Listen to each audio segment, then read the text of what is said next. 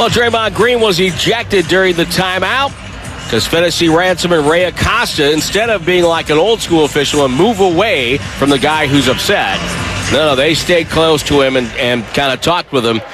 And as a result, Draymond gets ejected 3 minutes and 36 seconds in.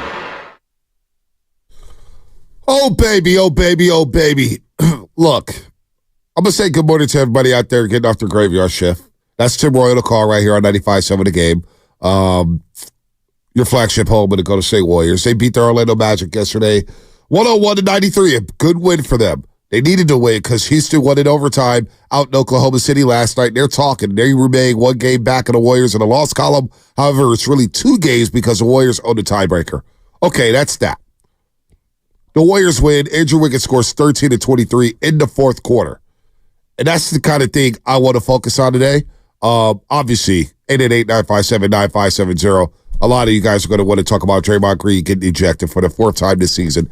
3 minutes and 33 seconds left, or 3 minutes and 36 seconds into the game.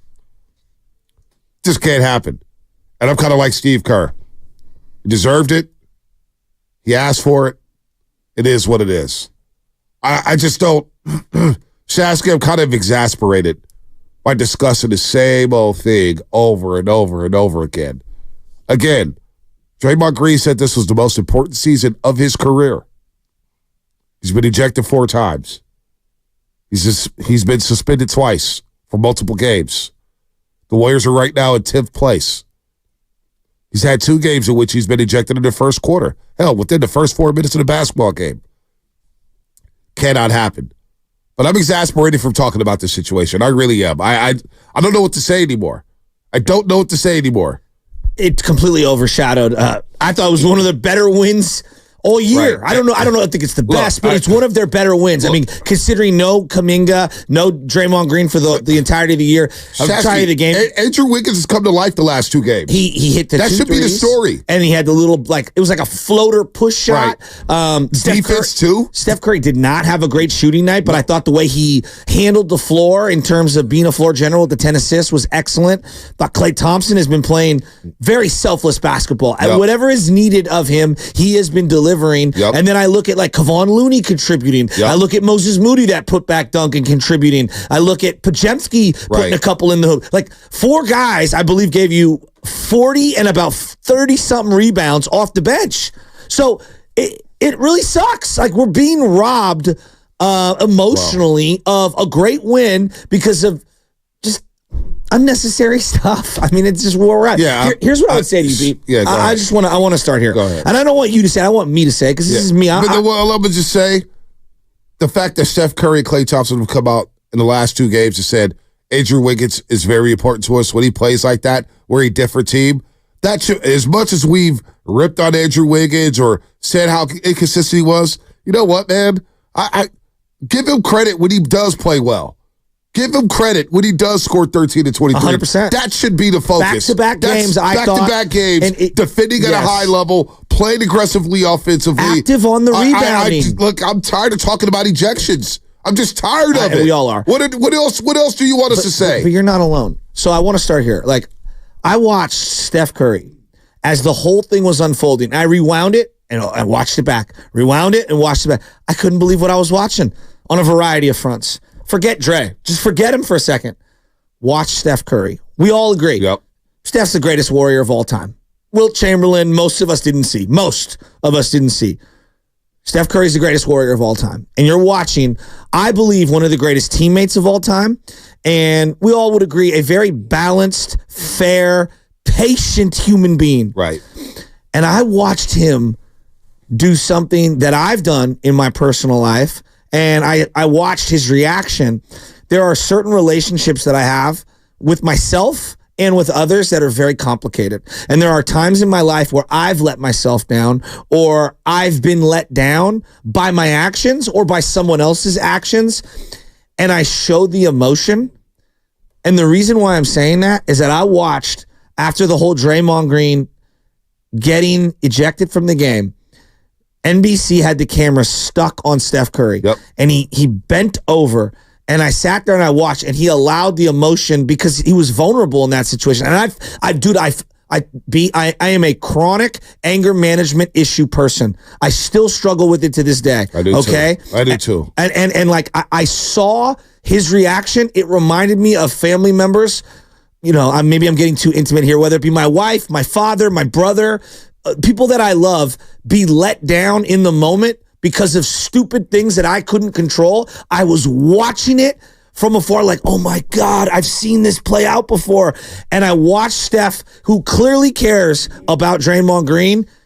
He allowed the vulnerability to showcase itself, and the tears, you could see it. I don't care what anyone says. Like, to me, that was, whether it was one single tear or not, like, that was a person who was completely exhausted by what's been going on, and he allowed it to happen, like, in front of all of our eyes. I'm long-winded here, and I apologize, but his reaction to Draymond's ejection, to me, forget 1,000 words. It was 1 billion words. That was a novel. That was a 7-part novel of how some other person was let down by that guy again and again and again. And I'm saying, man, I was like, wow. I felt like I was watching things that I've done through the prism of Steph, and I was watching how other people I've loved reacted to me stepping the line, and it's just like, wow. I thought it spoke 1,000 words. Well, it's very well said there. Now, I'm not putting myself in that situation, because what I went through in life and anger management, it has nothing to do with what happened last night. I'm not going to get that deep into it in terms of my personal life. And what I was watching was something that we've seen before on the basketball court. That's what we were watching. That's how I interpreted everything. And watching Steph put his head inside his jersey and shake his head the way he shook his head. We'll play the sound from what he said after the game. There's 11 games left. You played a team that has the 5th best record at home, or should be 6th best record at home in the NBA. You're playing a team that was the 5th seed in the Eastern Conference. You're playing a team that hadn't played since Saturday, that has young, fresh legs. You're on the back end of a back-to-back. You're desperate for a win. You're desperate to get rolling here. You're desperate to find your mojo and get everybody clicking, whether it's Wiggins, Clay, the new starting lineup, the 23rd different starting lineup. You got to do what you got to do to get a win right now. You put yourself behind the 8-ball. And what are your trusted agents? A 4-time champ, a DPOI, a guy who said it was the most important season of his career, gets ejected less than 4 minutes into the basketball game, and we could have just walked away from the situation. Now, I hear Fitz and I hear Tim Roy said, hey, the referee walked this way. I'm not blaming the referees for that. No. Draymond Green has got veteran clout for many, many years in the way he talks to referees. When he came back, Steve Kerr said, we don't really want him yelling at referees. Then Steve Kerr later on said, hey, you know what? We want him yelling at referees. So I don't know which one it is. I don't know. Here's what I want. I don't know which one it is when it comes to that. But what I saw from Steph Curry was like, damn it, I need this guy. We need this guy. That was part of my frustration. Whatever happened between me and Draymond Green a few weeks ago, it has nothing to do with today. It has nothing to do with what I've said all season long or the years prior. When Draymond Green said it was the most important season of his career, he looked at me and said, it's about that 5th ring. And I need to do whatever I need to do to redeem myself from the season before. And now we come into the season, and he's been ejected 4 times, twice in the first 4 minutes of a basketball game, and he's been suspended for multiple games. And how many games has he missed? And now you're sitting here in the 10th spot. So that's where I got the look from Stephen Curry saying, again. And here's the sound. Here's the sound from Stephen Curry on why he showed emotions. Yeah, we know how important the season is. This part of the season is in our ability to get into a rhythm and secure a playing opportunity and give ourselves a shot. We don't want to have self-inflicted wounds when it comes to that.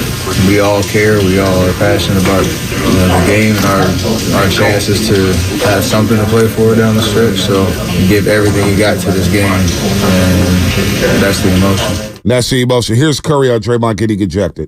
All I say is we need him. He knows that. We all know that. So whatever it takes to keep him on the floor and be available, that's what's got to happen, especially at this point in the year. So it's a tough way to start the game, but I am extremely proud of every single person that stepped foot on the floor tonight and responded the way that they did, because back-to-back, a team as physical as they are, we got contributions from everybody, and it was a beautiful team effort to respond the way that we did and get this win, because we went and took it. And that's a big sign for us, a sign of growth to be able to respond that way. That's as critical as Steph Curry will ever get about the situation. We need him. It's late in the season. We all have passion, but we need everybody on the floor. We need Draymond on the floor. That was as demeaning as Steph Curry would ever get. What was the one word that he said there? Team. Team. I'm begging one person to explain to me how all the fire and brimstone helped the team last night. Because I hear that a lot from people. Well, he's the heart and soul of the team. Really? When you're fighting with the Rockets winning 10 in a row, looking as gelled as ever, it looks like they're coming of age. That's what it looks like with the Rockets. They're playing well. You're on a back-to-back like you referenced. You referenced no Kuminga. The team is tired. You were just in South Beach. Yep. This is a crucial point in the year. And it was an unnecessary, go at the official over a very nondescript play at the beginning of the game. Yeah. And now you've eliminated yourself from the lineup. And so you're hurting the team on the floor. You're hurting the chemistry, right? You're now unavailable. That's not leadership. Yeah. That's not heart and soul stuff. That's just not to me. And people that wanna bang that narrative, you're insulting your own intelligence. I don't know if anybody is. I say offline for the most part these days. Twitter's helped me out. Staying off of there has helped my mental health out tremendously. Because I'm not going to lie to you, Shesky. I don't like being called names. It doesn't make me feel good when I see some internet gangsters or some trolls calling me every name in the book. I'm not cool with that. I don't like reading that stuff. I'll admit it on the front end. I'm not cut from that cloth. I'm not cool with people just calling me names left and right. So I stay off of there. So I don't know what people are saying. But the joke, it was an 8-6 game. Now, you hear this sometimes where Draymond gets kicked out or he gets a technical, and you could say it woke up the team. It was the fire they needed, the jolt they needed, or whatnot. Yesterday was an 8-6 basketball game. It was so early in the game, and it could have went sideways. But the Warriors responded at that point, and they go up 27-11 at the end of the first quarter. They were able to hold that lead throughout the entire game and never relinquish that lead and win a big game in Orlando, a place that hadn't won since 2017. So I don't want to hear anything about, hey, it gave them a jolt or what. Look, some people I did hear this or see this, that, Steph should have done a better job of holding it back. They got to do a better job of bringing him back. See that. Here's my thing. Draymond Green is a grown-ass man. At some point, you got to control your emotions. You got to control yourself. What is Steph going to do here? He's standing in front of him. He's like, all right, come on, Dre. Yeah. Chris Paul's right there. Steph Curry's bodyguard is probably saying something to Draymond Green like, yo, Dre, we need you. We need you. Let's just chill for a second. You got the one tech. You got your point across. Let's keep it moving. But you can't continue to call people the names you're calling them. We all read his mouth. We all read his lips. We read his lips. Come on, man. But the thing I don't understand is it was so inconsequential to the big picture. So he was mad about a possession defensively prior. They go down on offense. I believe like Steph missed a shot or whatever. And then they come back the other way.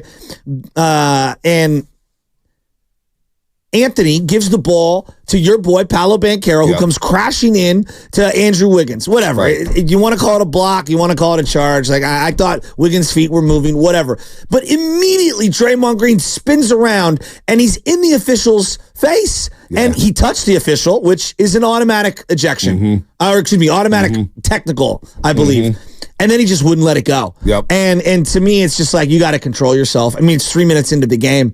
I mean, we need you. At this picture, in the season, I just don't understand it. Yeah, I don't understand. I'm at a loss for words, Bonte, because I feel listen like to Steve Kerr. This has been like 3 years building up. Well, listen to Steve Kerr. Too bad. It was unfortunate. He deserved it. He'll bounce back. I'm just proud of the guys for stepping up. Moses came off the bench, had a big game for us. Guy made a big three. Gary was fantastic. So we had guys step up, and that's what it takes. Curry and Kerr. Moving passes to saying, you know what, deserves it, can't happen. Well, let's talk about the team. Kerr mentioned Moody. Kerr mentioned Andrew Wiggins. That's the thing I'm focused on. Andrew Wiggins scored 13 and 23 in the fourth quarter. We need to talk about that. We got opening day with the Giants down at Petco Park in San Diego. We need to talk about that. We got Jail Taylor coming up at 9:20 on this show. We need to talk about that. We got Dave Fleming coming up at 8:30. I want to talk about that and what the Giants are going to do this season. I want to talk about Wiggins balling out in Orlando. I want to talk about this team getting a big win, sweeping the Florida teams in the back-to-back for the 6th time in franchise history. But no, it doesn't work like that, unfortunately. We got to talk about something that happened 3 minutes and 36 seconds into the game. And I'm not, quite frankly, I'm exhausted from it. Exasperated. I think Steph is. It's Steph. It looked like Steph was. I mean, he is. Here's the part that frustrates me, and you keep alluding to it. I can't say it enough.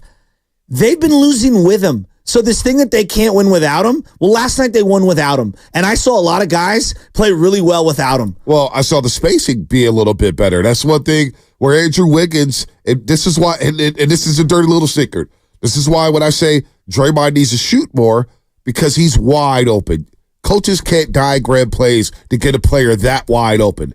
Draymond's always open. But if you play Draymond with pods, you got two guys who at times are not as confident in their shot, and so they're going into the paint and they're navigating areas and spaces where Kuminga and Wiggins needs to do.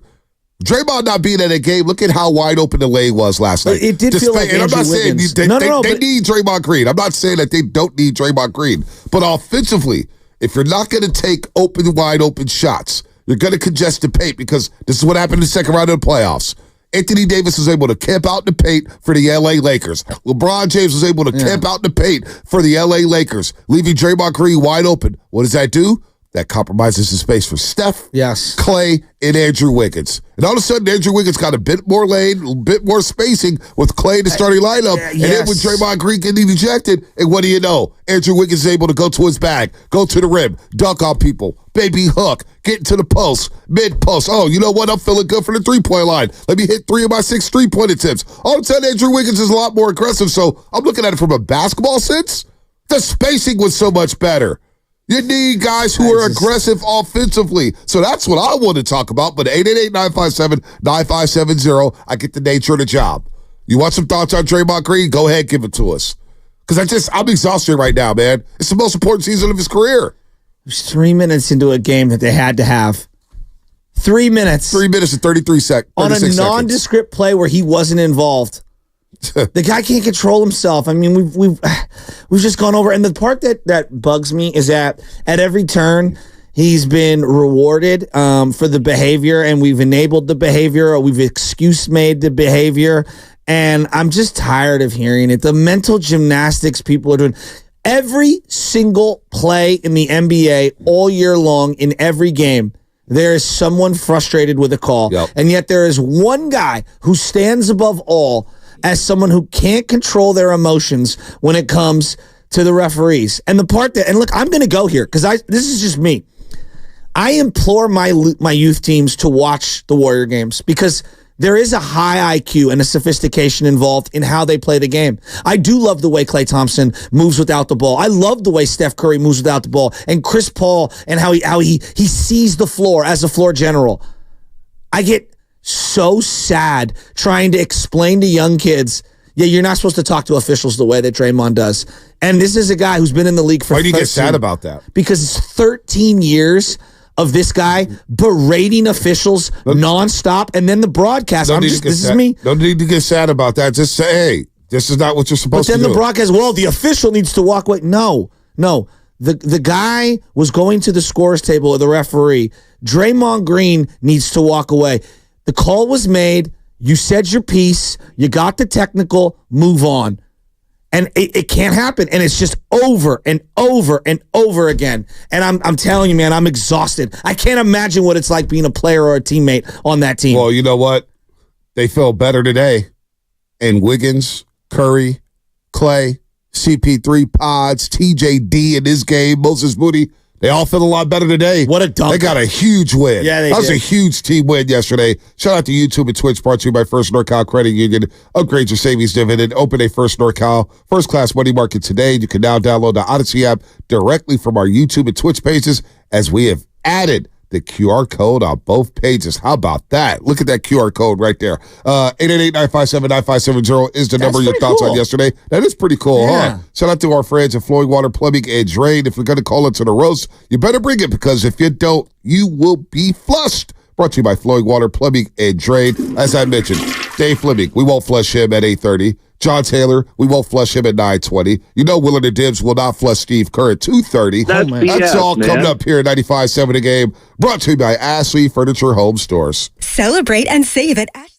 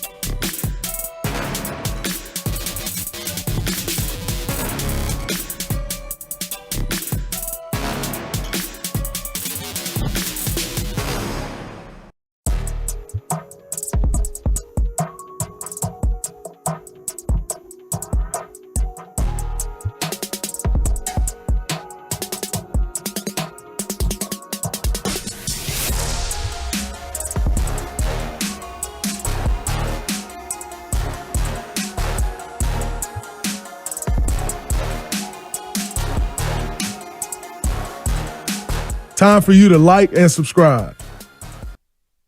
Draymond, go bye-bye. It's just the way it is, huh? By the way, if you're looking for the best Giants talk out there, make sure you are subscribed to Garlic Fries, the Baseball Guys podcast. Yay! Let me to Shasky bring you the best damn Giants talk in the Bay every week, all season long. Win or lose, go back and listen to their 2024 season preview now. Subscribe today on iTunes and Spotify or wherever you listen to your podcast. It is opening day. Opening day down at Petco Park. Giants and Padres. A new baseball season begins later on today. Next Friday, the home opener. Hopefully we have some good things happening around this show for the home opener next week at Oracle Park. But it's Giants Padres today. Regular season is here, so we're going to get it all into it all day long. We'll mention it here and there. Obviously, the Padres, they're 1-1 on the season. They've already played 2 games in Seoul, South Korea. You get Logan Webb versus Yu Darvish. Those are your probables for today. Logan Webb and Yu Darvish.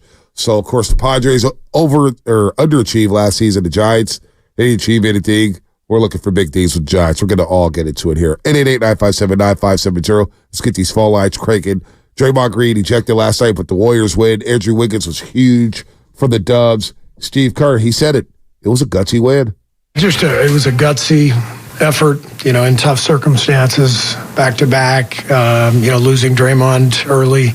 The guys just competed for 48, and obviously we need every game we can get right now, so that's why everybody was pretty emotional. Hey, Shasky, how about that Andrew Wiggins guy? Kerr mentioned him. Wiggs was fantastic. Just stepped up and made one big play after another at both ends. Had the big block near the end on Wagner. Made big shots, got to the line, attacked. Yeah, Wiggs was fantastic.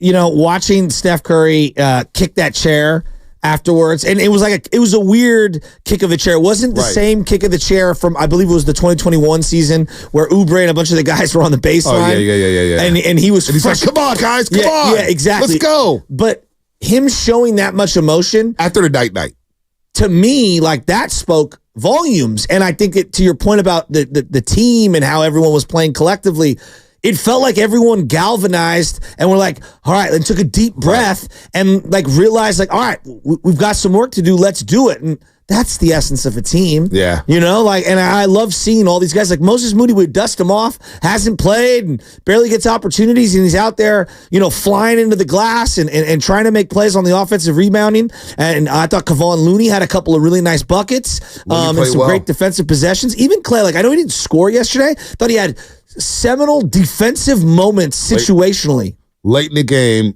defending Cole Anthony, Klay Thompson did a tremendous job. Cole Anthony couldn't miss. Klay Thompson's playing such good basketball right now. He's in such a good space right now. Klay Thompson, and look, the difference between not having shooting and having some semblance of shooting was a difference in the game yesterday.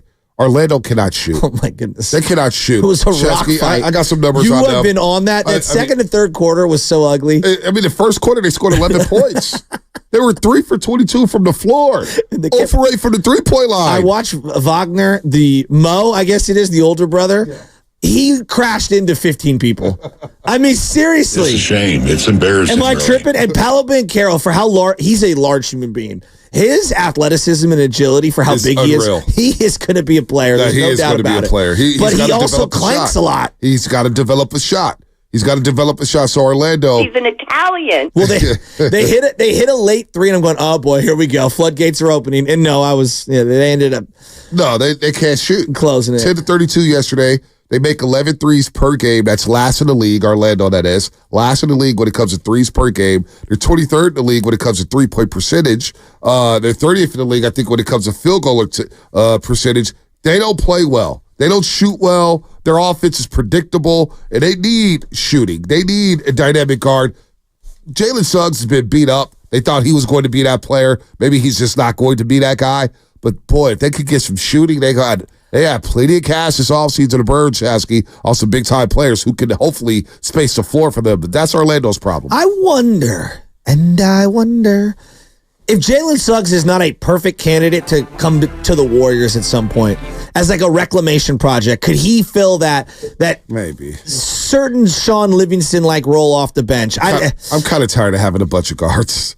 Like I need it big. I need some wing perimeter I players. hear you. You know what I mean? But he's a guy that I think needs a change of scenery in the right setting, and I still think he's a player. I don't know why. Yeah.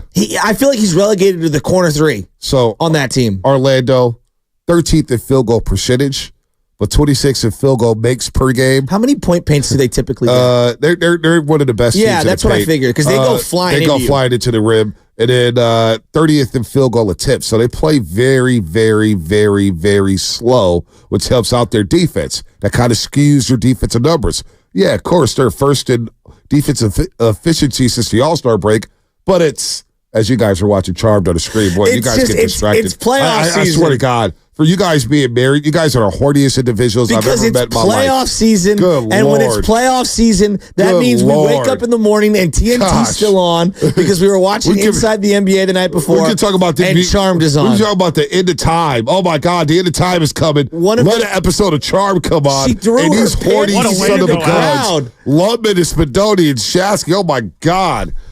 You never seen white women with boobs before? Jesus Christ. Dylan and Conker, what's happening? Dylan.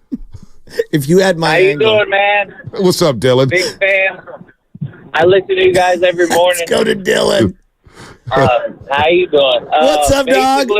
I just wanted to add into what you guys were saying with Draymond. I mean, he got to keep his composure. That game literally could have made or break our season of the play-in. And I mean, I just don't understand what's going on with him. Is it family? Is there something else going on? I'm not even going to speculate.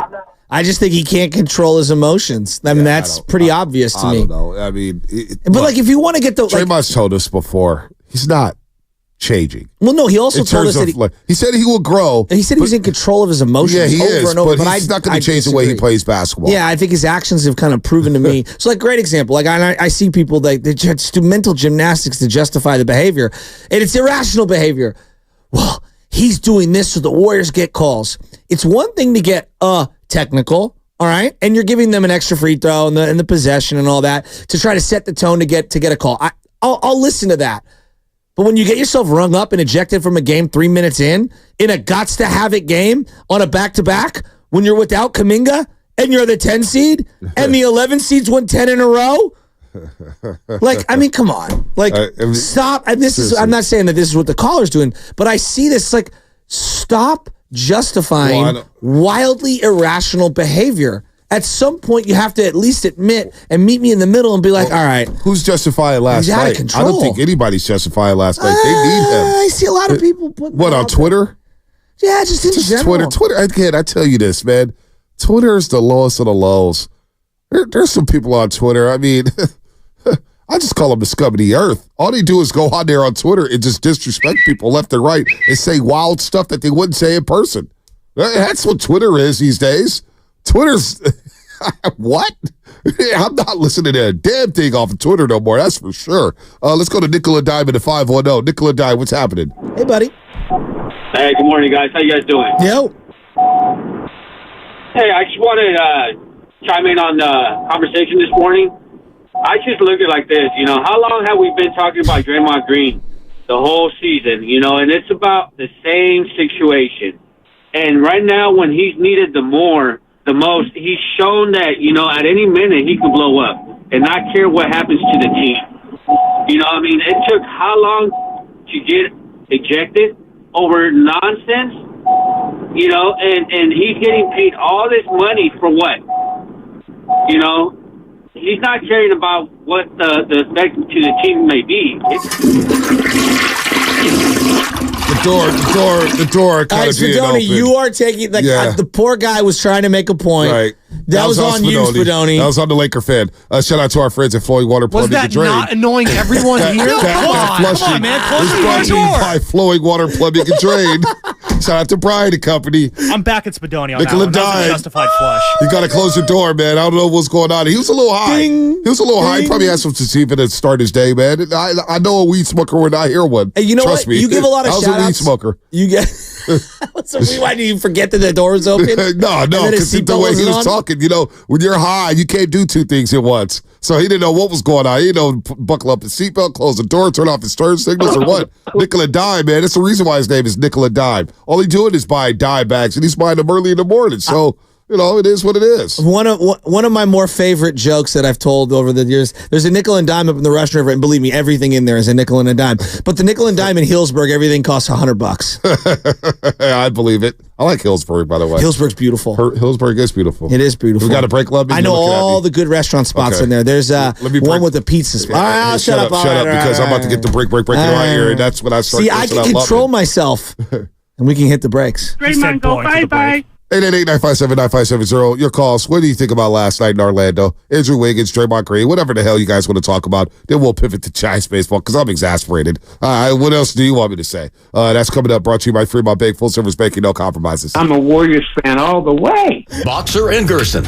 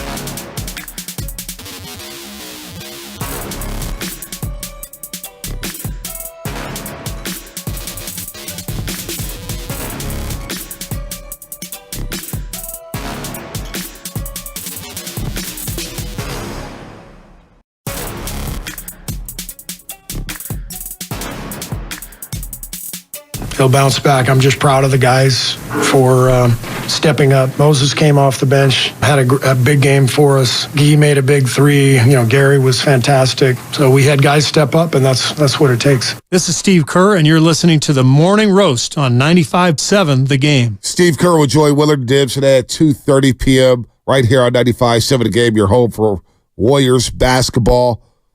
Steve Kerr, 2:30, and I'm sure Willard Dibbs will ask him about the ejection yesterday. It was the fourth ejection of the season for Draymond Green. I believe he has 23 in his career now, and Rasheed Wallace is somewhere around it. It was actually a 23 Rasheed Wallace. ejections. 23 ejections. Wow. Excuse me, my bad. 21 ejections. 21 ejections. 20 Second all is a time. lot. Second all time. Rasheed Wallace, number one with 29, and Rasheed Wallace thinks there's a chance that Draymond Green can topple him in terms of most career ejections. Charles Barkley, actually Dwight Howard's third with 17. Barkley fourth with 16. Anthony Mason had 16 ejections. Dennis Rodman only had 12 ejections. Absolutely incredible. Wow, I'm surprised. Rodman only 12 ejections considering the way he played and everything like that. So 888-957-9570. How are we feeling about what happened last night in Orlando? I think to stop on the Dennis Rodman thing for just a second, because that's one of the people like we think of like psychological warfare. But I will say that as crazy and off the court he was, wild, he did, like, I know we think of him with Karl Malone mixing it up. The guy did understand about closing and winning games and whatnot. I don't know. His on-court IQ was through the roof. And he could control his emotions. No, I don't remember him going at officials to that degree. I remember him going at opponents. I don't remember him going at officials to that degree. Maybe I'm misremembering Dennis Rodman. Yep. But 20-something. I mean, jeez Louise. Well, yeah, no, that's crazy there. But how are the fans feeling about yesterday, man? Look, as a fan, I was proud of Andrew Wiggins stepping up yesterday, scored 13 of his 23 points in the fourth quarter. The aggressiveness, the drives, he was active on defense the last two nights, blocking shots. You see him in a post-game interview with Fitz and Buki. He knows, like, man, I know I need to play better. You hear from Curry and Clay after the last two games saying, we need that Wiggs. We need that Andrew Wiggins. So to me, I walked away from that game, not about Draymond Green's suspension or ejection. I learned that, you know what? Andrew Wiggins cares. This team cares about Andrew Wiggins.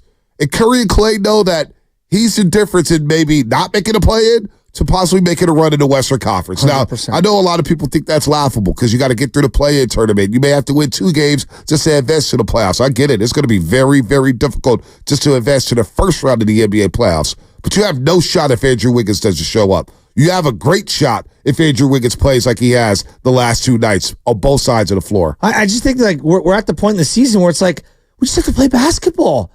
Like we just say, like I need the full roster to just play basketball. And that, to your point about Andrew Wiggins, he's out there playing basketball with a passion, and you could see it. He's playing aggressive and he's attacking.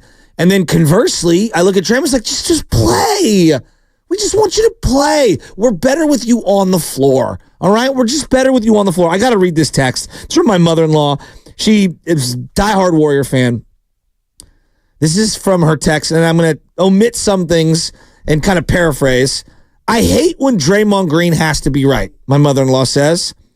I just don't think he cares, and it feels like he's writing his ticket out of the Warriors. And I feel like he has no loyalty. Not to Steph, not to Kerr, not to his teammates. What happened to just a few weeks ago, I'm so sorry, and I'm going to do all this counseling. Boy, that talk feels very cheap. That's my mother-in-law. And she thinks when Draymond plays, he's good, clearly. But it's all the extra stuff. And it's starting to really outweigh all the productivity on the floor. Yep. Let's go to Vince in the city. Vince, what's happening? You're on the roast. Hey, good morning, fellas. I wanted to talk about Draymond and Steph's emotions, but I don't know. I feel like it's like you said, B, it's old. But, I mean, Steph crying in the first 4 minutes of the game because Dre got ejected, it says everything that you need to know about how Draymond's relationship has been with the team. Obviously, they need him to win, but it just makes everything so much harder when he's not on the floor. But enough of that. Andrew Wiggins. I messaged you last night. Where has this Andrew Wiggins been this whole season? where has he been last season? Because this is 22 Wiggins, and I get that he's going to have his ups and downs, but damn, he was balling last night, and it makes it hard for me to knock him when he plays like this. We need this from him. Yeah. No, you're right. You need this, and that's my biggest defense. Forget the hell the ejection. It won't be the last time Draymond gets ejected. That's for damn sure. Or it won't be the last time he gets a technical foul. It really won't be. So my thing is, how can you maximize this season? Can I look at some positives here? Because that's the way we talk so much about the negative, and I get this. It's the business. I'm really exhausted from talking about ejections. I really am. This is his 12th season in the league. I'm tired of it. Doesn't it look like Steph's exhausted? Absolutely. Steph, listen to Steph after the game. He looks so tired of it. All I said is we need him. He knows that.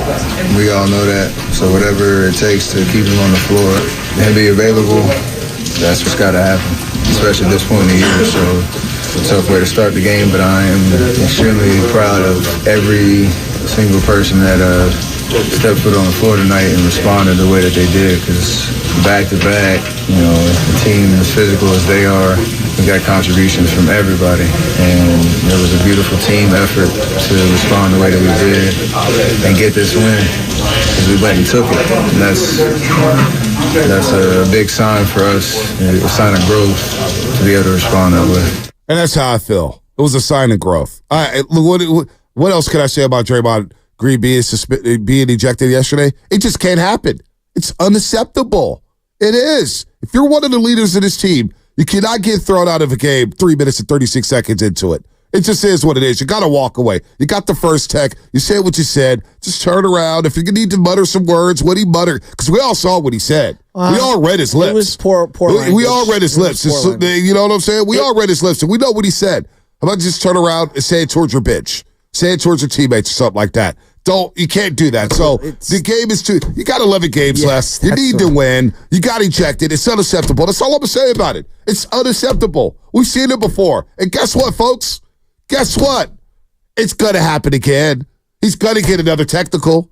And we're going to be talking about the same damn thing. But instead, I'm going to focus on the win. And I'm going to focus on Andrew Wiggins. I'm going to focus on Steph Curry going night-night. I'm going to focus on Klay Thompson's defense late in the game that you all said was non-existent. I'm going to focus on Kevon Looney. I can't talk about guys who continues to hurt their teams over and over and over again. Curry said it after the game. Self-inflicted wounds. That's a self-inflicted wound. It is. 3 minutes, 36 seconds into the game about a possession. He wasn't even mad about that possession. It was a possession prior to that. Well, and I hear, and it wasn't. I hear a lot of people talking about, like, we need him to win. I don't know what the record is with him in the lineup versus him out of the lineup. Well, they're a lot better with Draymond Green. That's what makes me frustrated. This year, the data says that? Well, the data, yes, actually, they're better. Well, they're about I'm to asking, say. I don't know. No, they're about to say, but they're under 500 without Draymond Green. I would say to you, like, I'm just looking at the totality of the year. He's on the team this year, and they're not very good. But I watched a team last night that, to me, on the floor for one night, I thought they looked pretty damn good without him. They played okay. I thought they looked pretty damn good without him. But they're also without Kuminga. Right. And, Steph wasn't having a great night. It was the back end of a back-to-back. Clearly, they're undermanned when you don't have Kuminga and Draymond Green. All I'm saying is like, there was a point in time where I couldn't foresee the Warriors cannot win without Draymond. Now I'm like, maybe they can win a little without Draymond. But I don't know. You know what? To get to where they need to get to, they need Draymond Green. Well, He's too damn important to this team. That's what bothers me. But he's unreliable. That's what bothers me. Again, media day, when I saw Draymond Green and we shot the commercial together, I say, what do you mean by the most important season of your career? And he pointed out one of his fingers, said, I got to get that fifth, brother. I got to get that fifth. I got to be on the floor, and I got to get that fifth. And he's been suspended twice and ejected out of 4 games. 2 of the ejections happened in the first quarter. 3 minutes, 36 seconds into the game? Yeah. The other one happened a minute 43 into the game. I mean, that's like, it's got to be unprecedented. So all I'm saying is, defensively, it helped that Orlando can't buy a basket. They can't shoot. That helped yesterday. I don't know if you can get away with Draymond Green getting ejected against teams like Dallas, teams like Houston, teams like the Lakers, teams like the T-Wolves. You need Draymond Green. That's the frustrating part about all this. That's been my frustration all season long, is that he hasn't been available for every game. He hasn't been available for every game in what was the most important season of his career. Those are his words. And some of the same things are happening. It's overriding what I thought was a great start to this road trip. It overrides all of the good. And they're in a position right now where the Rockets are talking smack to you about the 10th seed. Like, think of how low we fall. Warriors, come out to play! Warriors, come out to play! Yeah, it's like that. Star East into the Houston Rockets after they beat a bench the Oklahoma guy. City Thunder in overtime yesterday. You know what? They've won 10 games in a row, and they're feeling good, and they feel like they got the Warriors. They feel like they got them in their pocket. But can we laugh a little at, like, the Rockets in the 11 seed are talking smack to the 10 seed Warriors? It's pretty funny. It's hilarious. It's like layers of fun. And I'm here for it. I'm here for it. I'm here for it. They are coming of age. We were just watching the highlights together in here. Right. That's a young team that's feeling themselves right now. By the way, they are feeling themselves. I'm very worried. We look old and we have some dissension. Yeah. One of our best players is getting himself ejected from games. I don't even know if he can last through it. Like, that's what I think of when I think of Dylan Brooks. What are we doing?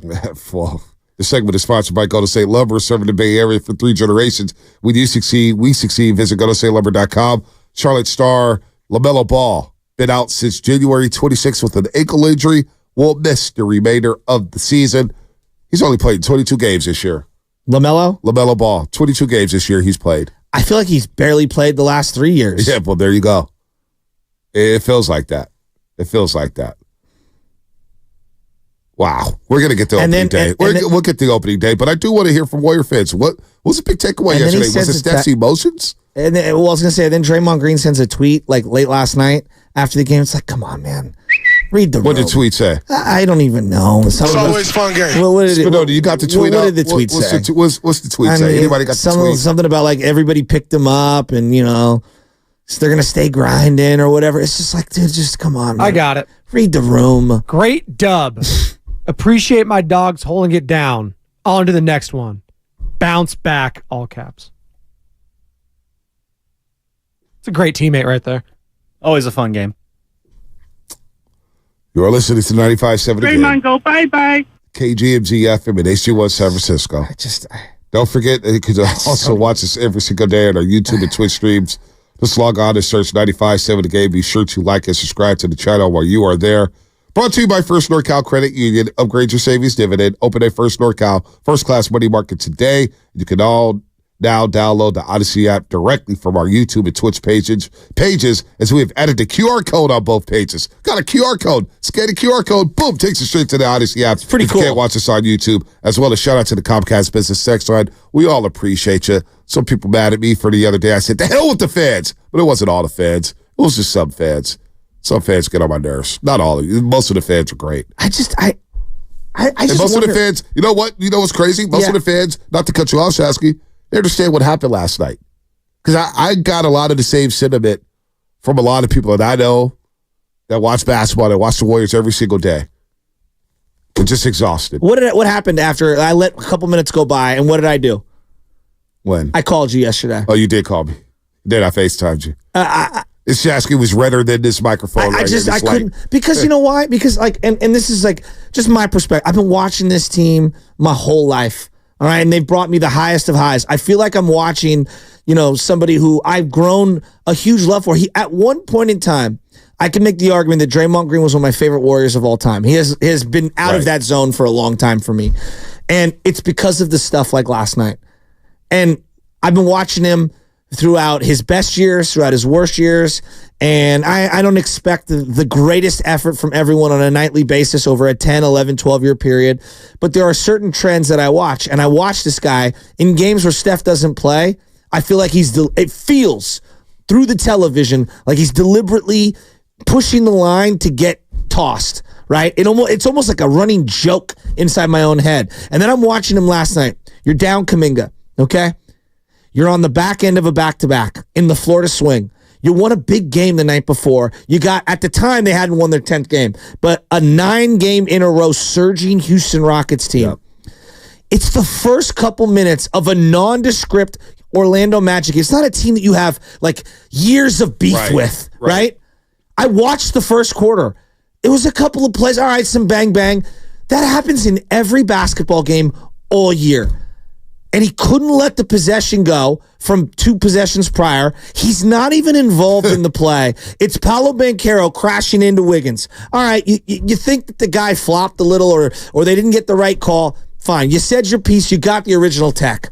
The best player in the history of the organization, the guy that you say you're most loyal to, all right, Steph Curry, has got his right arm up against your hip, and he's like, all right, you said enough. Basically, through I can't tell exactly what he's saying, but and it's after Draymond touched the referee, which is a no-no. You can't touch the refs. And even then, I'm willing to give you a little leeway because sometimes you fling around to address someone and you inadvertently touch them. So whatever, but by the letter of the law, you're not allowed to touch the official. So the first tech, whatever. Fitz said it right away. He's like, oh, he may have got the tech for touching the official. And so then Steph comes over and he's like, all right, man. And you could see it. You could see Steph's his cadence, all right, man. And then Dre is continually barking and he's saying magic words that most lip readers can see are it's language you can't use. You're going to get rung up. I'm sorry. It's just, you can't talk like that. Even in professional sports, these guys are human, the referees. And then the ref starts going toward center court after backing up. He backed up out of his space. He starts going towards center court. Okay? He's going to the scorer's table, and Draymond can't let it go, and then says a phrase that to me is extremely offensive and disrespectful to the official, and the official tossed him. And that was that. It was warranted. And that was that. And then Steph Curry, the greatest player in the franchise history, is exasperated, and the look on his face embodied everything I need to know about where we're at. He said it after the game. Self-inflicted wounds. We need him. We're trying to get to the playoffs. We're trying to make a run. We're trying to get there. An opportunity to enhance our legacies. And that happens 3 minutes and 36 seconds into the game. So let's hear from Tim Legler at ESPN about the situation. Incredibly selfish, inexcusable, and I'm tired of prefacing these moments by saying everything he's done for the organization. I'm not going to do that anymore. I used to do that every time these conversations came up. Yeah, but where would they be without Draymond? Now I don't want to hear it anymore. Those two things aren't mutually exclusive, right? This is inexcusable, and here's why I agree. This team is hanging by a rope over a cliff right now. Yeah. And they desperately want to get in. And by the way, more than anybody else, more than Steve Kerr, more than the franchise, you owe Curry. You owe Steph Curry to be out there on this night. Yeah. And he just walks 4 minutes into a game that they have to have. And miraculously, they found a way to win the game on a night where they didn't play particularly well, but they played hard, and Curry was great late. And that's Tim Legler on Get Up. Let's go to the line. It felt very selfish, did it not? Oh, come on. I mean, it's the anti. No, it's not what it is, Shasky. It's not that he's trying to be. I don't think he's trying to be selfish in that situation. I just think he loses it, and he gets so caught up with the referees that he forgets everything. And then when you get to the locker room, you're like, "Damn, I left these guys out there with no Kuminga. I'm the defensive captain. I'm not out there. Now guys got to step up. Now Steve Kerr's rotations look a lot different. Now you got to mess with the minutes a little differently. You got to sub guys differently. Just a lot. It's a trickle down effect." So, yes, in a way, it is a selfish act.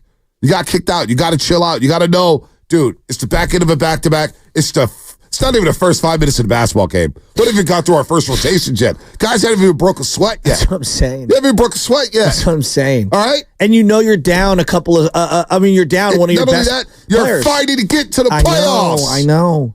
They're fighting against the playoffs. At the end of your career, when the three of you, Clay, Steph, and Draymond, you don't know if Clay's going to be here next year. Again, right? You don't know. What if they had lost that game? Just 1 second. They lose that game. Oh, I mean, and like the big three go out that way. They lose that game. This show's a nightmare today. This show's a nightmare. I can guarantee. But you know what? But this is the part I'm tired of talking about it. Because these other guys that were out there fighting their, I know. And that's why they got to win. We're not talking about them enough. We're not talking about them enough, and we should be talking about them. That's why I'm so damn frustrated. I'm tired of talking about that. I'm tired of it. TJD and Klay Thompson clearly have a chemistry, and I'm watching a young man ascend right now. Podziemski had a great game. Moses Moody gets dusted off the bench, comes in with a sick dunk in the fourth quarter, and we're sitting here talking about the quote unquote heart and soul of the team getting thrown out of the game they had to have. We should be talking Moody. We should be talking Wiggins. We should be talking Clay and Steph and getting a big win in Orlando and going 2-1 on this road trip with Charlotte coming up on Friday and San Antonio on Sunday. Should be talking about how you're holding off the Houston Rockets. But nah, we're not. We're not, unfortunately, because that's the way sports radio works. Danny in San Jose. Danny, what's happening? Danny. Oh, my gosh. Thank you so much. I've called a few times. It's been a long hold. I appreciate you letting me talk. How you guys doing this morning? Good. Love your show. Thank you. Fonte, you always look good, like on last night, standing there with Mullins and the other guy. Hey, I just wanted to go back a little bit. And the irony of Draymond is, like he said, oh, I don't give a crap about Houston. Well, he should. But the thing is, it tells you about Draymond. He doesn't give a dang about anything. It just shows by what's happening. And you're right, Fonte. He's going to get ejected again. He's going to get a tee, and he's probably going to get suspended again. It's just a story. And I agree with you. I'm tired of talking about this. The other guys we should be talking about is Wiggins last night. Yep. He was awesome. Yep. Curry was awesome. Yep. No, keep cooking, Daddy. Keep cooking, because Wiggins deserves love. It. Oh man, I got my. And then here I'm going to go back a little bit. Shame on Draymond for about a month or so ago, and I was listening to that show, or it was after the game when you talked to him, and he says, "What do you want to talk to me for? What do you?" He kind of disrespected you, and he had no right to. But I was impressed by the way you handled it. You could have lowered down to his level and dissed him too and shamed him, but no, you let him. You just ignored it and was smooth and went on with the interview. I think it was after the Knicks or Pacers game. Yeah, after the Knicks game. But he just right away jumped on you. What are you talking to me for? You were cool as Cool Hand Luke, and I just loved it. I just never forgot that. And then he just embarrassed himself basically, and the interview went on. But that's been the story of this season. It shouldn't be.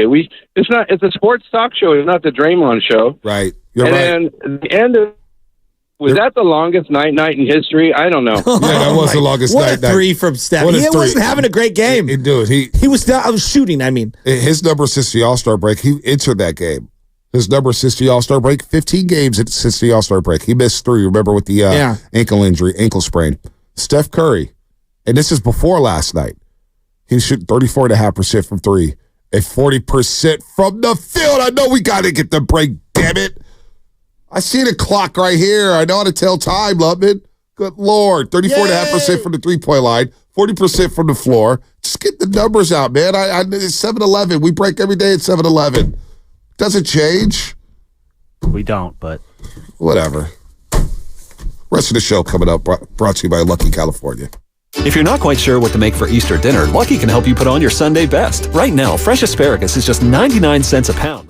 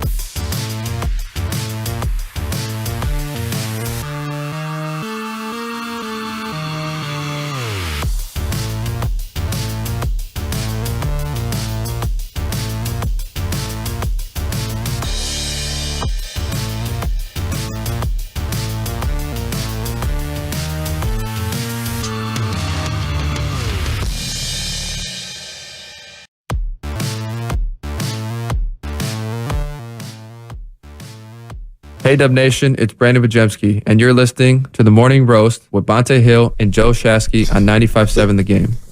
It's getting hot. I mean, 10 games left. Tempers are flaring. Tensions are high. I will have the last laugh, and I will get what I want. I mean, March Madness at its finest. In the studio, breaking on time. Draymond getting ejected. Here's a text, and I knew this was coming, and this is going to happen for the rest of my career as long as Draymond Green is a member of the Golden State Warriors. 415, Bonte, good morning. It sounds like you're being much more cautious with than what you say about Draymond Green now. Say what you feel. Well, I told you guys the spacing that gets compromised when him and Podziemski's on the floor. How many times I got to explain that to you, that spacing compromises Klay Thompson and Andrew Wiggins game? It's pretty funny. Andrew Wiggins goes crazy, right? Offensively, because there's more spacing on the floor. But what else do you want me to say about his ejections? I'm telling you how I feel about it. And how I feel is I'm exhausted from talking about them. I expect better. Been suspended twice this year. Before last night, he was ejected 3 other times. He got ejected for a 4th time this season, 3 minutes and 36 seconds left into the game. 3 minutes and 36 seconds into the game, Draymond Green was ejected. So how do I feel about it? I feel like it's unacceptable, and I'm tired of talking about it. That's how I feel, 415. It ain't that I'm being more cautious. What else do you want me to say? Okay, just for a split second, though, can we go back? I haven't had a chance to talk to you about this. Just in general, do you mind if we do this about the day that went down? Because I do believe that, some context needs to be added. First off, for the people that are out there driving around, I was obviously going through a lot of stuff going on with my personal life, my family, and I feel like I left you hanging for a long time. And I'll say some wild, crazy things on this show at times. You have always been extremely professional every turn, and I'm learning on the fly, right? There's things that I've gotten better at that I didn't know, and so your professionalism is something that I've always admired. And I mean that. And even though we're the same age, essentially, I always look up to you. I'm being real here. Like, I want people to be, but we're also brothers off air. Mm. And there's times we fight and we argue and whatever. But what happened with my dad was it was draining emotionally.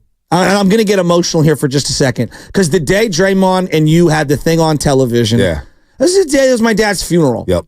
And I'm getting emotional. It was a exhausting, horrible time. It was also one of the most, emotionally draining times in my life. And I know you have love for me and everything. And I'm trying to give back some backdrop to people that are out there. I'm being real here. It was a long day. You came to the funeral, and I love you like family, and you were there, and you knew my dad. My dad freaking loved you like a son, like a straight up son. And I've heard some of the things that you said. And I came home after that long ass day, and I watched what happened.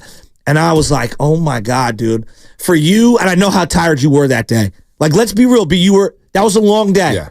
That was a long week. No nap. It was a long couple weeks. No nap. I let you know, but I'm being real. You didn't leave me hanging. You had to do what you had to do. But I'm saying, from a partnership, from a friendship, I felt like I was anyway. And I told you to stay away as long as you needed to. I know. We'll hold it down. So I come home from this long-ass day of the funeral, and I see this interaction. I'm like, oh, my God, dude, B has been out all day. He was highly emotional. I'm sure you cried that day, because we all cried that day at my dad's funeral. And you got Dre, and I felt, and then you could say whatever, I felt like, oh, man, dude, he's really going to, pseudo-bullying my guy on air. It was weak. I thought it was weak, right? And we haven't had a chance to, but I thought you handled it professionally. And I look back on that and I'm like, this is what you've been talking about, how we talk about people, because there is a personal element. There is a business element. There is a quote-unquote partnership element. Right. There's layers to these things. Yep. So people say what you feel, but bro, we do the best we can to be as authentic as we can without offending people, and also being real that these are humans. Yep. And they're going to make mistakes, right? So when Draymond does all of these crazy things, we have to come on here and talk about it. And there's sometimes we see these crazy responses from our fans and from the Warrior fans. Right. And it's like, all right, look, we have to be realistic here, and we have to talk about these things in consumable ways that don't offend the families, that don't offend the human elements. And I think, what I'm going at with this is that, Bonte, I've worked with you for over 5 years. And if there's one thing that I will say about you is that you keep it as honest as you possibly can while keeping it in between the lines of not offending the human elements, not offending people's families, not offending, who they are to their core. You do keep it real. You do talk basketball. You do talk X's and O's. And when you say to me this morning, for example, as I've given you the whole backdrop, I'm exhausted over the whole thing. It's not because of the one interaction on television that people saw 30 seconds. It has nothing to do with it. It's us watching this team and you being around this team for as long as you have and going, this team's fighting for a playoff spot. And one of the leaders of the team has repeatedly told us he can control his emotions, and time after time after time, he's let everyone down. And it's again. And now we're overshadowing the great contributions from veterans and young guys on a back-to-back when they had to have it. And we're talking about getting ejected 3 minutes into a game over a play that he had no involvement on? Right. And come look, on, people. And look, Shasky, that's well said. I'm sorry. I wanted to be long because I haven't had a chance to explain that to I appreciate you saying that. It was a long day that day, and I don't even think about it. I just hate the fact that whenever I see people, that's always going to get brought up now, unfortunately. Out of all the things we've done in our career, out of all the success we've had together, individually, together, all the great games we've been to, there's not a day that goes by where I run into somebody and they don't bring it up. There's one guy I had to check. He was like, man, can you get Chris Willer to sign my autograph? I'll get Draymond Green. And he's like, dude, nobody's scared of nobody. Like, I go to the locker rooms. It's not that deep. It's not that deep at all. Here's why I'm exhausted. Nor did I think that you ever, and I'm just being, nor did I think you ever disrespected him on that level, to even close. We have his mother on. Hey, how many interviews I've done with his mom, Mary Babers Green? And she's like, hey, baby, how you doing? Anyway, the exhaustion from last night's ejection is a totality from the last 4 years. Exactly. It's everything. Last year, the season got hijacked. We know why it got hijacked. Because of the guy who got ejected last night was involved in the situation. And I don't care what anybody says. It has nothing to do with how the kid played. It's on Team Z. You sucked the hell out of a teammate. And we remember what that day was like. It was a football Friday. And we had to talk about it. And I know how uncomfortable. Like, I want to talk sports. I'm not good at talking about politics or things that I do. I'm not. I don't alienate our audience. Yeah, no doubt. We talk about this all the time. We talk about a punch for so long, and it was the biggest story in sports. And then you think about the way they lost. And then you think about some of the things that were said before the season. Hey, man, I didn't even want to come to work last season. Hey, man, this is the most important season of my career. And it's the fourth time you've been ejected, and it happened in the first 4 minutes of a basketball game. So when I came in this morning, I said, Shasky, and we talked last night. We talked twice last night. I said, I just want to talk Wiggins. I know. I want to talk about the win. I'm exhausted, but ESPN's running with it. It's a big story. How can we ignore it? And then listen to Tim Legler. One of the most famous players in Bay Area sports history. No doubt. And Tim Legler, who's as fair as any analyst out there in the world. I can't think of anything critical he said about anyone anytime. So he's Tim Legler. Champion of basketball. Listen to Tim Legler this morning on Get Up. Incredibly selfish, inexcusable, and I'm tired of prefacing these moments by saying everything he's done for the organization. I'm not going to do that anymore. I used to do that every time these conversations came up. Yeah, but where would they be without Draymond? Now I don't want to hear it anymore. Those two things aren't mutually exclusive, right? This is inexcusable, and here's why I agree. This team is hanging by a rope over a cliff right now. Yeah. And they desperately want to get in. And by the way, more than anybody else, more than Steve Kerr, more than the franchise, you owe Curry. You owe Steph Curry to be out there on this night. Yeah. And he just walks 4 minutes into a game that they have to have. And miraculously, they found a way to win the game on a night where they didn't play particularly well, but they played hard, and Curry was great late. And Tim said he owes it to Curry. Curry plays his ass off. He's dog tired. He's running around multiple screens. His efficiency is down since the All-Star break. But damn it, he wants another shot at the playoffs. He wants another shot at a rig. He's hurt. Steph Curry. So I asked the fans, as a fan, as a Warrior fan out there, or any fan in the league, as a fan, what was your reaction to Steph's emotional reaction to Draymond Green's ejection last night? That's as emotional as you'll ever see Steph Curry on the court. Just shaking his head, facing the jersey. Her seeing him after the game. They need Draymond. You can't have self-inflicted wounds, especially with 10 games left in the season. No. Let's go to Oreo Cookie, man. Well said, Monte. Oreo Cookie, then we'll get to Jalen Oak, and then we'll try to talk some baseball here. Because I'm exhausted from talking about this stuff. It is opening day. It's opening day. You're We got our wearing the Giants coolest gear on. Giants jacket. I have a pullover similar, right. but it's new. Yours is old school. Yeah, I'm trying to talk some baseball and talk about the Giants finishing in second place in the NL West, but no. And your Braves and your Orioles. And my Braves and my Orioles. By the way, Braves Phillies rained out, postponed. No Strider or Zach Wheeler today. Oreo Cookie in Oakland. What's happening? Hey, man, you guys are right. Happy opening day. Love it this year, baby. Go A's. There it is. I did want to talk about Draymond, man. He's so emotional, man. He cannot control his emotions. It's just crazy. Like, he owes Curry and Clay, bro. There's the Splash Brother. There is no big three out here. It's the Splash Brothers. I think he done talked himself out of a statue, bro. I don't even want a statue of him, man. Nothing but negativity is coming out of him for the past 5 years. I'm done with this dude. Part of me doesn't want to make the playoffs so we can have a reason to blow it up. But at the same time, man, we got to take advantage of these years that Curry has left. And Draymond just don't give a you-know-what. You know, I don't know if this would ever happen. But in my mind, as everything was going down in that game, I was thinking to myself, man, they lose this game. Oh, my gosh. They lose this game. And, you know, like, I think back to, like, Keyshawn Johnson, T.O., certain guys that got deactivated by their organization where they were basically like, you know what? We're cool off of you around us right now. And I wondered out loud, I wasn't suggesting it. I was just wondering out loud, boy, could it lead to something like that? Is the league going to suspend him? You know, like I know he touched the referee. I don't know. I didn't think it was egregious. I didn't think he maliciously did it. I thought it was more accidental, but I know you can't. And he's done so many things. And a million things ran through my mind. A million things ran through my mind. Thank God they won that game. You know, it was easy for me to lock in on the rest of the game. He got ejected. He's paused there for a second and say, wow, that really happened 3 minutes and 36 seconds into the game. It was unbelievable. And you're thinking like, damn, okay. Unbelievable. All right, now this is going to be tough to do without Jonathan Kuminga, and now you don't have Draymond Green. Damn, Paulo Banchero's going to be good. I mean, you know what? The Warriors went on a run immediately. Immediately. They finished the quarter, I believe, on a 19-5 run.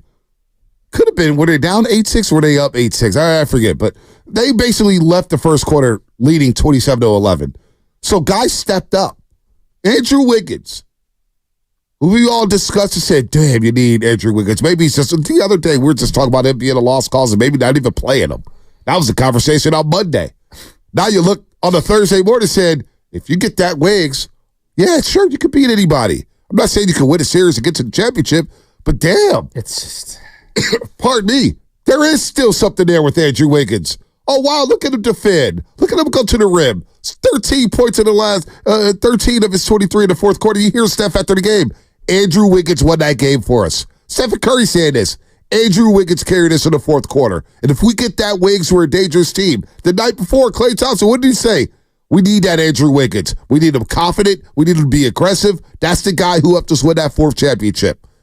That's what I took away from it. It's like, okay, Wiggs has come to play. I know there's still something there from him. He's been bottling it up the last few games. Since we're talking here, obviously he went away for personal reasons. The guy's been another guy, you know, we always question these athletes, whether or not they love basketball or whether they play hard or whatnot. And we don't know if he's doing that, but that's a conversation with fans, right? The guy has been a lifer on the basketball court. All right? You got to love something to continue to go through it. It's hard work getting to the NBA. It's hard work getting a scholarship from the University of Kansas. So obviously something is happening deep in his personal life. I don't even know what it's like. You said it, Chasky, and I'm not trying to put you in the same category as Andrew Wiggins, but think about how difficult it was for you to do the show knowing your dad was in the hospital. I don't even want to open that wound back up, but I know how tough that was. I was tough. I was like, man, how do I pick my guy up? How do I stay away from this situation? So it's hard. So I don't know what Andrew Wiggins is going through. And there are days where you feel good, and there are other days you don't feel good, and then there's things that trigger you, and it's very difficult. It's easy to say, oh, just compartmentalize and move on. The thing I always tell people is like, I've been faking it pretty good. Right. As best I can.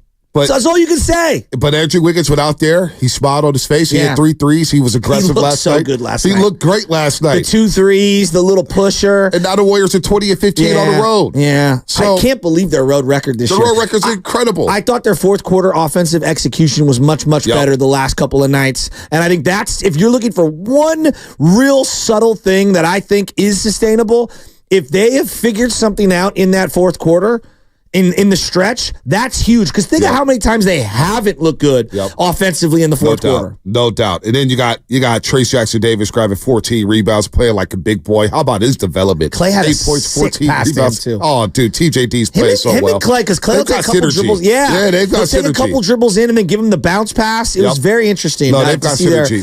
They to see that young guy grow up and play well, that's the focus of the game last night. Forget the ejection. Steph I'm done with that. He had a dime in the first half to TJD where he held onto it up in the air and then like whipped it back to him on the little high pick and roll. I do like the little bounce pass. Yeah, that was our little special delivery last night. We're not giving Steve Kerr enough credit. I feel like he went to more pick and roll last night at the top of the key, and I felt like that was a big adjustment. No, it was a huge adjustment last night. That bounce pass to TJD, though, you're right. He went up. TJD's hands. He's a nice player, man. He's got great hands. He's a really nice player. He doesn't fumble the ball around a lot. Let's go to JL in Oakland. JL, what's happening? You're on the Russ. Look at everybody here on the lines. JL in Oakland, what's happening?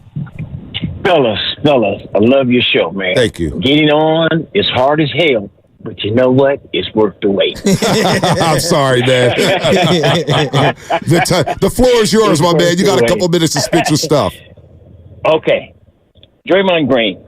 I'm a Warrior fan, an A's fan, a Raider fan. I love my Bay. Draymond, all this stuff started with him in the championship with LeBron when he dogged him and walked over him.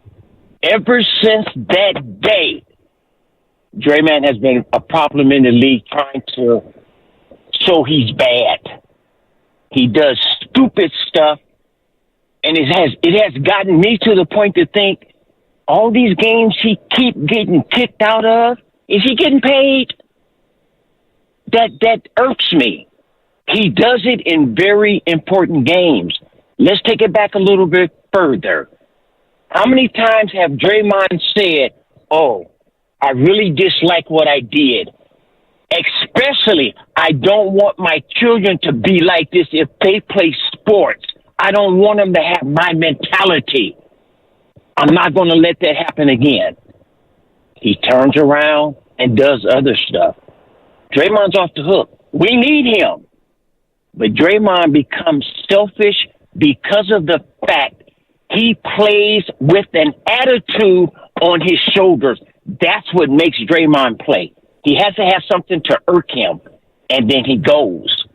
That's it, fellas. Yeah. Thank you for finally letting me get on. You know, Shasky, I remember a couple years ago. We're going to get to everybody on. Thanks for the call, JL in Oakland. Appreciate the call. Call us every day if you want. Shasky has something to just talk. When he was talking, JL, remember, I don't know if it was the pandemic season with Kate Scott, maybe the year after, but we were discussing Draymond Green. I said, man, he needs that edge to play with. And you were like, he's got to grow. He's got to, at some point, he's got to stop talking to referees. And I was like, well, he needs that edge. He needs that edge. He needs that edge. And I do think he needs that edge at some point. But when you think about what has transpired since that moment, we had that conversation, which was about 3 years ago. We had a heated debate over that. I was like, he needs I think your point was that, like, that's what gets him going. That's what turned him to a Hall of Fame player. My thing was like, there's a threshold, though. And he always goes beyond it. And so now that I think about that 3 years later and the events that have transpired, and look, if these events happen, half the problem is that we hear him on the podcast all the time. And we hear him talking, and we hear him at the podium, and people want to see actions.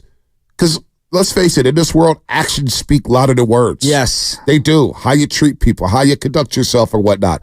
And so Draymond Green on the floor he's played some really good basketball. He really has on both ends of the floor. I thought against Bam Adebayo Tuesday night, he was exceptional defending him one-on-one.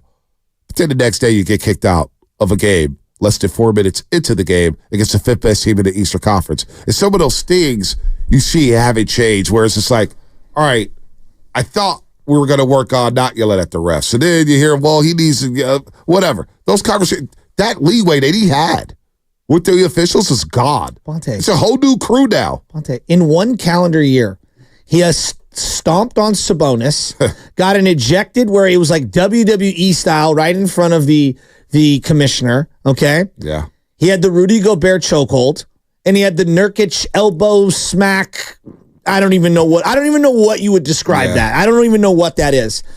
And why is it this one that I felt was the most unnecessary of all of them? I don't. Not that it's more egregious than any of those. This felt so unnecessary, and that's the way I would describe it. You tell me you're in control of your actions. It's one thing when it's you versus a player, and things get a little out of control, and you don't know what's going to happen or whatever. You went at an official after the ball. It was a dead ball. You weren't even involved in the play. It's the first 3 minutes in the game. Like, we're talking about yesterday about the tone and the setting. Look at the setting. It was the first quarter of a back-to-back against the referee in a play you weren't involved in that had no outcome on the no results on the outcome of the game. It just doesn't make any sense. Listen, I want to bring this up. It was so unnecessary. It was unnecessary. I'm going to bring this up here. We're going to start talking baseball at 8 o'clock. I promise you guys. We're going to talk about opening day. I'm so excited. Think about how I want the Giants fans to feel like this, because the Lions right now are lit up. You're not going to get through. Everybody wants to talk about what happened last night, and we want to talk about what happened in the first 3 minutes and 36 seconds, not the fourth quarter, which is, again, it's just how things roll in sports. Everybody wants to talk about it. Fourth ejection of the season. But we will talk about the Giants, and I want Giants fans to think about this. Think about where your mind was at when the season ended last year. When the season ended, how'd you feel about the team? We were all down and out. We even want to touch the Giants. But think about how you feel now with opening day happening a few hours later down in San Diego. And I got to tell you, my mindset, Shasky, from the end of the season to where I'm at now, it's night and day. I'm ready to play some ball. I'm ready to see the Giants hit some home runs. I'm waiting to see Logan Webb deal. I can't wait to see Blake Snell. I can't wait to see Robbie Ray the second. I can't wait to see what Kyle Harrison has in store. We're going to call him Ernie Bonte Banks. Let's play two. Let's play two, baby. I'm ready to play. But we're going to clear the lines right now. Maybe we'll call you Yogi Hill. Yogi Hill? It gets early late. Yogiism. It gets early late. It gets late early out there. It gets late early out there. You hear Fitz starting to use that? Me and Bully looked at each other and goes, we wore that out to the point we had to stop using it. We wore it out in November. Fitz. Stop it. Fitz. So what? Oh, is that Fitz? Fitz. This season's got everybody. Dude, this is truly March Madness. We're on this season. It's felt like the longest NBA year of my life. I don't know how people were consuming that moment last night. And I just disagree with Fitz on this. He was saying, a seasoned official doesn't go at Draymond. The guy didn't go at him. I watched it back over and over and over. The referee backed up. Steph Curry got in between. The referee kept backing up. He took a right turn to go to the scorer's table, and he was going to go to the scorer's table because that's what you have to do in those situations. Mm-hmm. And Draymond's supposed to go to the bench, and Draymond just kept talking. It's all on Draymond. And anybody that says otherwise, I just disagree. Yeah, let's go to Samita in Los Gatos. Samita, what's happening? We're gonna get to Rudy, Mark, Jay. Everybody's getting on the line. Samita in Los Gatos, what's happening? Hey guys. Hello. Good morning. So good morning. I wanted to talk about last night's ejection. As a mom of, 2 kids who play sports, one of the things that, their dad always says is it teaches you sportsmanship. It teaches you, how to be a team player. It teaches you all of these life skills. What happened with Draymond? Where are his sportsmanship skills? Where is sense of team? What's good for the team? Discipline. What happened? Discipline, just being able to control yourself. You roll with your team, whether it's good or bad, right? And I'm just I don't see any of that in him. It almost seems to me like he's regressing since the punch. And I'm at the point now where, I'm going to get canceled for saying this, but we might have traded the wrong guy. No, I don't think you're wrong. Go ahead, Sabina, finish Keep strong. going. Yeah, because my thing is, Jordan Poole, he handled himself like a real professional after that whole thing. That was a humiliating thing for somebody to go through. Video got leaked. Everybody saw what happened. He sucked it up, didn't say anything bad about Draymond, kept his mouth closed, and played the whole season, and he had a decent season. You seem no very, matter. You yes, seem he like had you a listen. lot of bad plays and stuff like that, but he had a decent season. I don't mean to, I apologize for cutting you there. It seems like you watch every game. I watch all the games too. And doesn't it feel like you can see it coming with Draymond like minutes before it actually happens? And you're like, oh God, right? That's the way I get. Yeah, it's like he blows a fuse. And I think what's really insightful is after the last suspension, and it's really sad that we have to say after the last suspension, but after the last suspension, he admitted that like he comes on the court with a chip on his shoulder, you know, due to all of the things that happened when he was growing up. He always feels like he's not good enough. He has something to prove. You know, he plays with a lot of anger. He doesn't play with a lot of joy. And I think the anger part is taking over, which is weird because seems like he's a great guy off the court. He seems like he's a really great dad, you know, all of that kind of stuff. But I don't know what happens when he steps on the court. But as far as I'm concerned, I think my patience with him, and I'm a diehard Warriors fan. I love Draymond. I love what he does for the team. But this kind of stuff, this is the kind of stuff that makes me say it might be time for you to go. Wow. What a call. Wow. Thanks for the call, Samita. Let's go to Rudy real quick. Shasky, Los Gatos. Rudy, what's happening? Hey, good morning, lads. How are you? Good morning. Good morning. Opening day. Opening day baseball, baby. I got to tell you, you know, I too have been a Warrior fan, and happy opening day. It puts a damper on it. Even when they're kind of headed for the 10 spot, I leave work early to get home to watch it. But I tell you, I think the root problem with Draymond is the league punishes him. 17-game suspension. You guys have discussed ad nauseum what our record might be.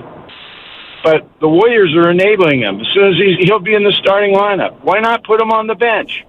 Hey, Steph Curry, granted he was injured, started on the bench. Clay went to the bench. Chris Paul, a Hall of Famer, went to the bench. Put him on the bench. Send him a message.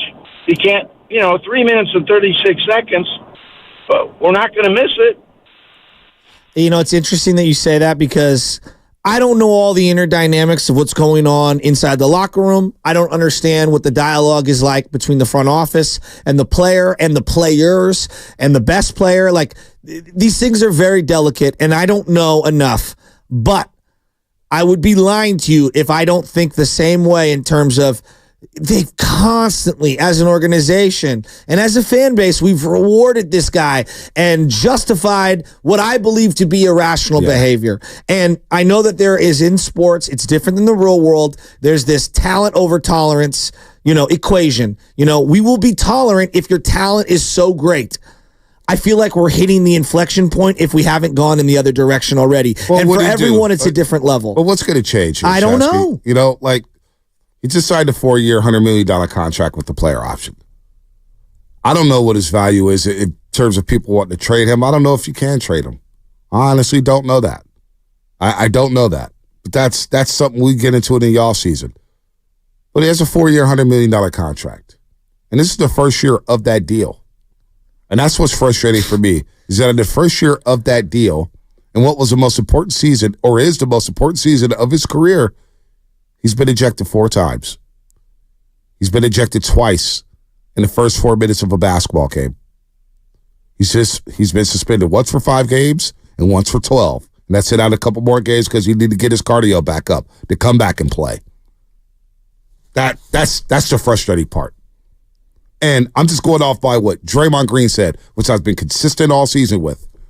This is what Draymond Green said. Hell, I got a shot at commercial with him that plays on NBC Sports Bay Area, and I asked him before that commercial shoot, what do you mean by the most important season of your career? What do you guys mean?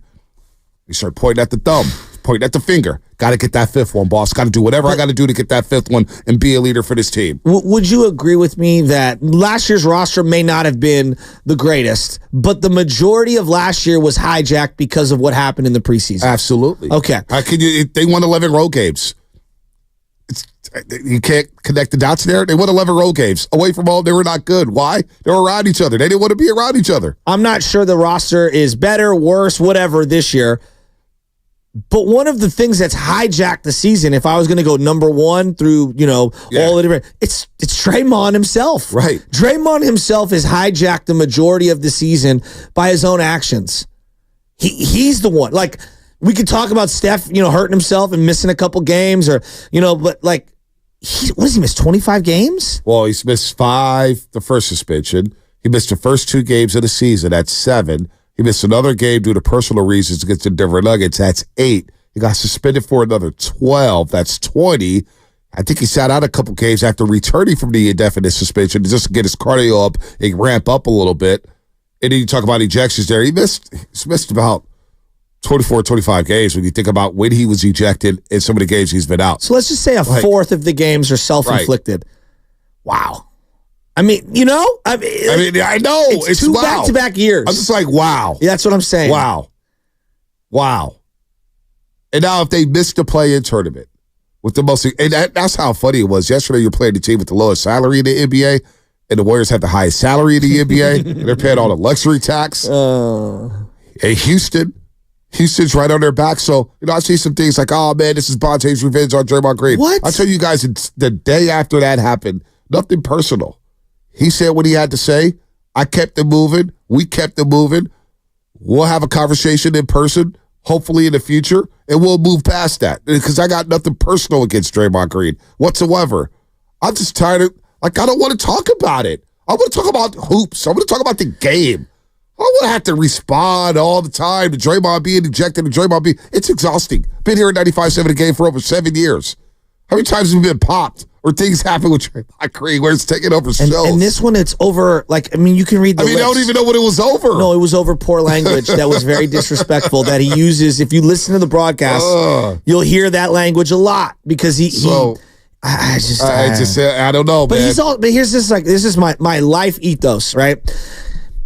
If you're doing the same exact things, the same exact way you were 10 years ago, you're not evolving. You got to mature and you got to evolve. So there's always this constant, you got to keep it real and you got to be the same. You've changed who you are. This is why. Yeah, when you go from 30 to 40, you're going to change. When you go from 10 to 20, you're going to change. 20 to 30, you got to change. But this is why there's so much talking about growth and he's grown. And it's let's just let the season play out before we start talking about people growing within the season and growing and evolving or whatnot. Because just the other day, Steve Kerr was talking about Draymond Green's growth before the Minnesota game. This is Sunday. He's talking about Draymond Green's growth. And 4 days later, he's ejected less than 4 minutes into a basketball game for poor language. We take one step forward, we take another step back. And it seems to happen all the time. Let's go to Mark in Redwood City. Mark, what's happening? Fellas, good morning. It's a pleasure to talk with you guys again. Joe, my condolences for your dad. I know how much I love my dad, how much you loved him. So I just wanted to say that first. Thank you very much. Guys, it feels like Groundhog Day all over again. I will say this. There's a key word that you said, Joe, irrational. And Draymond is very irrational. He's unpredictable is another word that we could use. Vontae, you're the face man for the Warriors before and after the games. You're totally involved. You're in there. You're talking with Chris Mullin. You're talking with the big man over there, too. Yeah. And so you know the inside story. Draymond is going to be Draymond no matter what. I happen to admire that in that man, that he has a burning intensity that he cannot extinguish in his character, in his play. It's detrimental to the team. I understand that.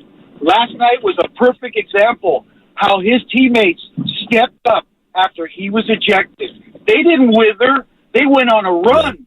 They took it to Orlando Magic. They were supposed to win that game. That was a back-to-back game. The Warriors are an old team, according to the experts. They're going to be tired. They're not going to win that game. They did win that game. And all the guys that sit on the bench are now getting a chance to play because Draymond didn't do what he was supposed to do.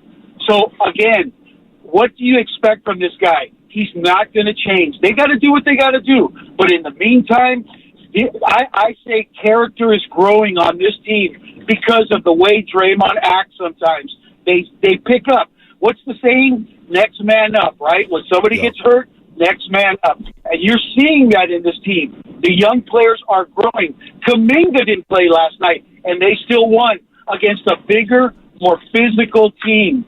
So all the talk about get rid of Draymond and Draymond's not maturing and Draymond this and Draymond that is Groundhog Day all over again, guys. Get over it and let's move on. All right, Mark, good call there. Good call. He said what's on his mind, man. He said what he's feeling about here. Let's go to Shot at Castro Valley before we get to the injury report, and we'll pivot to opening day, man. I want to talk some baseball, man. It's a beautiful day to be a sports fan. Shot at Castro Valley. We got March Madness as well, man. Got the Sweet 16. Got a lot going on today in the sports world. Sean, what's happening? You're on the roast. Hey, good morning, fellas. Great conversation, polarizing topic, polarizing player.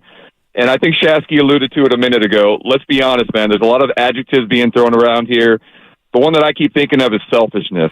But the reality of it all is, who's to blame at this point? Is Draymond to blame? We know who he is. He's shown us his true colors. And as the saying goes, fool me once, shame on you. Fool me twice, shame on me. Well, he's fooled us like 10 times. And the further we get away from these indiscretions of his and these screw-ups and this personal, he can't control his emotions and behaviors, we keep saying things about him, and it was said on these very airwaves. I forgot which one of the afternoon shows it was said on the other day. They were talking about which players are going to be on the Warriors next season that are untradeable. And it was Steph, Draymond. Clay wasn't even included because we know he's in a contract year. So why do we keep rewarding him with things like he can't be traded next year? He's necessary, he's crucial, he's vital to this team. No, he's not anymore. He used to be, but he's not the player he used to be. He's not as valuable to this team as he used to be. I mean, he's even got a national TV commercial now talking about change and controlling his attitude. I forgot if it's for a cell phone company or AT&T or something like that. He keeps getting rewarded. And we can't forget, these guys live in a bubble. They think they're invincible a lot of the times. Okay, they think they can do no wrong, and he'll come out, he'll apologize for a couple days, couple weeks, he'll get a suspension, but at the end of the day, it's forgotten, and we say stuff like he's crucial and he's one of the players that can't be traded. So what's he supposed to think? The onus is not on him anymore. I mean, ultimately, yeah, you can make the argument it's him, he's got to control his behavior, he's a professional, but in reality, we keep making excuses for him and rewarding him a few days or a few weeks. He'll do this, come out and have a couple of amazing games and do some vital things. We'll talk about his spacing on the court and how he controls things and how he's a floor general and blah, blah, blah, all the things that we say about him. And it just goes to his head. And he's one of these guys that thinks no publicity is bad publicity. So it's on us at this point or when I say us, society, coaches, teams, whatever, to keep this guy in check. And Sean, let him be on the team. Sean, good call, man. A really good call. And look, man, fans get frustrated. Fans have a right to voice their opinions. A lot of fans feel like Sean. A lot of fans feel like Mark in Redwood City. We're just kind of exhausted from it. But the Warriors do get a win. They do get a win. And they needed it because the Rockets went to Oklahoma City and won it overtime. Boy, March Madness is real. Let's get to the injury report.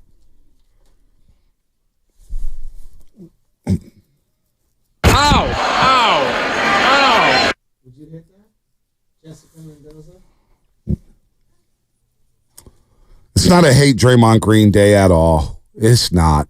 We're happy about the win. We're just exhausted from these ejections. That's all. We don't hate Draymond Green. We know how important he is to the team.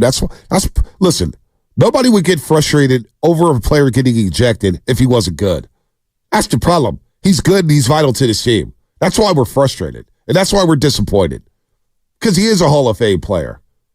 And when you got a bunch of youngsters on his team, you need Draymond Green and his veteran presence. But, it is what it is, I guess. It is what it is. All right. The Oakland A's will be without shortstop Aledmus Diaz as they open the season against the Cleveland Guardians. Diaz is battling a calf strain that has limited his baseball activities over the last few weeks and will open the year on the injured list. He'll go on a rehab assignment soon, but might not return to action for at least a month. The injury report brought to you by Boxer Gears, Northern California's premier workers' compensation law firm, helping injured workers get their lives back for over 40 years. Hell, Shasky, you hadn't even brought up GP2. GP2 yesterday was really good. 5 of 5, 10 points, big layup late in the game to go up 3. We didn't even talk about Gary Payton II. What'd you have? A Truly? Yeah, he ain't playing You know well. why? Because I'm hungry. I'm going to order something at the break. I'm not. I had something this morning. What's coming up in the game? Full of baloney. Brought to you by Fremont Bake, full service baking, no compromises. No, I'm not lying. I did have something to eat. No, bologna is food that I want to eat, maybe. Oh, you want to eat bologna? Not really. I thought bologna is sandwich? what Bonte had this morning. No, I didn't have bologna. I haven't had bologna in a long time. Do you know what I call mortadella? What's that? Old man bologna. See, I had too much bologna when I was broke growing up as a kid. Get it from the meat market, fry it up. Fried bologna, just fly it up in the skillet for about 30 Oscar Mayer seconds. Bonte. Oh, man. I lied a lot as a kid. I was called Joey Bologna. Yeah, no, we couldn't afford Oscar Mayer. It was a little too expensive for my household. Man, what's coming up in American the game? cheese and bologna, baby. Brought to you by Fremont Bank, full service banking, no compromises. John Taylor, 920. Dave Fleming, 830. Let's get into opening day, man. Opening day today. Let's get into opening day and the Giants and our expectations this season as they get ready to take the diamond against the Padres later today down in San Diego. That's what's coming up. Brought to you by Fremont Bank, full service banking, no compromises. That's BS, man.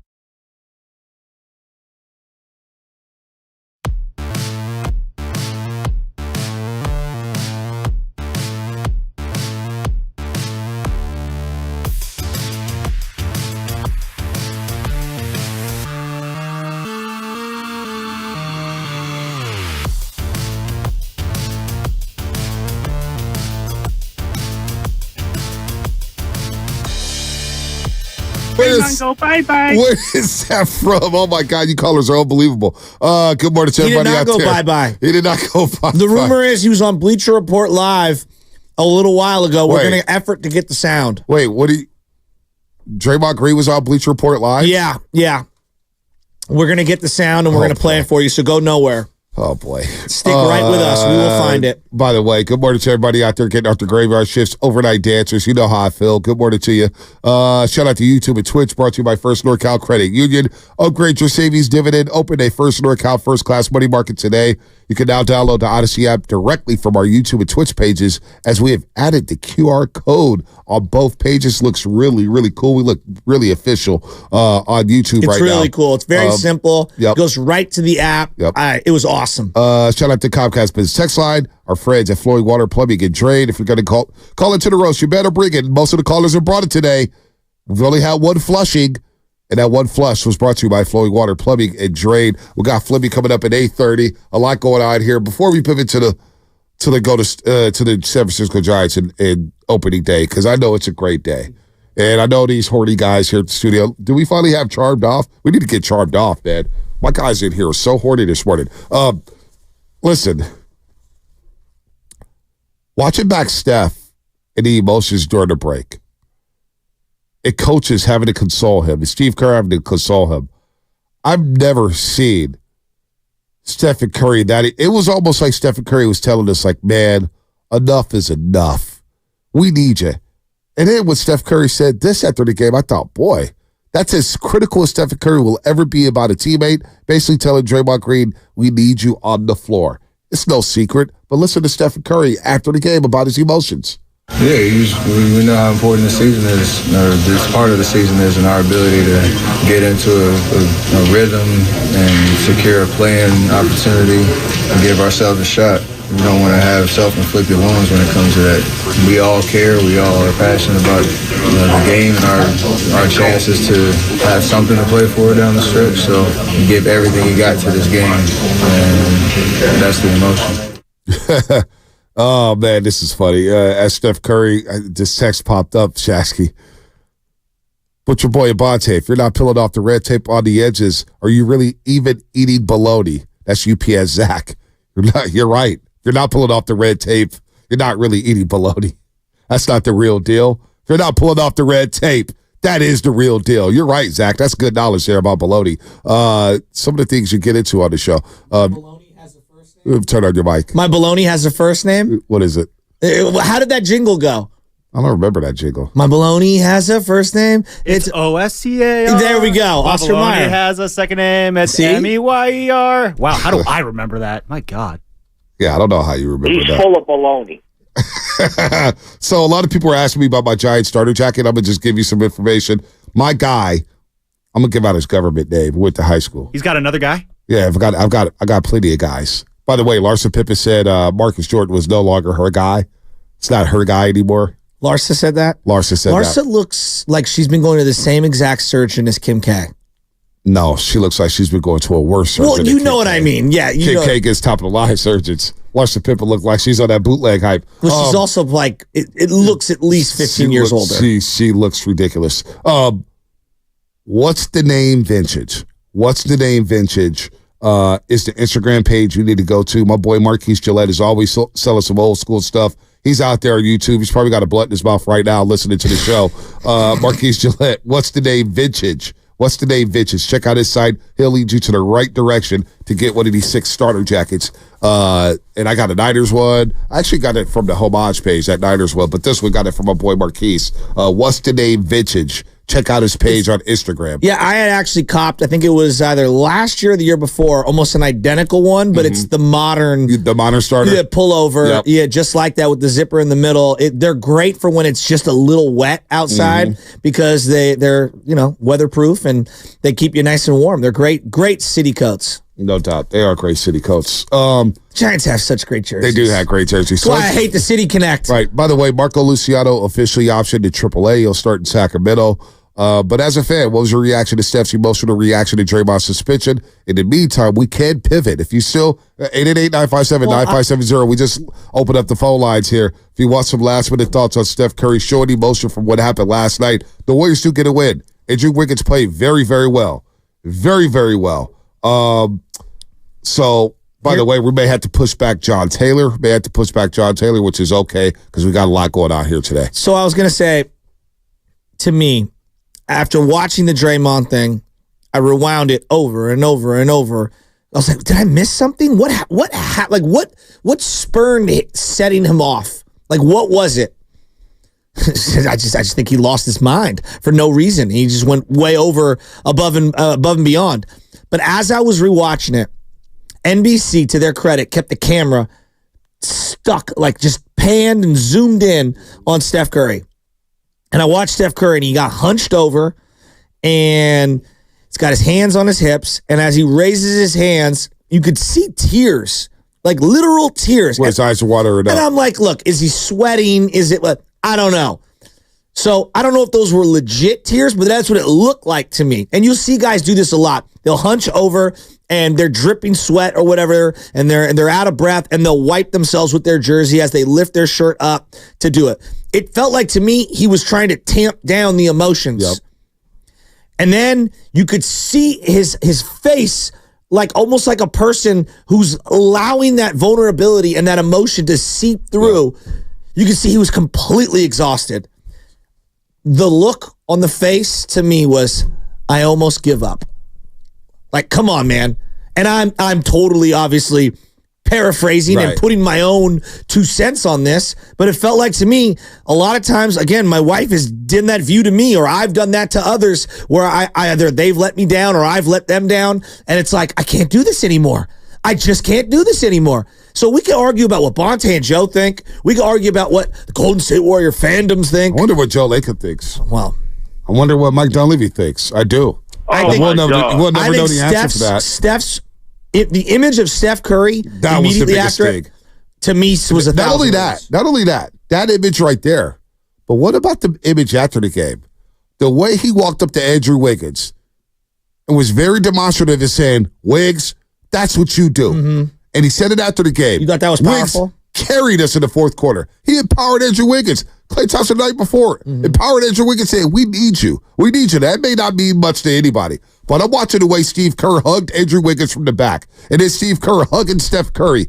They felt so good about that win. To get that win without JK and Draymond, that's a huge win for that basketball team because you got contributions from Chase Jackson-Davis. You got contributions from GP2. You got some contributions from Moses Moody last night. How about that? And then you get a little bit from Chris Paul. You get Brandon Pajitsky, rebounded his ass off. Had 9 rebounds yesterday, Ponds off the bench. I think they 9 had rebounds. 35 of the core guys. They had like 35 rebounds or whatever. There you go. And 40 points. So it was a group effort, absolutely. But to see Curry kicking a chair after the game. He was ticked off, but then to see him look at Wiggins and hug Wiggins and point at him and then slap him in the chest and said, that's what we need moving forward. That's how you play with urgency. That's how you be aggressive. That's the guy we'll remember from the 2022 NBA playoffs.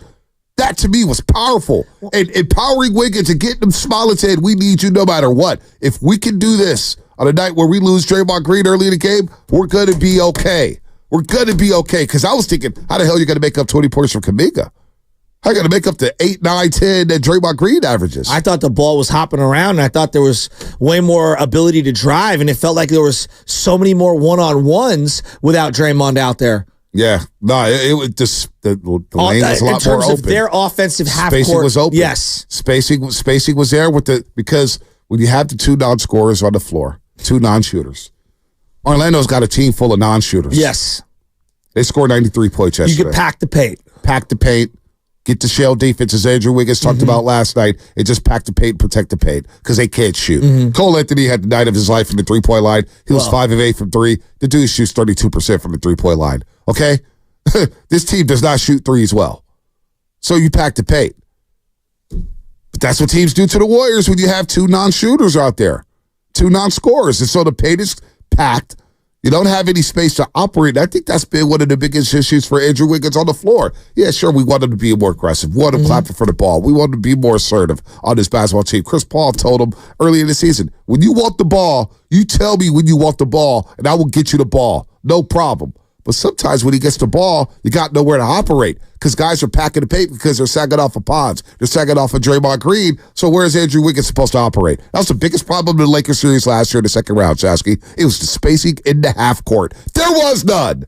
There was none for anybody.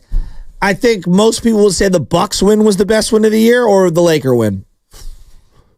Celtics overtime. Celtics, okay, yeah. But you had a few. You had a Bucks win was very good. Given everything that we've been talking about this morning, man, that Orlando Magic win. I know it's the Magic. I get it, but they are the 5th seed.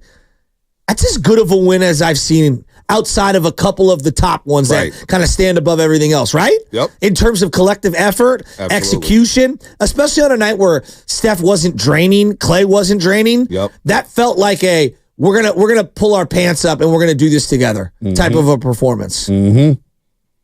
Nah, it was a really good win. It was a really good win. But 888-957-9570 before we get to Dave Fleming at the bottom of the hour. We got Logan Webb versus Yu Darvish, this new look Giants lineup. Giants lineup out yet?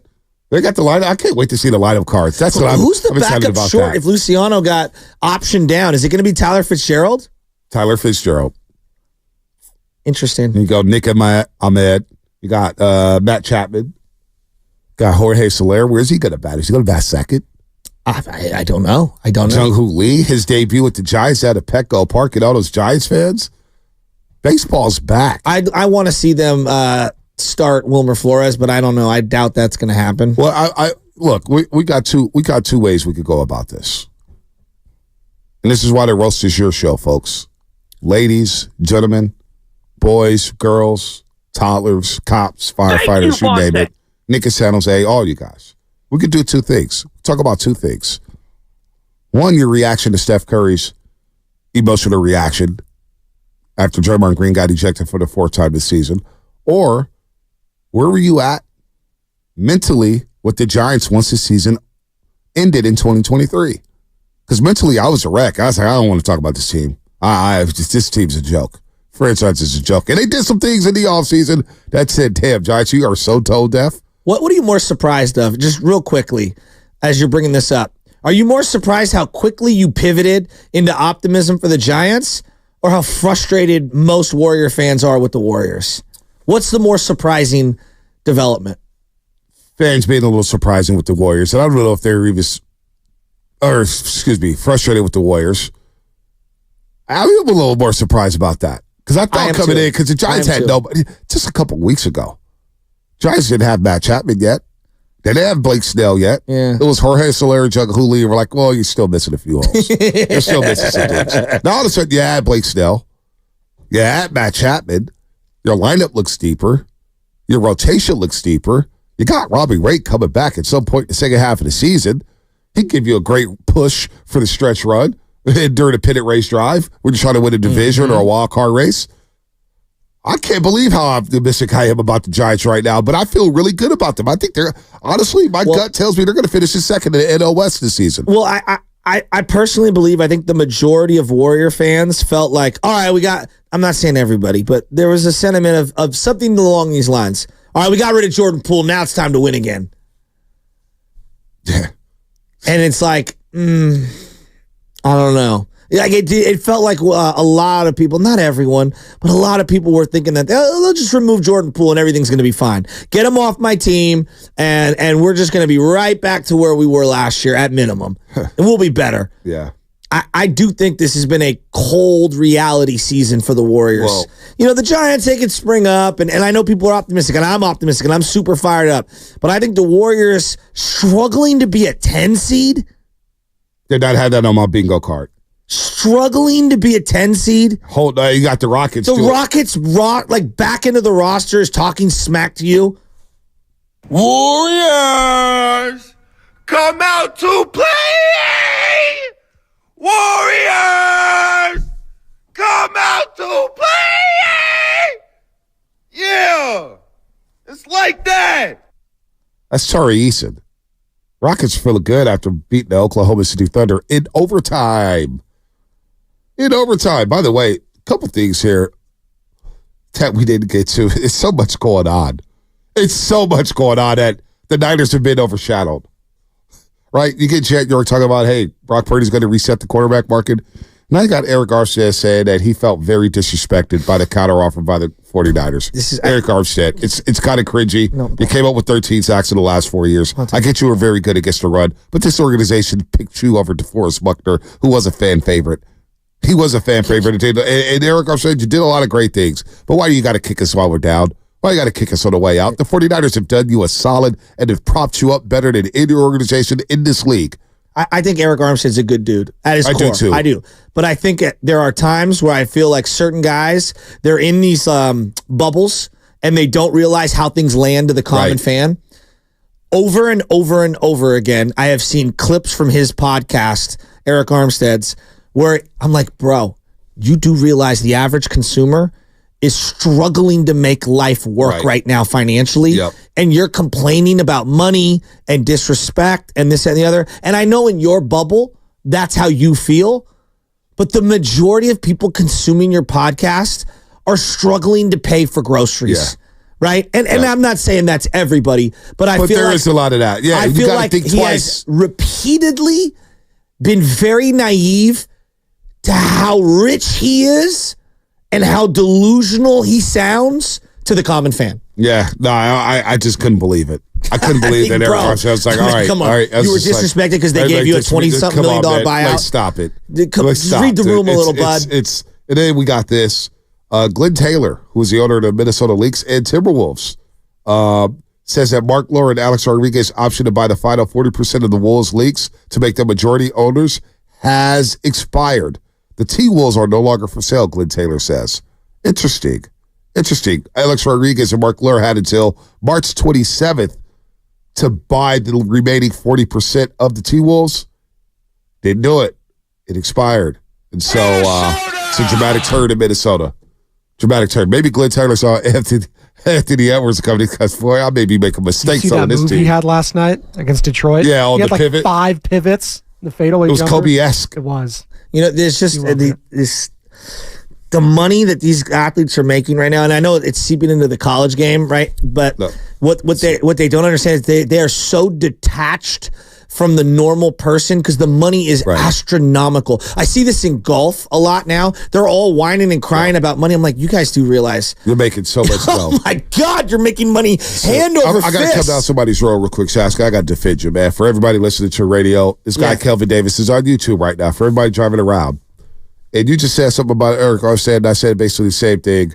You know, it's kind of tone deaf to come out and be like, hey, I'm disrespected when you're getting all that money, just short checks where you're making a lot of money. And they chose you over Buckner. Right, over Buckner. Like, that's the biggest thing. Kevin Davis, Joe, why didn't you say that while he was with the team? Why wait until he leaves the team? Well, we wouldn't have brought up Eric Armstead anymore had he not spoken on his podcast. He's a Jacksonville Jaguar now. We have no reason to talk about Eric Armstead. We appreciate him being from Sacramento, but we would have said this if he was on the team. If not, Eric Armstead just came out and said he felt disrespected. And ain't no fan buying that. But we ain't buying that, Eric Armstead. You felt disrespected? Come on, man. Well, come on, doggy. Come on, big tell me it's a business on one end because he did it multiple times during the season. It's a business, you know. Right. The NFL's a business. Right. Let me show you how much of my money goes to taxes on a game check. It's and a what business. did I say to you during the regular season? Yo, I remember. I said that's not a good look, dude. It's a business. It's a business. It's a business. It's a business. And then you go out there saying you felt disrespected. Come on, you knew it was a business. But don't act like Kelvin Davis said we don't just sit here and speak our mind. Eric Armstead came on the show one time with BSG, and I said on the front, I said, Eric, I appreciate you coming on. I've been highly critical of you and your play. Told him that straight up. Come on, man. It is what it is. But he felt disrespected. Dude, we felt disrespected. The Niners picked you over Buckner. We felt disrespected. Dude, why do you guys? I don't get. I'm blown away. All right, Jay Williams. I'm just blown away today. Some things just cease to amaze me. I swear to God. Jay Williams on ESPN discussing Steph Curry. Can I just say that I Why? love you? Because you just This is performance art. this is who you are. You're incredible. No. Eric Carr said, I see a clip there. I'm thinking to myself, God. I mean, like, come on. It was like when Jerick McKinnon got mad at the Niners. Right. Like, I'm free. I'm free now. It's like, wait a minute. You're a backup. We broke you off there, That's what Jerick I'm McKinnon. saying. What are you talking about? You couldn't stay healthy. Now you're mad at us? It's talking about I'm gold, we gold. The older I get, the more I realize people need PR. Like, they need a PR person Worse. in their life. Oh. Like, hey, don't say the dumbest thing possible to alienate yourself to an entire fan base.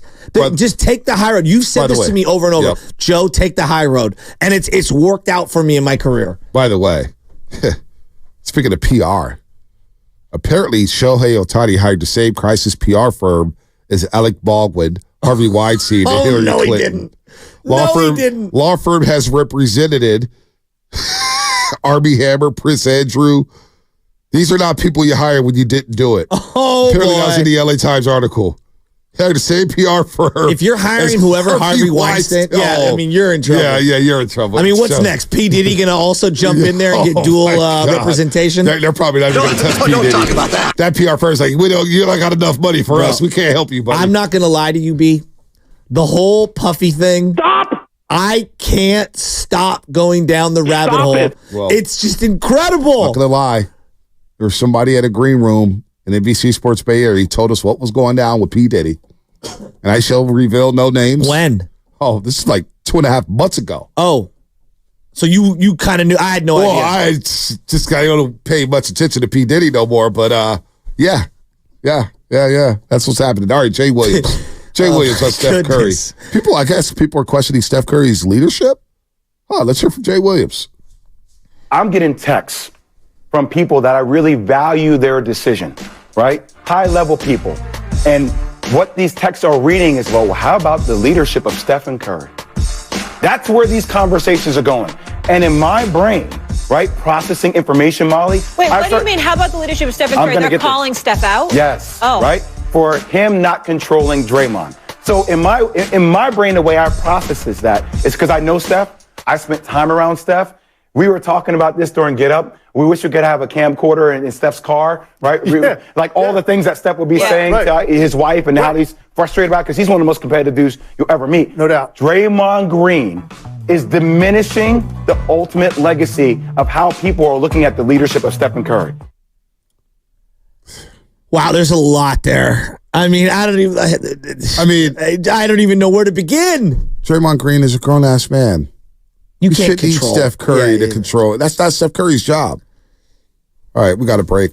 Let's get to Dave Fleming on the other side, man. What a show. It's unbelievable. I'm exhausted right now. It's 8:25. All right. Opening day Giants, Padres. Dave Fleming coming up, brought to you by Safeway. That guy just skunked you. Head to Safeway this week for Challenge or Danish Cream.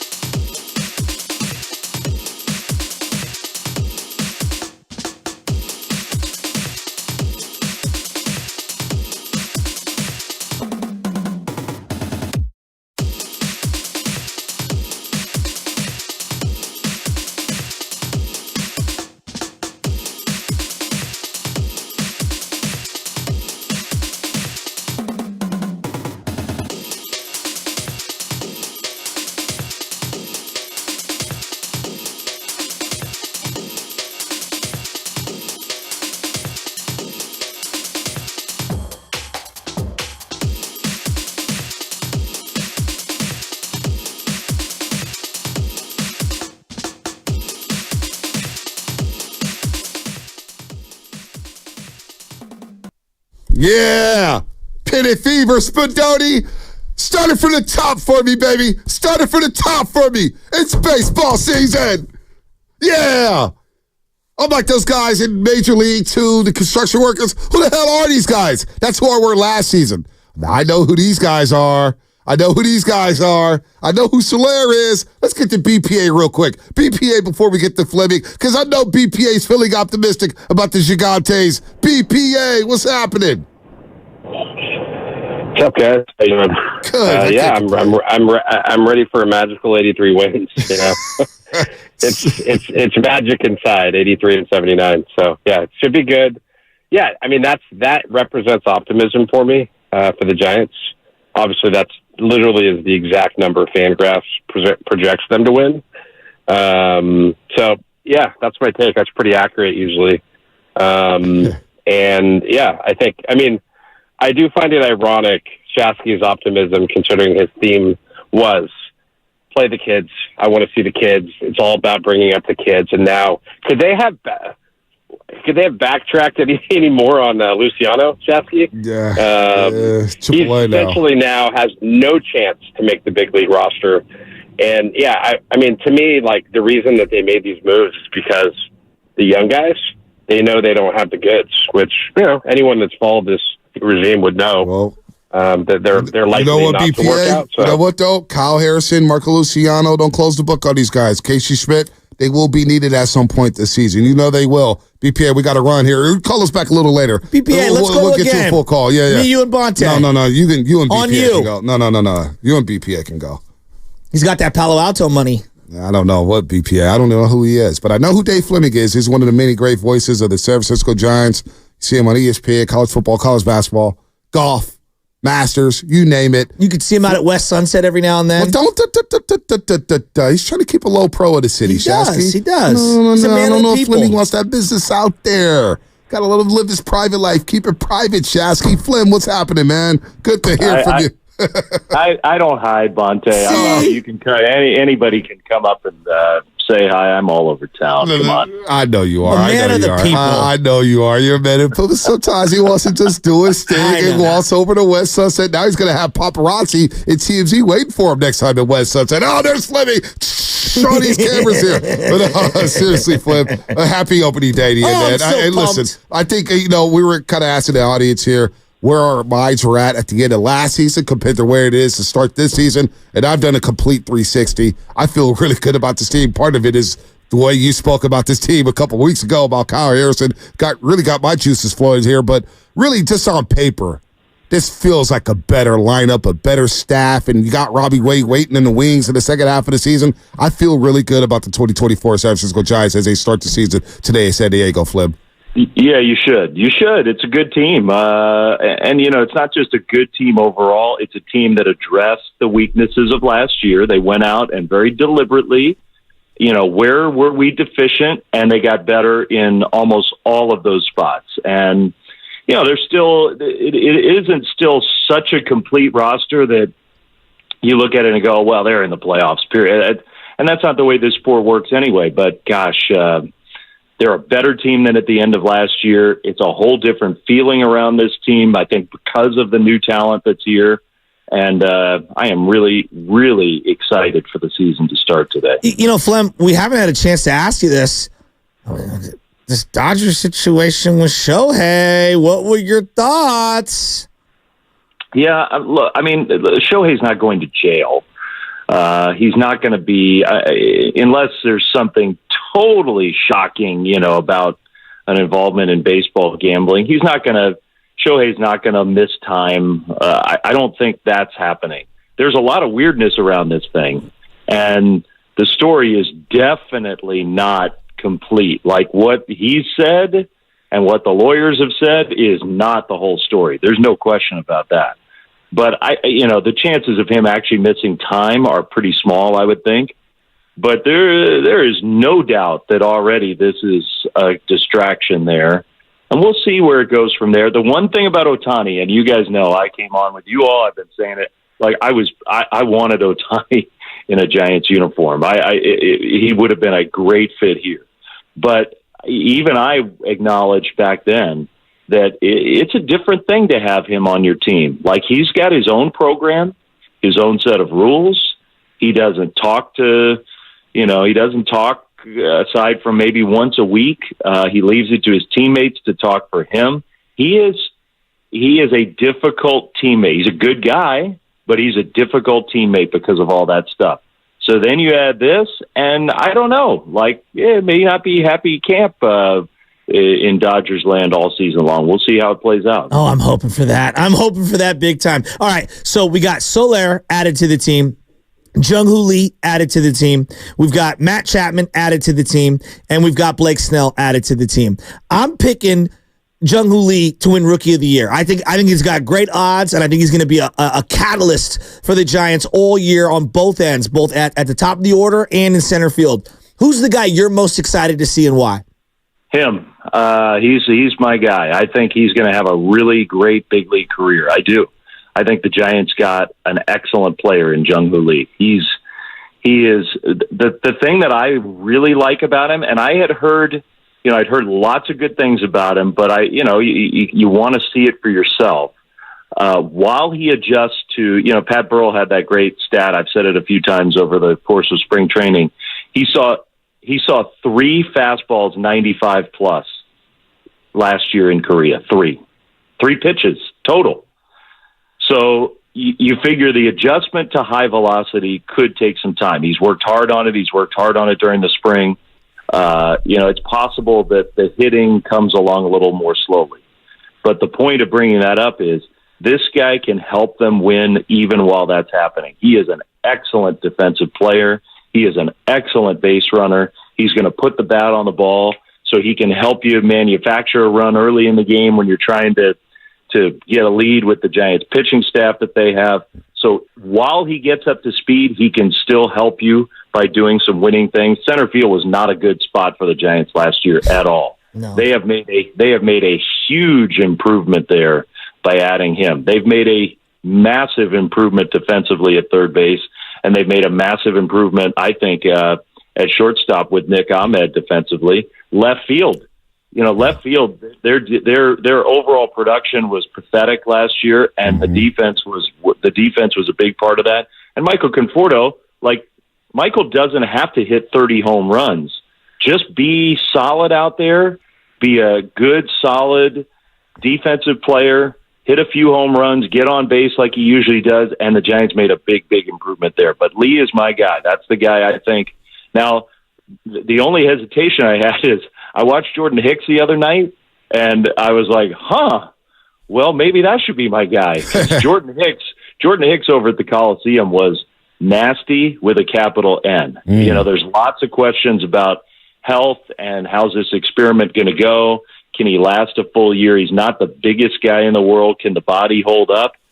Gosh, and look, they're going to take it easy with him early in the year, but if it holds up at all, that stuff is ridiculous, like top of the league ridiculous. So he could have a great year. Whether he starts or comes out of the bullpen, Flem, I think this is a really good situation for the Giants. We're talking to Dave Fleming here on the Morning Rush on 95.7 The Game. We'll talk to him every single week during the baseball season. He's one of the many great voices of the San Francisco Giants, and of course he's all over ESPN. But one thing that I hinted at last season, and we didn't see it because they didn't make the playoffs. But with this starting pitching, and Blake Snell, I think is going to be a big boost. You mentioned Kyle Harrison a couple weeks ago on the show. If they can get to the bullpen with these starters, I do believe the Giants have a bullpen that is built for the postseason. Now, you got to get there. You don't want to overuse them like they did last season where they were taxed. But I really believe nobody's talking about this bullpen, and that may be the best position group on this team, Flip. The arms back there with the Rogers brothers, Delval. This bullpen is set up for success. Yeah, it really is. I think Camilo's set up to have a big year. Camilo wants that Giants save record. Camilo wants this to be a massive year for him. He's very serious about taking another step forward. So you got your guy at the end of the game whose stuff can match up with anybody's. And then you're right. You got lots of different looks. Bob Melvin's always been a manager who knows how to get a bullpen together. I think Bob's going to do an excellent job with that. And some of the young guys, we haven't seen, I don't think we've seen yet. I think it's due in about, 20 minutes or something like that, the opening day roster announcement. Mm-hmm. But I think there's a pretty darn good chance that Landon Roop is going to be on the opening day roster. Landon Roop is not going to be a starter at the beginning of the year, but this is the guy who's got that nasty curveball, young guy who's never pitched, much above Double-A, has hardly pitched a Double-A, but his stuff is just really, really good. And, so I think guys like that, so last year you have Junis and Wood and Stripling, you're trying to mix and match and bridge with that. This year, it's more like Ryan Walker and Landon Roop and maybe this guy Mason Black. Yeah. And, those are some weapons with stuff. And again, like Lee, it might take some of those youngsters a little while to adjust to this level, but I think the upside is way higher. What is that, Giants? Is it Rod Beck over 50? I know Wilson had like 48 one year. I believe Beck also got like 47, 48. What is the Giants' individual single-season save leader? I was going to bed last night thinking I need to look that up today because I heard that yesterday from that Camilo was kind of circling that, and I think it's 52 or 53 is the number, and I can't remember if it's Nen or Beck. I'm looking it up right now. I should know that, but last night I put my head on the pillow. I was like, who the heck has that saves record? Hopefully we get a new one this year. Yeah, I mean, because I know Brian Wilson had 1 year where he had at least 47 or 48, but I would think it would be Rod Beck. He was flirting with it 50 a couple of times. Frankie Rodriguez, Rod Beck and who was it? Rodman. They had 48. Brian Wilson, 48 saves 1 year. Wow. Okay, yeah, I think Beck might have got more than that though. Why do I think Beck had more? But anyway, I know I'm looking at this team right now, and just on paper they look so much better. But it also feels like the team is all on the same page. Now it's spring training. Everybody's on the same page. You've been around them a little. How is this team chemistry-wise, personality-wise, in the dugout, with the manager, with the new staff? How are they different from last year? Well, they're different in a couple ways. Number one, I think chemistry and confidence, especially at the start of a year, a lot of that, you can't fake that. And a lot of that comes from just looking around the room. Like, you look around the room and, there's Jorge Soler, there's Matt Chapman, there's Blake Snell. Like, these guys, you can't fool these guys. So when talent walks in the room, that automatically builds some chemistry. Like, all right, we got a pretty good chance. I'll go to war with these guys. I think that's part of it, is the confidence you saw in spring training, just looking around the room and how many talented ball players there are in there. And there's definitely, look, I don't want to make this season or today like a bash Gabe Kapler, because I liked Gabe. And Gabe, it's hard to argue that for most of his tenure, Gabe did a good job with this franchise, and he won a lot of games here. So I don't want to knock Gabe, but there is, good or bad, it's a whole different thing. I mean, I was wearing a sport coat on the plane yesterday. There is a massive emphasis on stuff like that, lining up before the game as a team, being on time, new dress code. It's a more, Gabe's philosophy always was, these are grown men. When I was a pro, I didn't like people telling me I was an adult. I didn't want guys yelling at me and telling me what to do. I handled it myself. That was Gabe's philosophy, and Bob's philosophy is different. It is, we have a set of rules. We respect each other by being on time and looking a certain way as a group and doing certain things together. And so we'll see if that works. It's very different. It is very different. By the way, clarification there. Rod Beck, Brian Wilson, 48 saves. They're the leaders in the clubhouse here when it comes to franchise record for saves in a season. So no one's gotten 50, huh? Nobody's gotten 50 yet. Too short of 50. Nen had a 45 save season. Wow, back-to-back years, 45, 43, 41. Wow. Rob was freaking out. Rob Nen was incredible. Okay, so here we are on opening day, the three of us chatting. That's a cool, we're going to follow that. Yeah, hell yeah. Nobody's ever gotten to 50 in a Giants uniform. Let's get to 50. Yeah, let's get to 50. Who was the last 20-game winner for the Giants in the regular season? Wow. It's got to be Swift and Burkett, right? Well, they had two in the same season. 93. Swift and Burkett, 93. Was that it? That was it, Lubman? Yeah, that was it. Wow. It's been since 1993. I mean, so are you thinking Logan Webb has a chance to win 20 games in today's era? It's so hard in this era. Right? But with this bullpen that you're talking about, you can qualify for more saves. Plus, I look at Logan Webb, who's starting today. what he did last year, he went deeper into games, double the amount of past the seventh inning, handing the ball to the bullpen than anyone else in baseball. I just think that he's an underrated ace in a game where obviously pitching really matters, Dave. And I love his mentality. I didn't even think he had a great year last year. Oh, I thought he had a great year. I did. Oh. Well, I went by his standards. I did. Yeah, I mean, he led the league in innings pitched. He is an ace. And I think he is the type of guy, like it's hard to win 20 these days, but you're right. For the reason you just said, he's the type of guy who can do it because he gives himself a chance in games because he just pitches so many innings. And you bet, I mean, he is going to benefit big time from Matt Chapman. Like, I'll give you one, I think I said this to you guys earlier, but I'll give you one note about Matt Chapman. So balls on the ground within 15 feet of the third base line, right? Okay, that weren't bunts. Mm-hmm. So true ground balls within 15 feet of the third base line last season. The Blue Jays were second in baseball in turning those into outs, and Matt Chapman played almost every game at third base. So those types of ground balls, Blue Jays second in baseball turning those into outs, Giants third worst. Wow. So one guy on that type of play is going to make and what type of ball gets hit against Logan Webb more than any other, and especially pull side grounders, by right-handed hitters. Like that is going to get Logan a bunch of extra outs this year, and we'll see. Maybe he can turn that into a bunch more wins. Flynn, what was it like having Pablo Sandoval at camp? He looked so. I don't think I've ever seen him look like that, man. He looked phenomenal. I know he hasn't played for a few seasons. We could have a further discussion on him, but first and foremost, what was it like having him at camp? Well, it was fun to have him around. He was pretty serious about it, though. For him, it wasn't like I tried to. When I first saw him, I gave him a big hug and we smiled, and I was trying to, kind of joke around with him a little bit, like, hey, this is cool. You're giving, and he was like, no, I'm here I want to win a job. So Pablo was taking it very seriously, and I think that rubbed off on everybody. Like, this guy's passion for the game is so intense that he's made all this money. He's had this great career. He just still wants a chance to play. It's too bad he's not going to be on this Giants team. He just look, I mean, as great of a story as it was, the roster's full. They just don't have a spot for him. I love the guy, and he's such a big part of Giants history, so it's great to have him around. Flynn, is he one of the bigger what-ifs with the Giants? Because we know about the 3 World Series, really special in 2012 with the 3 home run game in Game 1 of the World Series. We know what he did in 2014. He catches the last out in foul territory in Kansas City at Kauffman Stadium.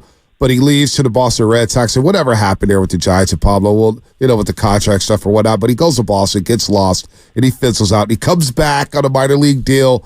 It was good to have him back, but he did come back with the Giants after he left the Red Sox. But to me, he's one of the bigger what-ifs in the last 20, 30 years with the Giants because he could have really ended it special. We're talking about numbers retired. We're talking about him being an all-time legend there.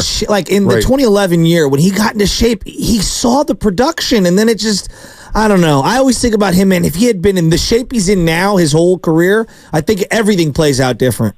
Yeah, that's the what if for me. Not just leaving to Boston. Just be a little better. I jokingly said it the other night, but I guess it's not really a joke. Like, the Giants put this great highlight video together on the board Tuesday night for the fans to enjoy about Pablo. And he looks way better now than he did in almost all of those highlights. It's unbelievable. It's like, and I do wish, Pablo's gift in a way was his immaturity.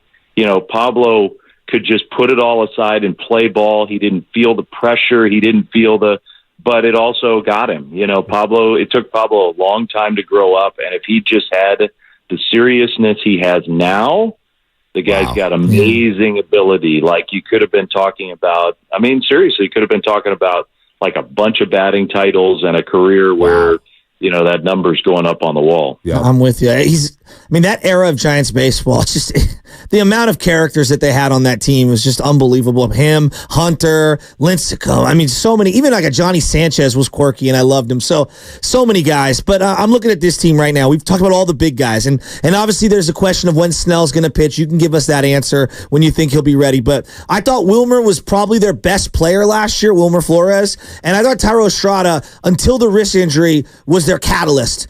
Who's going to be the guy that you look at, maybe an under-the-radar guy who can be the litmus test for how good this team could be this year? I think the first guy that comes to mind is Yastrzemski. I think, the Giants are going to try not to ask too much of Mike. Mike's body has started to break down a little bit, and he's not a huge guy. He's in great shape. He takes care of himself, but not a huge guy. I think Yaz, if he's, hitting down in the lineup where you're not asking him to be a third-place hitter, you're not asking him to be the center fielder, I think Yastrzemski can very quietly, because he's been so steady for the Giants these last few years, I think he's a guy in that Wilmer mold. Like, hey, you rattle off 10 different Giants before you get to him and think about who can lead this team. I think Yaz still has a good season left in him of, 20 home runs, get on base a bunch. If he's not in the starting lineup against a lefty, come off the bench. He's got a flair for the late inning stuff. Come off the bench and give him some big hits. I think he can be that guy. I hope the body holds up for him, because I really do think he can be that for this team. So how does this season go, Flynn? Are you calling games in October for the Orange and Black? How are you feeling? You feeling spicy? How good are the vibes with you right now in this Giants team? Because I'm feeling good. I think they're going to be playing in October. I really do. Yeah, I'm not booking any vacations for October. I think I got to keep the month clear. I think so. I'm keeping the month clear. And I tell you what, as it lines up right now you never know how the thing plays out. But if you give me Logan Webb and Blake Snell, and then just take your pick. Okay, Kyle Harrison explodes this year and has the year I think he's going to have, or Jordan Hicks becomes a stud, or Robbie Ray and Alex Cobb both come back healthy, whatever it is. You give me those three guys, and I will take my chances. When do you think Snell? That's the formula. When do you think Snell will be ready? I think he'll pitch in a Giants uniform next week. I don't know what day, but I think he will be in a big league game next week. And for clarity, what's his timelines for Alex Cobb and Robbie Ray? Well, Cobb soon. I mean, Cobb, they're gonna force Cobb to pump the brakes a little bit. Cobb wants to be here now. Cobb's like, give me the ball. But I think they're gonna, target maybe. Okay, we go on that second road trip to Florida. You come home after that, kind of late April. I think that's kind of the target for Cobb. So that would give him like maybe 3 or 4 more chances in a minor league game or in a camp game, something like that, just to make sure everything's good to go. I mean, Robbie's All-Star break plus. Yeah. I'm not. It would be great if Robbie Ray is a big part of this team, but I think all of us need to just sort of have it in our minds that would be a bonus. That if he comes back this year, that's a bonus. I am not counting on. He just had the Tommy John surgery last year, so I'm just willing to. I know the rehab time has gotten accelerated for a lot of folks, but I'm being real patient with him. Yeah, no, I'm with you there. But the way I look at Robbie Ray, I was telling Shasky the other day, it's like a trade. You're going to be in a race at the deadline, and you add a pitcher, even if it's just for 2 months, even if it's I'll take just September. 10 starts or whatnot. Give me 3 starts. That's a bonus, and that's almost a trade and a shot in the arm when you need another arm there late in the year. But anyway, good feeling about the Giants this time around. Taking on the Padres. Can't wait to see what they look like this season without Juan Soto. What will they do with their new manager coming over from the St. Louis Cardinals? But opening day is here. Giants baseball is back. That means Flip will be on our radios and televisions, and he'll be on the morning roast every single week here on 95.7 The Game. Flip, have a great call today down in San Diego. Should be a fun time, man. Baseball is back. Keep October clear, boys. Come on. Yes, let's go. No Bandon Dunes for me this October. Let's go. It's one of the best days of the year today. I totally agree. All right, I'll see you at the yard next Friday. Yeah, we'll see you at a playground in San Francisco. I won't reveal that playground. Excellent. See you guys. All right, Flip. He's one of the best in the business. He really is. I love Flip, man. No, it's not phony here. I really feel good about this Giants team. I'm like, can we pause for a second on that? I'm very happy that you've come around on the Giants. No, but it's not because like you've had some epiphany. Right. They've done some really remarkable things, and I think a lot of fans are having the same realization that you're having. My uncle, he came over to the house yesterday, and my Uncle Matt goes, I actually want to go to a lot of games this year. Mm-hmm. I'm going on Tuesday, whatever, a week and a half from now, with one of my buddies. I didn't go to one game last year. And my uncle is diehard baseball to the core, okay? Yeah. To the core. And he's like, I can't wait to go. This is the most optimistic I've been in an easy 5 years. Easily. I'm so optimistic because, and look, you got to give Farhad credit. That end-of-season presser was rock bottom for the organization. Hell, it made it be a rock bottom when it came out in the papers and Buster Posey said what he said about everything, about the city and being unable to attract free agents. And remember how the first few weeks of free agency started, and Mike Kruger was like, oh, they're going to get a star. And it was like, well, we're still waiting. We're still waiting. We're still waiting. We're still waiting. And I'm not sure they were able to sign a star, but they got some very good players. Blake Snell's a very good pitcher. If he could keep his walks down and extend his outings, he won't be a 5-inning pitcher. He'll be a 6-inning pitcher if he could stay away from the walks. You got Logan Webb, who I think is the guy went toe-to-toe with the Dodgers in 2021. I ain't worried about Logan Webb. Logan Webb's going to be fine. I seriously, Logan Webb is a bulldog. He is Matt Cain 2.0. He's going to be solid. But as we go through this rotation here, after you get through Blake Snell, if you could get 5 innings out of Kyle Harrison, if I could get 5-6 out of Cobb, if I could get something out of Jordan Hicks, all of a sudden I give the ball to this bull. The innings. Bullpen over anybody's bullpen in the National League. I'll go toe for toe, head to head with anybody out there when it comes to the Giants bullpen. The Rogers brothers have won me over. Camilo Duvall is a star. He's a stud. He's a horse in the back end of the bullpen. And they got some arms there that could get to Camilo Duvall and the Rogers brothers. And then the lineup. He's got threats now. You know, we talk about non-scorers or non-shooting guys on the basketball team, and you're playing 3-on-5, 4-on-5. Well, the Giants had a lot of one-dimensional offensive players in the past few seasons. Guys who either struck out or walked or hit it to the warning track. This season, they got some dudes who can hit it over the yard. They got some dudes who can run. And I'm looking for this guy from the KBO to run around the bases like a bat out of hell. I'm looking for that. I'm looking for Matt Chapman to revitalize himself in the batter's box. I know what he could do at the hot corner, Shasky, but in the batter's box, can you give me 25 home runs? Can you give me some RBIs? Can you give me some situational hitting that gets this ballpark buzzing again? So, yeah, I'm fired up about the Giants this season. I think they're going to make a run at this thing. All right. Now, I'm not saying the whole damn thing, no. Playoffs? Oh, it's definitely possible. 2 years ago down the stretch, they're in the 2021 season. And at the beginning of the year, I remember I sounded insane.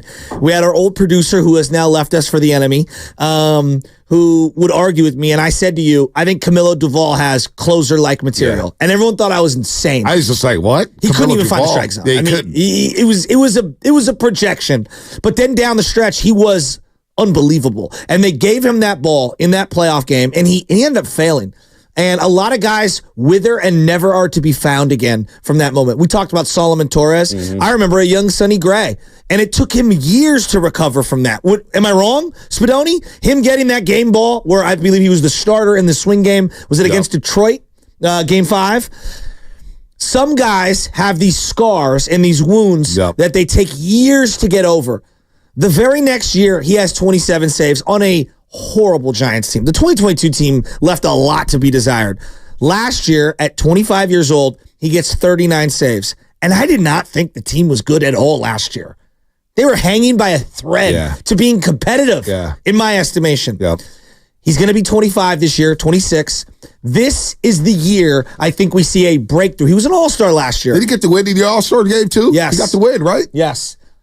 I think this is the year we see him pop through. Brian Wilson was 27 years old when he popped through. Mariano Rivera was 27 years old when he popped through. Trevor Hoffman was 27 years old when he popped through. Now, it's a younger era where guys come in early, but this to me is a monster year. And I'm going to ask you right now, if you were to project how many saves you think Camilo Duvall has this year, if this is, let's say, an 85-90 win team, how many do you think he has to have? I think he gets 45. 50 is a lot. But I think last year, we were having a discussion. I brought this up midway through the year because that first year, you were crazy about Camilo Duvall. And I was like, he went to the minors, got lost, came back up, and they sent him back down. Mm-hmm. But when he came back up, he shoved. And I was like, incredible. wait a minute, why are you bringing this kid back down? Remember that late 2020? I think it was a Rockies game. May have been at Coors Field. He came in and shoved. They sent him back to Sacramento. I'm thinking, why don't you send that kid back to Sacramento? Wait a minute, this guy looks completely different. Yeah. And then he came back up and he came out to the song by Lecrae, coming out hot, coming out hot, that's right. coming in hot. And I was like, oh, this is big league. Last year, we had the conversation. I said to you, Shasky, I said, I believe when it's all said and done, he'll be the most prolific and most dominating closer in San Francisco Giants baseball history. The best that we've ever seen come in the ninth inning. And that's, in our lifetime, we've seen Rod Beck. Mm-hmm. We saw Steve Barrosian. We saw Rob Nid. We saw Brian Wilson.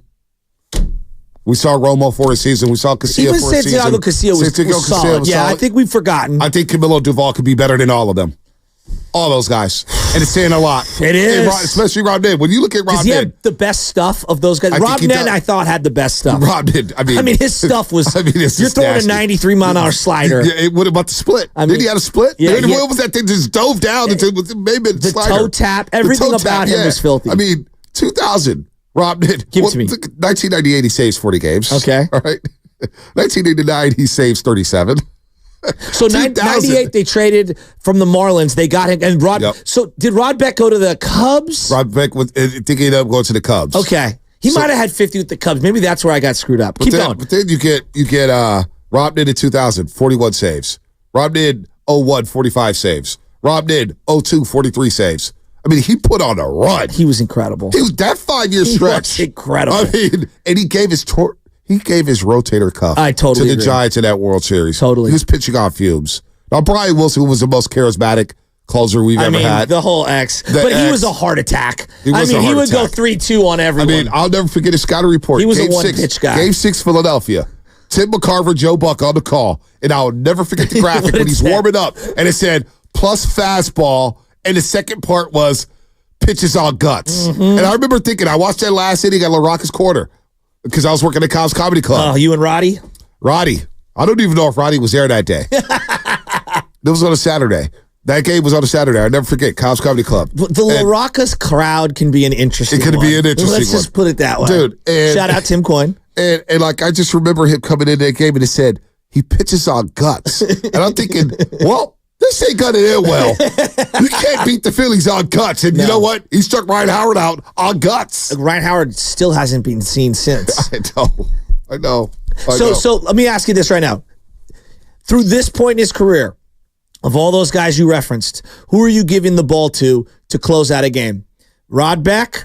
Bedrosian, throw him off to the side, okay? Rod Beck, Rob Nen, Brian Wilson, Camilo Duvall. I got to give it to Rob Nen right now. I think so, too. But number 2? Shooter was hairy, man. Shooter gave us some heart attacks, too. The bases loaded at home. Oh, against the Dodgers. One of the greatest moments with the dirt How do you get out everywhere. of that? How do you get out of that? One of the greatest moments. Also, if you're playing strikeouts in the driveway or in the backyard, probably one of the greatest pitching motions of all time. I might have to do it right now. Shooter. I do it at Little League practice. The arms just dangling. It's the and you're stare staring, in the with arms the arm dangling. hanging. Yes. God, what an era. But Camilo Duvall has a chance to be better than all of them. I truly believe that. By the Plus, way, you're he had the listening. Fu Manchu. Yeah, he did have the Fu Manchu. You're listening to 95.7 The Game, KGMZ FM at HC1 San Francisco. And don't forget, you can also watch us every single day at our YouTube and Twitch streams. Just log on and search 95.7 The Game. Be sure to like and subscribe to the channel while you are there. Brought to you by First NorCal Credit Union. Upgrade your savings dividend. Open a First NorCal First Class Money Market today. You can also download the Odyssey app directly from our YouTube and Twitch pages, as we have added the QR code on both pages. Yes, there's a QR code on our YouTube page. That's pretty cool. And shout out to the Comcast Business Text Line. All right, I'll ask you this. Is this the year the Giants finally get a guy in that lineup who pops 30 home runs? Is this the year? I think it is. I think it is. And you know what? I think it's Soler. I don't even know if it's going to come for Soler. I can see Matt Chapman hitting 30. I mean, that would be a monster. It would be a monster year. Look, I'm rooting for a career year for Matt Chapman, because I think if he has a career year, that means he's driving in a lot of runs. That means guys around him are getting on base. And so that's a big deal to me. And I think for me, RBIs, is still a stat that I look to because like driving in runs means you're clutch. That means when guys get on, you're hitting for a high percentage or you're doing what you need to do and moving runners over and sacrificing yourself. I'm a huge RBI guy. I know that like the advanced analytics. It means something Put to the ball in play and get guys over, right? It means something to me. It does. And so more than on-base percentage, more than batting percentage, more than OPS even, I think RBIs are very important. This is a team that struggled to support, someone like Logan Webb. Look at his run support. It was very Matt Cain-like, as you reference Matt Cain. How many times did Matt Cain lose a 2-1 game to the Padres for crying out loud? So I'm looking at him. Man, the other thing is, and I'm looking at this, I'm saying, could they have a 300 hitter in a legit 300 hitter, not a 60-game 300 hitter in Jung-Hoo Lee? Because that to me would be very big too. That's a table setter at the top of the order. I'm excited for this Jung-Hoo Lee kid. I really am. Yeah, I think he's gonna hit with the fan base. I do too. I think he's got a Pomeranian. I got a Pomeranian. Dude, he's gonna hit. It. He's gonna vibe with this fan base. But I'm just looking at Chapman here. He had 36 home runs in 2019. I know that was a long time ago. But in just 2022 and 2021, his last season with the A's, 27 home runs, 72 RBI, batted .210. Yeah, it was not a great year hitting-wise. 2022, batted .230, but he had 26 home runs and 76 RBIs. Last year, he batted .240. Now, we hear the finger injury, and look, he's a lifetime .240 hitter. Can I just get .250? Can I get 25 jacks? Can I get 80 RBIs? I thought you were going to ask me something different. Like, what does this team remind you of? It doesn't remind me of nothing yet. I want to see him on the field.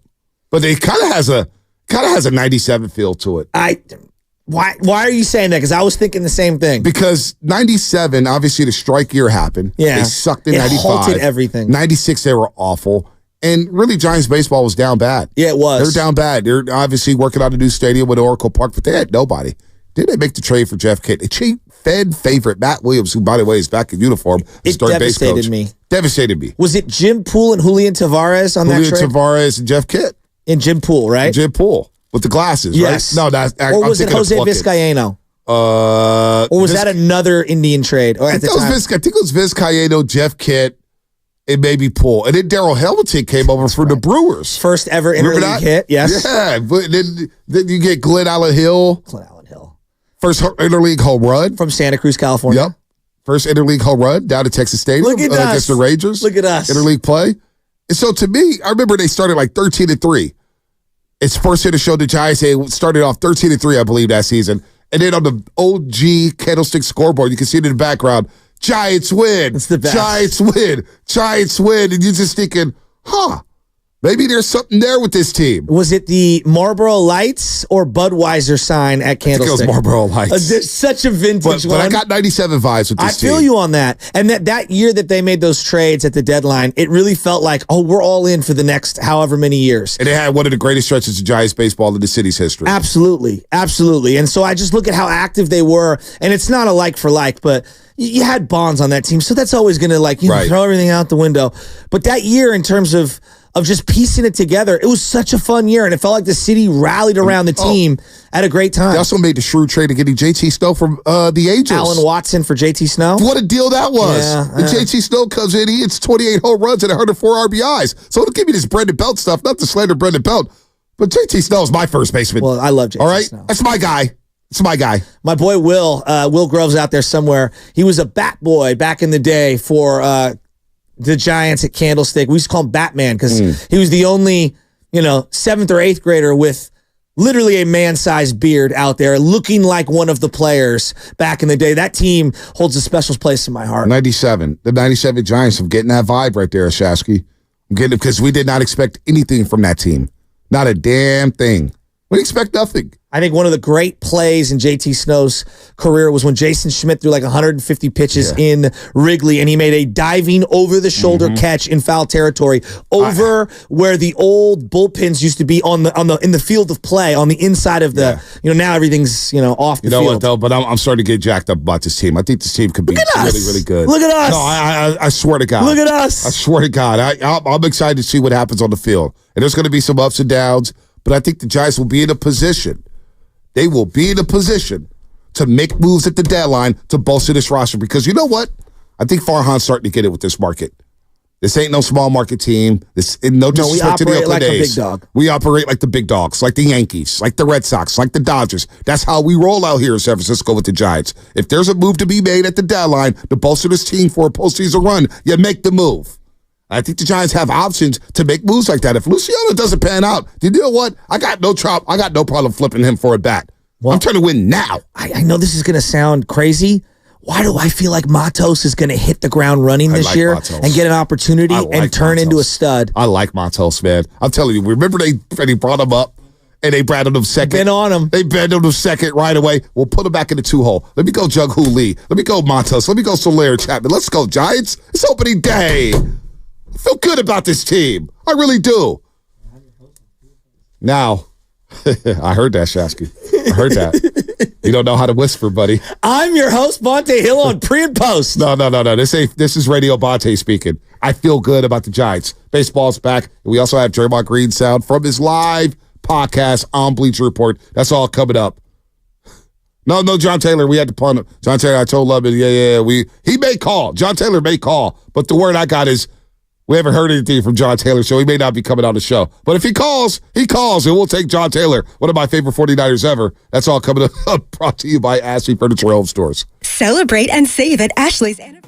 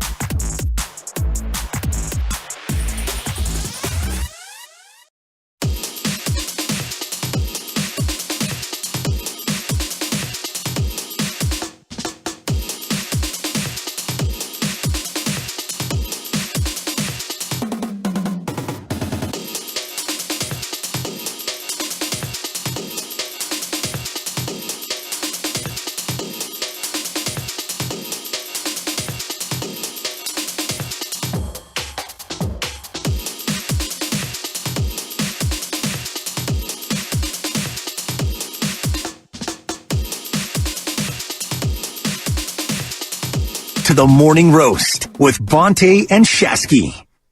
Shohei with the same PR firm as Harvey Weinstein, and who else was it? Was it Martha Stewart? Who are the names on that list? Yeah, it's not good. Not good. Not good for Shohei Ohtani, but that's the Dodgers' problem. Giants, let's go down there and set the tone today at Petco Park. That's what I'm looking forward to. Picking up baby Ches at 12:45. We're rushing to the house. We're 10 minutes away from the crib, from her preschool. And then we're going to watch some Giants. I'm going to let her watch Coco and everything like that. It's going to be a lot. Sorry, Anna. I know you're listening, but it's going to need a lot of popcorn today, a lot of junk food, because we got Giants on the tube. We got March Madness. It is Giants baseball. We will get to some Draymond Green sound. He spoke this morning on Bleacher Report Live, and we'll hear from him. But damn, got my juices flowing, man. I've got the 97 lineup up right now, Shasky. Give it to me. Rick Wilkins at catcher. JT Snow, first base. Mm-hmm. Jeff Kent, second base, 29 home runs, 121 RBI. 29 home runs from second base. Jose Vizcaíno. Jose Vizcaíno. You know how you spell that? With 37 E's. Yeah, I know. I've heard this. I've told that joke for the last 30 years. Every Giant fan has told that joke. Little Billy Miller at third base. Bill Miller. I remember JT the Brick on his late night show. Come on, Giants. You really going to try out little Billy Miller? Hey, he won a batting title with the Boston Red Sox. Won a World Series, right? Yeah. I love Bill Miller. They had a good run at third baseman there for a minute. They did. David Bell, Bill Miller. Yep. They did a good job there. Yep, Keep going. No doubt. Barry Bonds, of course. Yeah. All he did in 97 was steal 37 bases. Was it Marvin? Hold on. Let me get these numbers out. Give me Bonds' 97 year. It's 97 years. It's ho-hum. 291 batting average, OPS over 1,000, 40 jacks, 101 RBIs, got walked 145 times, stole 37 bases. That was when he was skinny. just a ho-hum Barry Bonds season.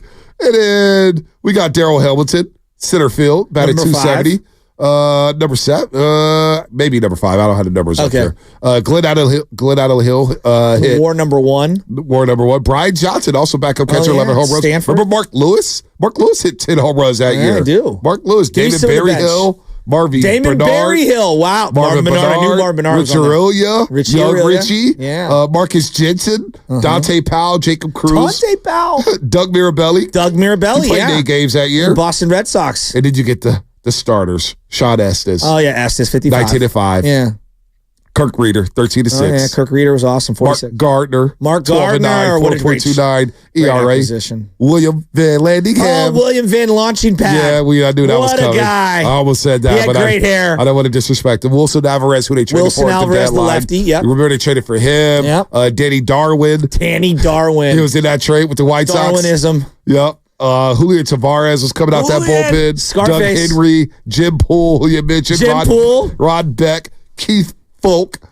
Remember he got number 29. Remember he got his as well. You know where his first ever start was? Huh. I think it was at the Kingdom against the Seattle Mariners. Really? Or he could have been his second start. Maybe not his. I remember he got his start. You just told it to me like it was the word of God. Yeah, no. Come on, King. All right. Here we go. I'm gonna look at this game log. I got to look at this game log because I remember he was an A too, right? He was around the block for a minute. Oh, he was definitely. He was a closer. He became a really good closer. All right, here you go. 97. Yep. He pitched at Seattle, but it wasn't his first start. But he pitched at Seattle. I'll never forget this game with the extra innings in the Kingdom. He lasted 5 innings, gave up 9 hits, and gave up 5 runs. So when he gave up 3 home runs in that game. I think Griffey hit a bomb in that game. That's all I remember. Is like Keith Folk, get him out of the game. He was an all-star with the A's. So he was. See, I told you. 191 saves. When you go back to those Mariner teams, I swear we could name the entire infield. Yeah. By the way, Keith Folk won a World Series with the Boston Red Sox. I just said that. Oh, you did? Yeah. I was pulling the Shasky. You were, but it's okay. I was deep in the sauce right here. I'm looking at John Johnstone, Terry Mulholland. John Johnstone. Roberto Hernandez. Roberto Hernandez. He's still going to hit somebody. Pat Rapp coming over from the Marlins. RAAP. Yep. RAPP. Oh, I thought it was RAAP. Yeah, I got RAPP on this one. Baseball Reference. And then I'm wrong. Doug Creek, Corey Bailey. Yeah, Richard Steve Decker wasn't still a part of that team? I don't see Steve Decker on this roster. Don't see him on the roster. Nope. Scarsoni? 97 Giants. Oh, wow. 90 and 72. 90 and 72. If I were to say super utility Giants from back in the day, let's do word association. I'm going to start. Utility. Yeah, super. Like if I say like Mike Bellinger. I go Mike Benjamin. Mike Benjamin. Wow. Remember him? I do remember him. Remember he had the 14 hits in 3 games at Wrigley Field? Kelby it was like Tomlinson. a record. Oh, Specs a little later. Yeah, no doubt. Specs was solid.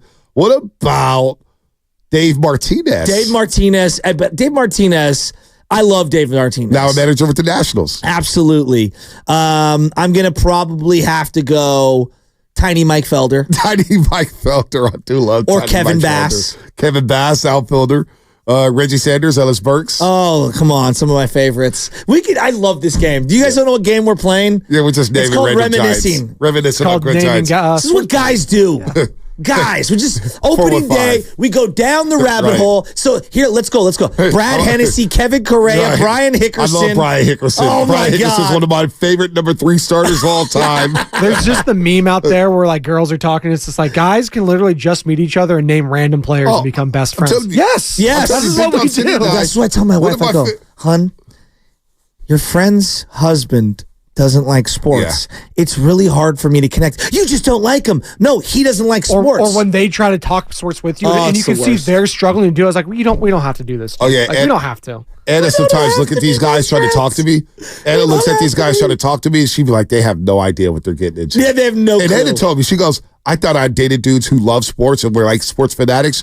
She goes, Then I married. Then I met you. Then I met you. And it's like, oh, these guys don't know anything. Anna, we're watching League Pass. Orlando's playing the Hawks. The worst is, you're a fiend. You know you're a fiend for sports, or you're watching on your phone. Oh, don't start. And I get in Anna's in trouble every bed, time. and she doesn't even know that I can screen. You can I know. screen share on the TV, and I'm like, I'm just going to screen share this random game. She's like, what are you watching? I don't know. It's something on, but random Giants, man. Random What happened Giants. to Joey Bart? Has anything happened to Joey Is he Bart? on the opening day roster? He's on the opening day roster. Is he? Good for him. You should check out that piece of paper I just gave you. Yeah, I was just looking for it. I mean, I was just honestly, looking for it. Sam, quite honestly, I don't need no script. He said after asking what's going on with Joey Bart. No, he's on the roster. He's on the roster. So we're keeping 3 catchers. Tom Murphy, Joey Bart, Patrick Bailey. And you know what? I wouldn't give up hope on the Bart trade. I wouldn't give up hope. Did he have a good spring? He had a good spring, right? It might be late to your destination, but it might get there. Hey, when is Bart ever on time? Oh, at 5 in the morning when they were taking me to the morning roast, they were on time.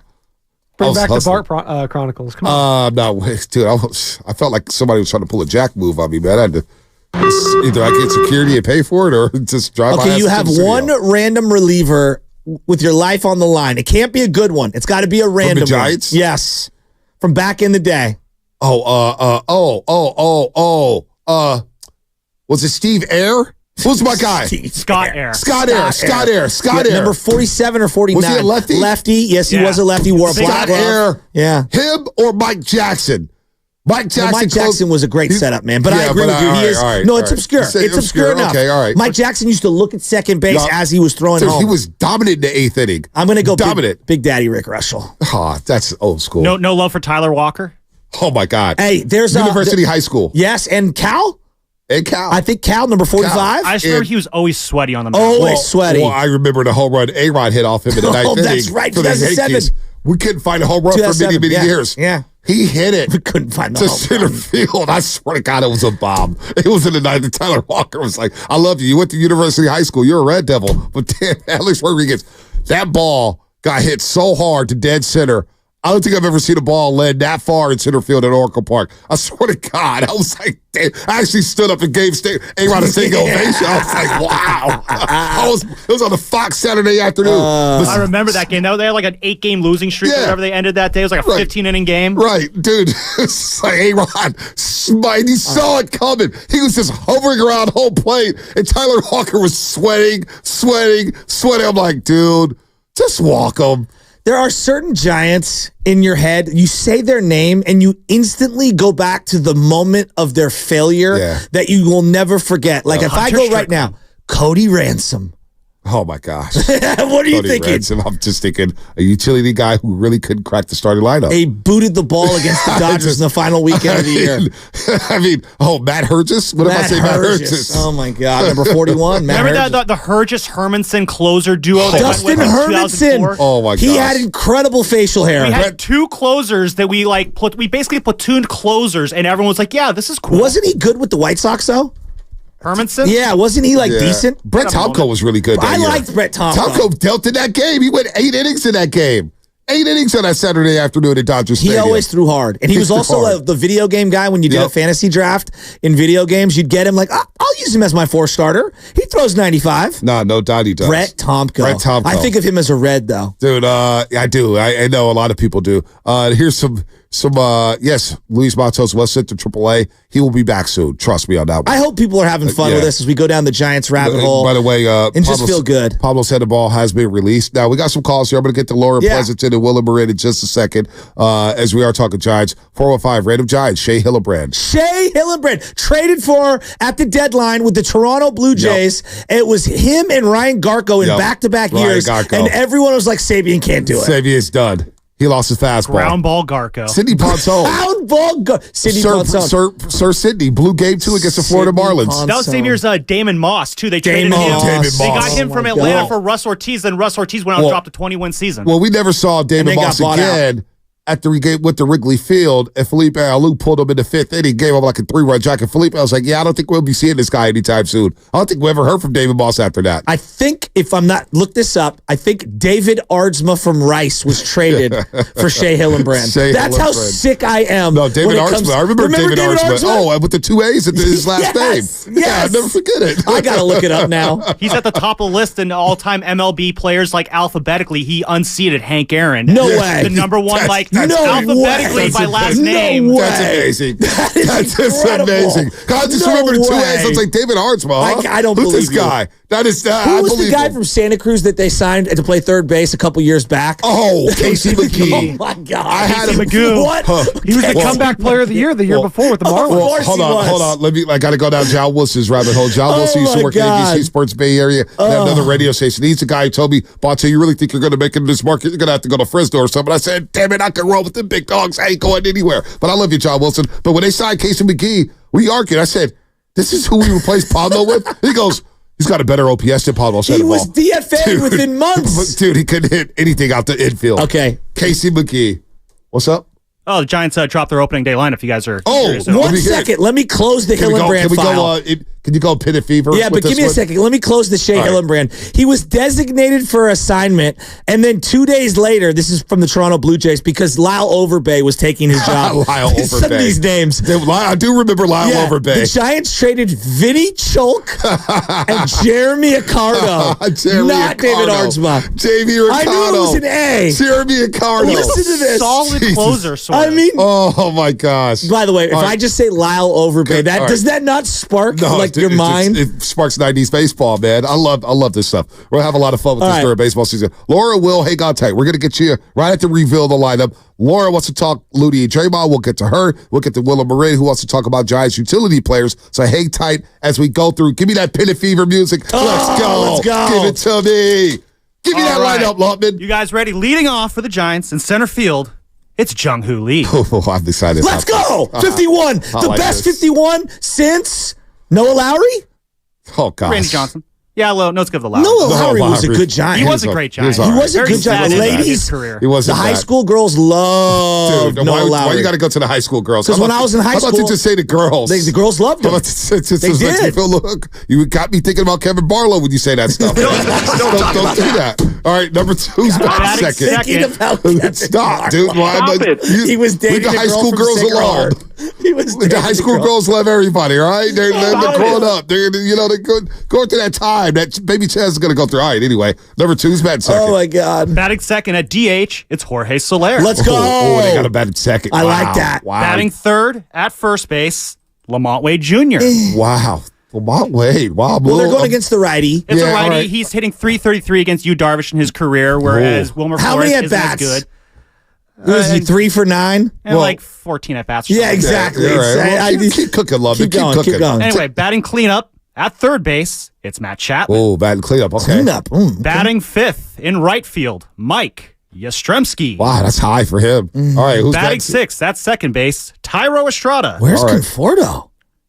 Batting seventh in left field, Michael Conforto. Yeah, I don't like that. I'd you got to flip-flop flip him that. in yes, but keep going. All right. Batting eighth, and in the squat, it's Patrick Bailey. And batting ninth, that's short. That was not a good squat. Batting ninth, that was a two. In the squat. Is that a little bit better? Yeah, that's better. You got to get more enthusiastic with a squat. And then batting ninth, at shortstop, it's Nick Ahmed. See, all right, this ain't going to be the lineup every single day, but what I envision, and I hope it comes to fruition, is that Jung-Hoo Lee bats first, lead off. You get Luis Matos batting second. This speed, this athleticism. I need that second. Then you get Soler in that third spot and clean up. Then you get Matt Chapman, or you can flip-flop and you can get the lineup deeper. You go Lamont Wade Jr. or Wilmer Flores third. And then you get Soler, Chapman, and Conforto. Yaz batting fifth is too high to line up. So can you do me a favor? Could someone pick up in 2010, the year it came out of nowhere of them winning it all, and they won the West that year. Can you give me the opening day lineup and how different it was? I'm sure it had Renneria in there. I'm sure Pablo was in there.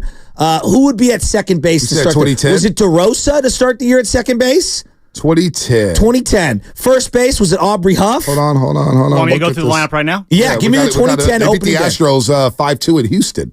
5-2 in Houston. So the opening day lineup: Aaron Rowan in center. Aaron Rowan. Edgar Renteria went 2 for 3. He lost his job to Andres Torres. Yes, he did. 2 or 3. Edgar Renteria. Pablo Sandoval, third base. Aubrey Huff batting cleanup. Yep.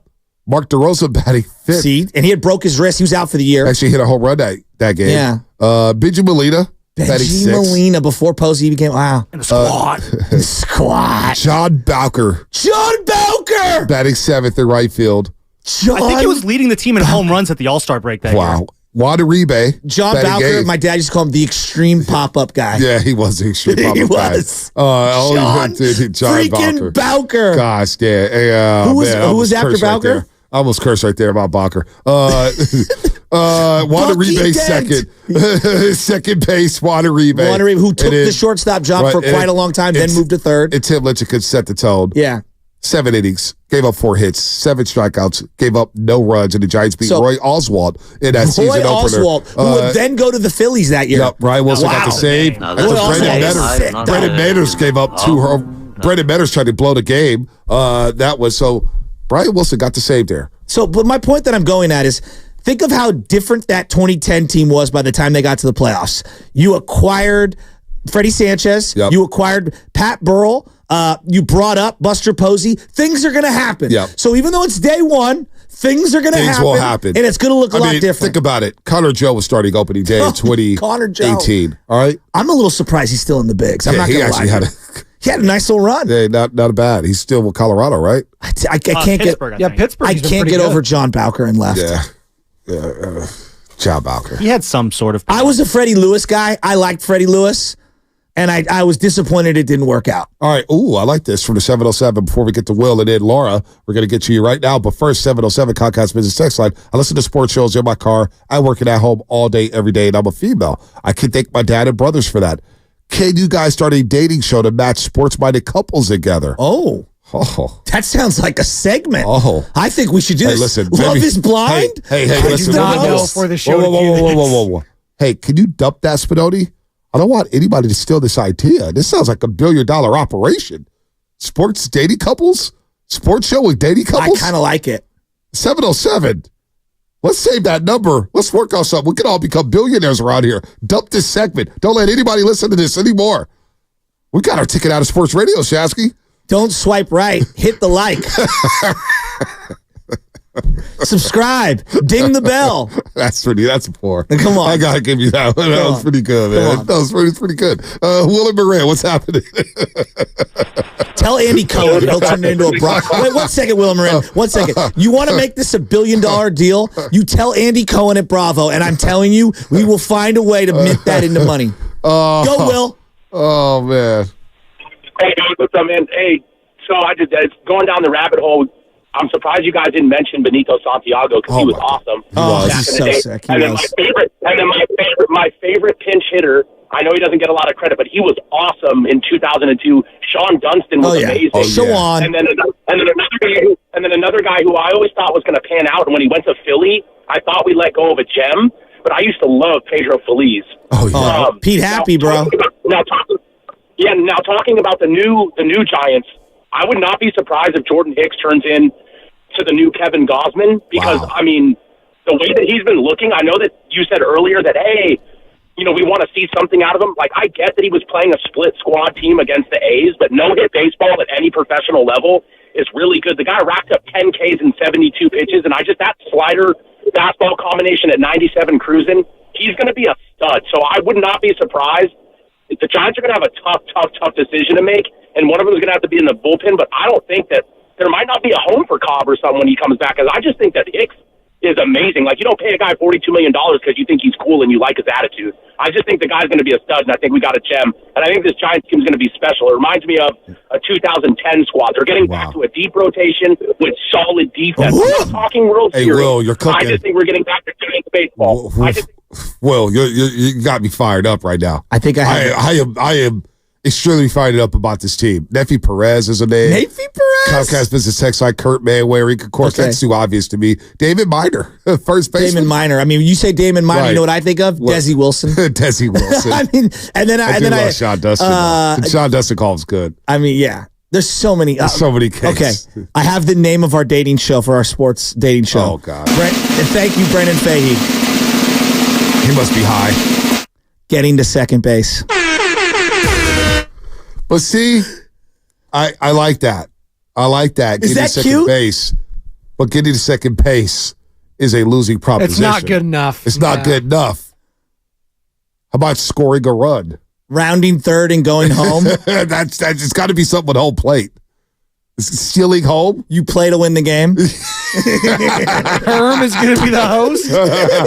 I do like that. Getting to second base. It's not bad, though. I mean, it's not bad. My boy Lubman spent the year getting to second base, man, and look how miserable he is right now. You call it rounding second. I had to do that, Lubman. Yeah. I had to do that, Lubman. Lubman is my guy. I had to get him Stealing back home? today. Stealing home. It's got to be something else. Pass ball? Run down? I don't know. Home is where the heart is? Now that is good. Oh, that's a winner. It's Spadoni. This is why I hate you and love you at the same simultaneously. I was going to go back to the Laker. I know. This is why I can't quit you. I can't quit you, Spadoni. I need you in my life for the rest of my life. Come on, man. Home is where the heart is. We got a winner. Ding, ding, ding, ding, ding, ding, ding. Winner, chicken dinner. I'm optimistic about that. We got 13 minutes left in the show. The first segment's called First Pitch. For this dating show. The opener?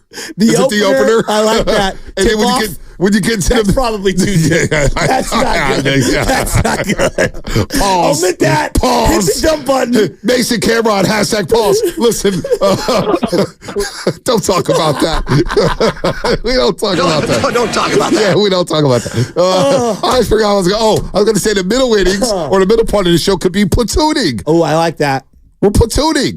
Playing the numbers. We're playing the numbers game. Playing the numbers. 3 out of 10, you're batting 300. If you get 3 phone numbers from a girl, or if a girl gets a phone number from a guy, 3 numbers, boom. I'm now imagining like the best man and the maid of honor speech. You know, when I heard them on 95.7 The Game, I knew they were a match made in heaven.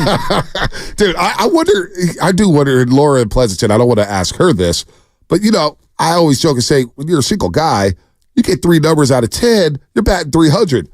Now, women, they're probably batting in the 7s and 8s, right?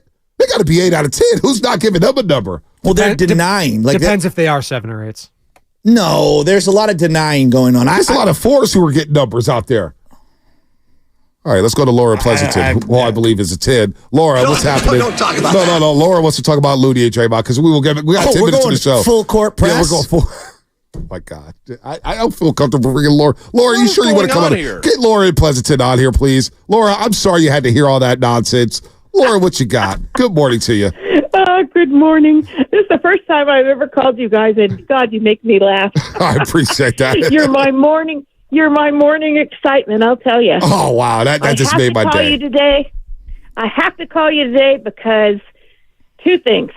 I think that the Warriors are not looking at Kevon Looney enough.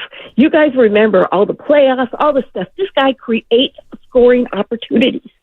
He just does it every time. He's a great rebounder. And I don't know why they're not putting him in as much. The last 2 games, they put him in, and guess what? We win. Mix him up with Trace Jackson Davis, fine. You've got to train the new guy for the future, but they're missing a key thing here. That's what I think. That's Secondly, a good take. Yep. Yeah, they're not. I see all those coaches sitting behind Kerr. It's like, does anybody see this picture here? My God, Laura, you know what? You're right, and I said this a couple weeks ago.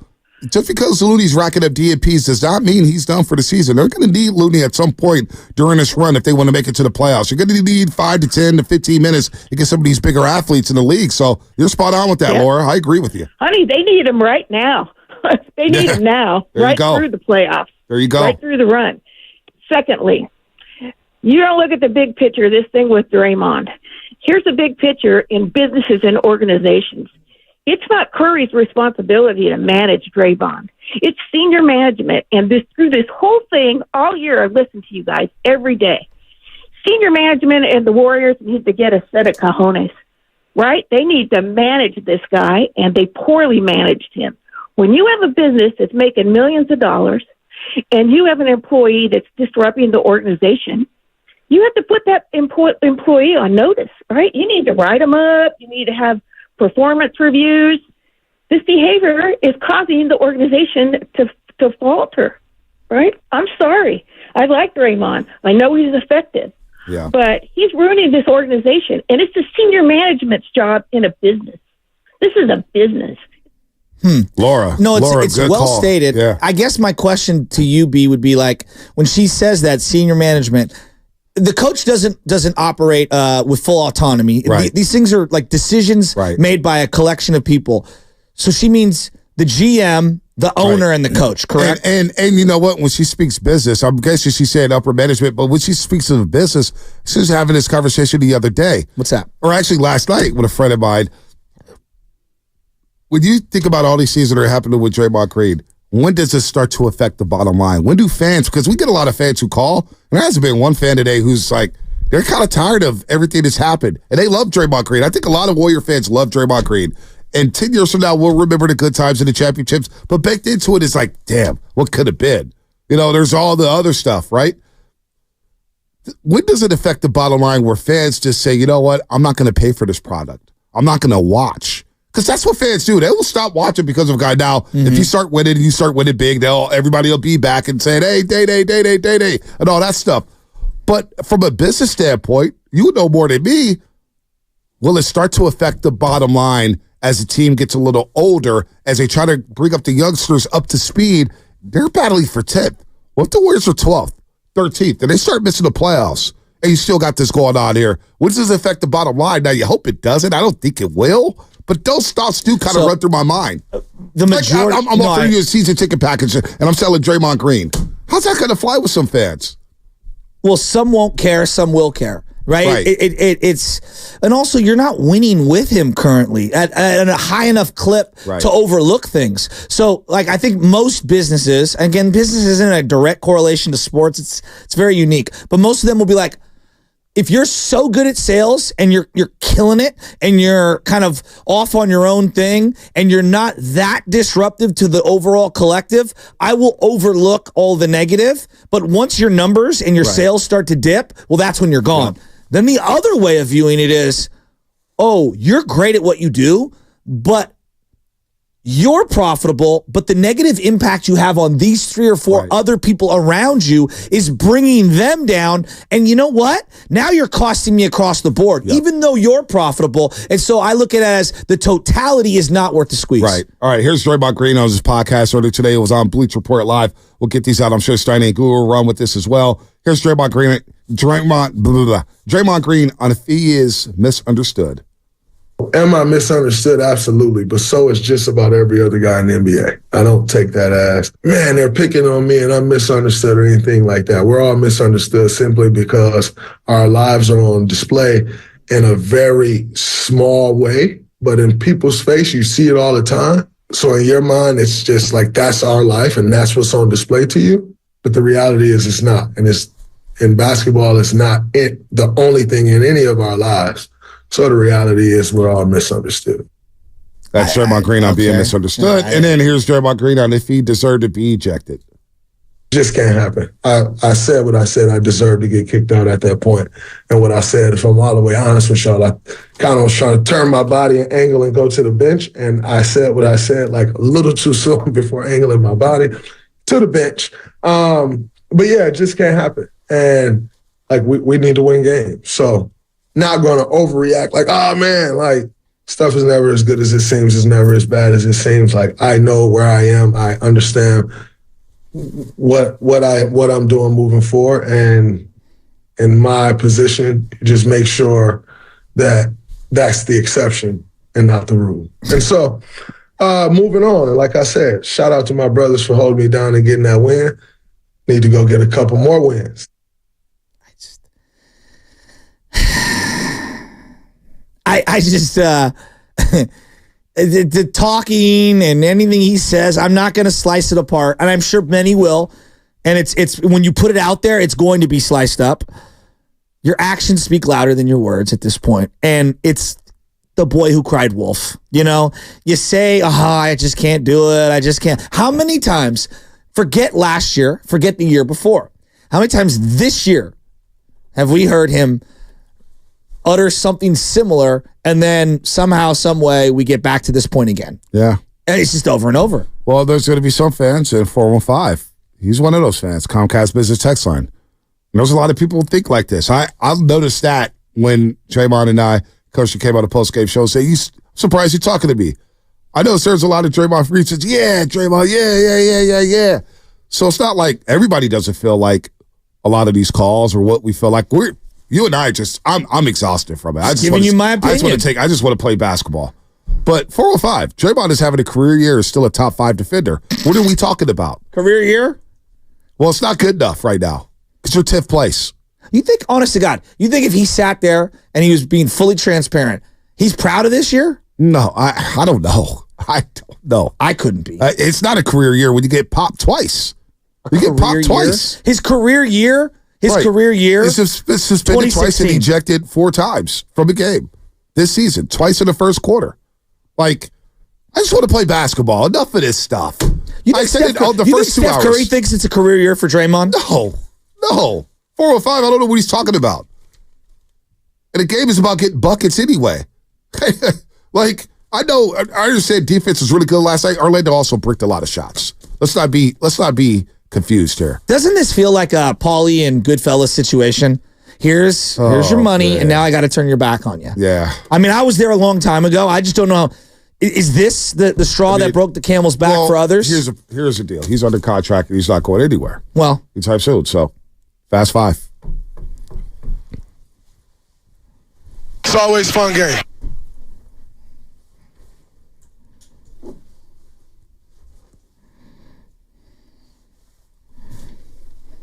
I guess my final thought is I'm not sure the boss is going to love our dating game idea. We probably took it a little too far. Home is where the heart is? That's good. That's really good. What buzzer beater. What would Draymond, I mean, not Draymond, the boss man. Draymond can be the host. Draymond. Draymond can be the host. It is a fun game. It is a fun game. The Love Connection. Hey, Steph with Draymond Green. Steph had a cool game about last night on HBO. I binge watched the whole damn thing. It was good. I told Aisha, you need to bring it back. Is there like a couple, like celebrity couples? Yeah. Is that what it is? Yeah. Dude, it was great. Aisha did a hell of a job hosting that show. I told her that. I was like, when's it coming back? My girl and I binge watched 90 Day Fiance. The Hegan will only be mad at the dating game. 9-inning fiance. The Hegan will only be mad at the dating game only because he didn't come up with it. And he knows that look, we need it for Steiny and Hegan. We have leverage now in our next contracts. We will bump this station and go create this dating game and make $1 million. No, I'm kidding. Imagine a simulcast with like a couple, like a blind date going to a game, but you have the game going on the right, but you're also like tapped into the mics of the people. Be great. I think that'd be fascinating. I do too. I think we got something here. There you go. I think we got something. Shout out to the 707. Make sure we keep the 707 involved with that. I don't want to run them off. This is idea. I want to be like the guys, the Facebook movie. Yeah, Love and Basketball. Yeah, there you go. Love and Basketball. I'm all over the place. You don't want to be Andrew Garfield in this situation. That's who his name is. Yeah. What was it? Summer Fling? Well, I'm trying to name all of like the romantic sports comedies. Oh man. What was the one with Freddie Prinze Jr.? Here that I can't read. What was the Omar Epps one? was Love and Basketball. Yeah, there you go. So, that was the only one I know. Yeah, my final thought is... Above the rim. I knew today what it was going to be about. My final thought is when I was driving home last night, I was like, damn it. What happened last night in Orlando in the first 3 minutes and 36 seconds is going to overshadow opening day. It's going to overshadow a good win. It's going to overshadow Andrew Wiggins scored 13 of his 23 in the fourth quarter. It's going to overshadow what Eric Armstead said. It's going to overshadow March Madness in the Sweet 16 coming back. I'm just exhausted. I just want to talk basketball. It's not about guys getting ejected left and right, especially one of the core members of this team who said it was the most important season of his career. It stinks. Hopefully we don't have to talk about it ever again the rest of the season. So it is what it is. Go ahead. Similar to that, Bonte, I would love to just talk about baseball when it comes to the Oakland A's, but I'm having a very difficult time being excited about opening day, and I'm sure a lot of fans that listen to this show, our A's fans, are also feeling the same thing. So I'm thinking of all you guys. If you're going to the game, hey, go to the game. Don't be mad at people for wanting to enjoy the team. Maybe it's their last year. Maybe they have a couple years left. Who knows? Let them enjoy it if they want to enjoy it. If you don't, that's all right too. Yeah, sad. I mean, I guess on that note, it is opening day for the Giants. You know what that means. It's a must-win game today, guys. You could got to start off 1-0. Got to start off 1-0. Do it again. I'm going to give you another chance. Do that again. You didn't believe in that. Guys, it is must-win today for the San Francisco Giants. I need that 1-0 start. Let's put the Padres down. Is that better? I'm going to be humble in this one. Hey, you know what? Let's call out our buddy James Kincaid from the Golden State Warriors. Spinoni. He's not a Padres fan. He's talking about he's fired up. Hey, Jimbo, Jimbo, you fraud. We're coming for you, Jimbo, Bimbo. And when I see you at Chase, I'm going to tell you about yourself. You fraud. When you start liking the Padres? Come on, Jimbo. Did you mean to do that? Fired up? No, he said that on his thing. That's their thing. Oh, is that I didn't know he's that's fired up. Because that's he's fired up. It is genius. Jimbo's a smart individual. I love James Kincaid. He's very clever and creative. All right, that's Fast Five, brought to you by Xfinity at home or on the go. Shout out to Nicole. You get the fastest internet to all of your devices. Very fun show. Steiny Guru next, right here on 95.7 The Game. I'm David. I'm John. And I'm Chris. We're the three brothers that own Jack's Restaurant and Bar with 5 locations in the Bay Area.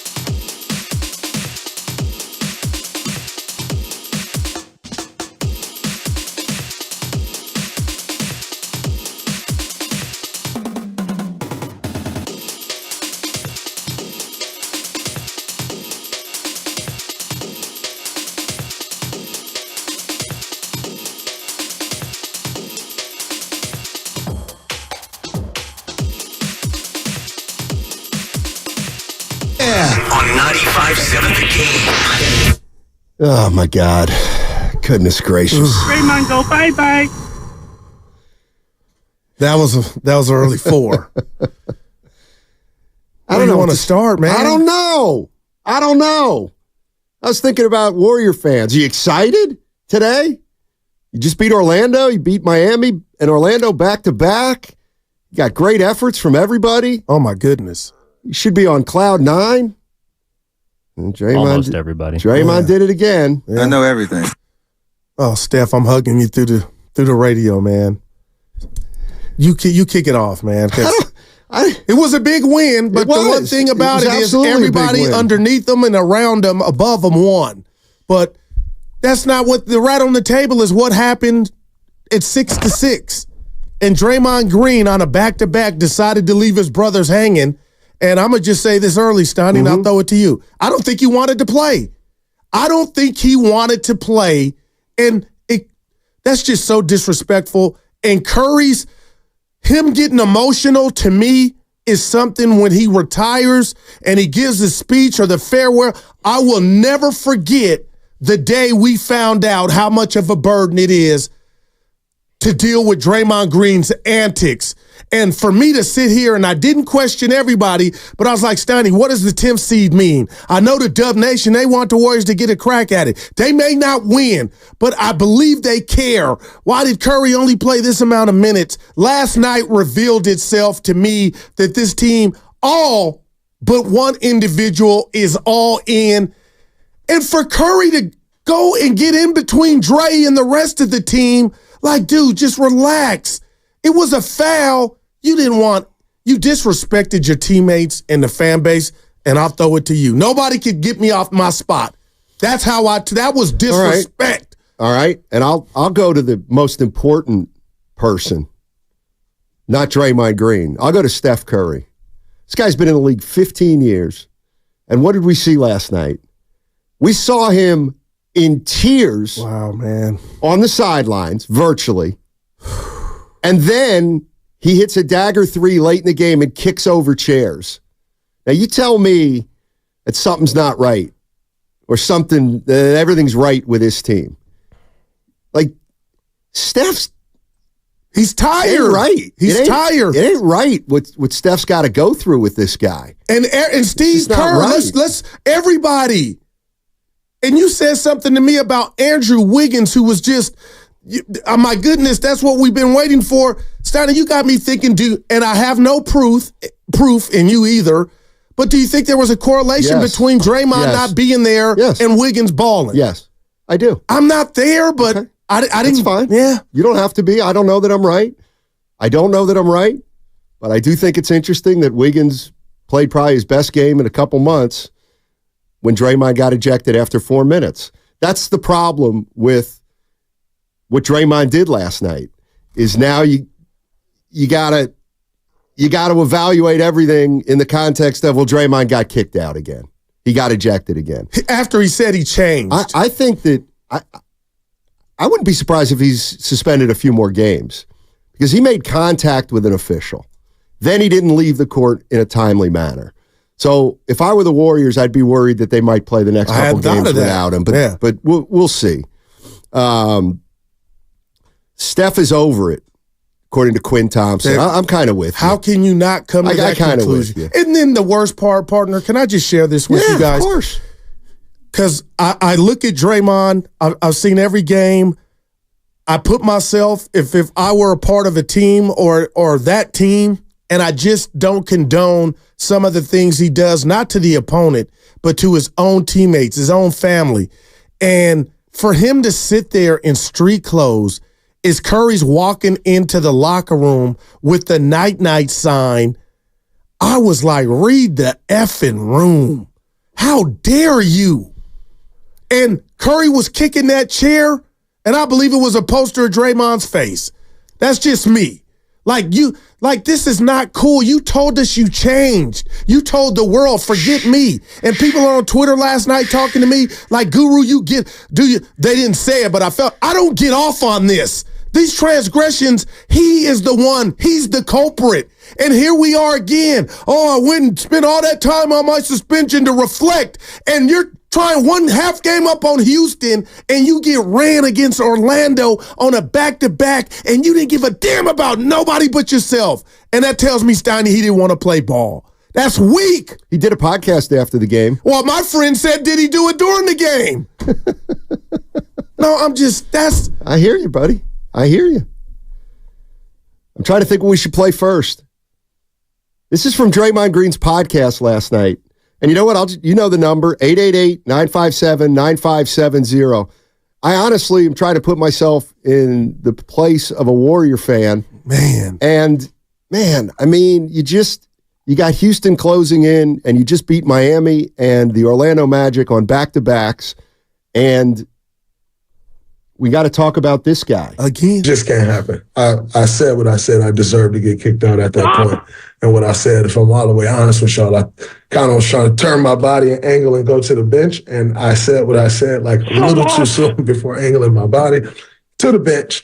But yeah, it just can't happen. And like we need to win games. So not going to overreact like, oh man, like stuff is never as good as it seems. It's never as bad as it seems. Like I know where I am. I understand what I'm doing moving forward. And in my position, just make sure that that's the exception and not the rule. And so moving on. And like I said, shout out to my brothers for holding me down and getting that win. Need to go get a couple more wins. What do you hear there, Daryl? Just denial. Just total denial. So you knew what you were doing. You're smart enough. You knew where it was headed. I think it was Operation, I don't want to play tonight. I don't want these Banchero problems. I don't want these Von Wagner problems. I don't pronounce his name. Franz and Von. Oh, yeah. Wagner. Yeah, Wagner. Help me out. So I'm just disappointed. And the win was marred. Yep. Yes, so you're celebrating like it's all good, but Draymond, I would tell you this. Your boys and Steph Curry, that visual of him getting emotional, or Kerr putting his hand on his back, that is not going anywhere. And they might smile and hug you, but you stabbed him in the back again.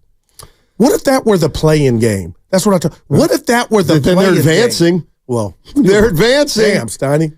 Look, you can't tell me that the Golden State Warriors, after Draymond Green got ejected, didn't come together, not behind Draymond, I don't think. But it was more in spite of Draymond Green that came together.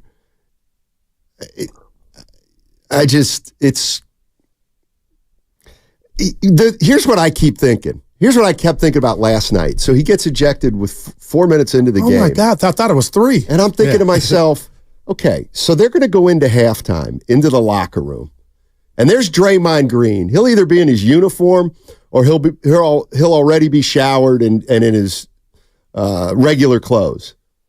But how do you sit in that locker room for the first half and wait for your team to come in and then like what? Yeah, like I would be in tears. I let y'all down again. Like, is there any? That's who the tears should be coming from if you meant it. Does this sound harsh if I say, I'm like, again, he gets kicked out. He's in the locker room. He showers. Now he's watching the game.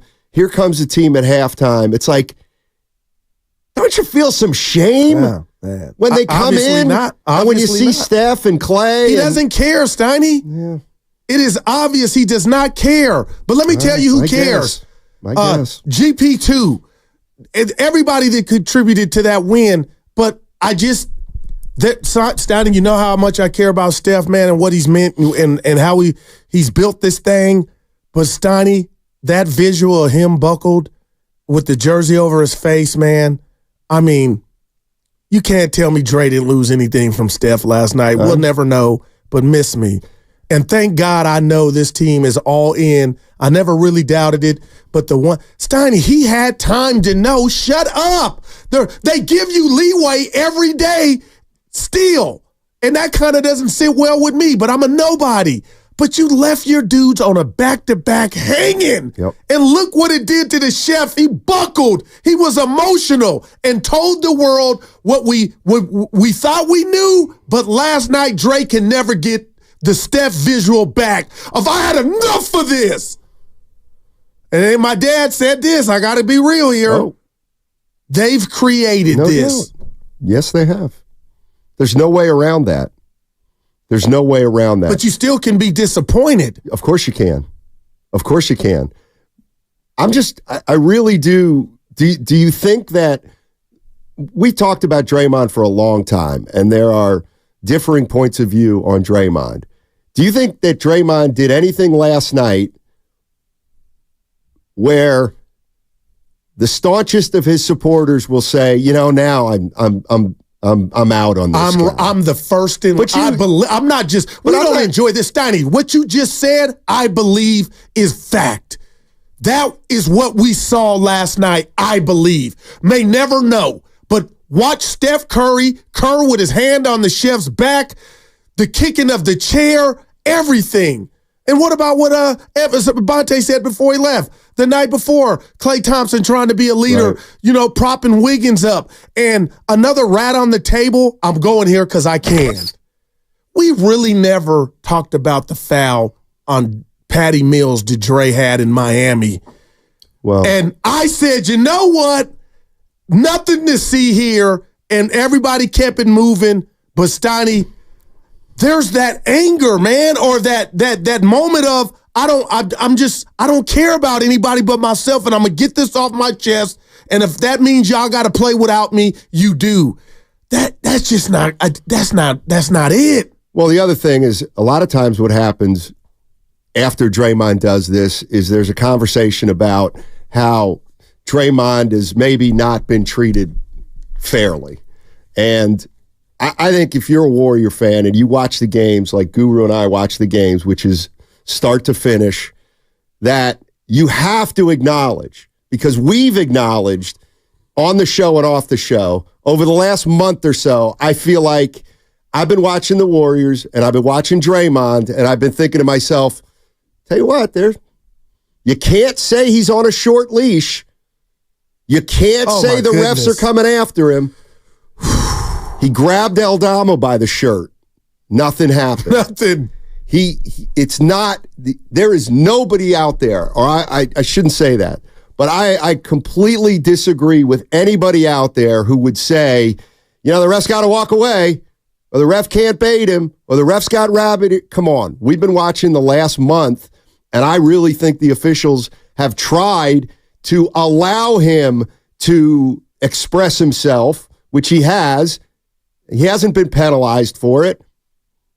But I think he's been walking a tightrope for the last 3 or 4 weeks, whether it's Patty Mills, whether it's Aldama, or whether it's just the visual of how he is in an official's space and yelling at him emotionally.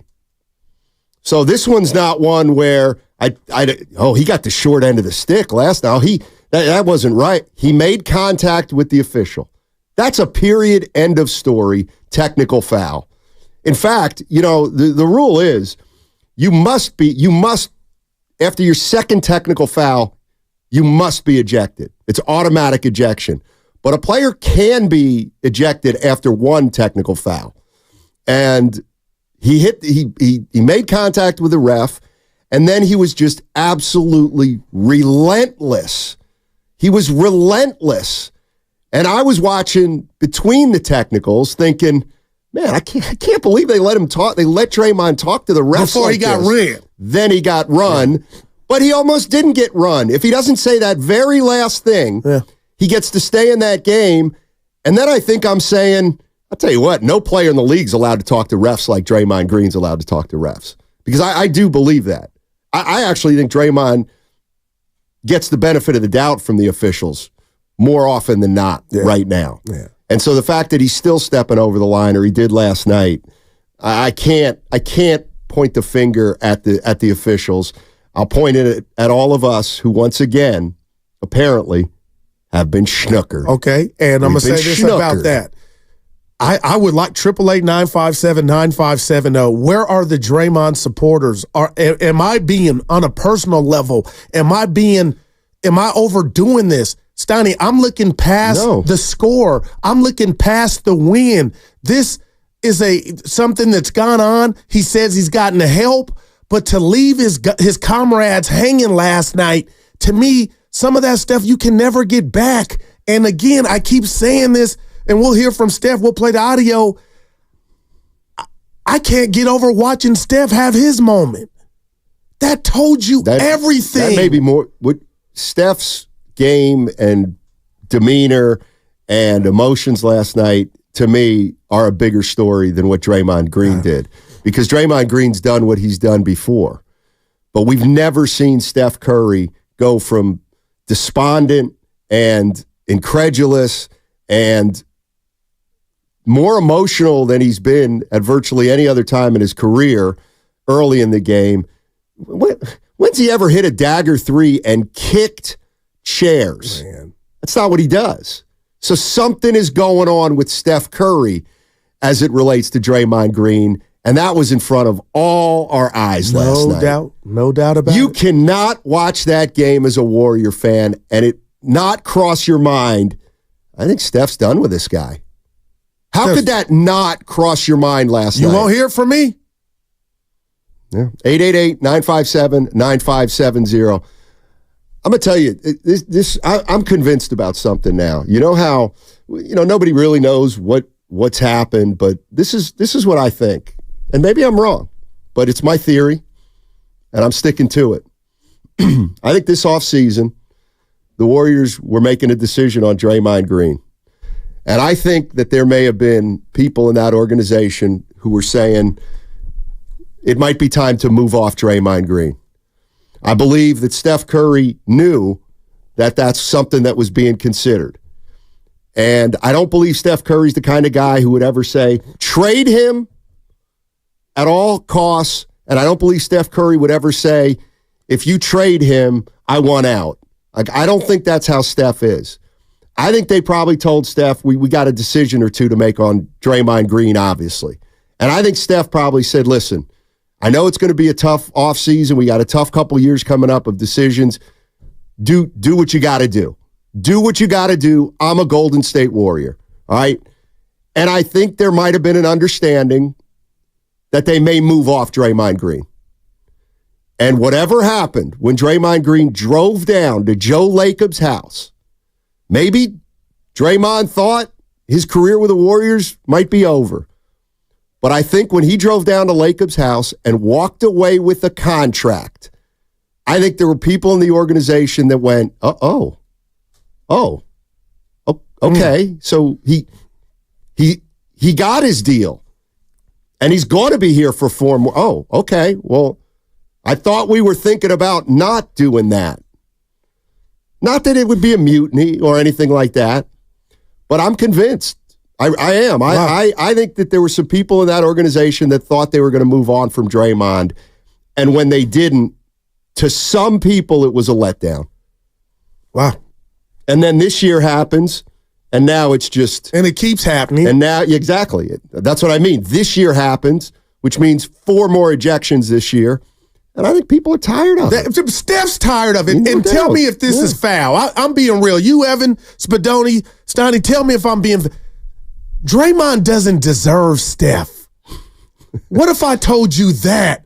Like, that with the world saw Steph get emotional, man. Words are powerful. You can't take them back. Have you noticed Coach Kerr is not even trying to defend? He was like he deserved to get run. Like nobody's hiding it anymore. But it was a back-to-back against team that got some length, and this is how you do us? You didn't want any part of that game. And then you're waiting there with the night. That's the part that got me. Night, I'm waiting, greeting y'all in the room like you turned an ankle or something or broke a leg. You quit on us. Again. Yeah. Let's go to Mamie. Mamie's in San Francisco. Get us started, Mamie. How you doing? I'm doing just great. Hey. Now, I think it's unfair to dump on Draymond. Draymond is Draymond. And the Warriors been dealing with it since he been there. But Draymond is much needed with the Warriors. Yeah, he got a quick temper.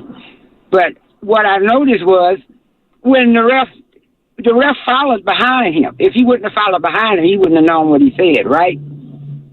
When have you seen a ref just trail a player after they done call a technical on it? Whatever he said, he shouldn't have said it.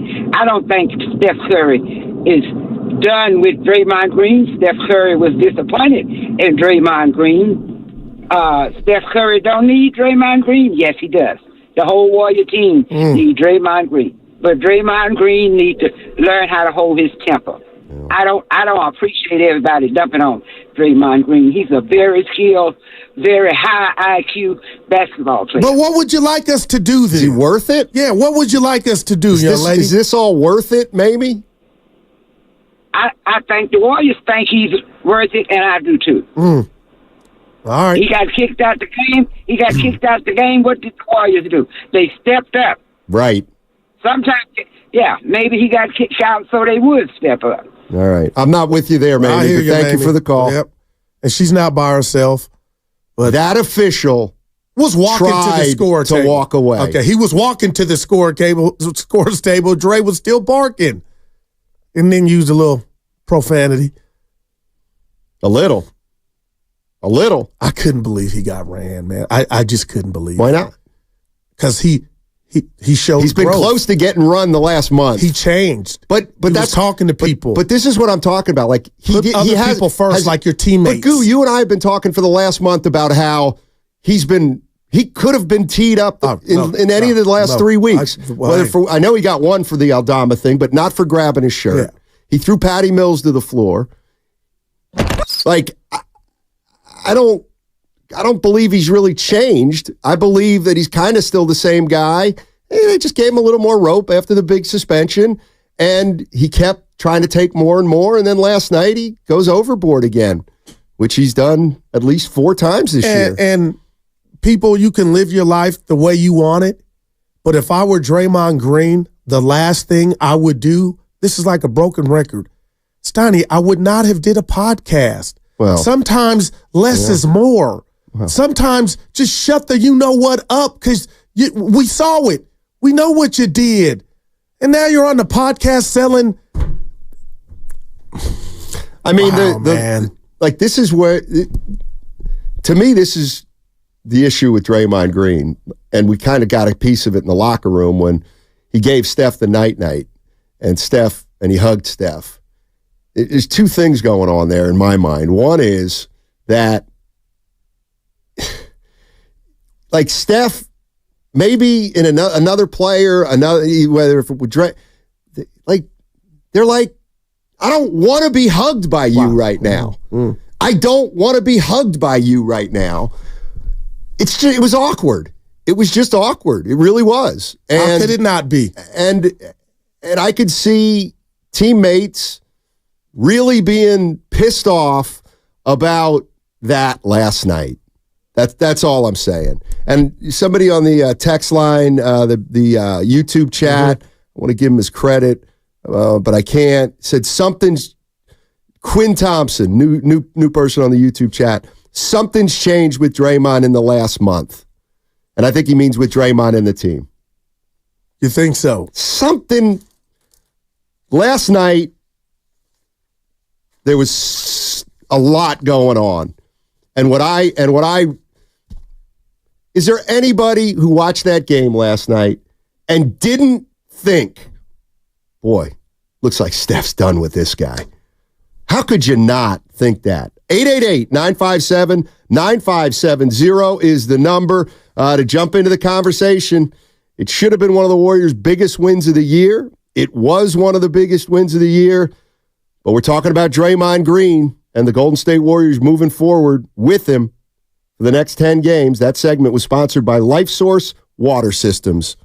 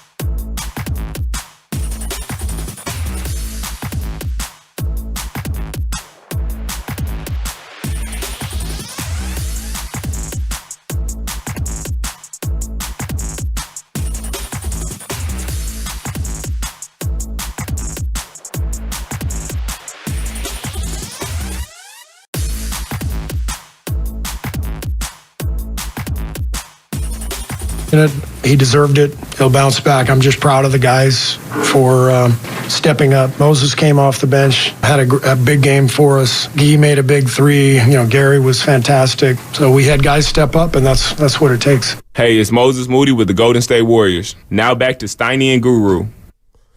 All righty, Warriors, they get a win against the Orlando Magic, but that's not the big story. The big story is Draymond Green ejected 4 minutes into the game, got 2 technical fouls, left Steph Curry to fend for himself. Steph did it, along with a lot of help, and the Warriors ended up getting a win. And now the team goes to Charlotte. We'll see what happens in Charlotte. Yet they didn't gain any ground either way, getting away from Houston or trying to catch the Lakers. Nope. Tim Legler, ESPN. He's done with Draymond. Incredibly selfish, inexcusable, and I'm tired of prefacing these moments by saying everything he's done for the organization. I'm not going to do that anymore. I used to do that every time these conversations came up. Yeah, but where would they be without Draymond? Now I don't want to hear it anymore. Those two things aren't mutually exclusive, right? This is inexcusable, and here's why, Greeny. This team is hanging by a rope over a cliff right now. Yeah. And they desperately want to get in. And by the way, more than anybody else, more than Steve Kerr, more than the franchise, you owe Curry. You owe Steph Curry to be out there on this night. Yeah. And he just walks 4 minutes into a game that they have to have. And miraculously, they found a way to win the game on a night where they didn't play particularly well, but they played hard, and Curry was great late. That's Tim Legler, ESPN. By the way, today at 3 o'clock, Steve Kerr. He'll join Willard and Gibbs. And we know what one of the topics will be. Let me read this to you, Steiny. Yes, sir. I can't wait to hear Coach Kerr. This is from Ruckus Lee, and he's trolling because he's been a friend of the chat for a while. At Steiny, at Guru, rolling out of bed with such hate every morning. Wiggins yesterday, Draymond today, Kerr tomorrow. Please. We've been lighting candles for Wiggins 1, and I don't even owe you an explanation, but you just heard Tim Legler has no ties to the Bay Area. Anybody watching that game and has covered this team and loves this team know that Dre was wrong again yesterday. And you know what it is, Steiny? It's not even game 10. Not that it would have been any better. The season is on the line. You heard Legler talk about they're hanging by a thread. And that's what I think got Curry to come with so much emotion. Like, it's not that you did it, but it's when you did it. Steiny, like, damn, man, we might get caught by the Rockets. We need you. And you're out in 4 minutes because you couldn't channel your emotions.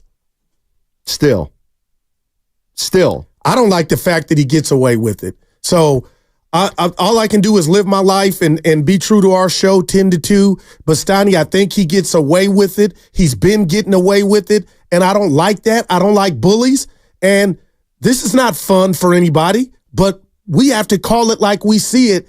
And I love Steph for being overwhelmed with emotion to let us all know a picture is worth 1,000 words. Exactly. And that picture was, I've had enough.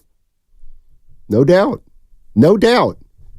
How can you be a Warrior fan and watch Steph Curry play for 15 years like he's played, and then watch how Curry's affected by this guy last night on the playing floor and not think something is really wrong here?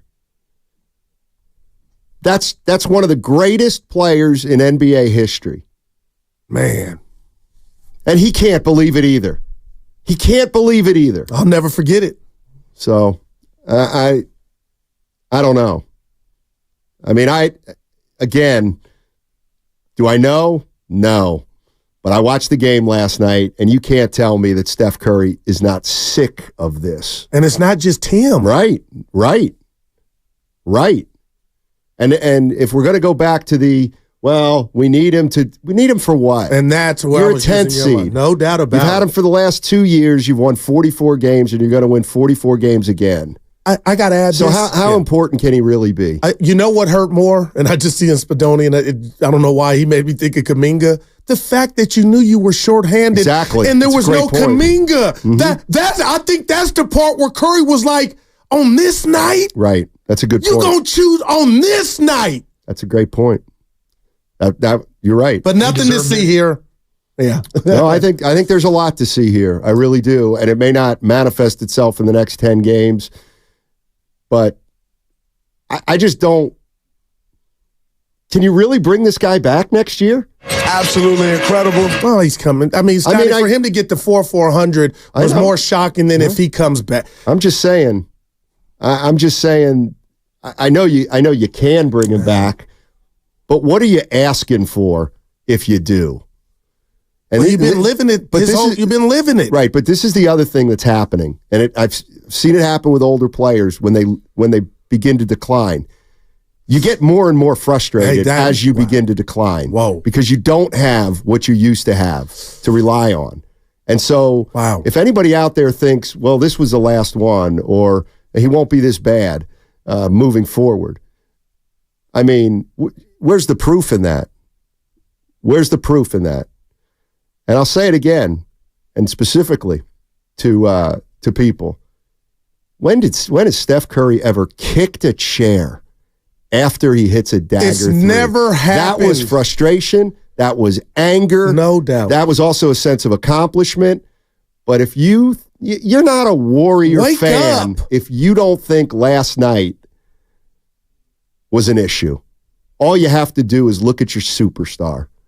Let's go to Ray. Ray's in Watsonville. Hey, Ray, how you doing, man? What's going on? Hey, guys. I always enjoy listening to both of you guys. Thank you. Hey, you know what? Watching the game last night, there's a couple of things came to mind. I disagree with you, Guru, about he didn't want to play. He just couldn't control himself. I believe that he goes out there, he wants to play, he just doesn't know how to channel it the right way, right? And the second thing was when the game was over, they showed Curry going into the locker room, and there was Draymond with his hands on the side, saying, night night, right? I mean, if there was, Draymond, you need to read the room. Draymond, you need to understand the situation that you put people in. Draymond, you need to act like act your age. I think that, think about this. We've watched this man grow up. We've watched him in his 20s, now into his 30s. And Steiny, you said something that really triggered me, is that, if he gets to a point where he's not going to learn. I mean, if we're expecting him to turn it off, he's not going to turn it off. As far as his emotion and playing the games, I get that. I love football. I love the emotion of the game, but there's a time when you're not bigger than the game. You're not bigger than the team. You play for the emblem, not for the name on the back. And you think about the situation that when Curry kicked the chair, man, I was upset, but I was also saying, man, it's like, okay, that's it. That's the last straw. Okay, if you got to move them, because I agree with you. When he went in there waiting, doing the night, waiting for Curry to come so he can give him a big old bear hug, right? It's like, come on, man. You have to really, really, not see the whole picture than just there. I wish I knew he wouldn't do it. I know the type of man and the character that Curry is, that I wish that he would just would have walked by, not now, just gave him a hand. I do. You know what? I'm with you. Let's deal with it in the locker room. I'm with you on that. I said that earlier, and that's spot on. And that's one of those where, to me, it shows you how powerful Draymond is. Because I think if I'm Curry, I don't want to hug the guy. I want to say, let's talk on the bus. Or I'll get you back at the hotel. But leave me be right now. This guy, Draymond Green, is the guy at your office that everybody walks around on eggshells. There's just no doubt about it. He's around people, and you have to make sure that he's in a good space, because if he's not in a good space, oh my God, he'll impact everybody that's in the office. And like what I saw in that hug from Steph Curry, it's not Steph's leadership. It's like, you got to hug him. You have to hug him in that spot, even though you don't want to. Why? Because here's the bottom line. If you don't hug him there, who knows what will happen? Who knows? And it's public. Sorry. Steph knows everything's being recorded. Exactly. That call. Exactly. Yeah, I said that to you, Stoney. Read the room, man. Let's go to Mac Zach. Mac Zach wants to jump into the conversation. Hey, Mac, what's going on, buddy? Hey, fellas. Steiny, you're having another hell of a year, man. I got to apologize to you because, I used to, kind of cringe when you... Yeah, I used to kind of cringe when you had, criticism for Draymond. I always thought him as my spirit animal, because I love dogs. And he's been like the dog of the team, but he's a bad dog. He's one of those dogs that you don't trust around your kids.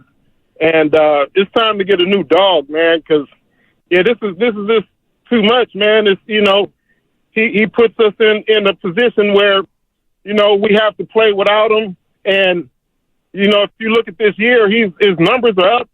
His 3-point percentage is up, but his attendance is down, because of self-inflicted stuff. And, it's just, I'm starting to come around now, Steiny, and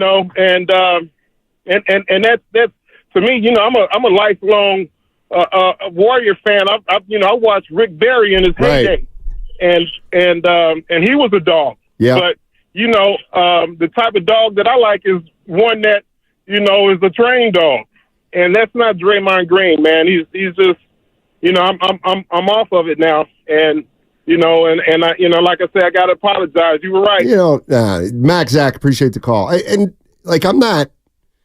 I do feel like there's no ranting or raving anymore. But just think about that. That's a grown-ass man that picked up the phone to apologize to you, to say, not what we did, to say what Draymond did has changed his view. Don't put that at our doorstep. It does seem to me like, with the exception of what would you put the percentage of Warrior fans that are kind of done with Draymond? I'm going 85. You think it's that high? I'm going 85. I don't know, right?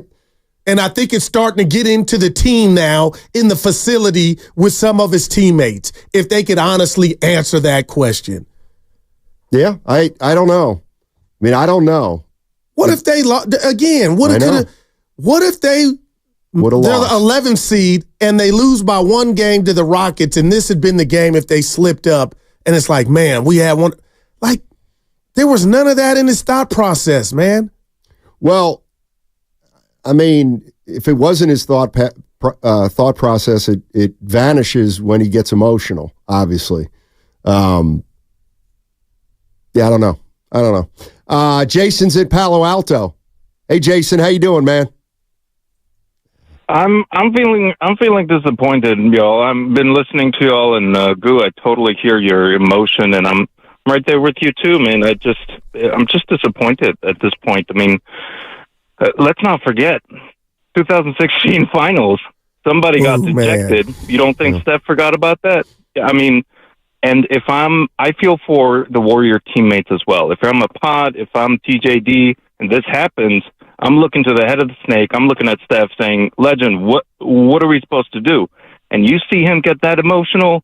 I hear you, Goo. That visual is never going to leave. And to see that emotion come out, that, if Steph is affected that way, wow, man, I don't know, man. I agree. I don't know, Goo. Yeah. No, I appreciate you all the taking call. No, thank you. Appreciate it, Jason. That was Steiny. I got there when he got emotional after they beat Boston in Boston, tears of joy.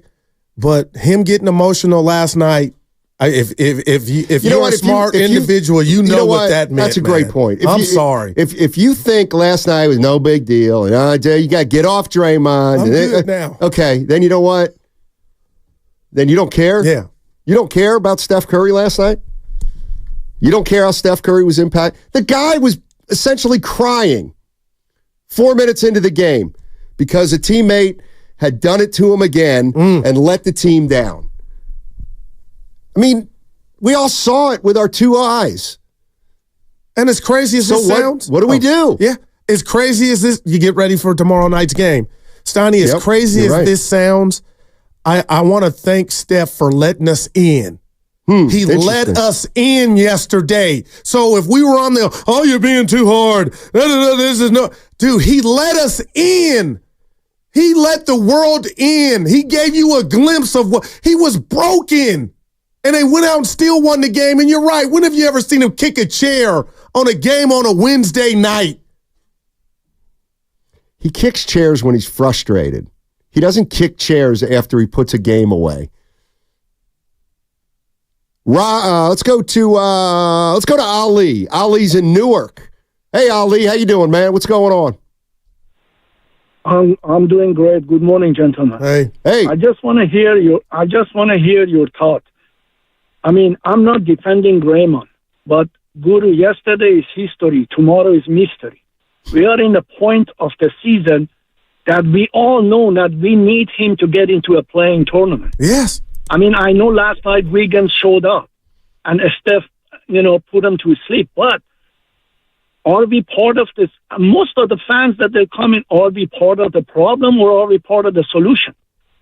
Steph kicking a chairs is not going to help anything. I think Warriors got to put the plan. Draymond is Draymond. He's letting his frustration out. I've been watching Warriors for 25 years. I've never seen a player that talked to the ref as much as Draymond. But that's the way he is. But are we part of the solution or are we part of the problem? Warriors got to find the solution. We need this guy. When he's on the floor, his IQ is very high. He's running the offense. He's giving a beautiful passes to Steph and Draymond and GP and everybody else. But are we part of the solution or are we part of the problem? We can criticize this guy all day, all night. Wait till next season. But what are we going to do right now? Hey, get a security guard, and every time he gets hot, get on his face and put him on a bench. Give him a cold water. Let him cool down. Why are we watching? Everybody is standing and watching and let him talk to the refs until he get the second tier and get ejected. Well, that's the other. Help him out, Steiny. Thanks, Ali. Appreciate the call. Talk to him. They're afraid. Yesterday's history, tomorrow is a mystery. Yeah. Now that's a guru. Well, yeah, but, to his point, Steiny, they're afraid.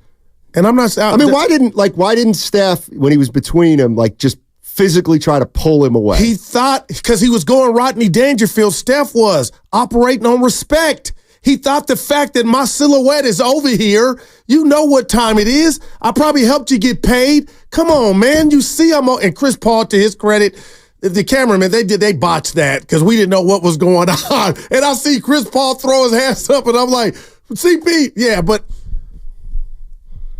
I know who I am and how I was raised and what type of teammate I think you should be. And I'm not a perfect individual, Steiny, but I just hate seeing men and women get away with murder, man. And I know it's not murder, but it's just funny. You said, I just can't stand it, and I'm not going to sit here and act like it didn't happen. I'm just not going to, and that's why I appreciate you on this topic. I'm looking at the Pat McAfee show. When is Draymond Green going to learn? He's not. Oh, my gosh. The season's almost over. You were saying this to me. You said something like, God, when's he going to pay the price? Or when's he going to be held responsible? He's not. He just got rewarded with $400. He's half a billionaire at least. Teflon. I mean, he doesn't. What bothers me is he doesn't care about. Well, he doesn't have to do anything. If I did something that affected you, Evan and Spadoni, Steiny, that would bother me. And if I did it one time or two times or three times, I would you know what? The fourth, this was, your season's on the brink. And now I go back and you could tell me, Goo, put the calculator down. I don't care about no Rockets. Well, you know what? You might not care about the Warriors. You might not even care about what happens with this season. How can I not think that by you getting ran 4 minutes in a game of a back-to-back when Jonathan Kuminga is not on the court? Your processor can't say, you know what? Let me just shut up. Let me lose this I don't want to be a jerk, but no. His processor can't in certain moments. You getting ready? Is that you? No, yes. Sorry. Getting ready for a gutsy take? Let's go to Priest in Palo Alto. Let's hear him. Priest is in Palo Alto. What's up, Priest? What's up, fellas? Talk to us, man. Listen, I hate to say this, but this is why I'm not in the Steph needs help camp. Because he's getting exactly what he asked for. He backs this guy no matter what. And didn't care what happened to anybody else as long as Draymond Green was okay. You let this kid get punched and sent away and have no remorse for it. Had no feeling behind it. You let guys get sent out of here who were talented that could help you extend your career. But you don't want to play point guard. You don't want to pass. You want to shoot. Draymond does that for you. It's a selfish motive. He wants to play a certain way, and the only way they can play that way is if Draymond Green is on the court. Because those kids needed help last year to develop. They needed 3 lottery picks. One needed help last year from him, the superstar, and the head coach. But the superstar says, I ain't playing that way. I don't care. I ain't playing that way. So those kids had to suffer through all that stuff. The things that him, Draymond, and Clay could have never accomplished under the same conditions. But he let that happen and all that so he could shoot. See, what Steph did last night is the way he needs to play the rest of his career. He needs to play point guard. Feed those kids so they can help carry the water. And Steph is the greatest closer in basketball that I've seen since Michael Jordan. He is up at the upper echelon of closers in the history of that game. But that's all he needs to do. Wow. Let these kids carry the water. You do the closing. You be the director. Be the maestro. Lead, Steph. Stop wanting everything for yourself. Thanks, Priest. Wow. The Warriors will be a boneyard. On the other side, I want to play some sound from Jay Williams, who talked about I missed this. Draymond Green, right, but also talked a little bit about Steph Curry's leadership, which, of course, every time this comes into question. Draymond's uncontrollable. He's uncontrollable. Like, Steph being a better leader would not have changed Draymond Green because Draymond Green isn't willing to change and he's not able to be controlled. So when we're going to hear some people probably talking about Steph's leadership and Steph should have been nipping this in the bud, and you can't. That's not. But if I did something and people even put it at your doorstep about your leadership, it would make me feel worse. Well, it would. Now I'm dragging you in. Yeah. I'm making you look like you're lacking in. I'm with you. You're right on the money. I'm here. I hear you. I completely hear you. 888-957-9570 is the number, and that segment. First of all, don't forget to download the Odyssey app. You can catch all 4 hours of Steiny and Guru on the free Odyssey app. And you can now download the Odyssey app directly from our QR code on both YouTube and Twitch. Brought to you by First NorCal Credit Union. Upgrade your savings dividend. Open a First NorCal first-class money market today. Also, that segment was brought to you by Ashley Furniture Home Stores. Shocked you talking to me. Just shut up.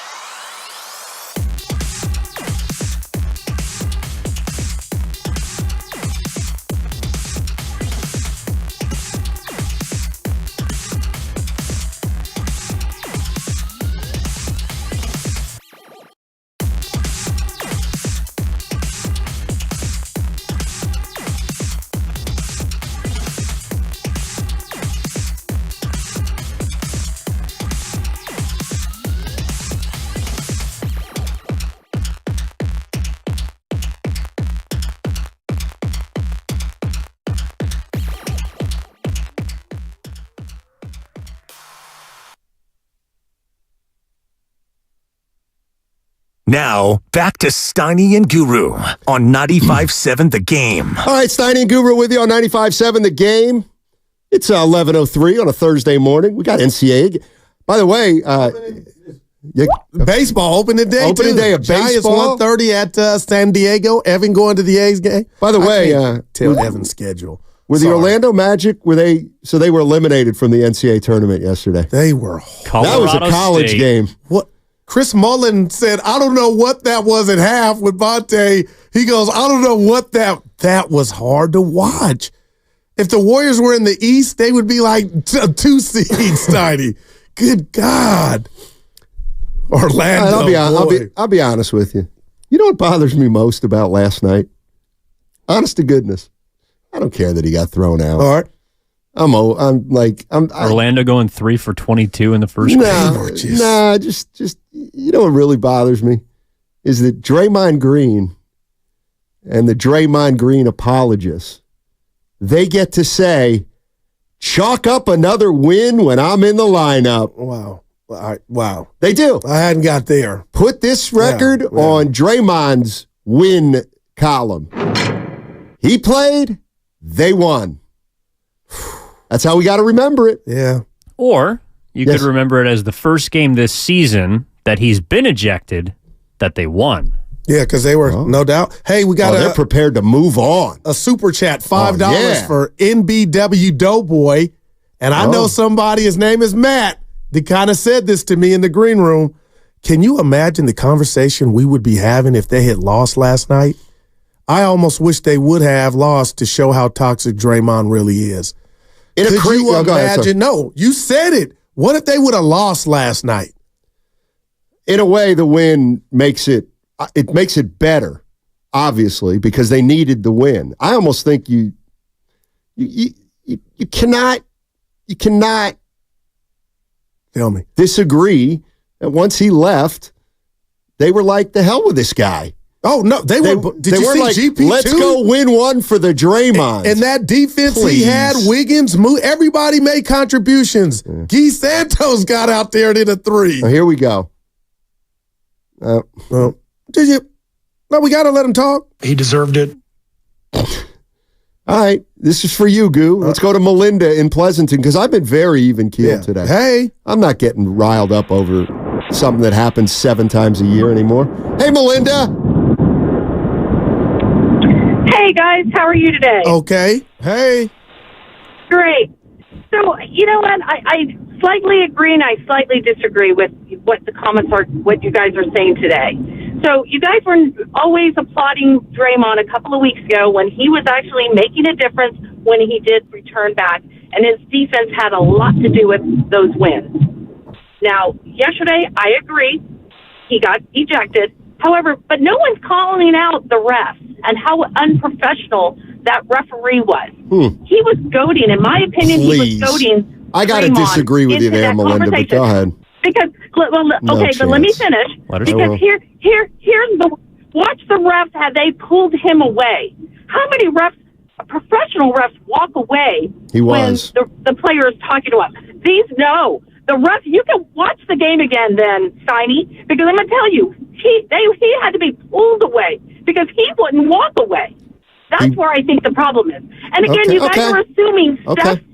You also are assuming Steph's frustration. I think Steph's frustration has to do with a lot of things, multitude of things, and including Draymond. I don't disagree with that. However, I think the refs don't call the game properly, especially when Steph is fouled a lot of times. And nobody wants to call out those things, which I think Kerr has done in the past. But I also think that, again, those refs goaded Draymond. Okay. The refs goaded Draymond into having that dialogue. Goaded him. Thank you, Melinda. Appreciate it. He deserved it. I couldn't. No, she's loving I think hard. you are. Yeah, no doubt. I think you couldn't be more wrong. Yeah, no doubt. The ref started walking to the scores table. And it's bigger than last night, Linda.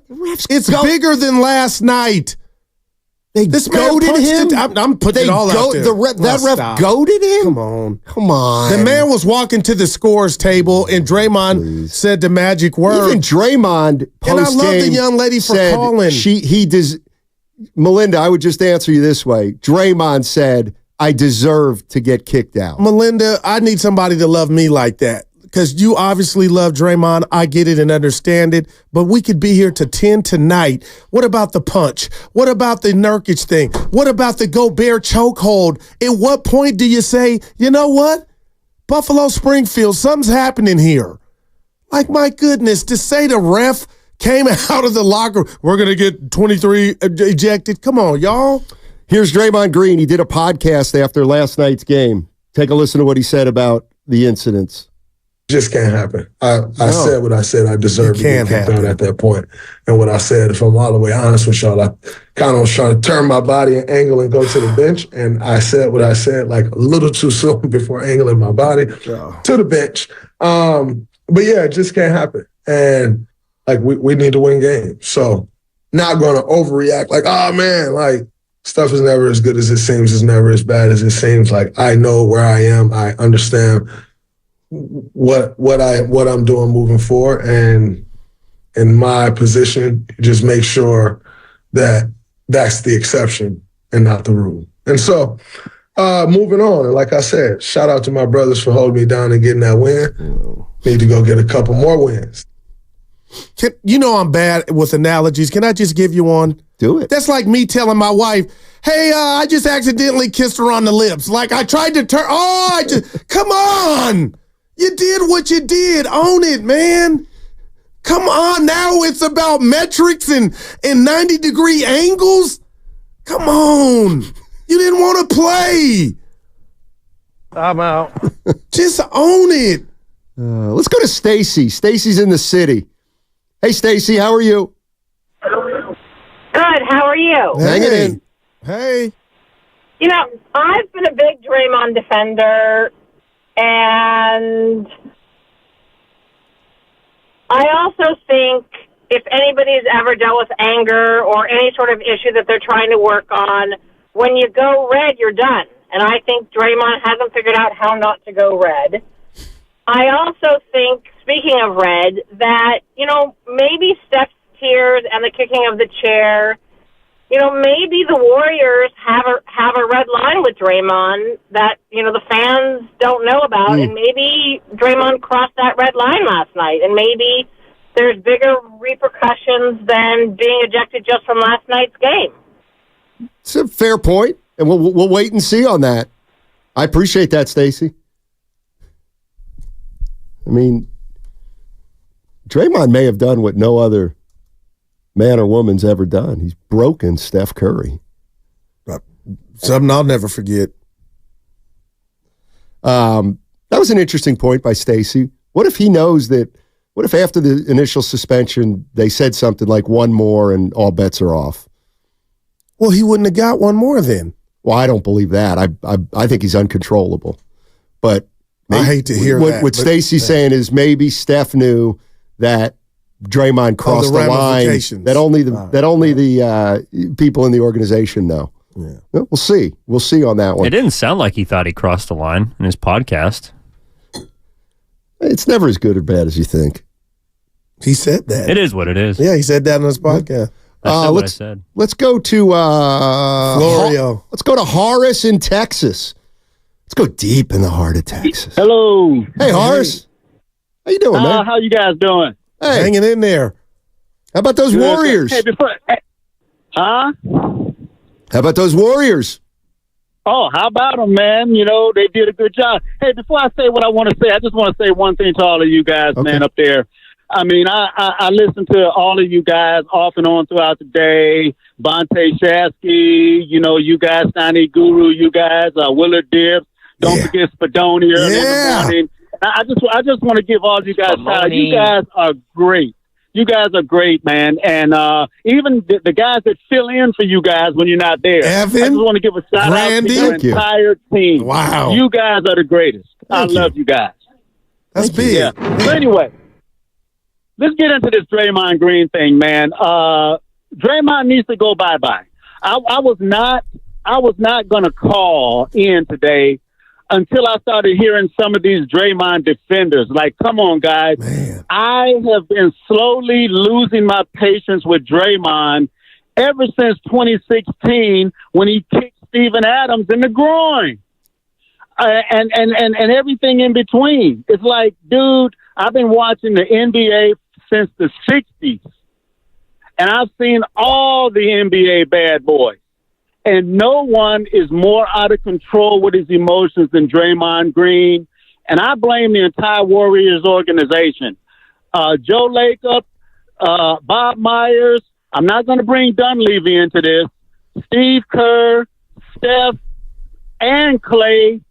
Because, and the reason I bring those guys up is because I know that Kobe or Jordan or anybody like that would not allow a guy to come in and destroy and fracture the chemistry of their team. They would run those guys. Kobe would run him out.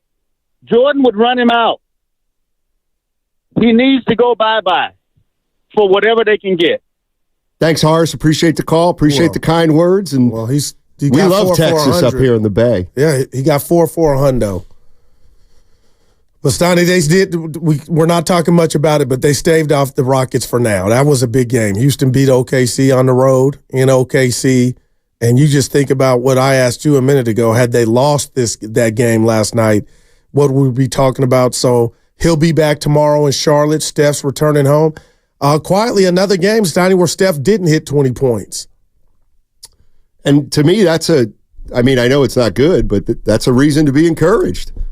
Steph and Clay weren't great last night. And they still beat the Orlando Magic on a back-to-back on the road. We'll take it. You want to hear a little more Draymond Green? Yes. Podcast? I guess he's talking about whether or not he's misunderstood. Am I misunderstood? Absolutely. But so is just about every other guy in the NBA. I don't take that as, man, they're picking on me and I'm misunderstood or anything like that. We're all misunderstood simply because our lives are on display in a very small way. Right. But in people's face, you see it all the time. So in your mind, it's just like that's our life and that's what's on display to you. But the reality is it's not. And in basketball, it's not the only thing in any of our lives. So the reality is we're all misunderstood. All right. Okay. Yeah, Guy Santos is misunderstood. Wow, man. Wow. The cool part of this, Donnie, is I don't text you during the thread, but when we get ready for the show is the refs they've been lenient. They let him get off and I'm sitting there like, man, not hating, but just like, boy, Dre, you should not be starving to get into a ref. Because on a nightly basis, they let you go. And they don't, you know what I'm saying? Like you get away with Steph nightly, verbally. Let's go down to L.A. Larry's in L.A. What's up, Larry? How you doing, man? I'm doing really good. Thank you for letting me on. You guys are great. I've been listening to all these podcasts. And, the last few people that got on, they're a little bit supportive of Draymond. But the thing that I saw the other night, so this is not really my idea, but it makes me think, and that is I was listening to Cap with Gil and Shannon, and Gil said, hey, I put the blame on the ref. He said, Draymond wasn't upset. Hey, Larry, you got to call back. You were starting to break up. Sounds to me like it was a ref's fault, though. Was Larry gone? It was a ref's fault? Correct. All right. There's a sentiment out there. It was wrong. And he was also saying that Draymond, by doing that, sparked something in Andrew Wiggins. So actually, it was a good thing that he got ejected. Well, look, the bottom line is the way the season's gone, the way Draymond's been, the way Wiggins has been, just like you can't help but think, I wonder if Steph's done with Draymond, because that looked like it last night after he was tearing up and then kicked a chair after a 3-point dagger. We are left to question whether or not Wiggins' performance was related to Draymond getting ejected. That's where we are. But he's got ejected before, and Wiggins still, and I'm the biggest Wiggins supporter or hope. I hope, Stoney. I got a church for him. Okay. But I'm not saying that there's no correlation at all. I'll tell you what there was a correlation between. There had to be. Wiggins playing well and Kuminga not playing. Hey, so like that has something to do with it. I got it. So I would be never back tomorrow. I would never rule out that Andrew Wiggins was somehow playing more free because Draymond wasn't on the floor. Because Wiggins I can't rule that out. He was against a good defense and defenders. 8 straight points to start the fourth. Steiny, he was giving it to you. I have no idea what Draymond Green's relationship is with Andrew Wiggins, but I'll be damned if I'm going to assume they're tight. Please, give me a break. Isn't the only relationship to speak on that matters is the one on the court? I'm just telling you, if we've talked about this a lot, that Andrew Wiggins was friends with Jordan Poole, and he watched Jordan Poole get dropped by Draymond Green. That happened. We've talked about whether that has impacted Andrew Wiggins in some way. Has it? Well, I can't say for sure it has, but do I think it has? Yes, to some degree, I absolutely do. Let's go to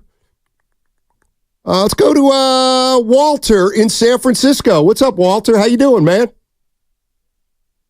I'm well. I've never been so frustrated as I was last night on the behavior of Draymond. What I want to ask you guys with your expertise, he has 3 years remaining on a $125 million a year contract, right? Yep. Now, how difficult will that be to trade him? Could they get their money worth by trading Draymond? Or would this be a situation, I'm going to compare it to apples and oranges, the Russell Wilson type, where Denver took a loss, a big financial loss? I mean, that's just a great question, Walter. And that's one where we're going to just have to let it play out.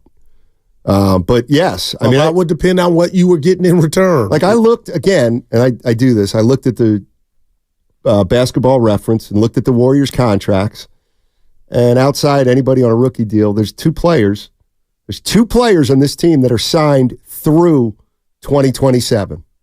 Draymond Green and Andrew Wiggins. Wow. Does anybody really think both those guys will be on the team in 2027? I don't. Rob's in San Jose. Hey, Rob. What's going on, man? Hey, Simon. I'm going to give you the player hater on Draymond Green award. Okay. You know why he dissed you in that conversation that you guys had when he came back from suspension is because what you're doing right now.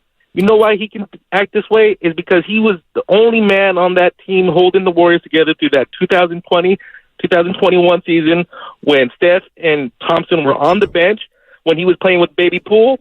He was the only one on that court holding it together, getting them to the play-in just to lose to the Lakers. So that's why we let him do whatever he wants. Okay. And then the other thing is, Melinda took the words out of my mouth with the refs. It's like, how do you know these refs aren't, targeting him? Hey, Rob, you believe what you're saying? Yes, I do. You believe the refs? They bait Draymond Green. Did he get a flagrant on that one, or was it just they got 2 technical? He made contact with the official. Is it? They're out to get him because he did that, right? Do you think the he made contact? Was more of this ain't 1985, Chief. You know what? Thanks, Rob. I appreciate it. I love you too, man. Come on. Oh, you guys didn't do well. I like that. The other thing is, you got to get your facts straight. Draymond didn't do anything to me yet. You talking to me? Yeah, I've got no relationship with Draymond Green yet. Also, the season he's referring to. Was that the one he quit? Where Draymond admitted that he quit. That was the 15 game. The 15 when he broke his hand. And they got Wiseman. They got that pick. I'm getting them all mixed up those years. What was my guy's name? And he was Rob. Rob, come on, Rob. You don't believe. He sounds like a nice guy. No, he's a good guy. Great guy. But I don't know why I get defensive when people are calling in and they have, and it's their opinion. Yeah. No, it just look around. That's a small percentage. The 1% are calling to defend his actions, especially last night. But I get naturally defensive because when you try to say, "Oh, they're baiting him," then what about hitting a teammate? What about getting thrown out in 16? What about the Gobert chokehold? I keep going. But you know what's funny? And I hadn't let this one out. Oh, I wasn't a good OG to anybody last year. Now Kuminga has a breakout season. And we got articles all of a sudden now. Who gets the credit for that? That just makes me want to rip stuff up, man. He deserved it. Like that's what I don't. That's not fair, and it's not real. I mean, I know it's only one game, man. But I'll do it this way. It's getting to be the percentage is getting smaller and smaller of the desperados who continue to prop this guy up. But what do you say last night when the old hackneyed expression, what do we do without Draymond? How can we even exist without you? Just beat Orlando without him. Well, that's just one game, Steiny. Yeah, but I'll tell you what, and I texted this to the thread. Dare I say, as I'm watching that game, Warriors did not play well yesterday. Oh, my gosh. But dare I say, did I detect in the second half some joy in that team? Yay! At times? Well, they were proving a point. Right. They need to win, but it was sweeter because of what? Exactly. We can do it without you. Exactly. I'm going back to the Kevin Durant. I thought we were Draymond Green's family or best friend cannot get him off the hook of leaving his team for dead last night. That's what it's about. Like, come on, be real. They were baiting him is the one that just has me, man. Oh, we got another $2 check. I don't want to. Can you handle? I'll do it. Well, you would want to do it. Steiny's always coming with the facts, man. Gotta love it, but it was only for $2. $1. Looks like gave you love. I made a point today. I'm no bashing. Like, is anybody happy? Well, that's the thing. They think we are, or people that... Why would I be happy? Watch your TV. Warriors won. Yeah, no, I'm just saying, like, this is not... Nobody got out of bed. Nobody sat down to watch the game yesterday for Dre to leave his teammates. Like, I'm just glad they won. By the way, Steiny, you shouldn't be happy because Goose Bet ain't looking too bad right now. My goodness, 25 road wins. Look at him. Count down to 5. Dubs. You can cash out tomorrow, payday. Guru and I have made 2 bets. Dude. One, he said the Warriors would win 25 road games. And that the Kings would win 49 games. Both are in the balance. But I got to tell you, like, this is one of those, if I lose the bet, the Warriors bet, and they win 25 road games. They got 20 now. This is one that it's like I tell my buddy Matt that I sometimes gamble with. Oh, that's a loss. I can live with that one. I can absolutely live with that loss. They're about to do, Warriors are on the verge of doing something that nobody's ever done in the history of the league but one time. We got at Charlotte, at San Antonio. Start counting the wins. At Houston, a back-to-back at Dallas, and then at Portland and at L.A. You better hope they have something to play for. Well, they will. They may have put the Rockets away by then. Rockets and then you got to rest Draymond. How good is Jalen Green? I don't know. I don't watch him that much. Hell with the Rockets. I hate that answer. He's good. Let me guess. Ask me what I think of Jalen Green. What do you think of Jalen Green? We got to go. Okay. I'll tell you on the other side. So what? That segment is brought to you by Fremont Bank. Full service banking, no compromises. Don't go anywhere if you're on the phone lines. We'll get to you on 95.7 The Game.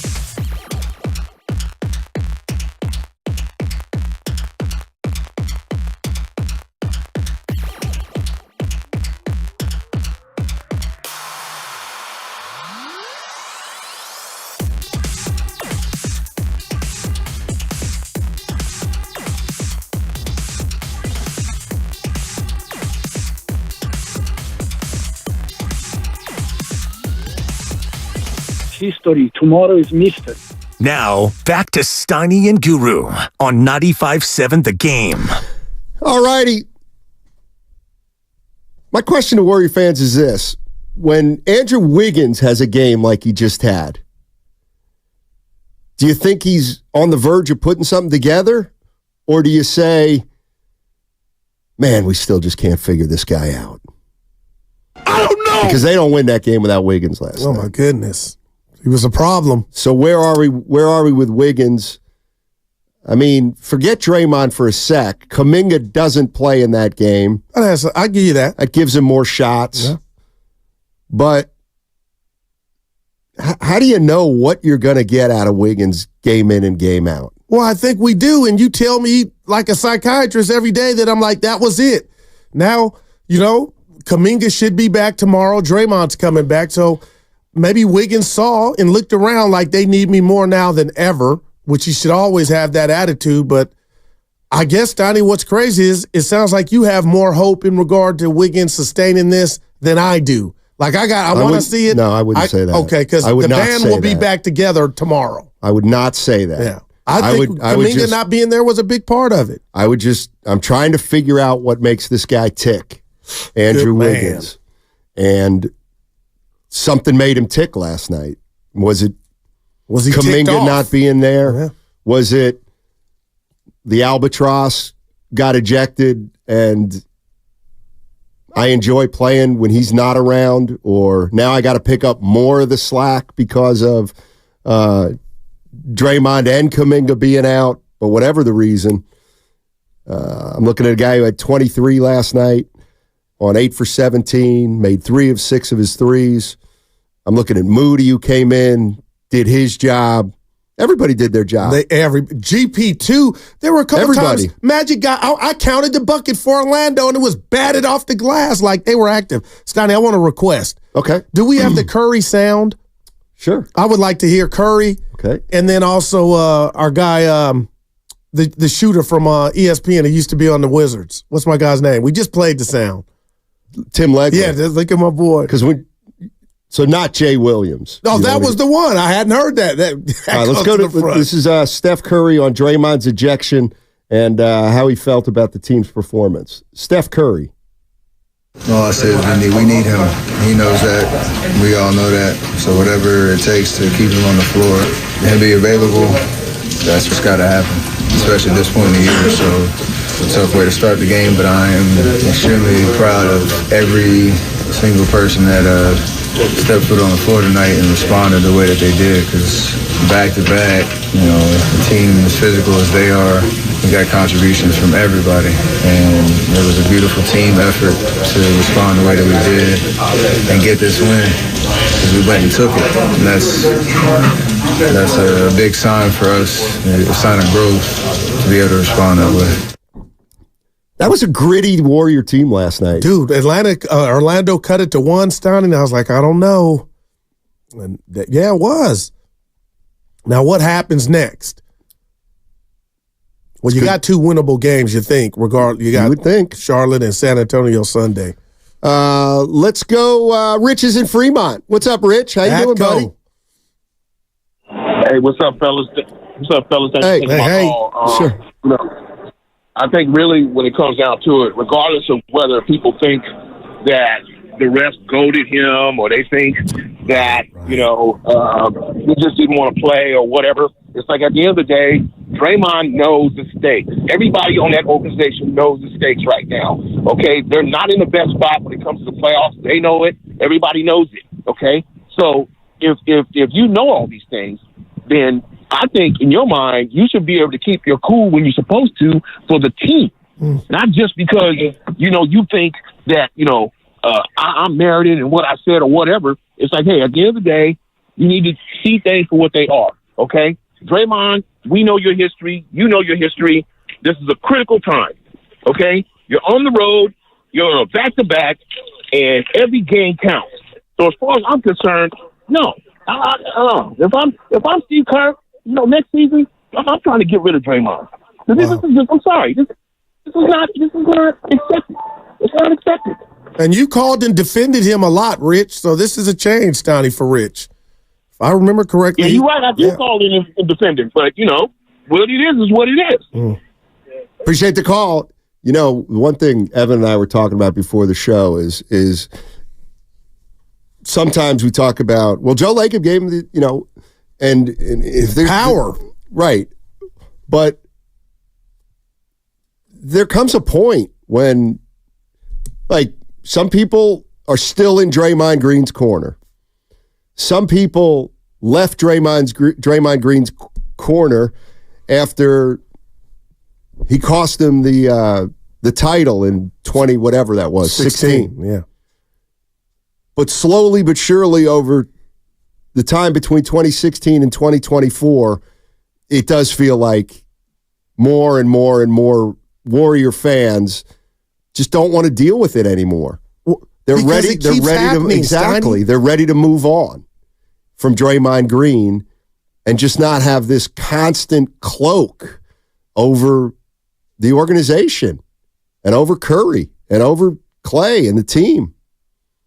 Let's go to Rick. Rick's in Pleasant Hill. What's up, Rick? How you doing, man? Hey, guys. Thanks for taking my call. First-time caller, long-time listener. Thank you. First off, I wanted to say to Steiny, the best thing to happen in your career is not Steph Curry. It's Guru. That's my man. Oh, wow. Second off, the Draymond Green thing, this dude turned it into a clown show. So what I got is he's just an old bully. He's over the hill. I think he's getting run around by these young kids a little bit, and he's just getting more and more frustrated, which is only going to get worse as time goes on. So I would get off Draymond at the end of the year, absolutely, if I could. And I would, personally, you'd have to make the money work certain ways. That's not my job, but I'd trade him for anybody in the NBA under 30 years old. Anybody. Okay? This guy has left Steph Curry out to dry numerous times. He comes up with excuses for everything he has. People are calling in with this ref goading him stuff. It's unbelievable. Wow, man. Okay? This guy has got to go at the end of the year. He's an over-the-hill bully. We got no place for him anymore. He did his part. We had some trips. We had some good times. We have to move on from this guy. And the final point I have is that these guys, we're all talking about this in the Bay Area. It's a big deal for us. You don't think that people who are playing in the NBA see this, and you think they want to join this clown show? You think that that's not hurting Joe Lacob bottom line? Well, you can't sign any free agents, any big-name talent, because they don't want to play with this. Why would they? That's all I got. Appreciate the call. And go ahead. Well, I just remember it was 2 or 3 weeks ago coming in to do the show, and we were catching Bonte and Shasky on the way out, and they were just talking about free agent destinations and, are the Warriors a free agent destination? And we were talking about Steph Curry and playing with Steph Curry. And I want to be clear on this. I do think the Warriors are going to have trouble signing if they go this route, signing a big name, big time A1 free agent after Steph leaves. I think they're going to run into a challenge there. We disagree on that, but you're being consistent. Because I think Steph Curry is to the Bay Area what Michael Jordan was to Chicago, and I feel like the only way the Warriors are going to be able to move on from Steph is through the draft, and they need to draft a guy who's been here.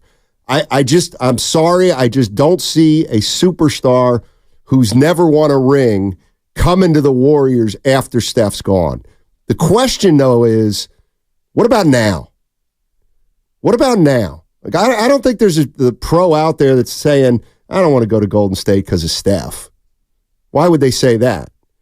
But would a free agent want to come here right now? Would a second-tier free agent right now want to come to the Warriors to play not just with Steph Curry, but they'd also have to play with Draymond Green? I'm being real. I want to, hell yes. Yeah, I don't know. Yeah. I think certain free agents would not want to be a part of a team with Draymond Green. Oh, that's where I was going. So you're saying that part of it. I said certain. I don't know that everybody, but because I think people want to play with Steph. It's a privilege. Sure. It's an honor. And I don't think, Dre is, toxic to where somebody might not come, but we'll find out. And some will say, hopefully we don't. You said something to me and the caller hit it, and I'm being so real with you, Stoney. Let me know if I'm breaking up on you. the 2016 finals, 18 finals against Toronto, I thought Siakam got the best of Dre. And that's when I said Dre is one of the top 5 defender, top 10. Steiny, I'm not blaming all of the Warriors' ailments on defense on Draymond Green, but what I do know is he is grabbing that ball out of the net more now than I ever seen him. I'm not saying it was his fault. It was player A or B. I've seen him talk more to Pajimski, Kuminga about the breakdowns, what have you. I'm telling you what you said hit me about he's more frustrated now. And when you're slipping and not what you used to be, Steiner, you got to take that out on somebody. And if you're not getting 25 a night and you're not that player, you're not doing that by passing it at the top of the key. So I'm fearful that only a couple games left now. Hopefully they get a series, but I'm starting to wonder if the frustration, because I'm not what I used to be, the team around me defensively is not what we're used to be. So now I need the ref as an antagonist. But if another person calls here and says the refs are baiting them, Stoney, if the window could open on the 10th floor, I'd open it and don't. Yeah. I mean, come on. Is that what that's loving hard? But you're also Ray Charles in it too. You're being blind. Come on now. Yeah, tis a puzzlement with Draymond Green. I know you don't need him like you needed him in the past. I don't know. Are people excited about Draymond Green being a Warrior for the next 3 years? Doesn't sound like a lot of Warrior fans are. I was about to say, what do you think that is? Forget last night happened, just in general. Well, I've been saying it for a while. Okay, all right. I mean, I've been in denial. The idea of, I think he's declining. Not as much as Steph. I'm sorry, more than Steph. And yes, when he got the 4-year deal, I thought, man, what's he going to be like in 2 or 3 years as a player? And I do subscribe to that. You get frustrated the older you get because you can't do what you can do 10 years ago. And you're right. He's not the defensive player he was 5 or 6 years ago. And that has lessened his impact. And you can't tell me that doesn't add to frustration. Nick's in San Francisco. What's up, Nick? How you doing, man? Oh, I'm doing good. Thanks for having me on again, guys. You know, I'm kind of with Guru on this. I think a big reason Draymond stayed around is because, a lot of people, they kind of enable him a little bit, and they'll say things like, "Oh, the refs baited him." I will never say, I'm never one of those people who says, "Oh, last night's game was just a ref show." I mean, clearly we won, obviously, but a lot of Warriors fans are kind of sore winners after just seeing Draymond go. But you guys had a point there with, I think there might be some clarity on the bench with a little less Draymond sometimes. And, you can see it in Wiggs' performance. Sounds like Wiggs is a little bit more at ease on the court. I mean, it worked when we won the last finals when Draymond was around with Wiggins, but, what's Kerr to do? February 7th already passed, the deadline's over, and you see people like Moody getting more minutes. I mean, what is he to do? Everyone's talking about what we're going to do this summer, but the Dubs are still in it, and the Rockets are creeping up on them. They won 10 of their last 10. So that's the scariest part. I don't really have many answers. I just wanted to call in and say hey and chime in, but I wanted to know what you guys thought of what you think they should do as of now. I mean, it's kind of like, ride it out. It's kind of like what I told Guru after Kuminga said he lost faith in the coaches. Now, what do you do now? Well, you got a game on Friday. And that is one thing about the NBA. I mean, they'll play tomorrow night in Charlotte. Now go ahead. I don't know if anything will linger or not linger, or if I still think there's a possibility Draymond could miss a couple more games because of making contact with the official. Like they can revisit. Like you think that might be something? Yeah. Now that would be I'm being made real. Contact with the official. Orlando being so inept at offense helped them win that game last night, Stoney. But if they're playing a better team and there's no Draymond, that's when I'm like, oh boy, they're going to miss him. And I know last night was awesome, but I just want to say this about Andrew Wiggins, and I'm saying a lot about Draymond Green, and I disagree with some of his actions as far as the teammates, Stoney. I will not put at his doorstep Andrew Wiggins plays at ease Now, there's something there, but that's not reality, and that's an Andrew problem. If, for whatever reason, you're more at ease when Draymond's not on the court, I can't put that on Draymond or any other player. That's on Drew. That's fine, but it doesn't mean it doesn't affect the team if that's the case. Dude, he looked like 2022 Wiggins. Dude, it's like you come into work and give me a name of somebody that doesn't work here. We don't have a Bill, do we? Do we have a Bill in the I don't office? think I've worked with one. I don't think we've got a Bill. Right. But let's say we had a Bill here at the office. William. And I come in and I see you and I go, hey, guess what? And you say, what? And I go, Bill ain't here today. You know what you'll say? Oh, Steiny. Sweet. Oh, I've had that. Sweet. I've had that. Bill's not here today. Oh, I hear what you're saying. And I think that there's a portion of Warrior fans, Warrior people in the Warriors organization who the guy is just so much work. They suck the joy out of it. The guy is just, Wow. he brings a crate of eggshells with him and sprinkles it all over the practice floor. But they've won 4 titles, though. That's Steiny. a long time ago. And he wasn't a big part of the 4th one. If you want to put the rat on the table. Brought to you by Echo. I think I am, and I've been here. Well, you can't win a title with him or without him. You're not winning one with him either. So let's be honest. Let's be honest. Do we want to move forward with Draymond Green just so that we may be a 5th seed in a year? I don't know. Maybe that is worth it. Maybe that's worth it. Oh, I'll tell you what, and I've told you this. I've told Evan and Spadoni. This has nothing to do with last night. I think the league is caught up with the Warriors being at a disadvantage with the guy that, his thing is not putting the ball. He's not a threat.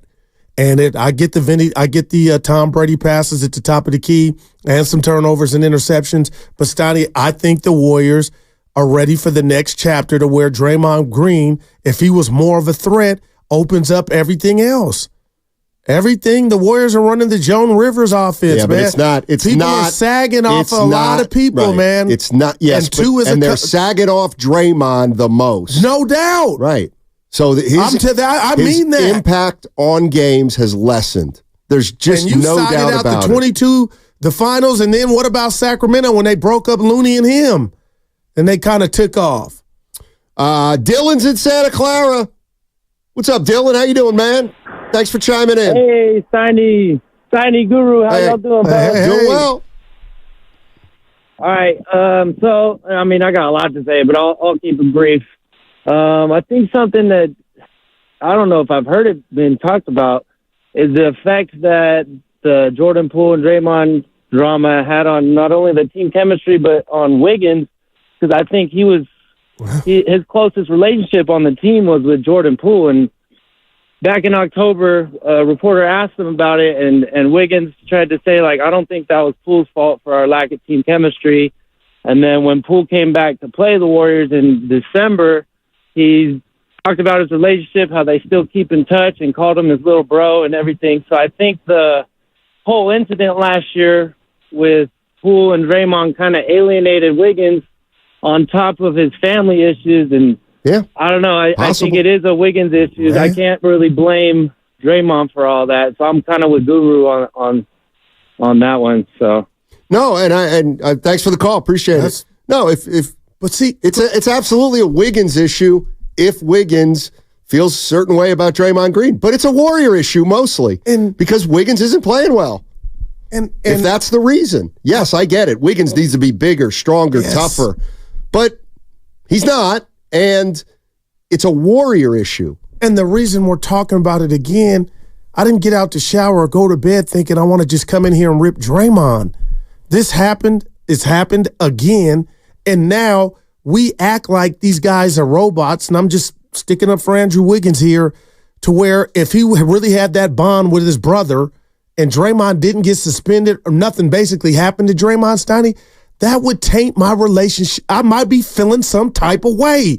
But We just have been told to sweep it under the rug. Don't talk about that. He's gone. He was this, he was that. Jordan Poole, I mean. But now the byproduct and the residue may be why we get an inconsistent Andrew Wiggins. And the reason we're talking about that now is we got another shenanigan from Draymond last night. I'm going to need a number on this one from the Comcast Business text line. The 650. You might even say that Draymond Green is from Saginaw, Michigan. That's a 4. That's pretty good. That's a 4. Not bad. That's not bad. I gave it a 4. And you didn't play Number the Jay 3. Will sound. Well, I almost wanted to save that because that could be. I haven't heard it, and I know he don't bite his tongue. Look, he might be defending Dre. Look, there's sentiment out there that Steph bears some responsibility for this. Wow. And I'll play the Jay Williams sound. I haven't heard the Jay Williams sound yet. I've heard that he talked a little bit about Steph Curry and Steph Curry's leadership. So I'll play that on the other side in 2 or 3 minutes and make my own judgments. But I do know the way I lean on that. Well, let's do this. Go ahead. Yeah, and that is hit the pike with that. What do you want Steph Curry to control Draymond Green? Well, that's a joke. But the no whole man point, can control Draymond Green. Okay. Period. Right. No, nobody in that organization has gotten this situation under control. Why is it Steph's responsibility? Well, I'm going to say this to you on that.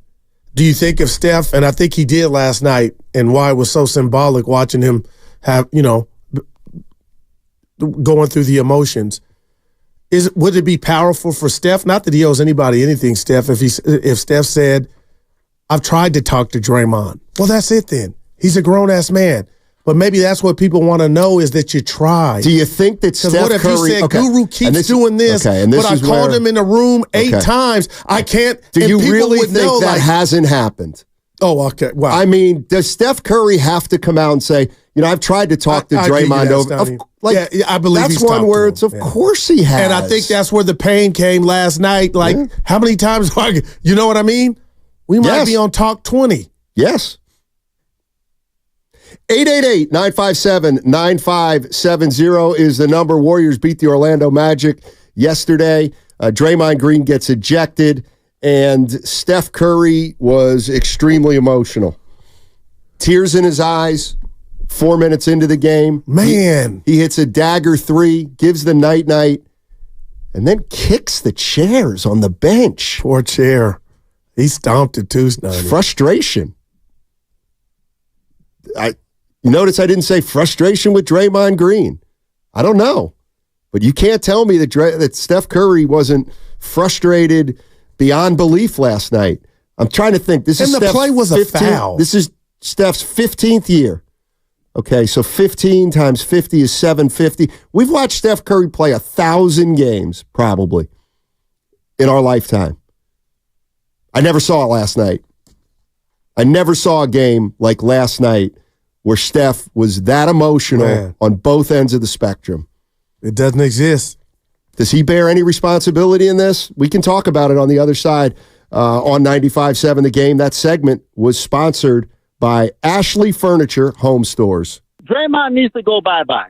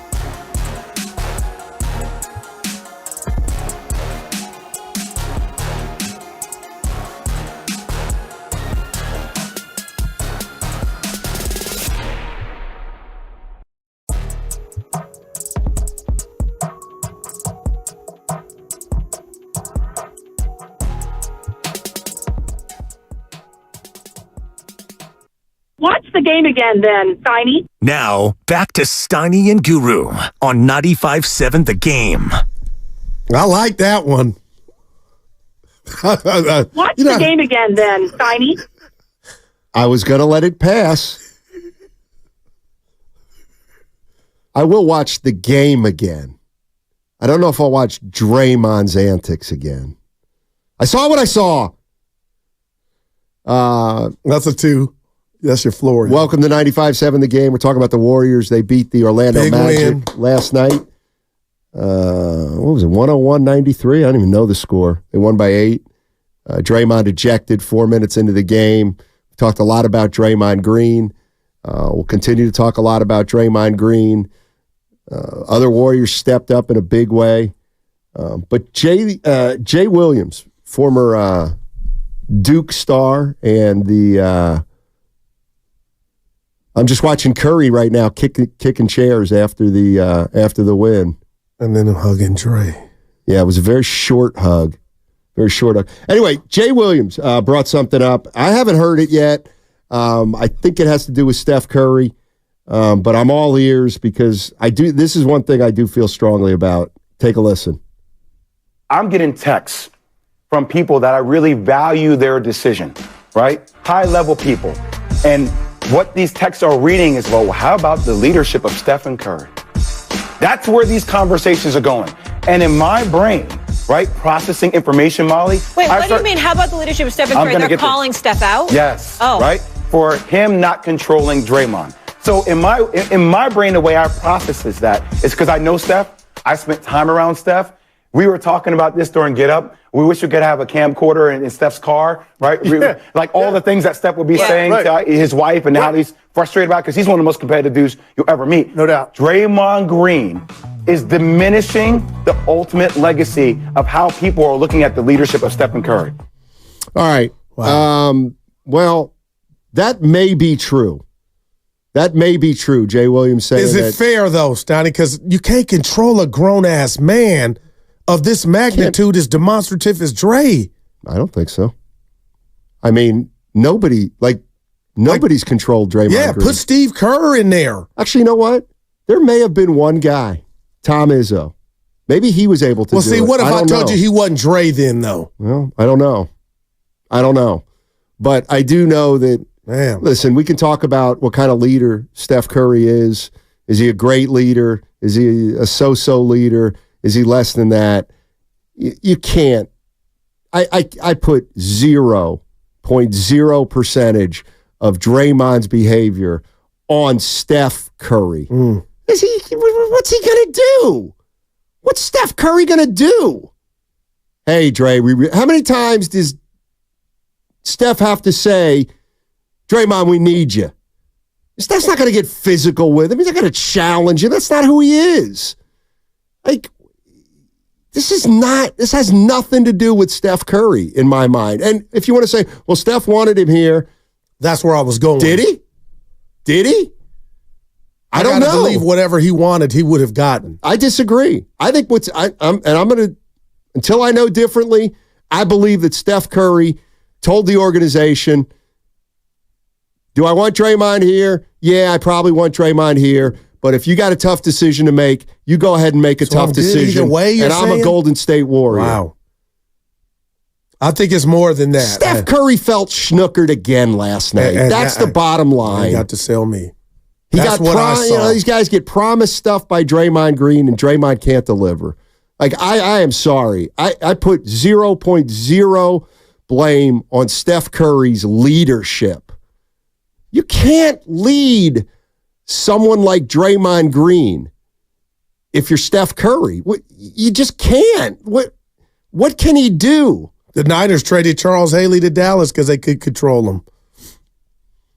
I mean, maybe instead of talking about Steph Curry and whether we got, what kind of leader he is, maybe we should start saying, what kind of a guy can't be led by Steph Curry?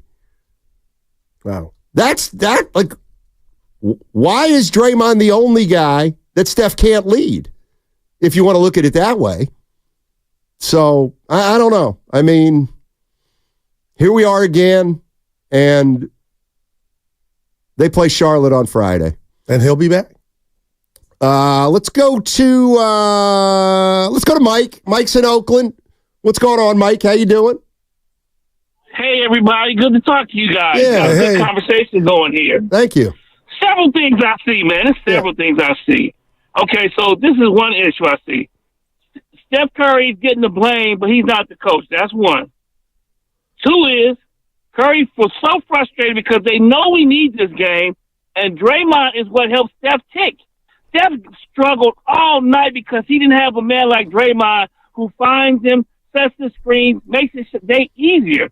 Steph Curry had a rough night, and that frustration was, damn it, Draymond, I'm tired of having nights like this because you can't control yourself. That's what that was really all about, man. He needs Draymond. So. We all know that. That's the issue. And Draymond, if you're listening, brother, please, man, stop with the antics, Draymond. Control yourself. Hold on to your cool, Draymond, because we need you to be here because we can't win this without you. You make it easier. You are our captain. You are our man. Please, Draymond, control yourself and set a good example for your kids, man, because this is going to come back on them, and they're going to act like you are, and they're going to be out of control. So stop it now, Draymond. That's my thing. Thanks, guys. Thanks, Mike. You. Yeah, I appreciate you too, Mike. I was going to ask Mike, do you think he will cut it out? I'll ask you that. Why would you think now? If you got suspended, I don't. You kind of you threw the season out of whack with what you did with Gobert, Steiny. I'm done trying to. That's like me with Wiggins. If anybody's out there thinking there's nothing to see here, this is the first for me. Super chat donation $4.99. Just a donation, nothing to say. Really? They just love the show. Shout out. Where do Hector the proceeds go? Oh boy, into the Odyssey coffers. Well, there we go. Same place where the money for the sweatshirts goes. Can we send it to Old Ship? Oh, yeah, no, right. Can we send it to the ship? Oh, but boy. You don't really believe that. And what? I believe. What don't I believe? He won't change. I don't What think if this were a playing game? This would be like the 1906 earthquake. Well, you keep getting me on that one. But you know what I mean. Like, come on, man. You got to get it together. Stop comparing him to Dennis Rodman. Rodman didn't get kicked out. Stop comparing Draymond Green to Dennis Rodman. Draymond Green's been suspended or ejected 21 times. Second most ever. Rasheed Wallace. Dennis Rodman's was ejected 12 times. Oh, man. He's not Rodman. Yeah. He's worse. Can you believe that even Dennis Rodman knew where the line was drawn in a game? Like, Rodman's issues were less with officials and just more with being badass crazy. You know what I mean? Like, Draymond's got an officials problem. Rodman, in a way, didn't really have an officials problem. Well, last night he had an officials problem. Draymond. Earlier against Minnesota, he had a problem with Rudy Gobert, and then against Phoenix, he had a problem with Yusuf Nurkic, and against the Kings, he had a problem with Sabonis. And man, boy, Batazzi got off the hook last night. Yeah, Gogo better be real happy he wasn't out there. Let's go to Bernard. Bernard's in Antioch. Hey, Bernard, how you doing? Hey, I just want to preface this by saying, man, Draymond is my favorite player. You know, from the time we got him, he was the kind of player like the Warriors had kind of been needing for a long time. You know, teams would come in and basically bully the Warriors around. You know, we all seen it. And, you know, he go over the stage is welcome, man. I hate to say it, and I'm not an apologist. You know, I call it like I see it. His jersey is the only Warriors jersey that I got. You know, I'm almost a 60-year-old man. And just looking at him do the things that he do, and you ever heard that saying? Goo probably heard it. Talking loud, you know, and saying nothing. You know, he talked about. I heard him on his podcast, right? Saying, you know, his kids are at the games and seeing them play, and he was going to cut down on and start, you know, acting better and being more respectful to the refs and so on and so forth. So he just talking loud and he's saying nothing. And Curry being held accountable for his actions. You know, they was doing the same thing with Durant and Kyrie Irving. You know, that's not fair to either one of them players. You know, they're grown men. And Draymond, he didn't act like that at Michigan State because he wasn't a millionaire there. Right. So now he can, and then Warriors are, the whole organization is accountable for him. And it's, you know, they're going to do whatever they do, but holding Curry accountable for that, it's just sad, you know, for him to and he's getting away money too. So he ain't gonna listen to nobody, man. So it's just sad to see. Let me leave you with this one. You can do what you want with your life, but do you think it was right of Draymond to do a podcast right after that? Like, that's what you can do it, but do you think you should? No, Goo. And another thing is simple. He's selfish, man. He's selfish, and to me, if you're supposed to be the leader, that's not a leader. And Bill Walsh said it back in the day, right? People's voices start getting, you start get deafening. And if he's supposed to be the leader of this team, all this and all that, he's talking too much, but his actions are saying something else. He's selfish. He don't care about the team, and it's just tiring everybody out, man. I think that's well said. And maybe I'm different. He's tiring everybody out. Out. I got to read this to you from go ahead. Who's my favorite rapper? Jigga. No, who's Bob Dylan? You talk too much. Run DMC. You never shut up. Run DMC. Okay. Yeah. The best ever. Part of the reason why Dre's been kicked out more is because the game is called differently now. Y'all need to put some historical context on it, Stoney and Goo.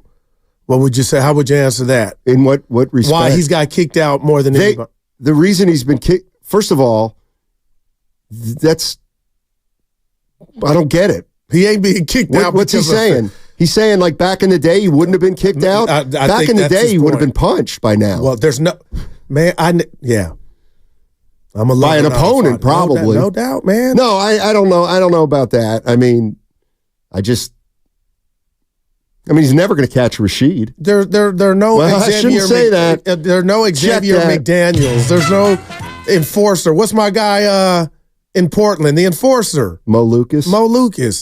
My mom used to like him. He's from Pittsburgh. Do you know him? Went to Shenley High School. Shenley. Saw him play in high school. He was a bad dude. That's a fine. You know what that is? That's fine. That's what it is. It's fine when I do that. Oh boy, we got action. In case you're just joining us, we're talking Warriors. They beat the Orlando Magic. And kept the 10th. 101-93. Yeah. Stayed in 10th. Who was outside of Wiggins, who would you give the game ball to? Because I'm giving it to GP2. Steiny, he was playing his ass off. Blocks. Shouldn't they do that every night? Well, you know what? Real quick, there could be a dynamic of everybody knew they needed to just take it to another level because they were without two guys.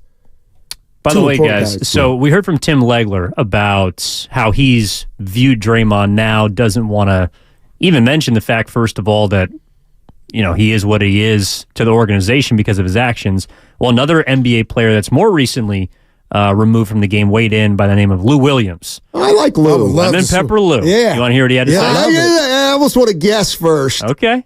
I got to believe Lou in his own ways on Team Draymond. I'm with you, too. And I love Lou, but Might surprise you. Here's what Lou. he has to say.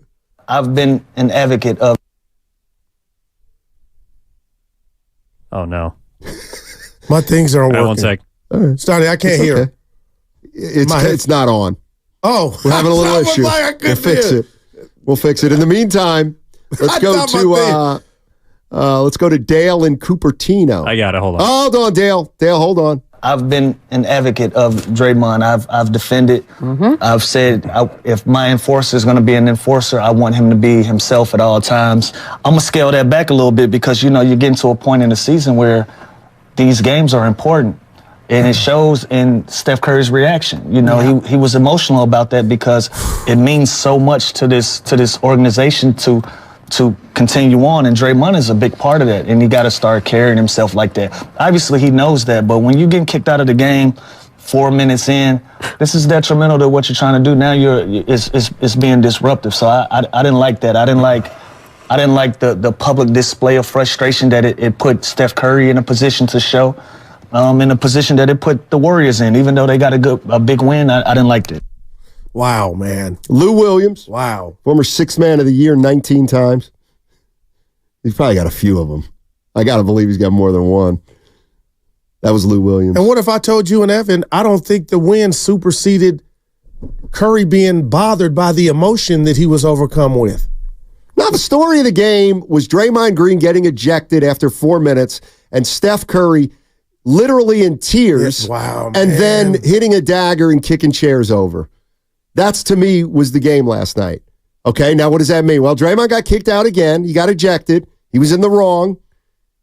And what I saw from Steph Curry was a guy who is just absolutely, positively sick of it. You are man. And maybe there's some self-loathing there with Steph. I'll allow for that, meaning that he feels like he bears some of the responsibility because he's been such a Draymond advocate. And by God, Draymond's snookered him again and put himself before the team. That's what I saw with Steph Curry. So I don't necessarily think this is over. I'm not saying there's going to be a blow up or something's going to come to a head, but okay, Draymond Green. The league's either going to look at that again last night and say he made contact with an official, maybe he needs to be suspended a few more games, or he'll be in the lineup Friday. But I don't believe if he's in the lineup Friday, that just, it's okay. We'll move on. No doubt. I believe there's always ramifications, even those we can't see. Can you respond to the best ever? Because I feel like I've done this 20 times today and it's not sinking in. This is him on the First NorCal Credit Union YouTube chat. No one is talking about the win. Everyone is talking about Dre's ejection and Steph crying or Steph being emotional. But that's what we're talking about, the best ever. He robbed him of that moment in a sense. Thank you. And then, oh, by the way, I do a podcast to talk about my actions. It's almost like content. Like you're benefiting from, like you need to go sit in the corner, take a play off. But yet you go record a podcast. Man, maybe I'm as old as my kids say I am, man. I guess the other thing I'm wondering is because there were a couple things that hit me. Obviously making contact with the official, then the relentlessness in the official's face, then Curry's reaction after they won the game, then Draymond hugging Steph after the game with the night-night, then Draymond doing a podcast after the game. I mean, there's a lot going on last night, and unfortunately, it's all dominated by Draymond. Let's go to Brian's in Pleasant Hill. Hey, Brian, what's going on, buddy? Hey, how you doing, guys? Doing well. Quick question for you. So I had an opportunity to watch the game last night, and Andrew Wiggins was absolutely dynamic. I mean, we're talking 2022 playoff vibes. I'm just curious what you guys think of what if Andrew Wiggins was to bring the ball up the floor? Like, obviously, he's not going to be the ball handler that Steph is, but just to get him engaged and just get him to see the floor in a different way and just keep him engaged. What do you guys think about that? I like it, but what would Draymond then do? Or that could happen when Draymond's off the court, but I like that. Sure. That's not how it's ran, though. Priest had some points, Donnie. Like, Steph loves getting that ball from Dre, and that's his job. I do think there's a I mean, Curry said they ran the offense through Wiggins in the fourth quarter last night. He said it right. And my question is, man, Wiggins was giving it to him. Okay, and that's fair. Are you really going to be able to do that with Draymond? Oh, well, and Kuminga. With Kuminga. I'm going to say no. Because it would be difficult. Like, part of the reason that Wiggins probably is inconsistent is because Steph's going to get his shots. Okay, then who's the number 2 guy? Kuminga. You have to get Kuminga shots. But you have to. Do you really? And then Klay Thompson comes into the game and shoots. Like, I get where Wiggins slips through the cracks. Well, I'm going to say this to that. The way they play, Stoney, it's not a batting order. No, it is. If Wiggins had that gene of that's why Jordan Poole mechanism, but that's he why could be the number 2. No, he couldn't. See, the problem the Warriors have is Kuminga doesn't really fit their style. He doesn't. When Kuminga gets a lot of what he gets on his own. Pass the ball to Kuminga, he makes a move, he hits a mid-range shot, he gets to the bit. There's nothing wrong with that. But Kuminga isn't their prototypical player of the last 10 years. He doesn't get his in the flow of the game. You got to spoon feed him a little right now. Can that change when he's 25? Yeah, I think so. But right now, when the Warriors go to Kuminga, like they're going to Kuminga, and Kuminga's not going to make a bunch of plays for other players right now. Mm-hmm. And so, yes, I do believe that there still is a little bit of an inherent problem when you have Wiggins playing with Kuminga coexisting. I just don't think they're a great fit together. Doesn't mean you're going to go 0-82, but I'm not crazy about those two guys playing together because, like, Wiggins can bring the ball up the court and initiate the offense. That's fine. But I don't really look at either of those guys as players who make teammates better. I'll say this to that, and I hear you. If I'm Joe Lacob, and let's just say I was to think about moving Jonathan Kuminga, and I knew for a fact that I could get that Andrew Wiggins. I know it's a roll of the dice, but my goodness, Steiny, if that's why maybe Wiggins can't get off, he don't tell me when to go, E40, my goodness. Maybe, I'm just saying what you would get if you were to come up with a package that included the incredible Jonathan Kuminga. Real quick, you said you wanted him to go back to Klay Thompson. Okay, so their starting lineup is Curry, Klay, Wiggins, Kuminga, and Draymond. Who's the first option? Steph. Second. Right now, I think that's by committee. Well, I think when you start those four guys, Klay, to me, Wiggins is the fourth option. Oh, okay. And it's not an organized pecking order. It's Steph's going to get his, Klay's going to look for his, and Kuminga has to get his. And Wiggins isn't that. But some games we see him get the first 6 points, and then he just vanishes. Why does he vanish? But I don't think it's because, hey, you shooting too much. It's it's a mechanism. I was listening to Kalena and Fitz the other day. I'm telling you. They said something that I know how this works. Yeah. I know how this works. They hear stuff from the big boys. My God. They hear stuff from coaches, and they hear stuff from the front office, and they hear from the players, and they can pass along a message. And I'll be darned if Kalena Azubuike didn't say, it's one thing to say, let's get Wiggins going, but then you have to actually try to get him going. And sometimes they want to go to Wiggins, but they just don't stick with Wiggins long enough. And so it's hard for him to be, okay. You know what he's saying? He's saying they haven't really tried to get Wiggins going. Why?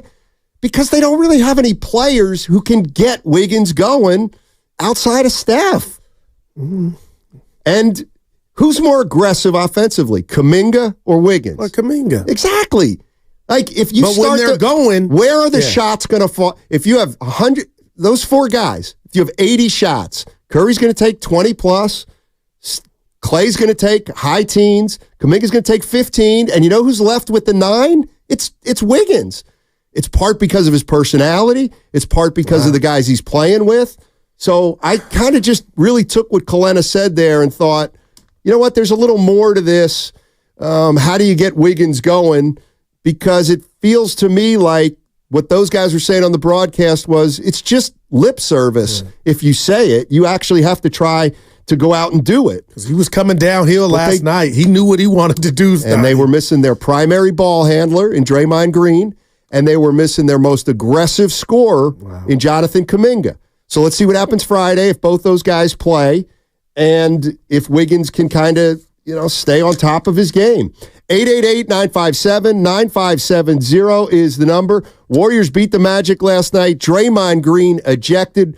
4th time this season he's been ejected. 21st time of his career that he's been ejected. That's the second most in the history of the association. On 95.7, The Game.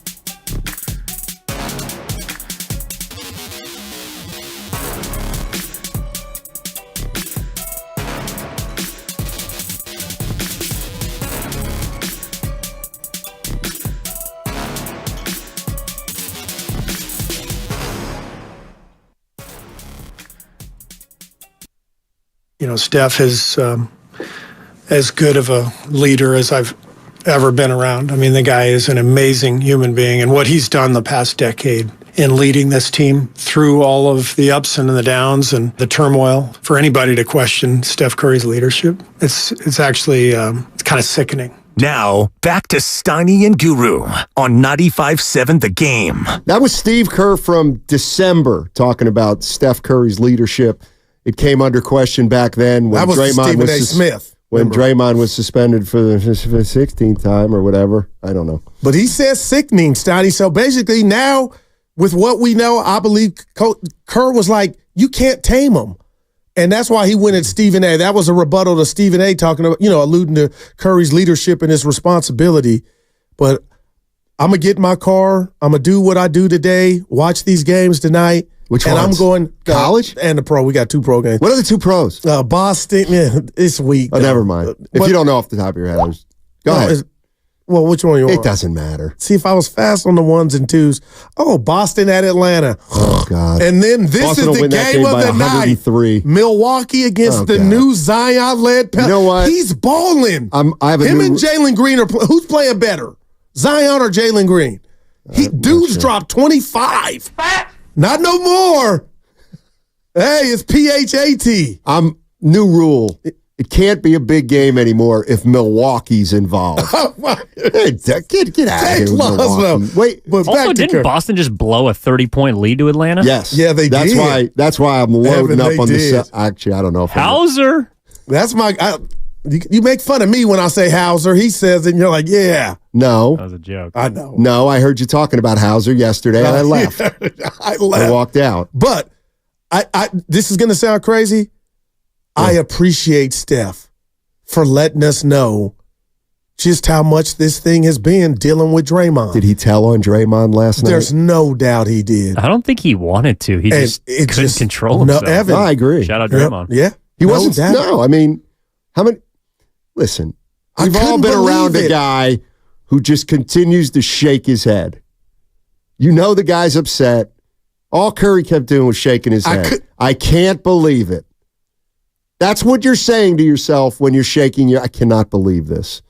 And Steph's not saying, I cannot believe the refs have an in for Draymond. Talk to the people on that one.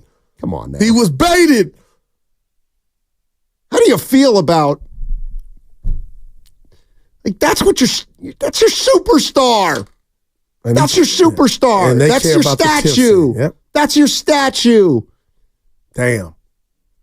And they care about the 10th.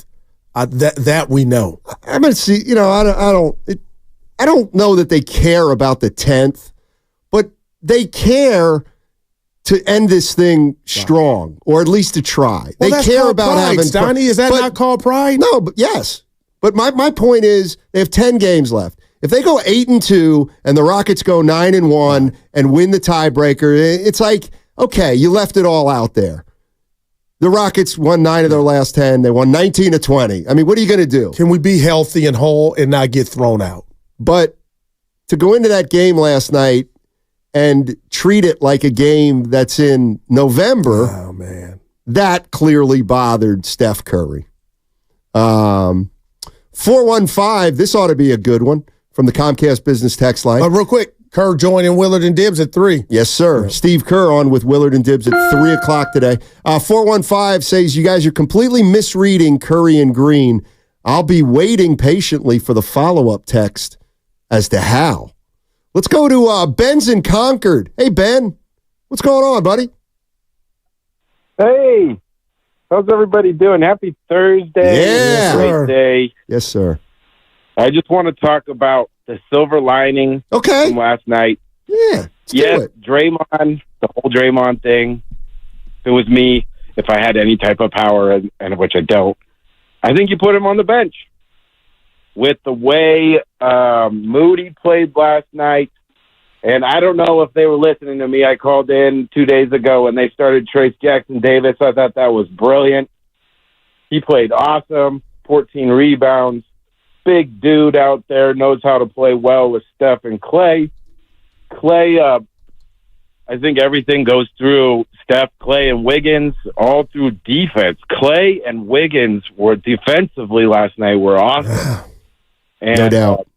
And with Draymond's situation, I feel that it opens the door for Moody and for Gary Payton second to come and just dominate defensively, and they're spark plugs. And you got Looney came in, played 14 minutes last night, had 7 boards, played just awesome.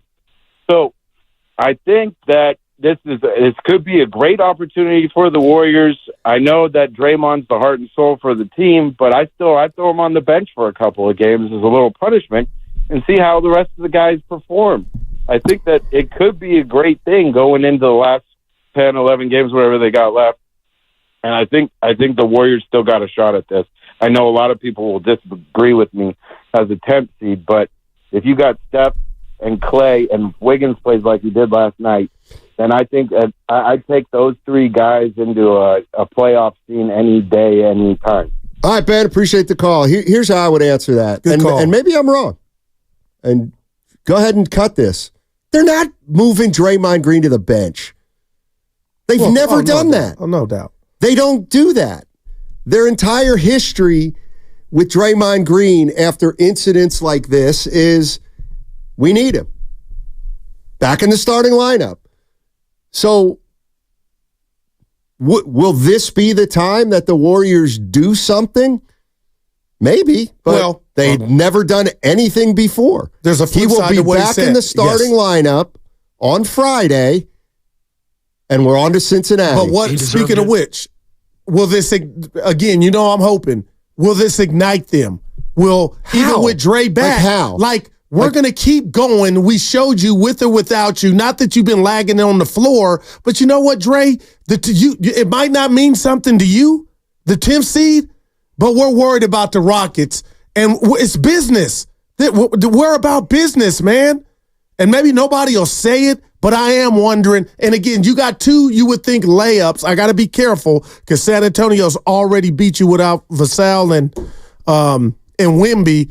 But Steiny, maybe they get hot and stave off Houston and get in to the play-in, and then and win 2 road games in the playoffs.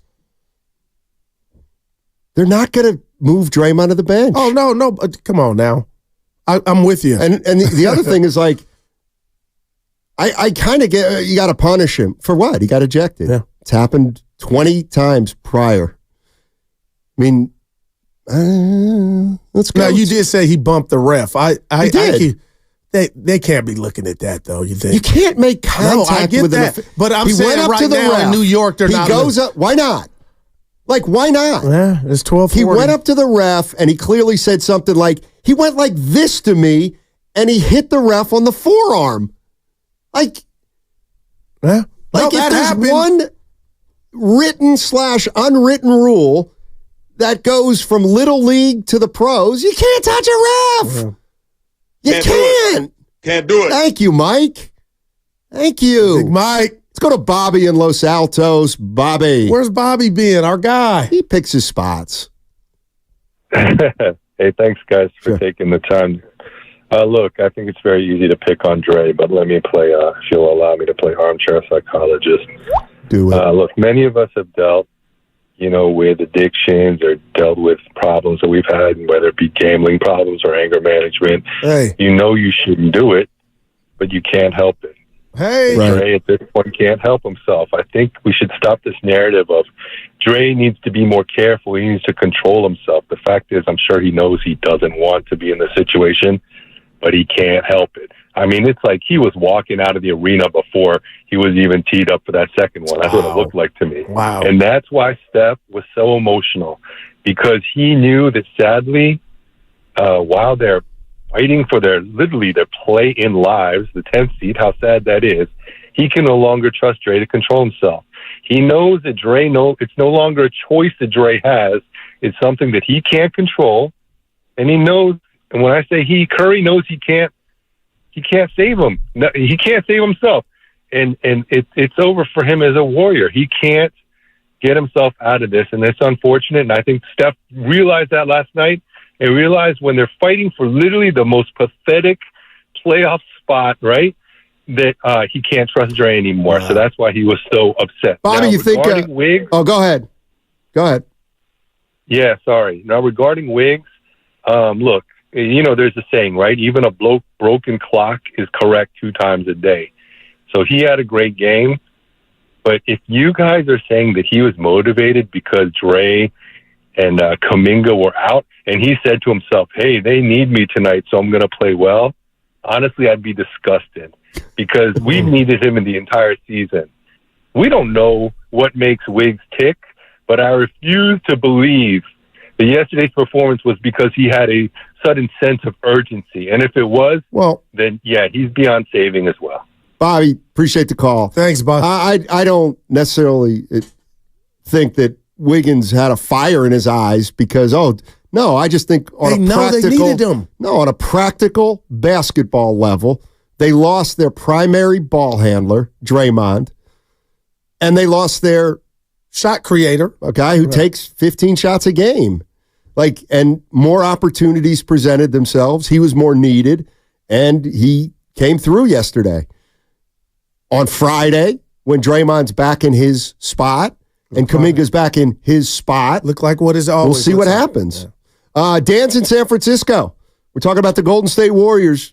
They beat the Orlando Magic last night. They beat the Miami Heat and Orlando Magic back-to-back. There's still a game, one game ahead of the Houston Rockets. Yes. The battle for 10th. Draymond, go bye-bye. Pillow fight for 10th. Let's call it a pillow fight for 10th. What's up, Dan? How you doing, buddy? Hey, Matt, I'm doing well. I just want to say I noticed particularly, of course, Steph's outrage was publicized when he kicked the chair and he was extremely emotional.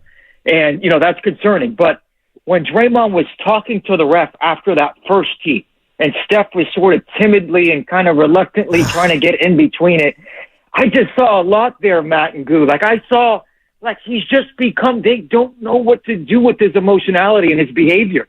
And they don't know. And I think the fact that they think he's been such an indispensable component, which he has, he's a great basketball player. He's very good at, he's a great defender. He's a great facilitator. He's a smart player, so he can run the offense well. But, I feel like it's like that guy at a corporate company that has, more seniority, that's been there 10, 15 years. And he's kind of saying things and doing things in the office that he or she can get away with that maybe, the dude who just got the job 6 months ago can't. And he's just, I feel like just when Steph was in there, I just saw his face, Matt and Goo. It was like, they don't know how to control this guy. Hey. And it's truly a problem. And at what point, and I'm so sorry, Matt, I just really want to ask you guys this. At what point is he more trouble than he's worth? And I know we've been asking that question for, seemingly perpetually. At what point is Draymond? Now we got Trace. Now JK looks great. He's got a lot of potential. Loon can still give you productive minutes. At what point do you move on and you get get another front court guy or two, and kind of roll with what you got? I like Draymond, but you just can't trust his volatility, Matt and Goo. I know, I know. You can't. And it's frustrating. Thanks, Dan. Appreciate the call. Yeah, but the frustration in his voice. Hey, and Steiny, what about let's go here? The Curry cam. Didn't he have that look of shut the are we really doing this again? When he was before he got the second one, it was like, man, he just my God, Curry. He ain't. What do I do, bruh? And then it's me. Please don't disrespect me, but you did by not listening. And to that point about, is he become more they 3 or 4 games under 500 without him? But last night they were inspired, not because they needed the game, won, and they wanted to just prove, what, we can win it without you. But I don't know, Matt. This is not fun for me. I'm sure it's not fun for you. I'm just tired of the bullying and getting rewarded because that's what's happening. The one thing that I'm curious about was I watched the ejection a few times, and one of the times when Draymond's kind of in the ref's face, they panned away, and I noticed, the Warriors have security guards, and one of the security guards was on the court, and I'm wondering I'll bet you those security guards can't like physically restrain Draymond or a player unless it's a physical altercation. Like I was watching the one guy in particular, and I was thinking, go get him. Like, go get him. Pull him away. Yeah. Pull him away. Chris Paul and I was almost wanting Steph to try to pull him away because Steph was standing right next to him. But Steph didn't do it. And then, I don't know, maybe I guess the security guards can't really do it because they got to. But what if I told you that's Steph's version of pulling him away? It was like, dude, come, just don't let the ultimate happen. Well, you could tell like he was mouthing to Draymond next to him, like, okay, or come on. Like, basically get it out, let what you need to let go, and then let it go, and he couldn't do it. So I thought Curry, all but putting his hands on him, did whatever he could to try and deflate the situation. And who was the young lady that led the show, God bless her soul, that said the ref was walking, he was leaving back over to the scores table and happened to hear Yeah. And he said, I mean, you can play the sound again, but he also said Draymond did basically, it was like he regretted that he didn't turn his body when he said it instead of actually saying it. Right. Draymond Green did a podcast after the game, and he was asked about he asked himself about the ejection. Here's what Draymond said about the ejection. You be the judge and the jury about whether there's contrition here, or what do you think Draymond's feeling after that game last night? Just can't happen. I said what I said. I deserved to get kicked out at that point. And what I said, if I'm all the way honest with y'all, I kind of was trying to turn my body and angle and go to the bench. And I said what I said, like a little too soon before angling my body to the bench. But yeah, it just can't happen. And like we need to win games. So not going to overreact like, oh man, like stuff is never as good as it seems. It's never as bad as it seems. Like I know where I am. I understand what I'm doing moving forward, and in my position, just make sure that that's the exception and not the rule. And so, moving on, and like I said, shout out to my brothers for holding me down and getting that win. Need to go get a couple more wins. You know, one reason that some guys, one reason some guys probably don't try to grab Draymond or hold him back is because in that moment, he's not under control, and that comes with a risk. It just does. He also mentioned, too, the exception, not the rule. And what? So were the other three that happened this year also exceptions? Well, that verbiage caught me, too. It's like he's given up on it'll never happen again. That's what I also heard. And what's the overreaction? There's going to be exceptions, people. What's that? Okay, how many a year? Yeah. Well, did you read Slater's piece, too? There was an anonymous quote from a, quote, like high-level member in the organization that asked the question, which is fair. Well, did you really think Draymond wasn't going to get ejected again after the suspension? So some people in the organization just understand this is what's going to happen. So what he did during this last suspension, where they were, Evan, what was their record? The Gobert suspension, the lengthy During one. the 12 games, he was indefinitely suspended. They went 7-5. Okay. But overall this year, when he's missed games, they're 11-14. To that point, Stoney, I can tell you and 12 Evan, and 14 now. he didn't, and not that I'm nobody. He didn't fix his problem. He didn't go talk. All that was the dog and pony show to get back, and I get it. And what did I say? We got in fights. People said I was breaking out the race car. Don't call here and play doctor and say Draymond needs help. He is who he's been. But Steiny, for the people, the Stephen A. Smiths, our guy, and Jay Williams, this is a Warrior problem more than a Steph Curry not checking Draymond Green problem. And the fact that he got 4 for 100, what do you think could have been said at that dinner? Like now I'm doubling back because I can. Did it take you to go to Din to get that? Yeah, more power to you. But what won you that? What got you the gig? It was straight out of the Steven Jackson school of how to negotiate a contract. Which is? You cut out the middleman and you go right to the owner who you've buttered up. That's what Draymond That's did. a lot of butter for 400, and why physically I might not be able to. We can ask these questions. Why would Draymond drive down to Joe Lacob's house to have a talk? Unless he thought there was a possibility they were going to move on from him. Oh, boy. Let's go to Bo in San Jose. Hey, Bo, how you doing, man? What's going on? I'm good. Good conversation today. Well, thank you. I was talking to my buddy about this before. This was a couple of days ago before he got suspended yesterday. And I said there's one of two things going on in Draymond's life right now. The first thing is the potential for PEDs, performance-enhancing drugs, because they directly impact your temper and your anger. Or there's something personally going on in his life, whether it's drugs, alcohol, family, whatever it is, because he has zero control. And the fact that the Warriors have yet to punish him for anything and are surprised that he's still doing it is mind-boggling to me. So I'll let you guys ponder on those two, but there's something more than just, he's got a little bit of an anger problem. So I'll leave you guys with that. But good conversation today. Thanks. I don't know. We're not doctors. Yeah, I don't know about the PED thing. Well, his body would look more like Evans. I mean, Draymond's got an anger issue. And he's had one. But Jeremy in Oakland. Hey, Jeremy, what's going on, man? What's up, fellas? Love the show. Thank you. During the last Draymond incident, I think I called in and said pretty much the same thing I'm going to say now, which is this is just a distraction from the team. And, we're not highlighting the efforts of the other team members last night. I mean, Potts had 9 rebounds. Loon gave you some great minutes. Moses Moody was just like, he is the definition of stay ready. Like, I got to give my hats off to that guy. But we're not talking about that.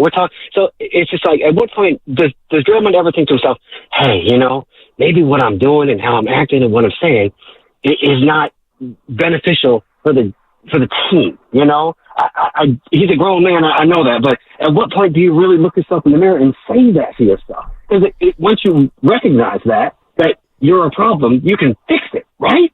So I'm at a loss, you guys. I just don't know. I love having him on our team for sure, but this is it's gone too far again, Yeah.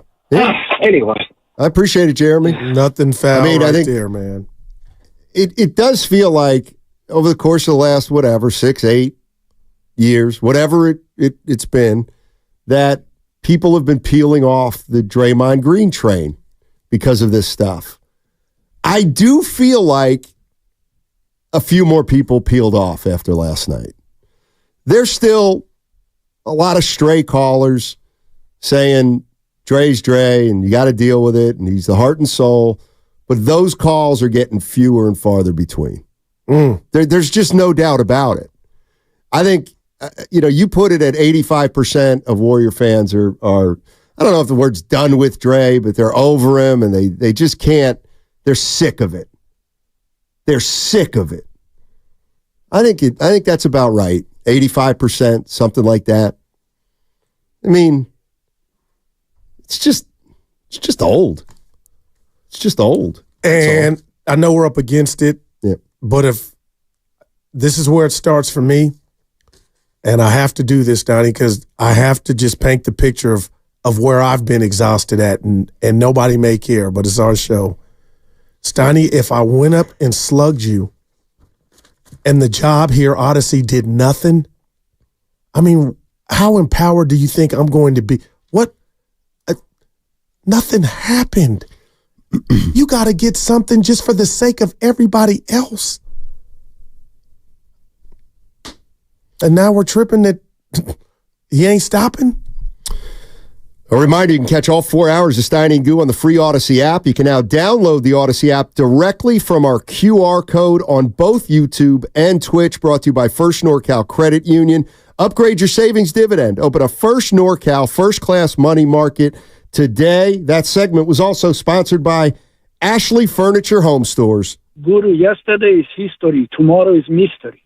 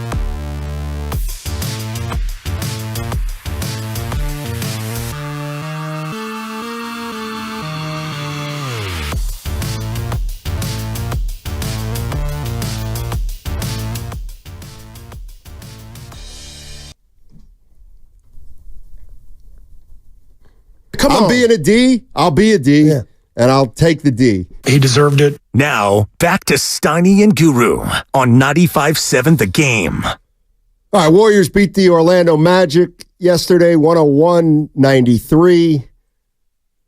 That's not the biggest part of the story. The biggest part of the story is Draymond Green ejected. 4th time this season, 21st time in his career. Must-win situation, and he gets run 4 minutes into the game. They rally. They still win the game. And is there... I get one game is just one game. But was anybody else watching that game last night without Draymond Green thinking they can play without him if they have to? They can play without him. Well, we've seen that too much of it this season. All right. So there was 2 different stretches. If you're telling me they're 3 games over with him and 3 games under without him, is he worth it? I'll tell you what. If you're a Warrior teammate right now, would you want to see him on the court Friday with you tomorrow? Or would you be like, you know what, sit this one out? If it was up to you. If it were me, Stoney, I wouldn't want to see him right back. Boy, I don't know. And I hate to, I ain't being messy. I'm being real. It's impossible for me to recreate 12, 13 years in the same locker room with a guy like Steph and Clay and Looney, to a lesser degree, have had with Draymond Green. Yeah, right now, I mean, I could just put myself in Steph's position, walking into the locker room, and there's the first person there is Draymond doing the night-night and giving him a hug. All I could do is put myself in Steph's position and think, I don't really want to hug this guy right now. But my first thought. That's me. I mean, I guess my question would be, why would Draymond or why would Steph Curry in that situation want to embrace Draymond Green like a comrade and a teammate? Well, we're brothers. Okay. People get visitors in jail, Steiny. Let's go to Fleet. Fleet's in Oakland. Hey, Fleet, how you doing? What's going on, guys? Hey. Talk to us. I feel like it was a combination of everything with Steph, man. With the minutes being played, being in the 10th spot, Draymond Green. I know we know he's tired of Draymond. We tired of Draymond. Klay Thompson coming off the bench. He's starting again. Klay was feeling bad and down. And by Steph being the head of the leader of the team, and all that just came to a head like, man, my minutes played. The coach don't even know if I should be in a minute. I should be out the game with 2 minutes and we down. And then the next day I'm playing more minutes. It's a lot. It's a big mess going on right now. And guys are not really realizing that it's a mess going on now. We are not winning the championship. Draymond Green signing his ticket to be traded next season. The little money they're going to have from trading Dre, Klay Thompson will be re-signed with that money, part of that money that we trade Draymond with. And Steve Kerr is the head coach. Hopefully Steve Kerr understands we're going to be fans when Steve Kerr is gone. Somebody need to ask Steve Kerr, do they think they cannot win without Draymond? I'm tired of Draymond. It's time to trade him. And hopefully somebody asks Steve Kerr that question this afternoon. Do you guys think y'all cannot win with this guy? He's not giving us 25 points, 10 rebounds, 10 assists every night. So we got to really come to a conclusion about Draymond Green as a head coach and a general manager. It's time to trade Draymond Green. Steph Curry was on the court with tears in his eyes. We can't have that. Well said, Fleet. Appreciate it. We hear you. By the way, you know my guy Harry. Yeah. You know, I said they're not going to move him. They're not going to move him to the bench. Well, nobody's lobbying for that. I'm not. I'm trying to. They need to win. But here's the bottom line. This is what Harry said. Who is that guy? Wrong. They moved Draymond Green to the bench against Sacramento last year. Oh, okay. They took him out of the starting lineup. But I would tell Harry that wasn't because he was being no. But my point is they played without him when they beat the Boston Celtics. No, I got you. They played without him to turn the tide of the Sacramento series. I agree with Harry there. So but Harry's what makes point Harry is, think they're going to do something now? He doesn't think they're going to do something now. What he's saying is they can win without him. Let's get off this thought of they've never not played without Draymond before. I agree. The fact of the matter is they play without Draymond more often than they want to play without Draymond. And that changed the Sacramento series. When do you cut the cord entirely? Last caller's ready. Well, last caller's ready. Free. Did anybody get off the train last night? That's enough. Okay, now I've seen enough. It actually does feel like there are a few. Let's go to Jacob's in Sunnyvale. Hey, Jacob, how you doing? What's up, Steiny? How you doing? Hey, man. Hey, man. I just question the competence of basketball fans in general because Draymond Green is a floor general for the Warriors. He's like an air traffic controller, man. And you know this. So it's just weird to hear callers call up and bag on this guy when, you know, he's given so much to this team. Basketball is entertainment first and foremost, and it's a business. And most fans, they don't realize that. So it's just interesting. And, you know, that's, it was cool to see Steph Curry get so emotional last night. I wish we could see more of that, you know?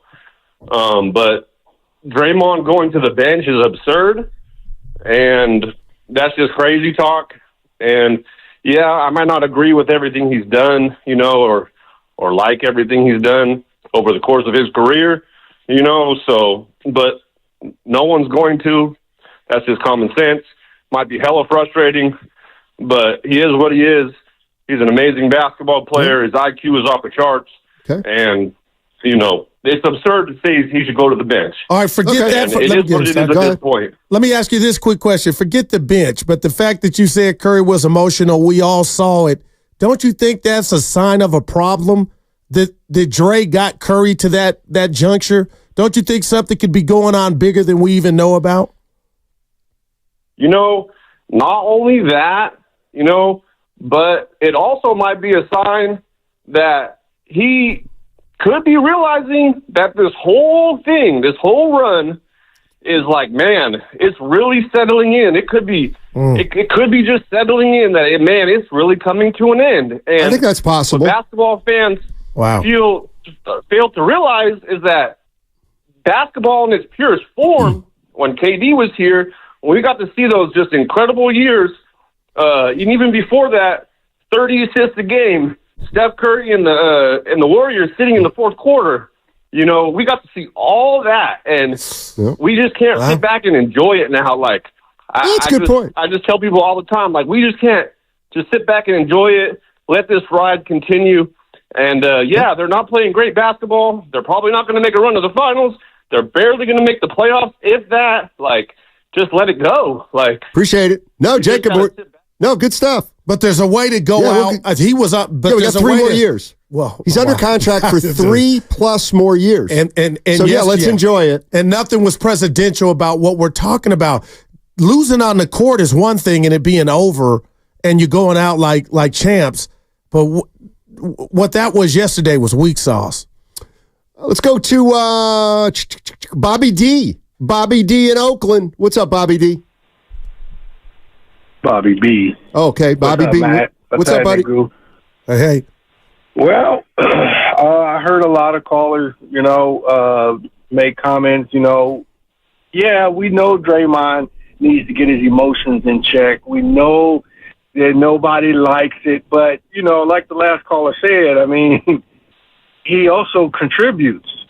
I also agree that, you know, benching him is not the worst idea because if Clay was messing up, which he was for a while there, I mean, we benched him. When Wiggins was missing games and you know, threw the team off whack, we did that. So I don't see anything wrong with that. I mean, because I look at what we have here with that big three, that's a marriage. It's like a marriage. And it's not going to be pretty. I mean, some marriages, right? You have a spouse that might have an alcohol problem or, might have substance issues. So you're going to have those issues. You don't just throw the person to the, curb. You do what you can to get help and work with them. And I think that this is something Draymond does not have control over. I don't, like you said, Goo, I don't believe that anything he said about that diversion program or counseling, it would work. I think that was just for show. Oh, man. But I do agree, something needs to be done because a lot of these games are winnable when he does that, when he starts on that, kick. And I agree. I don't think anybody can control him. I mean, right. Curry was definitely, bothered by it. Right. And, right. At the end of the day, yeah, go ahead. We play to win the game. Thank you. That's a great way to go out. Great way to go out. Yeah, I mean, how can you not watch Steph Curry last night and not think, boy, he looks like he's just so tired of this. Here's what Steph Curry had to say on the Draymond Green ejection. And let's go to he was asked about the emotion that he showed on the court. Yeah, we know how important the season is, or this part of the season is, and our ability to get into a rhythm and secure a playing opportunity and give ourselves a shot. We don't want to have self-inflicted wounds when it comes to that. We all care. We all are passionate about the game and our chances to have something to play for down the stretch. So you give everything you got to this game, and that's the emotion. The diplomat. He should have gone to Franklin and Marshall College. Steph Curry. I said he could run for office. That was our nickname. Did you know that? No. The Diplomats. Yeah. That was our nickname. Well, there's a rap group, Jim Jones in New York. They're the Diplomats. Well, Franklin and Marshall's been around since 1786. So I don't know who this guy from New York is. Dipset. But I don't know. Let's go out to Skinny Bob. Have a help from Skinny Bob. I've been asking about him in a little while. Hey, Skinny. I'm busting wood. Guys, hey, what's up? Good to talk to you. Yeah, hey, well, I had to give my 2 cents worth on this Draymond deal. All right. And when he came back from that suspension, you hardly noticed those first 3 games he was even on the floor. I don't even think he looked at a ref when he got a call. Yeah. I mean, what I'm thinking, other teams, he's given a big-ass tell. I mean, other teams are going to bait him left and right. He's not going to last at all. If I had a guy like that, and I tell you, I would just bait the hell out of this guy, and I don't see a future for him with the Warriors at all. It's a shame because he's got super talent, and like the guy said before, he's the floor general. But guess who set that up? The coach. Yeah. And like I said, one thing they could do, though, right now is if he starts jawing at a ref, sit his ass down, put him on the goddamn bench. Oh, yeah, that's going to hurt you, Bob. The shocker. We got Evan.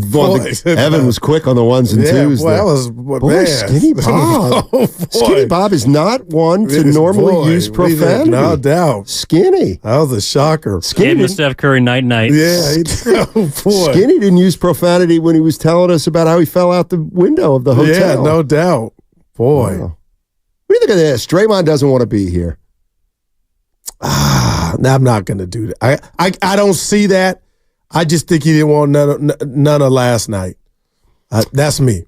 Yeah, I don't know.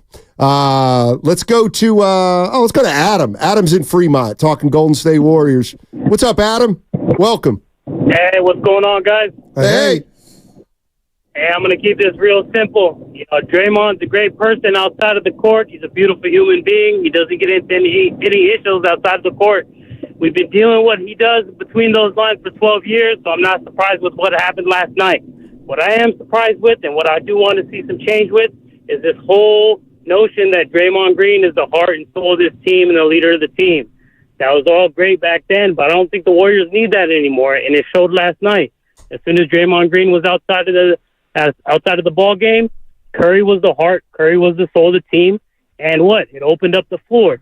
As soon as Curry bring that ball up, it opened up the floor for Wiggins and Clay. Wiggins was able to drive, he was able to shoot. That's something we don't get with Draymond Green when he's being this floor general. That's why he's wide open at the three-point line. Maybe we don't need Draymond Green to be the floor, the general anymore. We just need him to be a power and put on defense. And that's it. I think if the Warriors play like that, we'll play a lot better. We need Curry to step up and be the soul of the team, the heart of the team, the leader of the team. Those are all things that Curry should be. We saw it last night, and we saw what could be when Curry's like that. Thanks. I thought Steph was pretty lousy, to tell you the truth. But I thought it was obvious that there was some kind of effort from that collective last night. Like he was running points, Donnie. They don't win that game unless they play gritty, because they didn't play well enough to win that game without playing a very gritty and tenacious defensive game. No doubt about it. Okay, so they just played a gritty, grimy defensive game, won a game where they didn't shoot it well, and they won it without Draymond Green. Like, that was one of their best defensive efforts of the year. Right. And they did it without Draymond Green. Now, I'm not going to sit here and say they could do it 81 more times. And you're not going to beat the Lakers in the play-in if that's what it ends up being. I don't believe Stein. Okay. Are you going to beat the Lakers with Draymond? My chances are like 50. Are they? I don't know. I believe so. I don't know. Yeah. One game? No, I'm not saying you're going to win it. We're talking about one game. I don't want to prepare without him. Okay, you're going to need him that Let's put day. the rat on the table. Yeah. When Draymond got ejected last night, admit it, Warrior fans, you didn't think you were going to win that game. I'm one of them. Okay, well, you won it. You won it, and you did it in a way defensively where there's a belief that you can't play that well defensively if he's not on the floor. Well, you did. I get it. It's one game. But would you rather have lost 120 to 115? And then we come in here and say, oh, they didn't have Draymond. They gave up 120. They didn't have Draymond. They gave up 90. What are we talking about here? Let me give you this, Donnie, though, because I'm taking nothing away from the team. They got the win, but Orlando's one of the worst offensive teams in the league. I think that had something to do with it. I'm sure it did. Okay. Doesn't matter. Orlando Magic are like a 5th seed in the East. You just went in there and beat them without Green and without Kuminga. You beat them. Let's go to... Somebody was in here interesting. Oh, Will in Pleasanton. Will. What's up, Will? How you doing, man?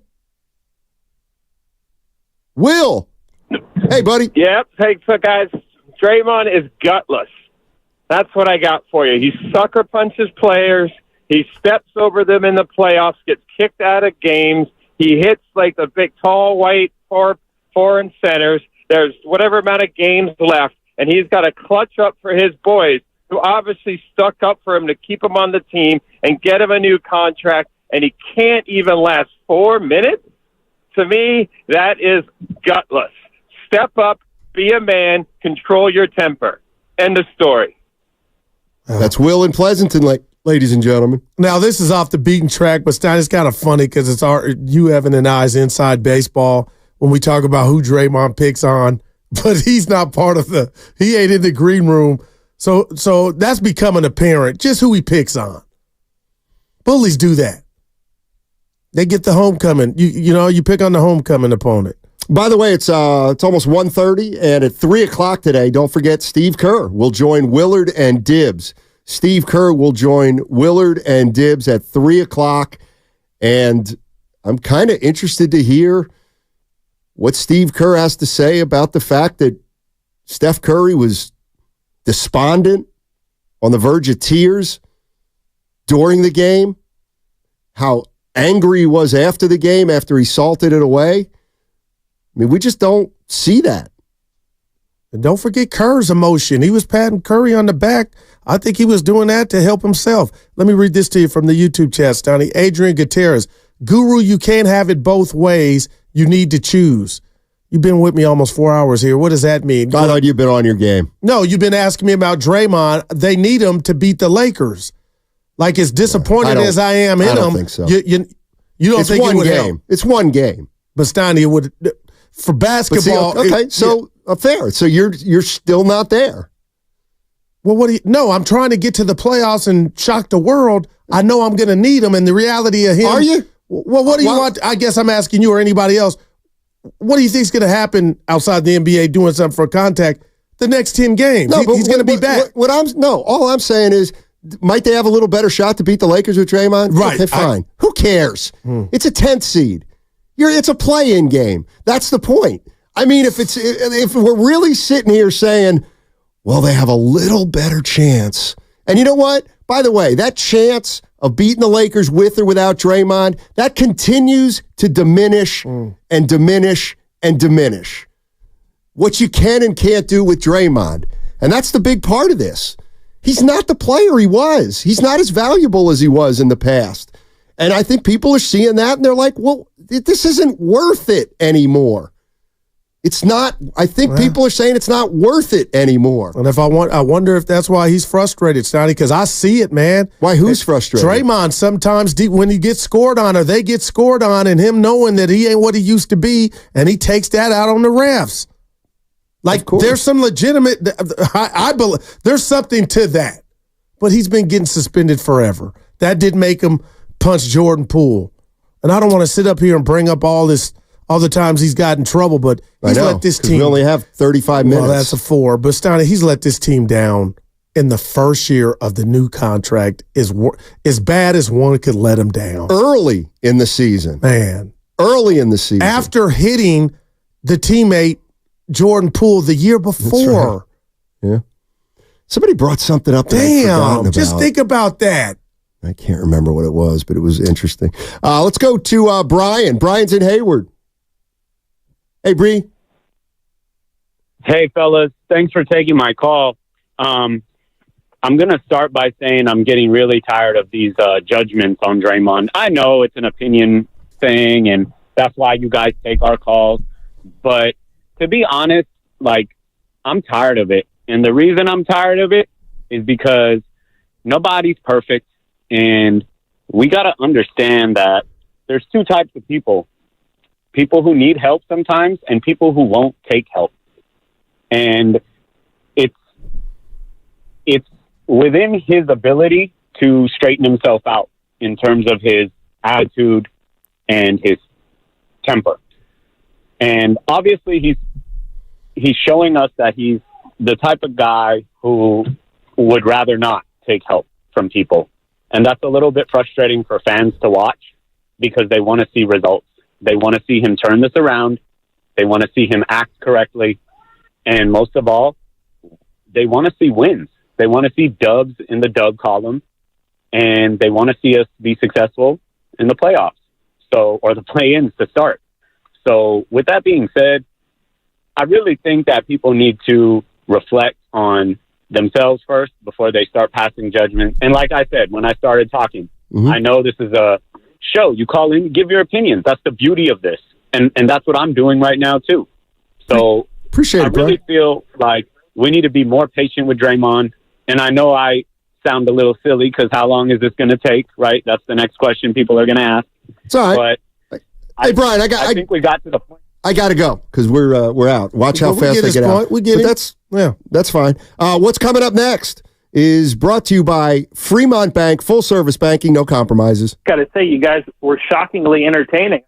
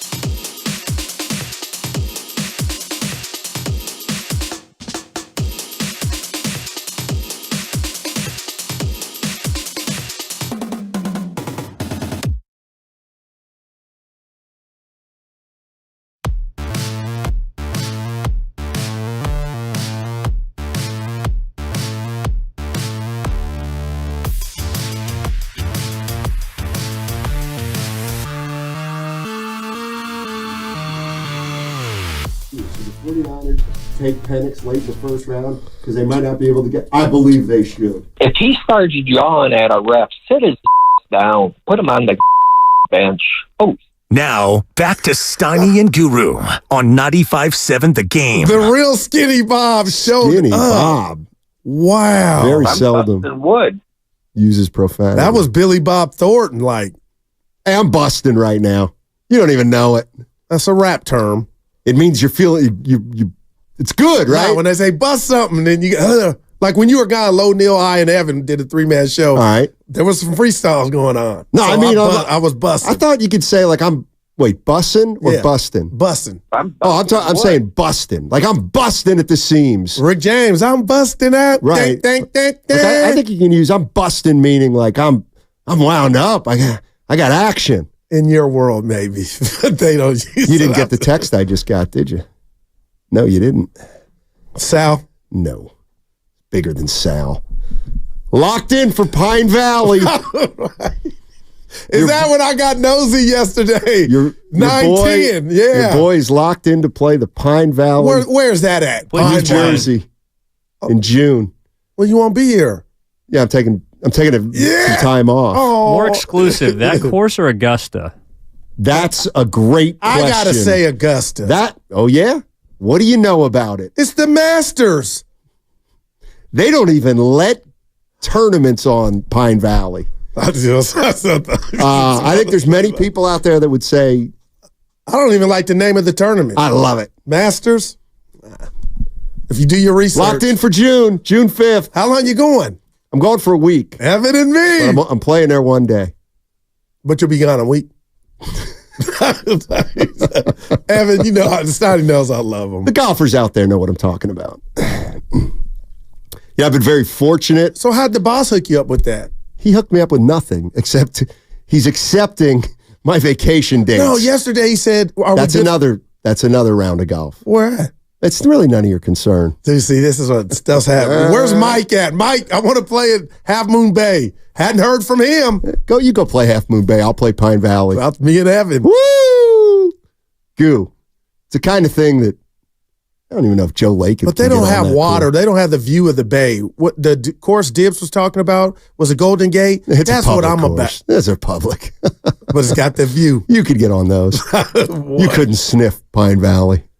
Back to Wiggins. No, not back to Wiggins. Wiggins was terrific last night. We can actually say that today. I know, we can.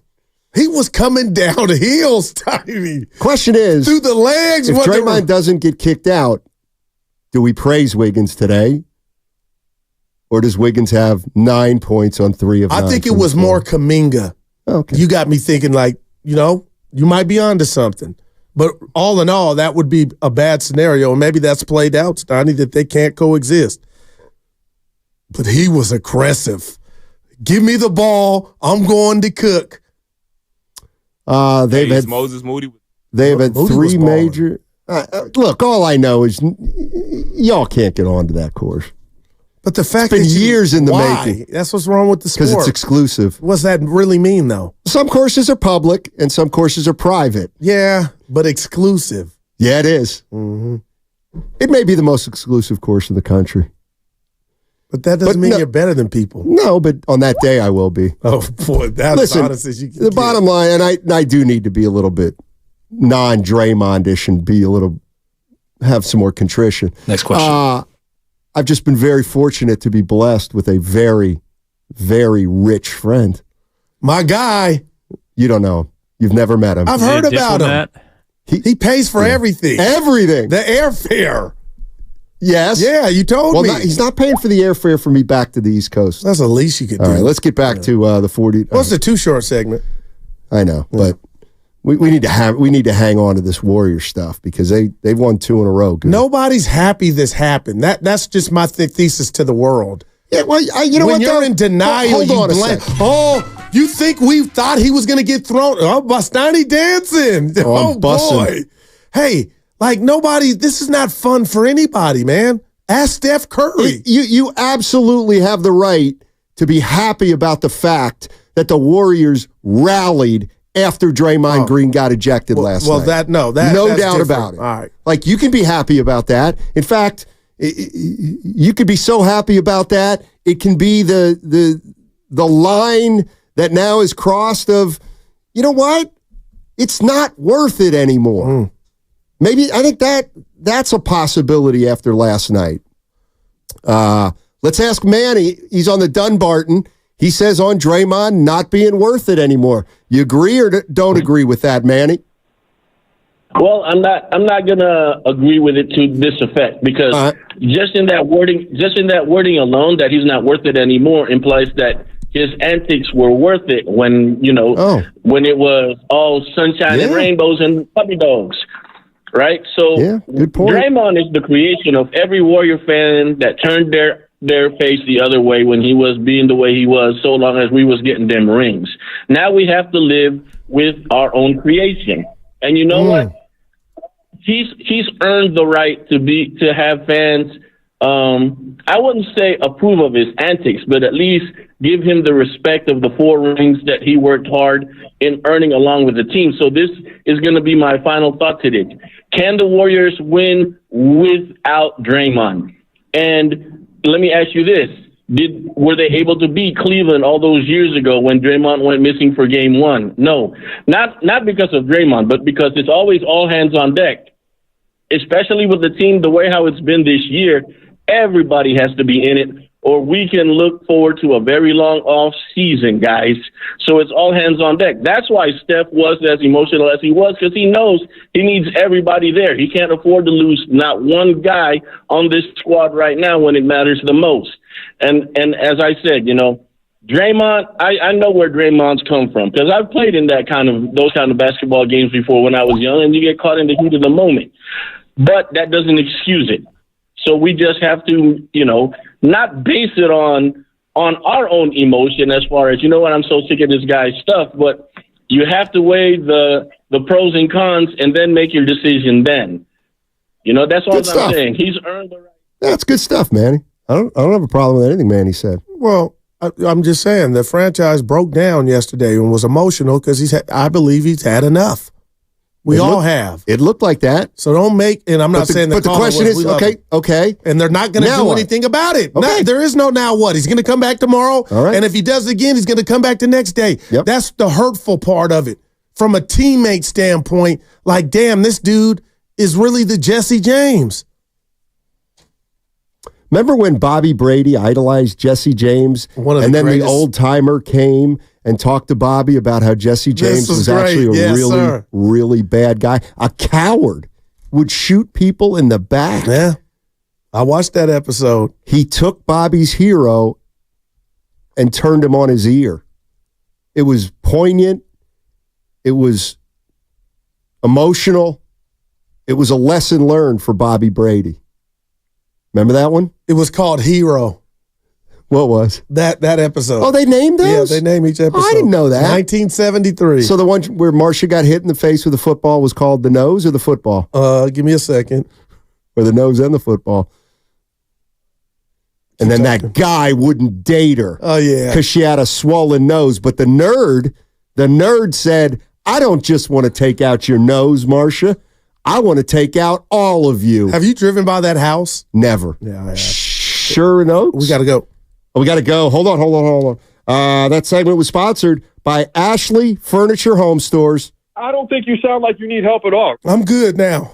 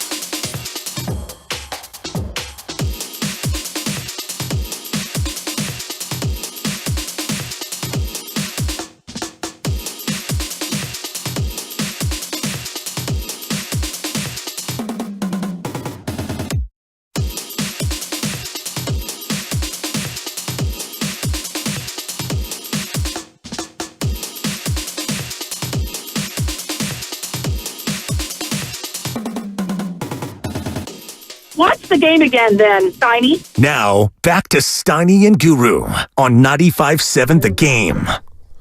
It's the crossover. Yeah. Evan, that stat about the Warriors not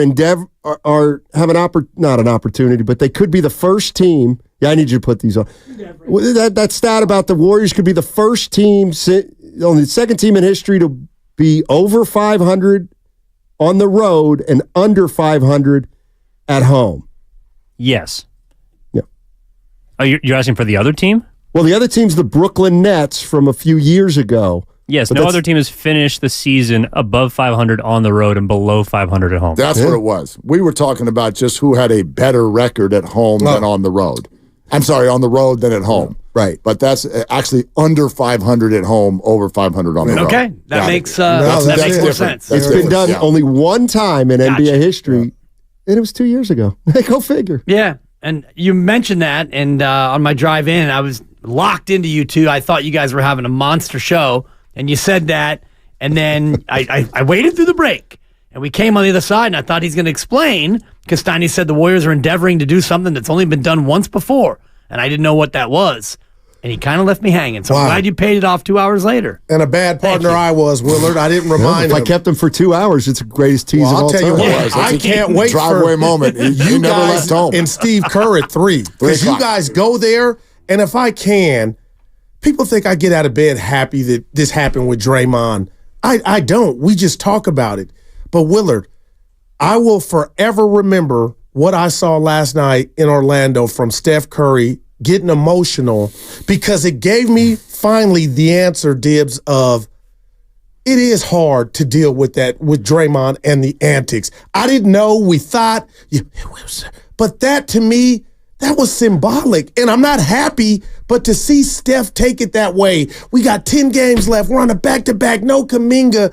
I guess Willard and Dibs, I'm saying, to me, I took that as ultimate disappointment from the chef. A picture is worth 1,000 words, and he was saying a lot in that moment. We've learned that the Warriors hear everything. And what I think we've expressed, a lot of fans have expressed, is that whether it's true or not, it feels like in the last couple of weeks, like this veteran-laden team is not interested in the 10 seed. And they don't care. And I think a big part of not just being tossed, but being tossed before people had even gotten to their seats, therefore meaning frustration could not have built up yet, dude. You just walked out onto the court. That's what's getting a lot of people here. It's what got me. And I noticed in Steph's post-game comments, not just saying we can't do this self-inflicted stuff. He added, we care. We have to give ourselves a shot. The 10 seed matters. It's as if the organization was saying, we hear that you think that we don't care, and that's a bad characteristic. And what Draymond did last night really fed into that. And so I think that's part of the, at least in my mind, that's part of the emotion that we saw on the court. But you're damn right, like 1 hour and 10 minutes away, we'll ask some of these questions. Dibs, what do you call what he did last night, Draymond? Selfish. Wow, it's the ultimate act of selfishness, because I've watched it back now 8 to 10 times, and he's not taking up for a teammate. He's taking up for himself. So what happened when he gets the tech is Steph reaches in carelessly and commits a foul. Now, did Banchero barge into Wiggins or not? It's the NBA, whatever. They called Steph for a reach-in. Draymond turns around and finds the official who had just called him for a foul one previous trip. And the foul that they called on Draymond was a bad call. Banchero tripped over his own feet. Draymond had a hand on him. Banchero falls on his own, and the outside official calls the foul on Draymond, and Draymond waits until the next stoppage and beelines for the official and just begins to berate him over a first quarter blown call. Wow. To me, that's not emotional growth. That is a man acting selfishly and trying to exert his own will over a call that went against him. And then he goes in there and he bumps the ref, and the ref has to put the whistle back in his mouth to give him the tech. The ref was probably going to let him have his say and walk away, but once you get bumped, that's an automatic. You think the league's looking at that? Absolutely. I mean, how could they not? And the rules state if a player intentionally, and that's where the gray area lies, if a player intentionally contacts a referee, it's an automatic 1-game suspension. Well, and they absolutely could be looking at it, and for that reason and more. You got to remember now, optics. And the NBA, the reason that they suspended Draymond Green indefinitely is not because they're on their moral high horse. It's because they do not want this to be their look in a corporate sense to their audience. That you have large men just out there fighting each other. And when you turn around and the cameras, everybody knows damn well what he said. Right. And that's after the first tech. Right. Everybody knows what he said. The ref you don't need to be a good lip reader. This is not Jimmy Garoppolo questioning Kyle Shanahan's play calling. Wow. Everybody knows what he said. Or Kevin Durant saying, that's why I'm out of here. Right. This is terrible optics. And if the NBA doesn't want that out there, how could you argue with them?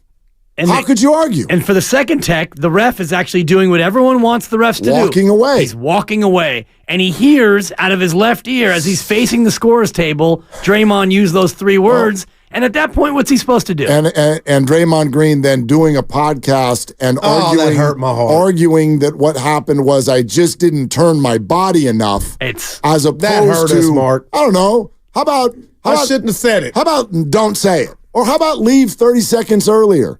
And I know, listen, this is not about me or any of us, but I'll go ahead and say it right now because I know that some people have reminded me of the show that we did last week. I hadn't heard. I was out, but I think Badoni put it out there. I will. That was last week? I think it was. You were gone in Vegas. Well, I don't know. You were gone. P was in here. You were gone for half the week. I don't remember which day it was, but there is digital content that is out there. About me saying, and this is part of why I feel like Steph was so frustrated, very impressed by what appeared to me to be the growth with Draymond Green. This was the game against, was it Memphis, where he got locked up under the hoop, and instead of turning it into a fight, he just gave him the no, like you're not going to get under my skin. So you responded to that. Yes. Yeah. And I was like, that to me is growth versus what I think Draymond would have done in that situation 3 months ago. So I gave him the big round of applause, applause emojis. Good job, Draymond. You've grown. I'll say it right now. I take it all back. Wow. And I'm sorry I said it. And you can. I take it all back because that last night, there's not a damn thing that anybody can do to excuse it. I didn't get a chance to hear the roast this morning. I'd like to say to Bonte, brother, be free to say whatever the hell you want to say. Yeah. And if Draymond's got something to say to you the next time you guys are on TV together, he's wrong. That's it. Yeah. Like this is just I don't know how you can just, and that's what's even worse. He blew it off. Well, it's never as bad as it seems. We just played it. No, it is. Yes. It is. It might be worse. You're like one of the greatest players of all time might have cried on the court last night. Your teammate. Right. Who you are repeatedly now selling down the river. And I love what you said earlier. When you said, I don't know if Draymond deserves Steph. Oh, man. Like, I mean, that guy's, you could easily argue that he owes his career to that man. And he's potentially crying on the court because nobody can get to you, brother. And I cringed when he was having the night Dre waiting for him to come in. Like, do what you do, but those optics were just, Steph was like. Steph gave him that hug like Dre, read the room. You don't do that now. Not now. Game 72, when you need to, put in a little work to even make it in the play-in, and you're going to do it like that. And it just, to me, it was the epitome of selfishness because. Good word. You have your say, and if you want to get mad over a call and get an early tech, okay, get an early tech. It's what you do, Draymond. You're the best in the world at getting a tech and then going in later, and you got 3 quarters to double down on it because they don't really want to throw you out and miss me with the refs baited him. We've been garbage. getting calls of that all day. And I appreciate you guys. Really? Yes. Clapping back on that. Goated. Yes. Listen, I'll tell you my experience with it. I heard it on the radio when it actually happened live. I was still too. Driving home. Yes. Tim Roy. And fresh off of Bart. And Tim said something that I disagree with because it theater of the mind. And he said something to the effect of the official should have walked away. And I was immediately thinking, well, then, yeah, because my take, words should never throw a player, an entertainer, out of the entertainment product. But this is different. First of all, it's those words. But second of all, it was the space. It was the amount of time. Steph is standing there tapping you on the chest like, bro, like, okay, you got it off your chest. The ref was like, okay, did you get it out? Did you get it out? Did you get it out? Okay, let's move on. And then he does that. He had every chance in the world to have this not go that way, and he did it anyway. And that's why I think Curry ends up throwing his hands up like, I don't know. I don't know what no one knows to do with this guy. Well, and you get to the offseason, and I was listening. You guys were great all day, and just like another show for you too. But I thought, Steiny, the way you kind of reverse engineered it, looking at it from the backside going all the way to the front. And I kind of agree with you, if you're not going to be a championship contender going forward with Draymond, then you probably won't be one without Draymond either. So why not try to go forward without Draymond, see what you can get in the offseason? And I know it's a little premature to get to that point, but I'm at my wit's end. I'm done. My rope, my wick is gone. There's nothing but wax left in the candle. Man. I know, and it's, if you're not going to be a championship contender either way, and I kind of think that window has closed and that part of the era is behind us, then let's let some other team and some other fan base deal with the antics, because the antics have become more of a distraction than what they're worth. You're listening to 95.7 The Game, KGMZ FM and HD1 San Francisco. Always live on the free Odyssey app, Twitch and YouTube, powered by First NorCal Credit Union. So when I didn't see in real time when he made contact with the official. So now I'm looking at the TV, and he is barking and barking and barking at the official. And at that point, I'm thinking, already, like, man, they just allow him to talk like that to an official. And I do think they give him some leeway. Like, I almost think they're like, he's very emotional. Don't take it as anger or finger pointing. He's just really animated. And I was like, man, they let him talk to them in a way that other players don't talk to refs. And that wasn't what got him the tee. Nope. He got the tee actually as he was walking away saying one last thing. Like that was the second tee. He's correct. Yes. Correct. So he got a tee. He went off. They were going to allow him that steam to blow off. Right. But he couldn't even just let it there. He had to say one more thing that he knew were the magic words. Wow. Right. If only he had turned his body. Yeah. Now that was right shoulder. Yeah. His right shoulder was flew open a little bit. And so actually, Rasheed Wallace has been breaking down the film and talking about his body language in the moment. Rasheed and Rodman both are going to weigh in on his footwork in using that phrase. We've all muttered stuff under our breath that got heard. Sure. Right. Correct. Sure. Correct. But, to do it in that moment, like Mark's saying, and the ref has already walked away. So he gets teed up for bumping the ref, and like it or dislike it, that's the rule. And he got the ref had to put the whistle back in his mouth. So the ref was not like agitated and ready to tee him up. He gets bumped. So now you got to put the whistle in. Boom, that's a tee. And like Steiny says, Draymond goes off, and he's going to get a lot of rope there because he already got teed up. And then the ref walks away after 30 seconds. One of the other refs actually comes over and kind of escorts him like, okay, that's enough. Let's walk away together. And then he says I said what I said. I'll never forget Steph in that moment, Willard. I know you could be like, come on, Goo, but I'll never forget that. It was not a break. That he was letting it all out. We never seen it before. Well, the other thing with Steph, the more I think, Steph's emotions. Seen it before, you're right. Like, and you brought this up with the punch. That wasn't the only, the punch was the culmination of stuff that was going. Culmination sensation. Good job. Good job. Thanks for contributing. You can't watch Steph's being disconsolate and not know this is so old to get to this point, to see him like that on the court. Doubt. If it were Draymond's first time, he wouldn't have done that. If it were his 10th time, he wouldn't have done that. Right. But for some reason, this was the 100th time at the wrong time, and Steph just couldn't control himself. Think about it this way, and this will relate to every single person listening to our voices. The Golden State Warriors, by and large, we see them for about 7.5 hours a week.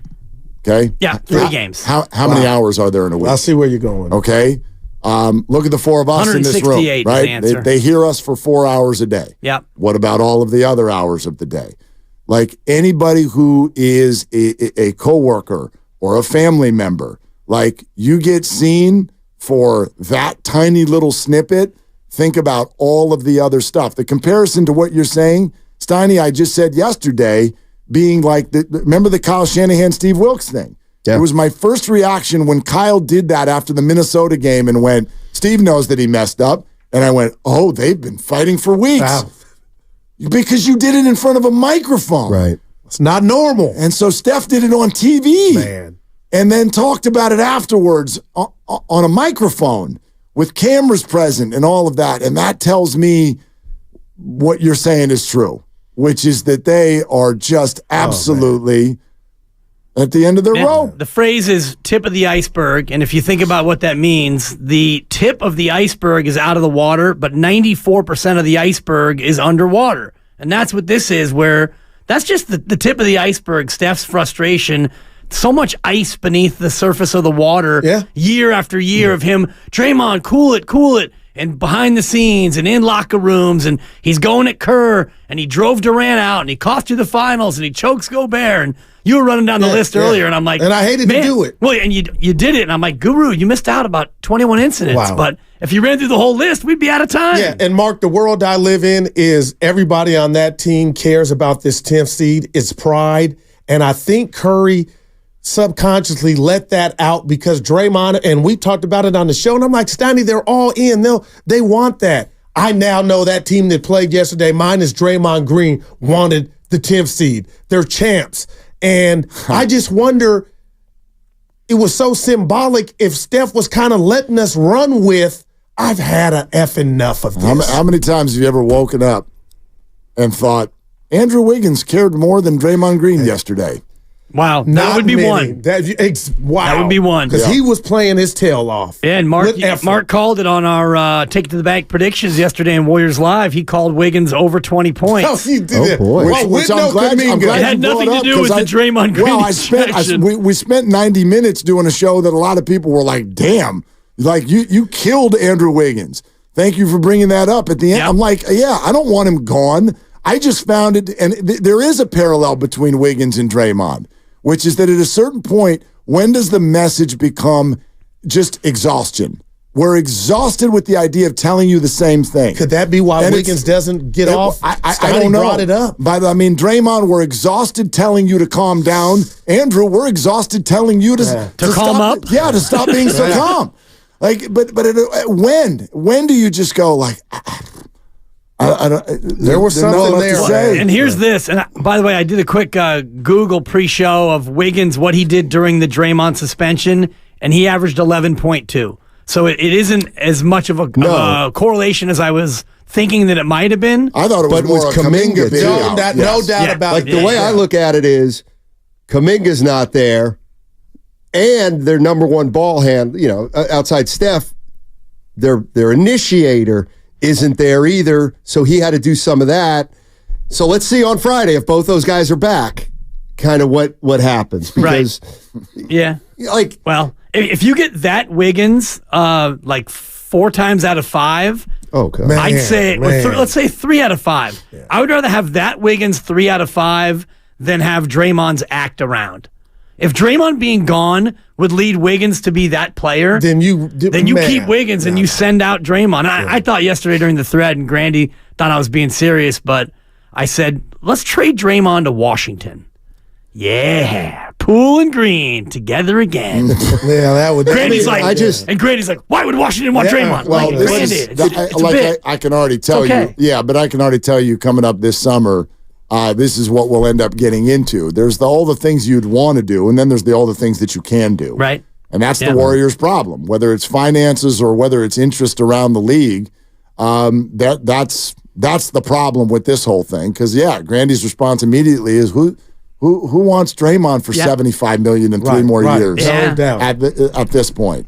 The thing I was thinking about with Wiggins is just I'm giving him a break here because if Clay's back in the starting lineup, so you have Steph who's going to score, you have Clay who's going to look for a shot, and you've got Kuminga who's got to get the ball. Like, you've got to give it, like, I can see how Wiggins, with his personality, slips through the cracks with those three guys. Well, the reason I said what I said yesterday on the pregame was because specifically Jonathan Kuminga. Right. And what did you call Wiggins? Hey, dude, you take it.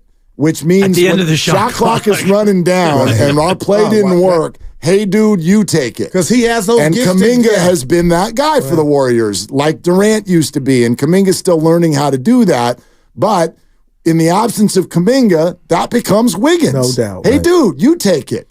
And so I thought that the opportunity is there for him to have a good game. You just never know if he's going to step into that opportunity. Last night, and I told Stoney it's not a batting order, so why can't he have that mechanism of last night he knew they needed him with no and it was fun. He was awesome to watch. Every shot didn't go in, but I was like, he's a problem. He's a beautiful athlete when he does this. Where is that on the night league? He doesn't have room when they're complete. But he doesn't have the mentality. And that's what Willard does more than the room. Like, he'll just slip through the cracks rather than go get it.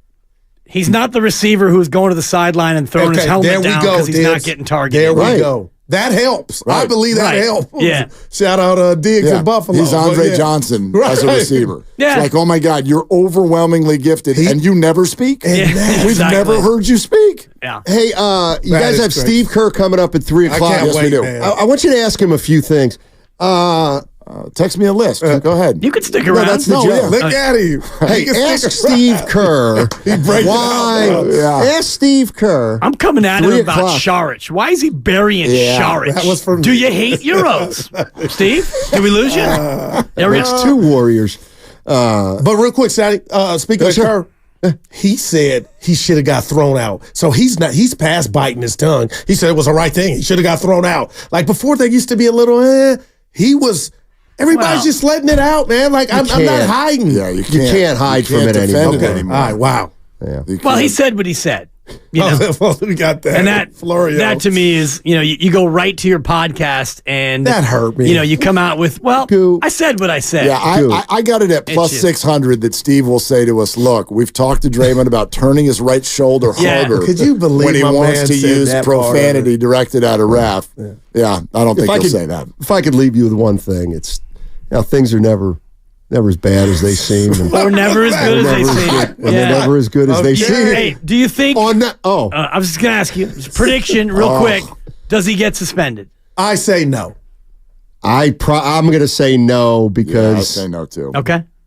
But if he did, I wouldn't be that surprised. Because nothing is out there of maybe there might even be looking at it. I heard it from YouTube. Well, they look at it without. But normally we have somebody on Twitter like looking. I ain't seen none of that. I think it's a yes for the bump, and then also the 3-word salutation on his way out. And of course, you can always throw in the failing to leave the court in a timely manner. Yeah, actually, he left. He was very timely. He looked like he knew the ball. That is true. Yeah. He wasn't technically thrown out when he was lingering. Don't you feel like when there's a suspension, you sort of like hear a little bit of an NBA reporter buzz to it? Like the NBA is reviewing the Draymond Green situation. I haven't seen any of that. Yeah, okay. So we got to cut a spec, and you guys got Steve Kerr on 95.7. The game. Yes, sir.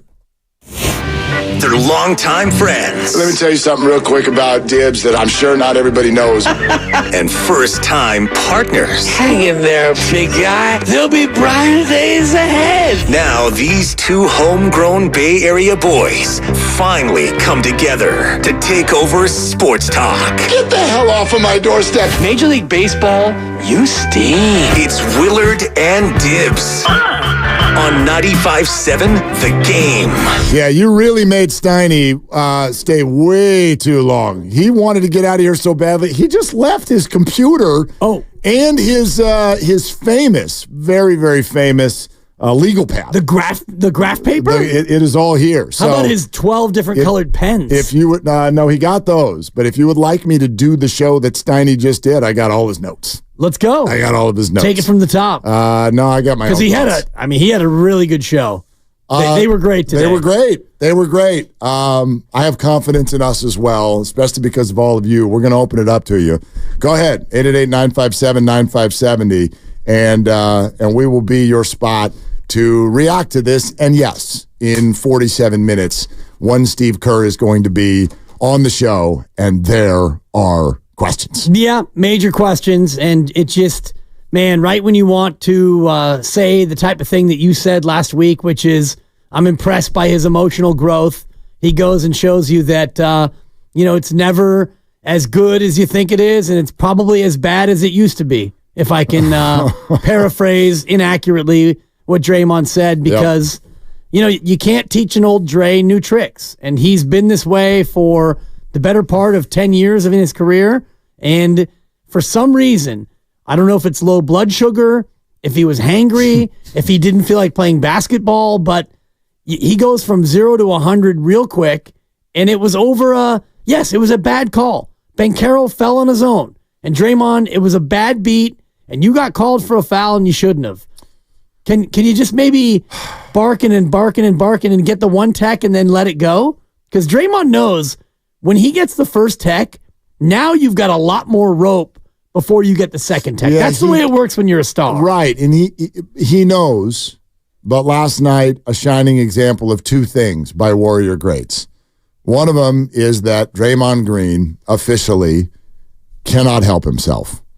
When his anger goes to a certain spot, he cannot help himself.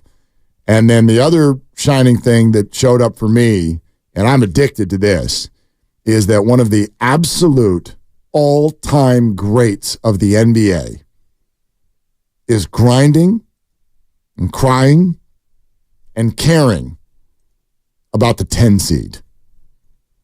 Give me that. Yeah. Inject that in my veins. Give me that all day long. That's incredible. And that's all fans wanted to see. And that was a very big part of, like, there's the obvious, there's the good Lord, Draymond Green can't control himself thing. There's the actual act. But for me, maybe a bigger deal is the messaging behind it. The messaging behind that was, I don't care about the 10 seed. I don't. The score was 6-4. That was the score. Yeah. 6-4. There was not enough time for you to be that mad. I know, bad call, previous play. I bet you've been through that before. You've been through bad calls in the NBA. You're Draymond Green. Okay? There was not enough time for you to be that angry. It was 6-4, and Jonathan Kuminga was out, and you're on a back-to-back the night after a long game with extended minutes for certain players at the end of a season where you're grinding to get in. I mean, of course Steph Curry reacted that way. Do you know how offensive that is to your teammates? That is so offensive to act that way at that point in the game. And so I don't know if Draymond knows this because he has podcasted and already sort of expressed, it's not as good as you thought it was, but it's not as bad as you think it is either. Whatever. He was very, I thought, blasé about it. I wonder if you know that what you just said to the fans is that you don't care. And I can't think of a worse thing for anyone to say about a public consumption job. I don't even like it when I'm at a restaurant and the server is like, totally. Like, I'll move at my pace. You're like, come on, right? Like, we're doing this here. I'm hungry. I'd like to eat and get going, and or whatever. Want a little enthusiasm, too, about the experience. Well, our show. You come in here and tell everybody I don't care. Like, you can't. You want me to do the whole show like Draymond? Huh. If so, I'll be out of here in about 3 minutes. We got one of those tomorrow. Yeah, I didn't even watch the game, exactly. Mark. I didn't care. I didn't care about this. 10 seed. I'm not here for the 10 seed. It's brutal. Yeah. It's brutal. Well, it's especially brutal for his teammates when you don't have Kuminga and you are playing your 15th back-to-back, game 72 in the season. Saric won't play, so you know you're pretty limited across the board, and you last not even 4 full minutes, and you blow your stack, you lose your cool, you name call the ref, and you get run. sorry about that, guys. Actually, sorry, not sorry. I said what I said. Go out there and do what you do. I'll be back here in street clothes waiting for you. And just imagine the volcanic reaction if they would have lost the game to Orlando. Well, okay, let's take a minute on that as well, because we can't let it get lost. And I will promise this right now. Literally the first thing I'm going to say to Steve when he joins us here in 42 minutes is to bring up what the team that was on the court did last night. That's freaking awesome. Yeah. That's freaking awesome. And I get it. I'm still totally frustrated by it. We did a whole show yesterday about people with the Warriors having to continually poke Andrew Wiggins in the ribs on the daily basis to get him to show up. I still find that exhausting. I still find it interesting that they feel that they need to do that. But there's no escaping also at the same time, and I've always felt this way about Andrew Wiggins. Good Lord, when he does show up, damn, it's a beautiful thing. Sure is. And so last night, on a night where, by the way, even Steph Curry, he was, I don't want to say not his normal self. He's been this a lot lately.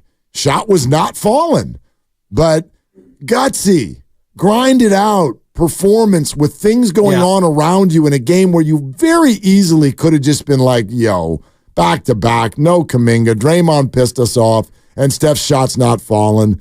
Let's be done here. Let's take a night off and go to Charlotte.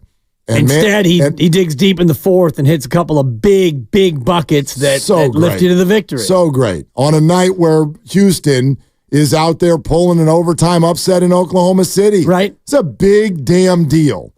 And so I know our focus is going to be on Draymond Green, as it should.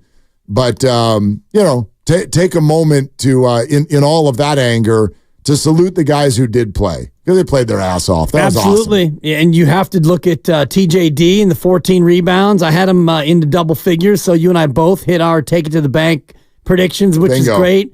33 minutes for TJD. Gucci. Clay comes through with a little uneven performance, but he's in the positive. The bench all contributing. GP2 was amazing with 3 steals and a block. It was truly a gutsy, gritty performance. And Steiny used the word earlier that you don't often think about with this team, with Draymond on the floor, and that's joy. They seemed to be a joyful group last night after the 8-minute mark of the first quarter. Yeah, they did. I mean, they played. It was an inspired performance. It was an inspired performance. Come on, Looney went out there and had rebounds. Yep. In limited minutes, by the way. The whole thing just felt inspired. I mean, Pajemski's still not hitting his shot. He had 9 rebounds. Ooh. Like they just. One of his 3-ball misses was an air ball that wasn't even within the entire Central Florida area. He could play for the Magic. Right. With the way he's shooting his 3 right now. Boy, the Magic, man, some of those guys, they'll line that thing up and they'll get their feet set and they'll be wide open and they'll miss everything.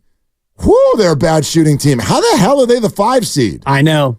I mean, Banchero's great. I get it. They're big.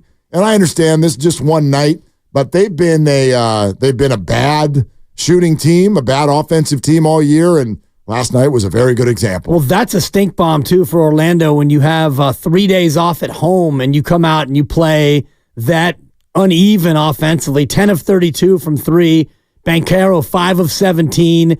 They weren't very good. And yes, the Warriors get credit for playing good, hardy defense and getting the job done, but Orlando certainly helped them a lot by playing pretty badly early. 11 points in the opening quarter coming off of 3 days of rest at home. Wow. Yeah. All right. 888-957-9570. Steve Kerr in a little bit over a half hour. We want to get to as many of you as possible. Let's dive right in.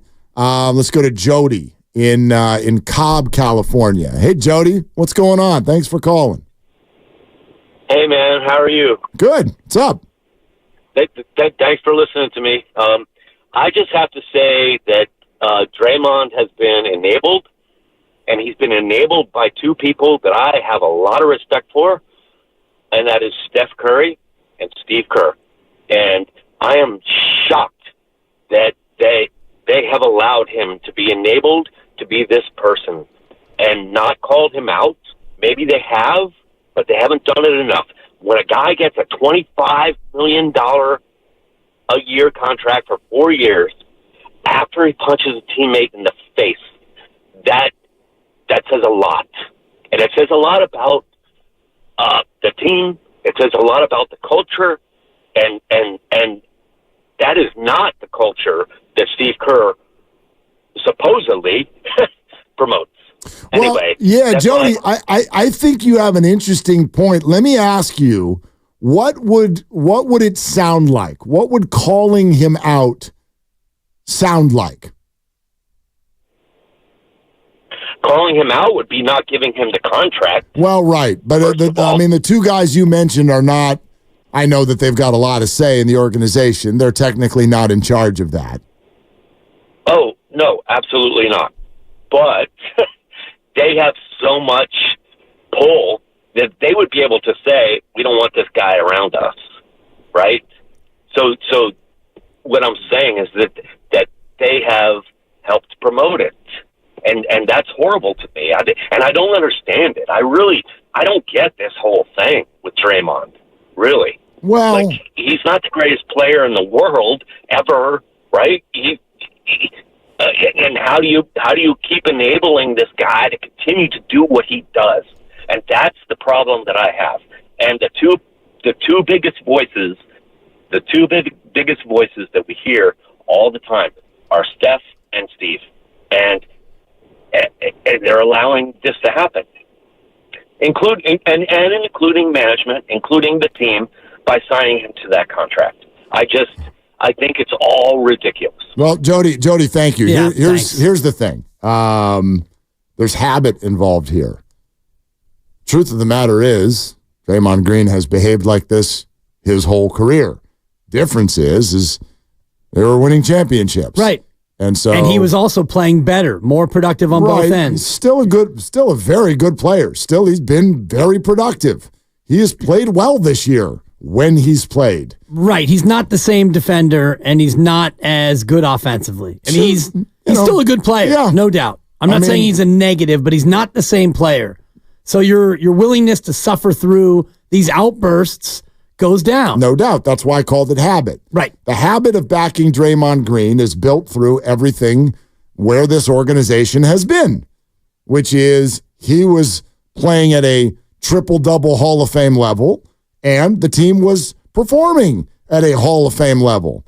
And it's unbelievable what you'll overlook if all of that is happening. The reason so many of you/us are suddenly, quote, done with him is because they're the 10 seed. Right. And you don't like this look when they're the 10 seed. And also because he missed, 20 or so games because he can't control himself. And now he lost another game, and he may be facing a suspension, although it seems unlikely based on the straw poll here in the room. Neither you nor Guru nor Steiny think that he's going to be suspended. I'm the lone person who thinks that he actually will. We'll probably find out before the end of the show at 6 o'clock. We'll ask Steve his thoughts coming up at the top of the hour. But the fact that that's even a question continues to be an annoyance. Okay, more of your phone calls. We're sponsored by Pacific Coast Termite, and I'd really like to respond to that. The idea of how the history of the Big Three is affecting the now. Let's talk about that and more of your calls coming up. This is Willard and Dibs. Americans pay about $5 billion to control termites and repair their damage every year.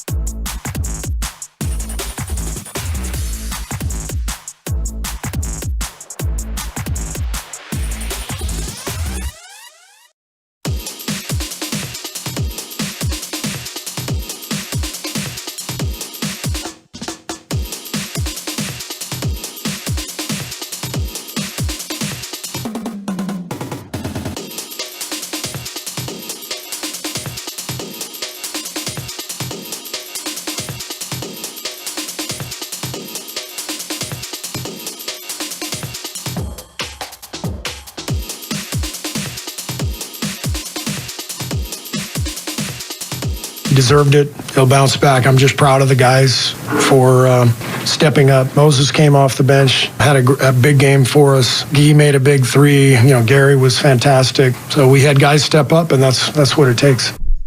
Dub Nation, it's Draymond Green. My head coach Steve Kerr joins Willard and Dibbs today, right here on 95.7 The Game. Your head coach is mad at you. He is.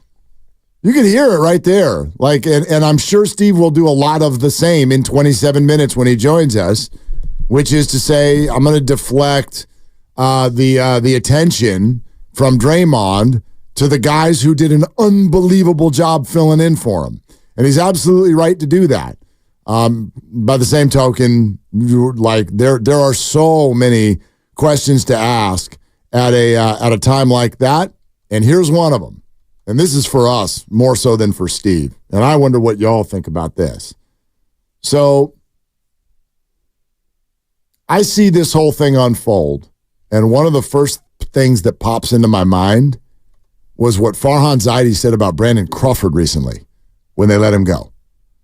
When they let him go and he joined the St. Louis Cardinals, Farhan said the weight of Brandon Crawford's history in this organization was too much for us to keep him around.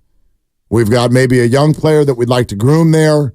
We do not want to put Brandon Crawford over his shoulder. His standing in this organization, if you will, is too great. Okay. Put that aside for a second. The reason I thought of it is I watched the Warriors, and it's not just Draymond and his mentals. It's Klay Thompson and his mentals. Here's Steph Curry now tearing up in the middle of a random game on a Wednesday in Orlando. What's happening, and maybe it ends up being a conversation for later this summer, but what's happening is, I believe, you're looking at the Warriors buckle under the weight of their own history. These players are so accomplished. Their names are so big. And they've been so great. And you can see how often they live in the past. Klay Thompson holding up the four fingers at the Suns bench. I kind of think that that's what's happening with Draymond Green. Why would you not give a rip about the 10 seed? Well, because you've been a champion 4 times over. You're not hanging around out here for the 10 seed. Well, you know what? Maybe Jonathan Kuminga is. Maybe he'd like to get into the playoffs and get some experience. But the bottom line is they're all buckling under the weight of their own accomplishments. These players are being treated like they're still great. They're being paid like they're still great. The organization is being structured as if they are still great. And while they're still very good, they're not the players they used to be. And therefore, they're behaving as if that's still who we are. And it's not who they are. And it leads to poor decisions, and it leads to frustration. And that's what we've seen with all three of them. Well, I think it's mainly, for me, Draymond Green. And Steph Curry's frustration is born out of the reality that this has happened again. And when Draymond goes out, life for Steph is more difficult. Nobody is better for Steph Curry on the court than Draymond Green. Draymond knows how to get him the ball. Draymond knows how to set the screen. Draymond makes life easier for Steph Curry. You're playing a back-to-back, and Steph Curry's coming off a game where he played more minutes than he did on the game before on Sunday. So he has to dig deep in a back-to-back. Warriors now 10-5 in the second half of back-to-backs, by the way. Unbelievable. Which belies the reality of just how old they are as a group, yet they've been great in back-to-back. So 4 minutes in, not even 3 minutes and 36 seconds, Steph Curry now has to again shoulder the load of a Draymond-less game and face the questions in the postgame yet again about Draymond Green and the technical foul. So I totally can forgive Steph for allowing his emotions to get the better of him in the moment. Sure. It's Draymond Green who is frustrated because he's not the same player that he used to be, and his body's starting to betray him, and he's getting older. And so these instances, these incidents have happened this year more than they've ever happened before. Whether it's a flail punch on Nurkic, a choke of Gobert, or an uno dos adios last night where you just completely lost your cool. And now you're gonna use name calling at an official because you didn't like the way the sequence went. For me, it's at the end of the rope, and I wonder if the organization sees it the same in the offseason if they get to the point where they realize they don't want to put up with this for 3 more years. Yeah, well, and what they can do about it, I mean, that I agree with you is a discussion for a different day, but we're headed there. Yeah. We're headed there. I mean, that's the bottom line for me is this, and I don't know how you get these guys to stop thinking the way they used to, but in an odd way, they kind of have to. You got to stop thinking like you're still Hall of Fame talents because you're the 10 seed. Right. You're all there. I know you've missed some games here and there. Not many, though. This is a relatively healthy season. And you have your Hall of Fame swagger and the 10 seed. Right. So that's what you get when you want to still act like you are as good as you used to be, or that the refs should treat you like they used to treat you, or whatever. That's really how I see this. It is a trickle down. There's a few steps to get to where I'm getting, but if you think about the fact that Draymond Green is so frustrated 2 minutes into the game because he doesn't really give a rip about the 10 seed, the reason he doesn't give a rip about the 10 seed is because of his success.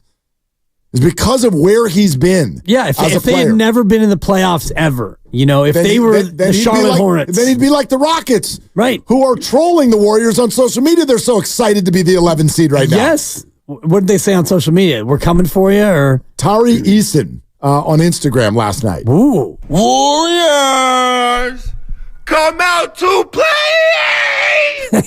Warriors, come out to play! Yeah! It's like that. It's like that. I love it. We're the 11 seed. Right. It's like that. And Draymond's like, yawn, dog. The play-in tournament? I've been to the finals 6 times. Yeah.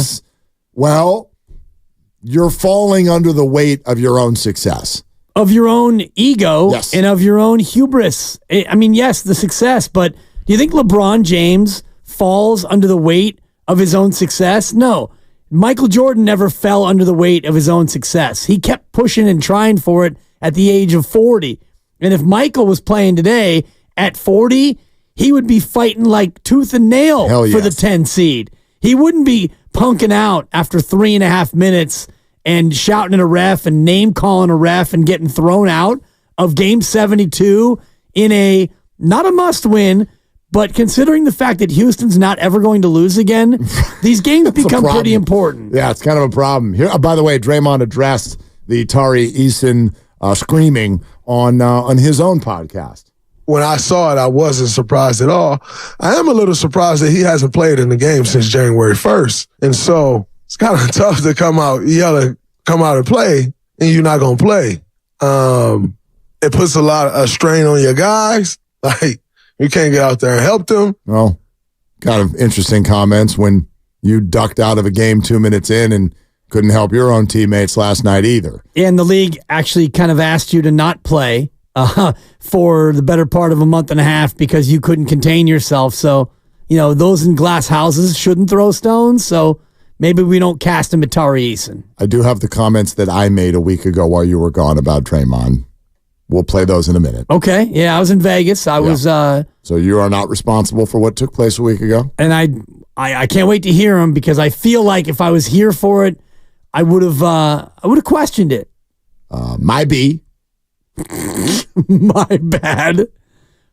I know you know what you're supposed to say is I said what I said. I said what I said. Yeah. And now I'm going to say what I'm going to say this time. Yeah. So, but we'll get to that in a second. Okay. Ryan in Miami thinks this is LeBron's fault. Okay, Ryan, what's going on? What are you doing? Hey, how's it going? I love the show, guys. Thanks, man. Hey, I don't think it's LeBron's fault. What I want to address though is one, we all know the Warriors are incredibly harshly officiated. That's for one. I have my theory as to why. But for two, ever since Draymond became friends with LeBron, he sees him berating the refs constantly. Even when he's not even playing, he berates the refs. LeBron does this. And over calls that aren't even legit. Draymond at least was berating the refs over, like, both those calls were, like, bogus last night. And so he sees his friend being entitled, and he's entitled as well. Ryan, I'm having a hard time with you comparing the way LeBron argues with the way that Draymond argues. I really am. I don't think there's a comparison in the league for the way Draymond sort of behaves, whether it's toward officials, toward opponents. You know, there are times where I've credited him with this through his career. There are times where it's helped. There are many more times now that it hurts. But I don't think there's a comparison to Draymond Green in this entire league in terms of the demeanor, if you will. I agree, but LeBron literally berates the ref almost virtually every single play, even when he gets the call. But what you're saying, you're using the word berates, and that I take issue with it. No, he doesn't. Did you read Draymond's lips? LeBron doesn't do that. No. LeBron doesn't say that. He doesn't do it for a minute and a half. He doesn't, Ryan. He doesn't do that. Do you think he does that? No, I don't, but it's constantly, he literally always gets the calls, too. I don't know what he's bitching at. Well, I don't get it. Yeah, Ryan, thanks. I like that feels like it's a stretch. That feels like excuse making. Draymond Green's not deserved. Text by year going backward 10, 17, 14, 14, 14, 16, and 15. So when did they become besties? And is that when Draymond amped and ramped up his tech game? But he's always been like this. And LeBron has never acted like that. Like right. There's arguing about a call. Hell, Luka's palms it might get stuck that way. Right. He might not be able to shoot in a few years. Trae Young, same thing. A lot of NBA players complain, cry, and whine. That's one thing. But this is a completely different scale. Right. And that was not two bogus calls. I mean, the whistle was against him early, and we can have the debate over whether or not the Warriors get a fair whistle or not. I don't think today is about that. Today is about Draymond Green, again, failing to control his temper in a time when you needed him on the floor. Now, it turns out maybe they didn't need him on the floor, and that's why I think about the future, and maybe you can be a successful team without Draymond Green. I don't think you'll be a championship team without him, but honestly, I don't think you'll be a championship team with him. No, of course not. So if those two things are equally true, then what are we talking about here? Well, but I mean, you make it sound like there's no matter where this goes, and again, I think this is a conversation for later in the summer, but no matter where this goes, you don't make the move unless it benefits you. It's not like you can't use your own frustration to just be like, get him out of here. Harrison Ford, get off my plane. No, you can't do that. What are you getting in return? And what on earth is someone going to do in return for 3 years and $75 million of Draymond Green right now?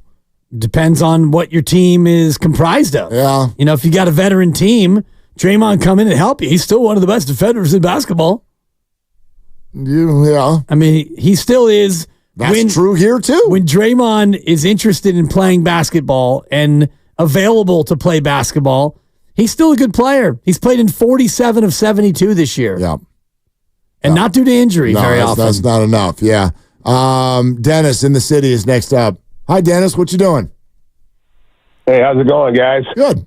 I think it's the first time I talk to you guys. I usually talk to Steiny and Guru because I'm driving in my truck. I'm retired, but I have things to do around the city. I'm born and raised in the city, and I listen to it at that time. But anyway. All right, well, we're glad we got you today. I'm 69 years old. I used to be a ball boy for the Warriors in the 60s. And anyway, I've been watching Warrior basketball and been a part of it. My cousin still works for them. I love Warrior basketball, and Steve Kerr's got to start taking some responsibility for this stuff. You guys are going to have him on. Ask him why he's supporting this guy. Is he? I love Draymond. Define support. Support is when you see a guy, Kerr's, I agree with Kerr's gun control policy, his politics in that way, but that was a very violent punch that Draymond threw. I've been in a lot of street fights in my life growing up in this town. That was a very violent punch that he threw on that kid. Right, Dennis, we're not going to, I don't think it's relevant to go there today. Like, I get that that's a part of all things Draymond, but like, my God, we how many times have we gone round and round about the way the Warriors handled that one? Think about how many things have happened since then. Do you feel like the Warriors have continued to wrongfully enable Draymond since then? Right. I mean, so I know the punch is like beating a dead horse, right? And it's like, but the problem is, the kid that got punched got ran out of town, and then we gave $100 million contract to this guy who can't control himself. And somebody's got to man up and say, hey, it's my fault. You look at what's happened since the Warriors since then. Part of it, obviously, they're growing old, and I don't like the way Kerr handles the young guys. We've all talked about that. I mean, you look at Moody. Why isn't Moody getting more time? GP2 out there, he can't hardly do anything, and he's getting minutes over Moses Moody. That's a joke, and that's Kerr's fault. The same, and Kerr's fault is when Kuminga said, my coach doesn't have any belief in me, and Kerr's got to take responsibility. They ran Wiseman out of town. They ran Poole out of town. What did they run? They ran two of the worst players in the NBA out of town, Dennis. Yeah, thanks, Dennis. Wiseman played his way out of town by not getting any better. I'm just not into letting today turn into that. We're not doing the minutes of all the players. This fan base has ended up having the biggest backup quarterback complex in the history of sports. Anybody who's on the bench, y'all think that's the key to victory. Should Moses have played more? Maybe. Steve's been on this show and said that. Why is he burying Saric on the bench? If Moses had played, then what?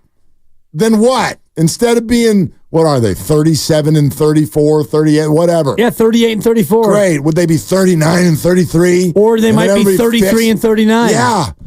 Come on. Let's talk about stuff that's actually happening. Now, if you want to talk about the enabling of Draymond through a 4-year, $100 million contract. No question we can talk about that, but is that on Steve? Probably not. And even the handling of the punch back now almost a year and a half ago, that was not a Steve Kerr decision to make. That was organizational. I mean, he's got a voice. He's got a big voice, but so does Steph Curry. Let me ask you this, Mark. If they would have suspended him for 5 games, including ring night, would that have changed his behavior? Would Draymond Green be any different today than he is if you would have handled that differently? It appears not. It appears that the NBA suspended him indefinitely, and here we are, a handful of weeks later, right? Calling officials bleepity-ass bleepities. Right. December 14th. Actually, it was December 12th when he swivel punched on Nurkic. And, I just lost my balance. And, that could happen. And here we are 3 months and 2 weeks later, and we're dealing with the same old topic. I said what I said. And it didn't take that long, Mark. From then to now, you're talking about basically about 100 days. And now we're back talking about the same old thing again. The 34-year-old man can't control himself. You want to hear what I said a week ago? Yeah, I do, actually. I do. So, UNFP. Warriors play Memphis, and it gets a little hot under the collar. Yep. And instead of getting into a fight, Draymond Green grabs the opponent by the chest, just shakes his head. And it said Desmond Bain, right? No. What was the guy's name? I never remember. One of the young guys. Santi Aldama. Yeah, Aldama. Okay. So he grabs him by the chest and he shakes his head, which said to me, he was like, you're not getting under my skin. We're not doing this. Let's go to the other end of the court. That's what they did. And I was impressed, Dibs. I'll play it, but before I play it, I take it all back. Here's what it was.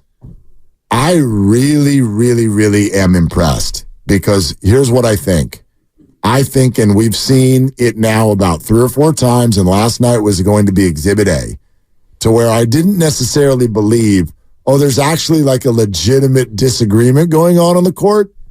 I saw what I believed was players on the other team trying to get Draymond to implode. and it would be stupid if they didn't try. We all thought during the suspension, this is exactly what's going to happen when you get back. They are going to try to get you to implode and get yourself kicked out and kicked off. And I am watching the growth of Draymond Green on the television in terms of how he handles that, to still be that dude and still not take any stuff, but also stop himself before it turns to blows or guys getting kicked in the you-know-whats. And therefore, if it's a technical, cool, it's a technical. Off we go. Next play, inbound the ball. Nope. You're not going to get me. You're not going to get me to implode. Stop shoving me. Let's go to the other end of the court. Bravo. Wow. I remember the sequence, and it was Desmond Bane after the fact. Afterward. And then Coach Jenkins wound up on the floor. On the floor. Right. Yeah. And, yeah, Draymond did show some restraint, although his additional confrontation with the head coach led to the bench's soda clearing. And, it wasn't like he completely walked away from it. He didn't duck that smoke after the 6'11" youngster Santi Aldama kind of chucked him with an elbow. But, yeah, are you looking for a mulligan here? Breakfast ball? No, I was wrong. I'm no longer impressed. No? I take it back. Never mind. It's never as bad as you think, and it's never as good as you think, Mark.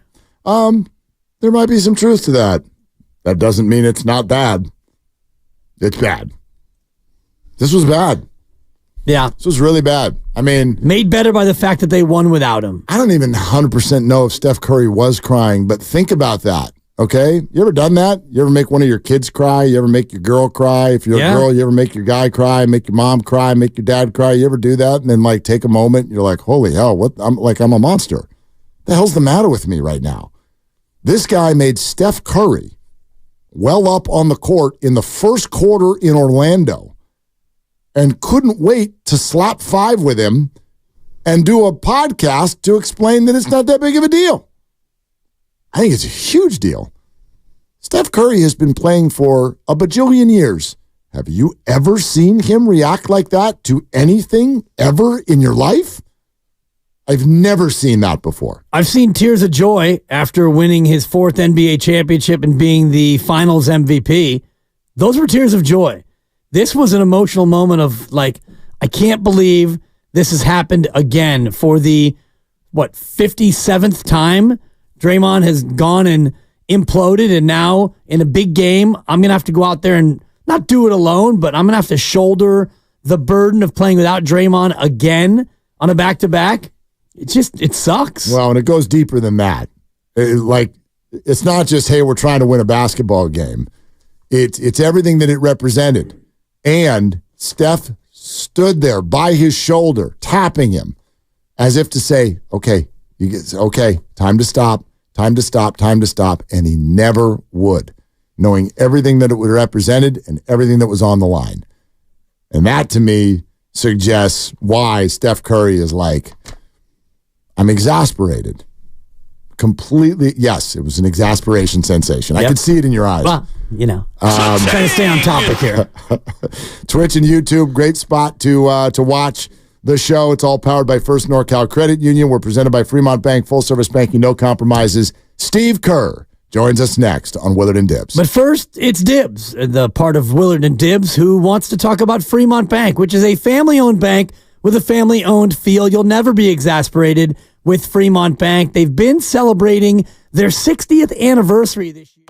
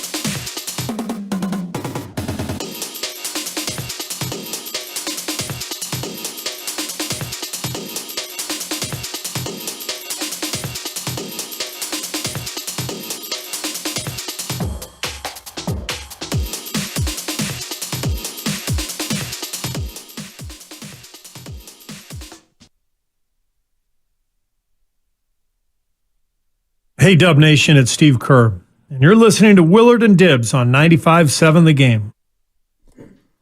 Well, yeah, but mainly, Coach, I think a lot of people might be here right now to listen to you. So, Dibbs, ready to rock? Oh, yeah. Let's do this. Steve Kerr is brought to you by Xfinity. At home or on the go, you'll get the fastest internet to all your devices, and presented by Great Clips.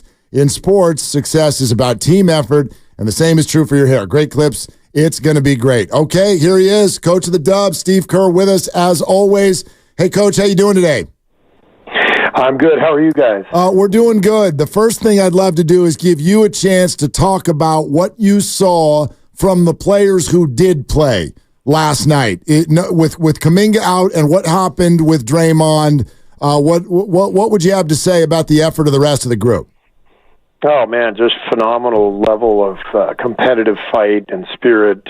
Really fun to watch the guys. They know how important every game is right now, and you could see them come together and really fight for everything against a really good Orlando team on their home floor on a back-to-back. So that was a big-time win. So you talk about the fight in a big moment, in a big-time win, and I have to think in my mind that had something to do with what was going through Steph's mind as Draymond gets thrown out of the game. We've all seen it, what looked like being overcome with emotion. You're there patting him on the back. We don't see that from him very often. How would you put into words why Steph responded that way in this moment? Because of everything that you just described. I mean, every game being so important, and us fighting for everything, and then for Draymond to get kicked out 3 minutes in, it was really unforgivable. I think Steph may have even been a little upset with himself for not pulling Draymond out of there, but I think mostly it was just, come on, man, we need this. And then, Steph is such a fighter. He's such a competitor. He wants it so badly. And I think all of that combined just led to that reaction. What can be done to try to head these things off? And we've talked before to you, Steve, about, calling timeout if he gets one tech and maybe giving him time to decompress. But in those moments where he goes from 0 to 100 so quickly, what can be done by anyone to try to diffuse it in the moment? Well, I actually am kicking myself a little bit because I thought, for the most part from the last 6 weeks or so since Draymond came back from the suspension, for the most part he's been really good with the refs, and I think he's found a really good balance of being competitive and feisty and playing with an edge but not going overboard. And a lot of that starts with, just staying off the refs. And I thought in the Miami game, he was on the refs too much, and I should have intervened. I should have talked to him after the game and just reminded him that, this all starts for him finding that right spot. It all starts with being able to stay off the refs, and I didn't. And I'm upset with myself for that. As for what happens, after he gets the first tech, that's completely up to Draymond. I watched the whole replay of it. We had multiple players out there. We had multiple security guys out there. At that point, we're not going to drag him back to the bench. That makes it look even worse. That looks like he's trying to get to the refs. So at that point, it's really up to him to know I can't. I got to end it, and he knows that. I've talked to him about it. He's talked to Steph about it. He apologized to Steph and Clay and the whole team.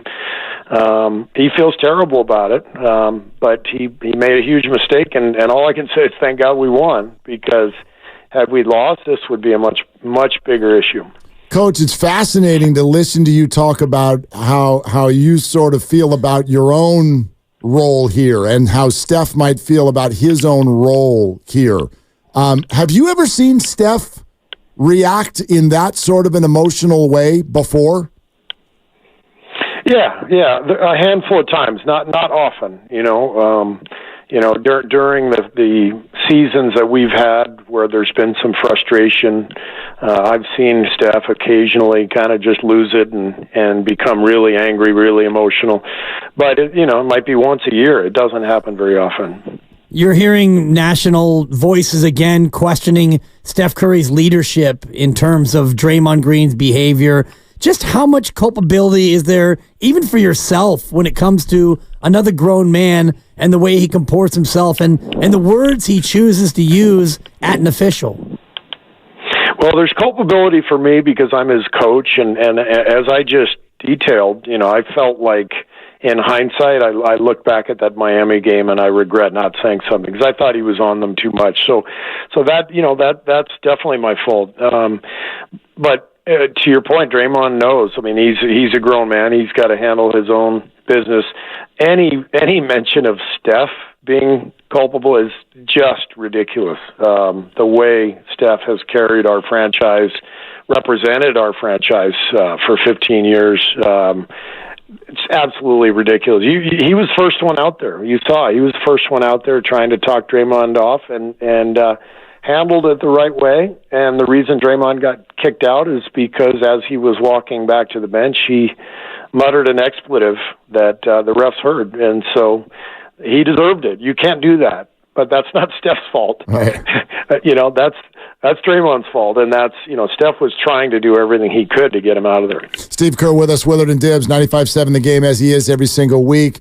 Yeah, Coach, I bet you get this. Watching this game and this experience, especially 2 minutes into the game, this was, for even just the fan perspective, this was intense. This was intense to have this go this way for that player, and then to watch Steph Curry react the way he did and potentially even be in tears because of it. Can you take us inside in whatever way you can to sort of the current moment of the team's mental state when something like this happens?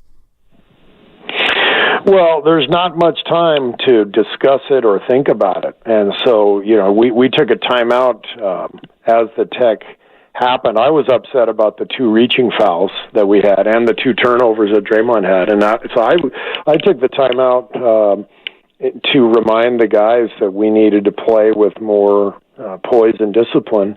Next thing I know, Draymond's gone, and the timeout is ending. So there's not a whole lot of time to say, hey, let's have a discussion about it. It's just we move on, we move forward, and that was my message to the team, and everybody followed suit, and the guys played with so much passion and energy, and it was just a wonderful win for us. Yeah, and I mean, noticing just the way everybody was kind of reacting in that moment, like it really was kind of I for lack of a better word, it felt like a touching moment to watch the way you were reacting with Steph. You're patting him on the back as he's dealing with that. What kind of made you feel like that was what he needed in that moment? Well, I could see how emotional he was and how rattled he was by it, and I just, wanted to, number one, make sure he was all right, but number two, remind him, we gotta go play, and that's about as simple as it gets, but. And I felt like the rest of the half, Steph was almost trying too hard. He was really forcing the issue and was much better in the second half, just, taking what the defense gave us. That's a really good defense. They've got size and length and athleticism all over the floor. And I thought Steph's second half was great, the way he managed the game, and obviously hit the 2 biggest shots of the game at the end, but was just, really playing a more kind of traditional point guard role. He had 10 assists and only 2 turnovers, and played well enough for us to win on a night that wasn't his best stuff. Draymond got the first tech for bumping the official, which according to the rules comes with it an automatic 1-game suspension. Have you gotten word of a suspension, or are you anticipating that he'll be able to play tomorrow night when you're in Charlotte? I had no idea that there was a bump. I didn't think there was a bump. So this is the first I've heard of it. Coach, I tell you what else in just sort of the way this all looked after after the game. Draymond's there to congratulate Steph and the rest of the team as you guys head into the locker room. There's also his podcast where he sort of just said his body was in the wrong position and he wished that the ref didn't hear it. I think that sort of resonated with a lot of people as if maybe he didn't gather the seriousness of this. But that doesn't maybe match with what you said earlier with what he said to the team after the game. What's your reaction to that? I don't know. I mean, all I know is what I experienced and what I saw, and so it was something that Draymond, the ejection he deserved, and I know he's handled it behind the scenes with the team, and he and I have spoken, and we move forward. Is this something where Draymond just takes the team together and speaks to him, or is it something handled in more of a casual manner after the fact? He talked to them at halftime before the coaches even got in there. Huh. That's interesting. Steve Kerr joining us here, Willard and Dibbs. Hey, what a night, what a week for Andrew Wiggins. And this comes after comments that you, Klay Thompson, have made, talking about wanting him to be more aggressive. So first and foremost, what did you see from him last night?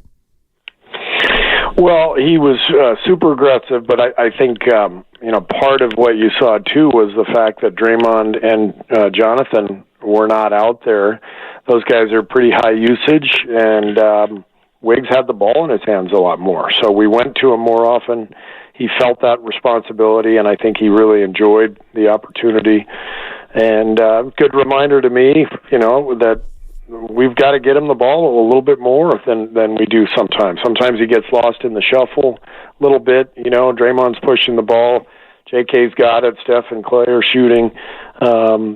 Wiggs can go 4 or 5 possessions without touching the ball sometimes, and that's a tough way to play. And I thought last night he did a great job of continuing to attack. And but again, the opportunity was greater for him because of the guys who were missing. So that's interesting. You're sort of saying like this is just a matter of opportunity for Andrew rather than maybe his own mindset, which, as you know, like we've all talked a lot about, why Andrew doesn't appear ultra aggressive all the time.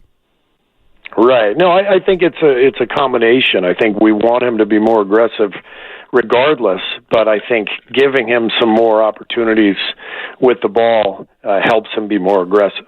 So I think we have to be mindful of that. TJD comes in and has another great performance, 14 rebounds off the bench. Does it feel like that he's really starting to get his full sea legs established, and maybe you might think about keeping him in the starting lineup going forward? This guy's really good. He really is. I mean, he 14 rebounds last night. The passing, I thought, maybe the biggest basket of the game was Gary Payton's layup. Before Steph's 2 final shots, that layup came from a no-look pass from Trace after Trace had gotten the ball from Steph in the pocket, and brilliant pass. This guy is really skilled with the ball, smart, tough. We're lucky to have him, and it's been fun watching him with Draymond. Because it gives us more size and just a better paint presence defensively. But if we're going to put him in the starting lineup, you got to decide who you're going to take out, and I don't think there's an easy answer there either. Coach, what's the status of Jonathan Kuminga for tomorrow? Questionable. So he's got some tendonitis in his knee. It bothered him during the Miami game, and so hopefully after the last 2 days being off, hopefully he'll be able to go. But at this point, he's listed as questionable. Yeah, hopefully he can come back. It's impressive. He's only missed 2 games all year for the youngster to come in and be that durable. Kevon Looney, speaking of durability, even though he's had a handful of DNPs of late, feels like you can just dust him off and throw him in there and get quite good production out of him. Loon's been great. I mean, he just, you can always count on him. He's so professional. I think he had gone 4 or 5 games really without playing much, if at all. And comes in and plays big minutes in these 2 road wins, but doesn't surprise me one bit. Coach, you had, we understand this whole thing is fluid for sure, but you had talked so glowingly about the role that Klay was playing off the bench. What was the thought process in bringing him back to the starting lineup, and will he stay there? Well, we just wanted to get a little more scoring. I just felt like the spacing would be a little bit better bringing Klay back. I think he's been in such a good place. I was hesitant to do it, but just felt like it was the right time, and I think Klay's been great. It's opened up the floor a little bit more for Wiggs and J.K., and and for Steph as well, and just gives us a little more pop to start games. And BP's going to play plenty, regardless of whether he's starting or coming off the bench. He's such an important player for us, and so we'll see. I don't know if it's going to be the entire last 10 games, but we'll play it game by game. It looks like Pods is struggling a little bit with his 3-ball. Do you think it's fatigue, or are you seeing something mechanical that's maybe leading his 3-point shot to not be as effective as it was earlier in the year? I think it's just typical for rookies, especially to be a little up and down with their shooting, and he's still at a pretty high percentage for the year. I think he's 37 or 38. It's just he's a little streaky, and right now he seems to be in a little bit of a spot where he's not feeling it quite as confident, but overall he's a good shooter. I think with Brandon, what you're going to see is as he moves forward in his career, he's going to get better and better as he just gets more and more threes up in practice and in games, and just gets more comfortable with everything. Coach, I don't know if you're a big Instagram guy, but did you see Tari Eason of the Rockets on Instagram yesterday? No, I'm not an Instagram guy. All right, yeah, I didn't think so. So here, this is something he put, a little video that he put as he's now pointing toward you guys. Warriors, come out to play! Warriors, come out to play! Yeah! It's like that! Okay, so obviously the Rockets have won 10 games in a row, and they're very excited. So, but in all seriousness, Coach, I wonder if there's a built-in disadvantage for you guys in any way here, in that the Rockets are so thrilled to be battling for the 10 seed, while you guys are a bunch of champions not really used to this area of the standings. Yeah, I don't care. I mean, it's I love that. By the way, I think they should be excited. They're playing great, and the whole point of the play-in is to keep teams engaged, and this is all good stuff. So I'm all for people being excited about playing and winning, and so but we don't really pay any attention. We just we got to handle our own business. Whatever happens with them happens. I know you're big on scoreboard watching. Light night tonight in the association, but your Cats going up against the Clemson Tigers. What are your thoughts? So far, so good for Arizona. Yeah, I will not just be scoreboard watching. I will be watching the Cats. Nice. And, yeah, I am. I'm fired up. This seems to be our best chance in a while. The Staples, our crypto now is. Kind of McHale Center West, and we got a couple of games. If we can win tonight, we got another game against a team that has had to travel across the country one way or the other. So we got a pretty good opportunity here, and it's pretty exciting. And I'll be pulling for the Cats hard. Yeah, here we go. They're playing in less than an hour. I was just thinking, it's a good thing you're on the East Coast, or you would have canceled this interview, huh? Yeah, I would not have talked to you guys. Yeah, thank you very much. Wow, priorities. I get it. Well, we're glad that you're sitting there in North Carolina then. Thank you, Coach. Great to have you as always. Yeah, you too. See you guys. Thanks. All right, Steve. There he goes. Steve Kerr with us on a hell of a day. Yes. Right here on 95.7 The Game. Every sixth interview must contain a big complement of Draymond Green questions. It's part of the contract. Yeah, so I mean.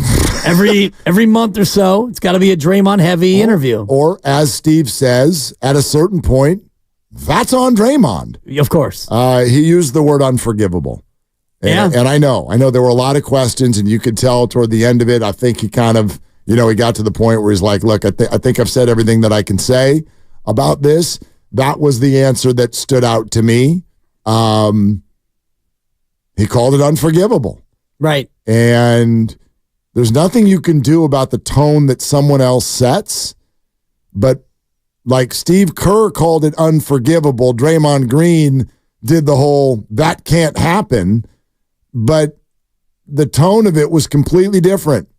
And so this is what I would be watching out for as a Warrior fan, which is it appears that Draymond is forgiving himself more than his teammates are. That we don't know. And the fact that he spoke to him at halftime, I think to me means a lot. It means Draymond Green was still engaged in the game, and I don't know how much he spoke to him. And halftime's pretty brief in the NBA, but the fact that he at least went there and talked to him, I don't know if it was an apology or a my bad or I said what I said, but he at least hung around and talked to him and probably tried to rile him up to go out there and win the game. They were up by 8 at the half. Yeah, I get that. I mean, that's great that he was still engaged, as you said, and maybe that does put a little bit of a different look on the handshake hug that Draymond and Steph had after the game. That was not their first engagement with one another since the whole thing went down. But by the same token, like if you're one of these teammates or if you're the coach and you're sitting here calling it unforgivable and here we go again. I don't know, man. I don't know. Like you don't get an unlimited supply of forgiveness. You don't? No matter what we're talking about. Well, so far he's had an unlimited supply of forgiveness. He got suspended in an NBA Finals game that some think cost you the championship, and you go through the other series of on-court transgressions, including a practice transgression where he punched a teammate in the face, and maybe he does have an unlimited series of free passes. I mean, like the other side to it is, what is it you're going to do? I mean, that's not give him $100 million over 4 years. It's too late. Well, of course, right? But that's something that you could have done. You could have, but what are you going to do today? Today? Yeah, you're going to probably have a walkthrough, or they probably already had a shoot around of some sort. Yeah, it's 6:30 at night where they are. Right. Well, now you're probably going to hang out and watch these college basketball games. Okay, so right back in the starting lineup tomorrow? Of course. Yeah, okay. He's not suspended. By the way, I'm not even disagreeing with you. And Steve didn't even, first he'd heard of a bump. I thought it was pretty clear that he bumped the ref, and I think that's why he got such a quick tech. Let me tell you something right now. If Steve Kerr is sitting here at 6:30 on the East Coast telling you that this is the first he's even heard, and the way he blew that question off, he's not getting suspended. Yeah, you're probably right. The league would have called by now. The league would have called. Those things usually break about 5 our time, but they probably would have given him an indication. But they talk. Yeah, it's like an interview process. It's like an investigation with the police. Right. You sit everybody down and talk about it. What'd you see? What do you think? What's going on? That kind of a thing. Like, I'm pretty sure that when these suspensions go down with Draymond Green, Steve Kerr gets a phone call. Probably the next morning. Yep. Maybe even that night. Depending on the severity, yeah. Yeah. So I don't think you're right. He'll be back in the starting lineup tomorrow. Right. So what do? You play him 30 minutes and play basketball. You hope he plays well enough to lead you to a win. We're sponsored by O'Reilly Auto Parts, and we're wide open now for your phone calls. And that can be as simple of a question as possible. Okay, Warriors, what do you do? 888-957-9570. It's Willard and Dibbs. Check engine light on? Take the guesswork out of your check engine light with O'Reilly Veriscan. It's free. Ask for O'Reilly Veriscan today. O'Reilly.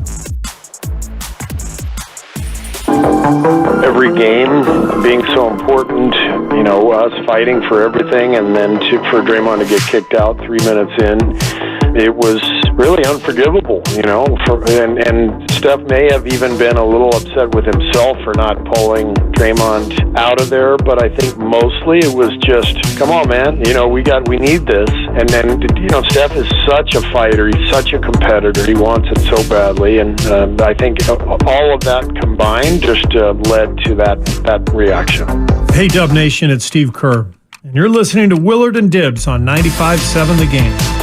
Appreciate the coach coming on, answering all of the questions, and that certainly is the image that will stick with a lot of us from last night, which is Steph Curry. And I don't know if he was crying. He was emotional. There's no doubt about that. Yep. He pulled that jersey down from his face, and he was welling up at minimum. Very, very frustrated. And you hear Steve Kerr use the word unforgivable.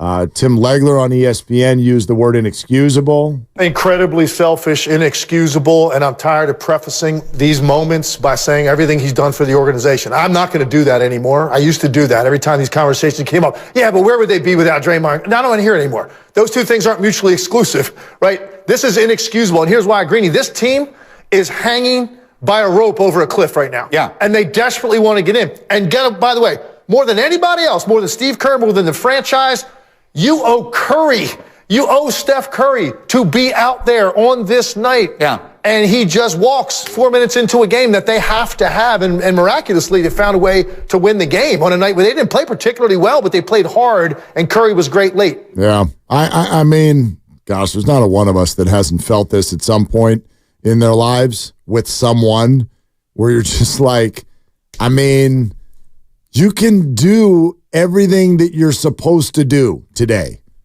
You can tell everybody that can't happen. And you can apologize to the team at halftime. Words. Words are our business, but even I'm aware they only go so far. This one really sucked.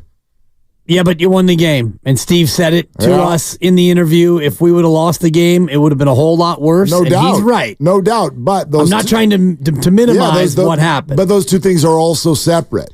They're separate. You're right. It's process and results. You and I talk a lot about this. The process of last night's game was a disaster. Totally flawed. The result was pretty damn good. Amazing. You had a plucky little outing from an underdog ragtag group, and you got a road win in a back-to-back. I don't know if that was plucky.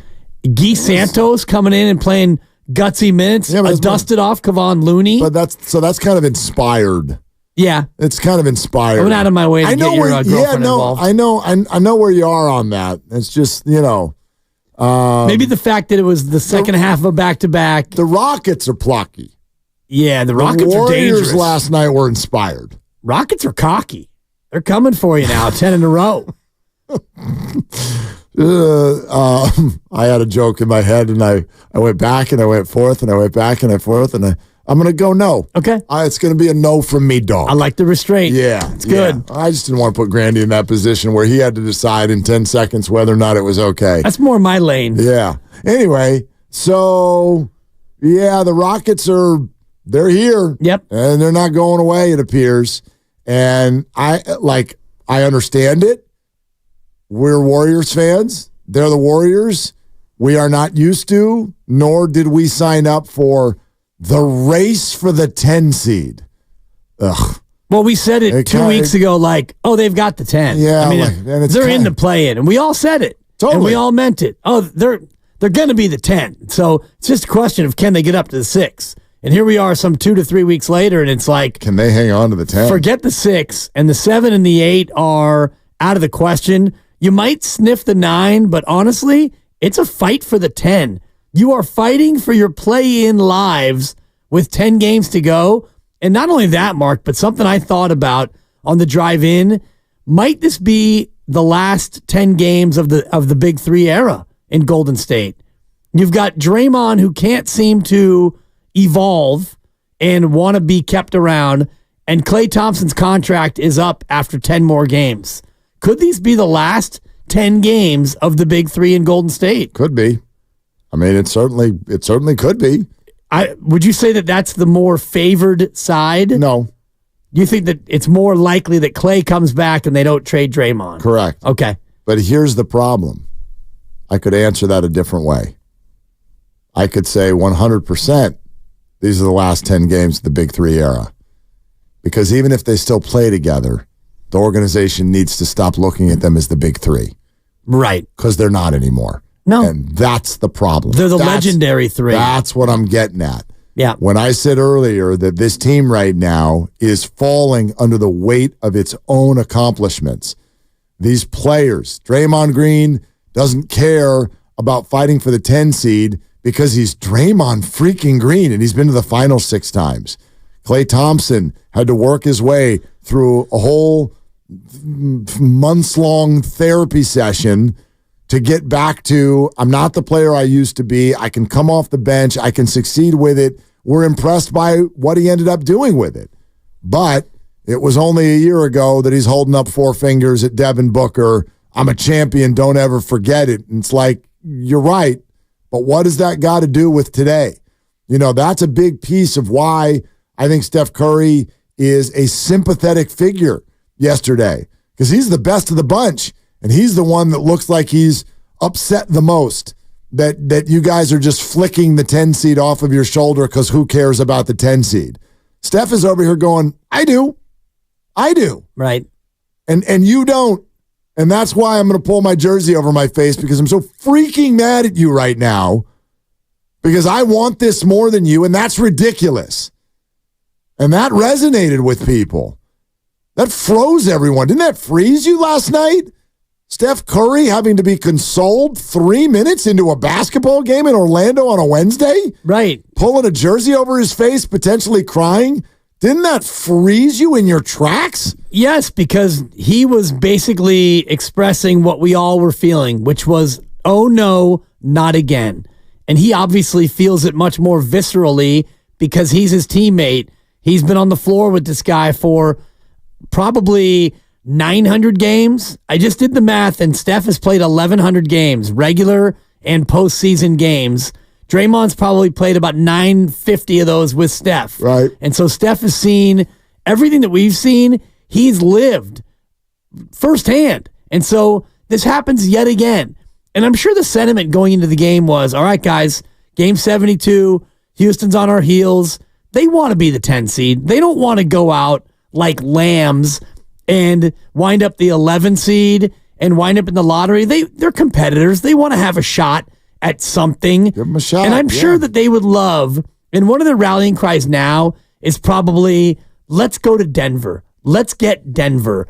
You win 2 games in the play-in, and you get Denver. That feels so far. It does, Mark. That feels so many accomplishments away. It does, but if you're looking at goal setting, and I know you're a big goal setter, so am I, the 6 seed, Steve talked about it a month ago. Yeah, our eyes are on the 6. Our goal is the 6. Well, you're not in the locker room now thinking, hey, let's get the 6. You're thinking, let's get in the play-in and let's get our way to the 8 so maybe we can get to Denver. It'd be fun to at least get into a series with Denver, right? I think that's where the bar is set right now for this team. 50 minutes ago, Steph Curry posted something on Twitter. X. Yeah. I've noticed people are now starting to finally call it X. It is still Twitter. Yeah. When you type in twitter.com, it takes you to X. Well, it's funny when people go, I sent out a tweet on X. Well, if you're still going to call it a tweet, then you might as well still call it Twitter. Anyway, I'm off the soapbox. Steph Curry posted a 4-pic collage. So a picture of 4 different pictures. And all of them are from last night. One of them is just close up behind his jersey. Another one where he's like in motion shooting the ball. Another one where he is high-fiving a teammate. And then another one where he is hugging GP2 after the game. And he writes above it, I never take these for granted. Whoa. As in? These wins, these nights, these games, whatever, these opportunities. Like, How can you look at that and not feel like that also has messaging behind it? And I hope that that's what Draymond understands when he does a podcast and says it's never as good as you think it is, but it's never as bad as you think it is. And my shoulder, if I just turned my shoulder, if I just turned my shoulder, then I wouldn't have gotten thrown out. Draymond, your team thinks that you took them for granted last night. Your team thinks that you took that game for granted. They think that you're taking this opportunity for granted, and they don't like it. And that's like... First tweet in a week. Yeah. Steph for the Curry, chef. Listen, there's also audio. You can hear it. You can hear what he's saying after the game. Let me find it here. Just real quick while you're finding it, I do find it fascinating and interesting that in those 4 pictures, one of the 4 pictures is not he and Draymond dapping it up in the tunnel. No. He chose the GP2 hug. Because you got to have a hug pick in there because you're Steph and you're a lover, not a fighter. He could have put the Draymond hug in there. Could have put Rennell in there. They hugged last week. Good call. Yeah, he didn't do that. No. All right, here's Curry on the ejection and then the rest of the squad. All I said is we need him. He knows that. We all know that. So whatever it takes to keep him on the floor and be available, that's what's got to happen, especially at this point in the year. So it's a tough way to start the game, but I am extremely proud of every single person that stepped foot on the floor tonight and responded the way that they did, because back to back, the team as physical as they are, we got contributions from everybody, and it was a beautiful team effort to respond the way that we did and get this win, because we went and took it, and that's a big sign for us, a sign of growth to be able to respond that way. Okay, so there's one, and then listen to this, because Steph was asked about the emotions. Why'd you react the way you did in that moment? Listen closely to what he says here. Yeah, we know how important the season is, or this part of the season is, and our ability to get into a rhythm and secure a playing opportunity and give ourselves a shot. We don't want to have self-inflicted wounds when it comes to that. We all care. We all are passionate about the game and our chances to have something to play for down the stretch. So you give everything you got to this game, and that's the emotion. I'm focused on one sentence in there. When he says, we all care. When he says, we all care. Okay, that is interesting to me, because normally you'd be like, well, duh. Why do you even feel the need to say that? But I really believe that that's what was going on in Steph's head when Draymond got thrown out, is he felt like Draymond was saying, I don't care. Right. And that's brutal. I don't care enough to control myself in that moment over a pretty innocuous foul call. It was a bad call. And I think that the refs had a little bit of a tough time early in that ball game. But if you really care about giving all you can, and Steph said it in that soundbite, I give everything I have for this game. And he does. When he's healthy, he plays. And Steph Curry goes out there and he plays as hard as he can. And he's been to the playoffs 9 times in his 15 years. And you can't tell me that he's not hungry to make it back for a 10th time into the playoffs, because as a competitor, that's the gold. That's the mana as an NBA player. It's not a Wednesday night in Oklahoma City. It's not a Tuesday night in Toronto. It's playing in April on the biggest stage and playing for a championship. And, it feels like you're talking about, Mark, Steph probably thought that, Draymond in that moment didn't really care about fighting for the 10. What a brutal, no wonder he reacted the way he did. When you combine that comment, this tweet, this X, I never take these for granted. Yeah, I mean, you're getting a window into what Steph was feeling last night. He was feeling like Draymond takes him for granted and that he doesn't care. Incredible disappointment in the moment. Totally. In a big game, not a must-win, but we're getting close to must-win territory. Game 72, and you fought all year, and you had to play for about a month without Draymond Green because he couldn't control himself. And Steve's right. Since Draymond's come back, he's been really good. He's pushed it a few times. He's gotten a few texts, but he hasn't gotten to that point. And even your monologue from last Thursday where you talked about how impressed you are by his restraint, he had even kind of swung you over into his camp. Yeah. So to do this now on Game 72 in a huge spot at Orlando, I could see where he was devastated in the moment. Yeah, it's a big whack to the legs, no doubt about it. Giants have lost on opening day to the San Diego Padres 6-4. So the Giants are 0-1, but 161-1 is still on the table. Yes. Logan Webb pitched great. Michael Conforto is the front runner for MVP. There he is. He homered. He went 3 for 4. He had a really, really good game, but the Giants bullpen faltered, and they lost this one by a final of 6-4. Day baseball throughout the summer. We're going to do final. Is it final out with FP? I love it. Yeah, final out with FP. Something I came up with. Actually, you came up with it. You did great. But I'm trying to take credit for it. FP is down the street at a watering hole, hanging out where he was watching the game, and we're going to get on the line with him in 10 minutes. But we'll keep taking your calls up until then. Let's go to David in Fresno. Hi, David. You're on with Willard and Dibbs. What's up? Hey, guys. Thanks for taking my call, man. I've been listening to the conversation all day about Draymond, and what I'm hearing is that you kind of need him to win, and I guess you can say that. My point, and I want to get your guys' thoughts on this, is what if you just look at the basketball aspect of it and not really the off the court and all the shenanigans? If you just look at a basketball player, I mean, he's not really an all-star anymore. He's not in the contention for Defensive Player of the Year, and, he's probably not going to be an all-star going forward. So at what point as a team do you look at the production and the antics? I feel like right now the antics are outweighing the production. In sports, they'll tolerate you as long as your production is outweighing, all this extra stuff. And right now, does he help you win? Yeah. So does Kuminga. All these players help him win. He's not the most important piece. Is he an important piece? I guess, because they're not really that good. So yeah, on this team it's important, but going down the road, like they got to look at it like how can we sign up for 4 more years if we don't know what we're gonna get every other game? We might lose him because he's gonna shoot himself in the foot. So right now it's like not even just antics; it's just the play itself. For him to act this way and you not putting up Anthony Davis type numbers as an organization, they got to look at it. Look, we've had enough of this. Like, if he was an all-star, okay, I can see you putting up with this, but he's not even that anymore.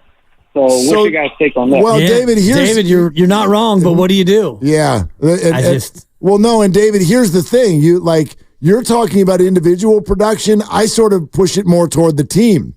Like, I don't care if Draymond's an all-star; he usually isn't, but. What if the team were the 3 seed right now? Would you put up with it?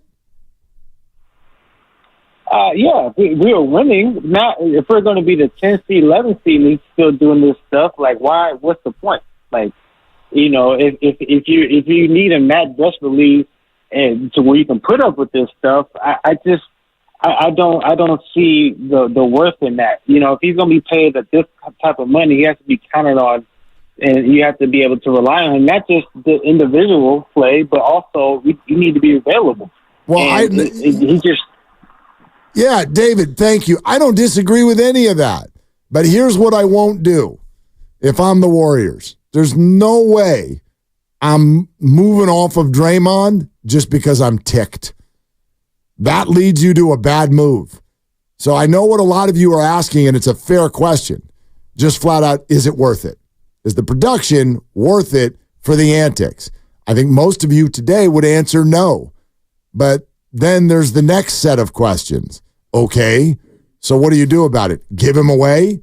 Cut him? You don't cut him. You got to pay him. So what do you do? You don't give him away, but you might be able to find a team that isn't looking for some veteran toughness, and you can get either an underachieving guy or who's maybe overpaid, or you can just get a different piece in here, somebody who might fit the future a little bit better. Yeah, it's definitely worth a shop. Thank you. I feel like teams are doing that all the time anyway. Phone calls are always made. It's going to be the off season at some point, and they'll listen, and they'll call, and they'll poke around, and they'll figure out everything that everyone's thinking around the league. That's what you do, right? But I don't think that they're on the surface It doesn't feel like there's going to be a lot of options there. So, well, it depends. He's all defensive team the last 3 years, second team or first team. He's been top 10 in DPOI the last 3 years. So I'm going to say the same thing. He has value to certain teams. Maybe. Because, for sure. But they know about all this too. Like you're giving all of these stats or these achievements. Yeah. And you're leaving out all the other things that are also true. And has missed more than a third of the season because of his behavior. Yep.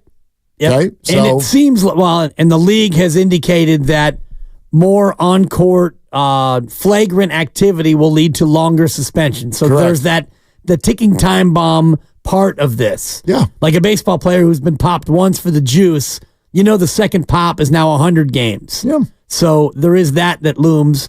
But if you think about a veteran team that's in need of defensive toughness and veteran guile, there are those teams out there that would look past the Draymond Green behavior stuff to have a guy come in who can do that. If you're a softer team, right? But you're leaving out that for $25 million a year, which is a relative bargain for 3 years. Right. It is. Yeah, that's probably someone's got to fit that in. Someone's got to be very motivated to have him on the team. And most teams that are in a winning mode, if you have a player making about $25 million, he's probably a good player and a part of your core.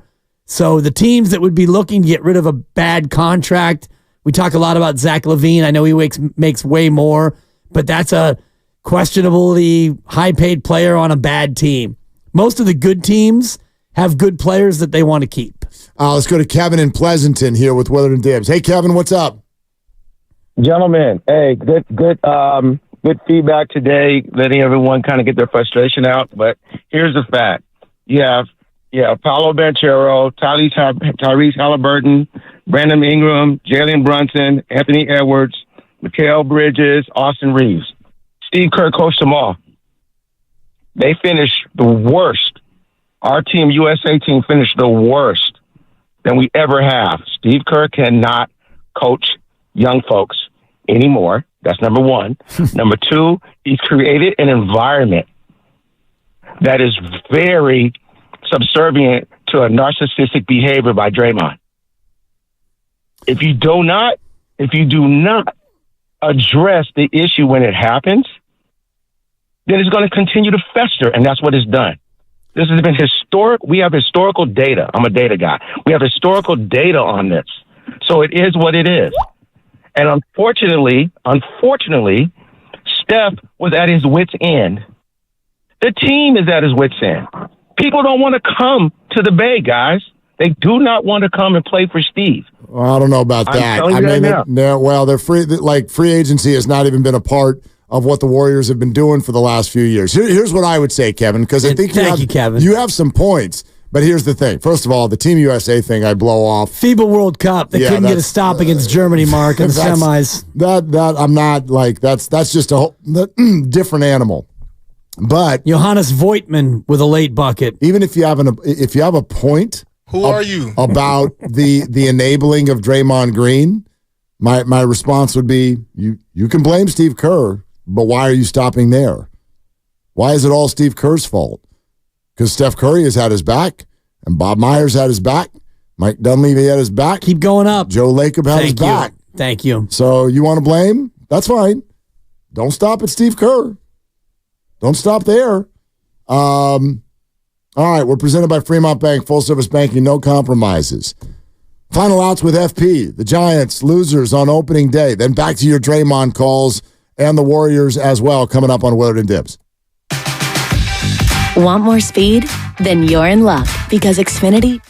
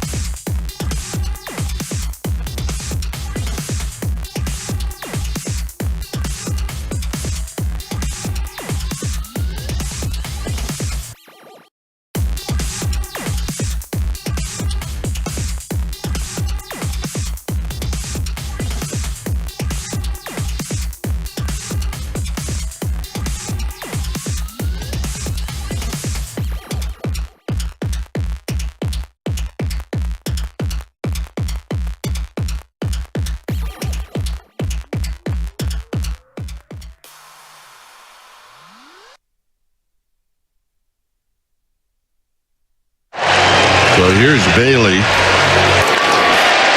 Bogarts to Cronenworth, and that's the ball game.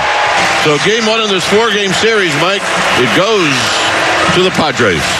I'm a Giants fan. Now, back to Willard and Dibbs on 95.7 The Game. Well, that's Not it. anymore. Yeah, that's the end of that. Yeah. That was a whole lot of excitement this offseason. Oh, Chapman, Snell, Soler. Cool. Loss. Hey, Farhan, here's an idea. Get a reliever. Yeah. Jimmy Gascan came in. Well, Luke Jackson looked like... Talk about being rattled. Dude, got it's hurt. March. He got hurt. Well, what do you mean by being rattled? It just looked like he was demonstrative on the mound. Well, he got hurt. Okay. Yeah. I wasn't able to lock in on every pitch. I'm trying to... took a bad step, and then he called himself out of the game. That's what happened. He looked frustrated and mad. I thought it was because he was having control issues. No, he definitely was. And so final outs with FP. When there are day games, when there's baseball that ends right here during Willard and Dibbs, you don't need to wait at all for any reaction, any sort of perspective. Boom, you come right here, and FP will be on the phone. That's how it's going to work, FP. You hear me? Well, that's news to me, so thanks for that breaking news. I didn't know I was doing that. Yep. But I love you guys, so I'll do whatever you need. Yeah, we're just going to call you, and we assume that you'll answer when we call. I will always answer when either one of you guys calls, on air, off air. I love you guys, and that was. I think the Giants are to go 162. Yeah, I'm pretty sure. Couldn't agree with you more. What was your first reaction? Well, dude, here's the thing. I mean, the seventh inning, first and third defense. If you're Bob Melvin, you got to throw through because you have one of the best throwers in baseball, the best catchers in baseball. But one of the most dangerous things, as any defensive player that thinks they can make every play, is they usually do. So they think they can make every play. That was a slider in the dirt. Bailey picked it to the backhand. He threw it sidearm to second base. Nick Ahmed could have gave with the ball a little bit more for me. He kind of squatted on the base and fell down. If he gives a little bit more, maybe steps back, he gloves it, and then the run doesn't score. But that was a thing where Patrick Bailey's done that before, and if he did it today on a backhand in the dirt, threw him out, we'd all been like, oh, he's a Gold Glove winner. He's the best catcher ever. So there's good and bad with guys that can really play defense at any position. They think they can make every single play, and sometimes it's better to eat it when you make the diving play in the hole as a shortstop rather than getting up and throw it in the stands and everybody advances. Just like do the diving play, keep everybody where they're at.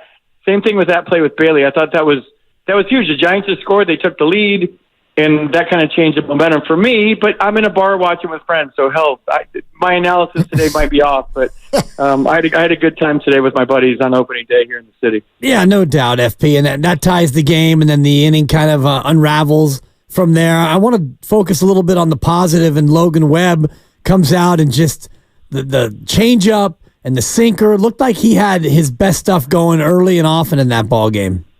Dude, what you guys need to know about Webby minus the stuff is he's just old school and he gets it. So the bigger the stage, the bigger the situation, the better he's going to be. You play these games that don't matter in Arizona, and Logan Webb has like a closer's mentality. And if you've ever seen a closer in spring training, they're not pitching with any adrenaline. They're just going out there, and they come in the sixth inning, get their work done, and they give up 5 runs. And look at all the closers throughout Major League Baseball stats in spring training every year. They're usually a high ERA. And Logan Webb's got that closer's mentality. So the slick balls, the dry air, the altitude in spring training, I didn't care what he did. And I knew he was going to come out and throw well today. Yu Darvish was just a little bit better. He gave up 1 run on 5 hits. He struck out 7. Logan gave up a couple of runs. I'll tell you this. If Logan Webb gives up 2 runs on 6 hits over 6 innings or whatever it was today, throughout the course of the season, he's going to win the Cy Young. So he pitched good enough to win today. It's just here's my big takeaway, and you guys could tell me I'm wrong.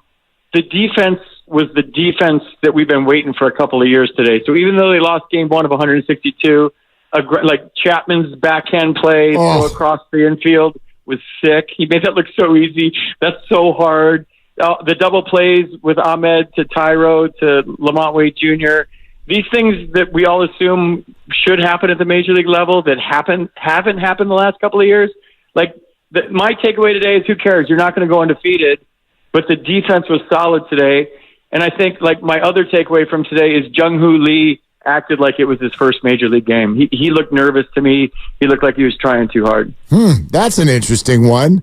I mean, got his first base knocked out. Yeah, his at-bats were okay, didn't you think?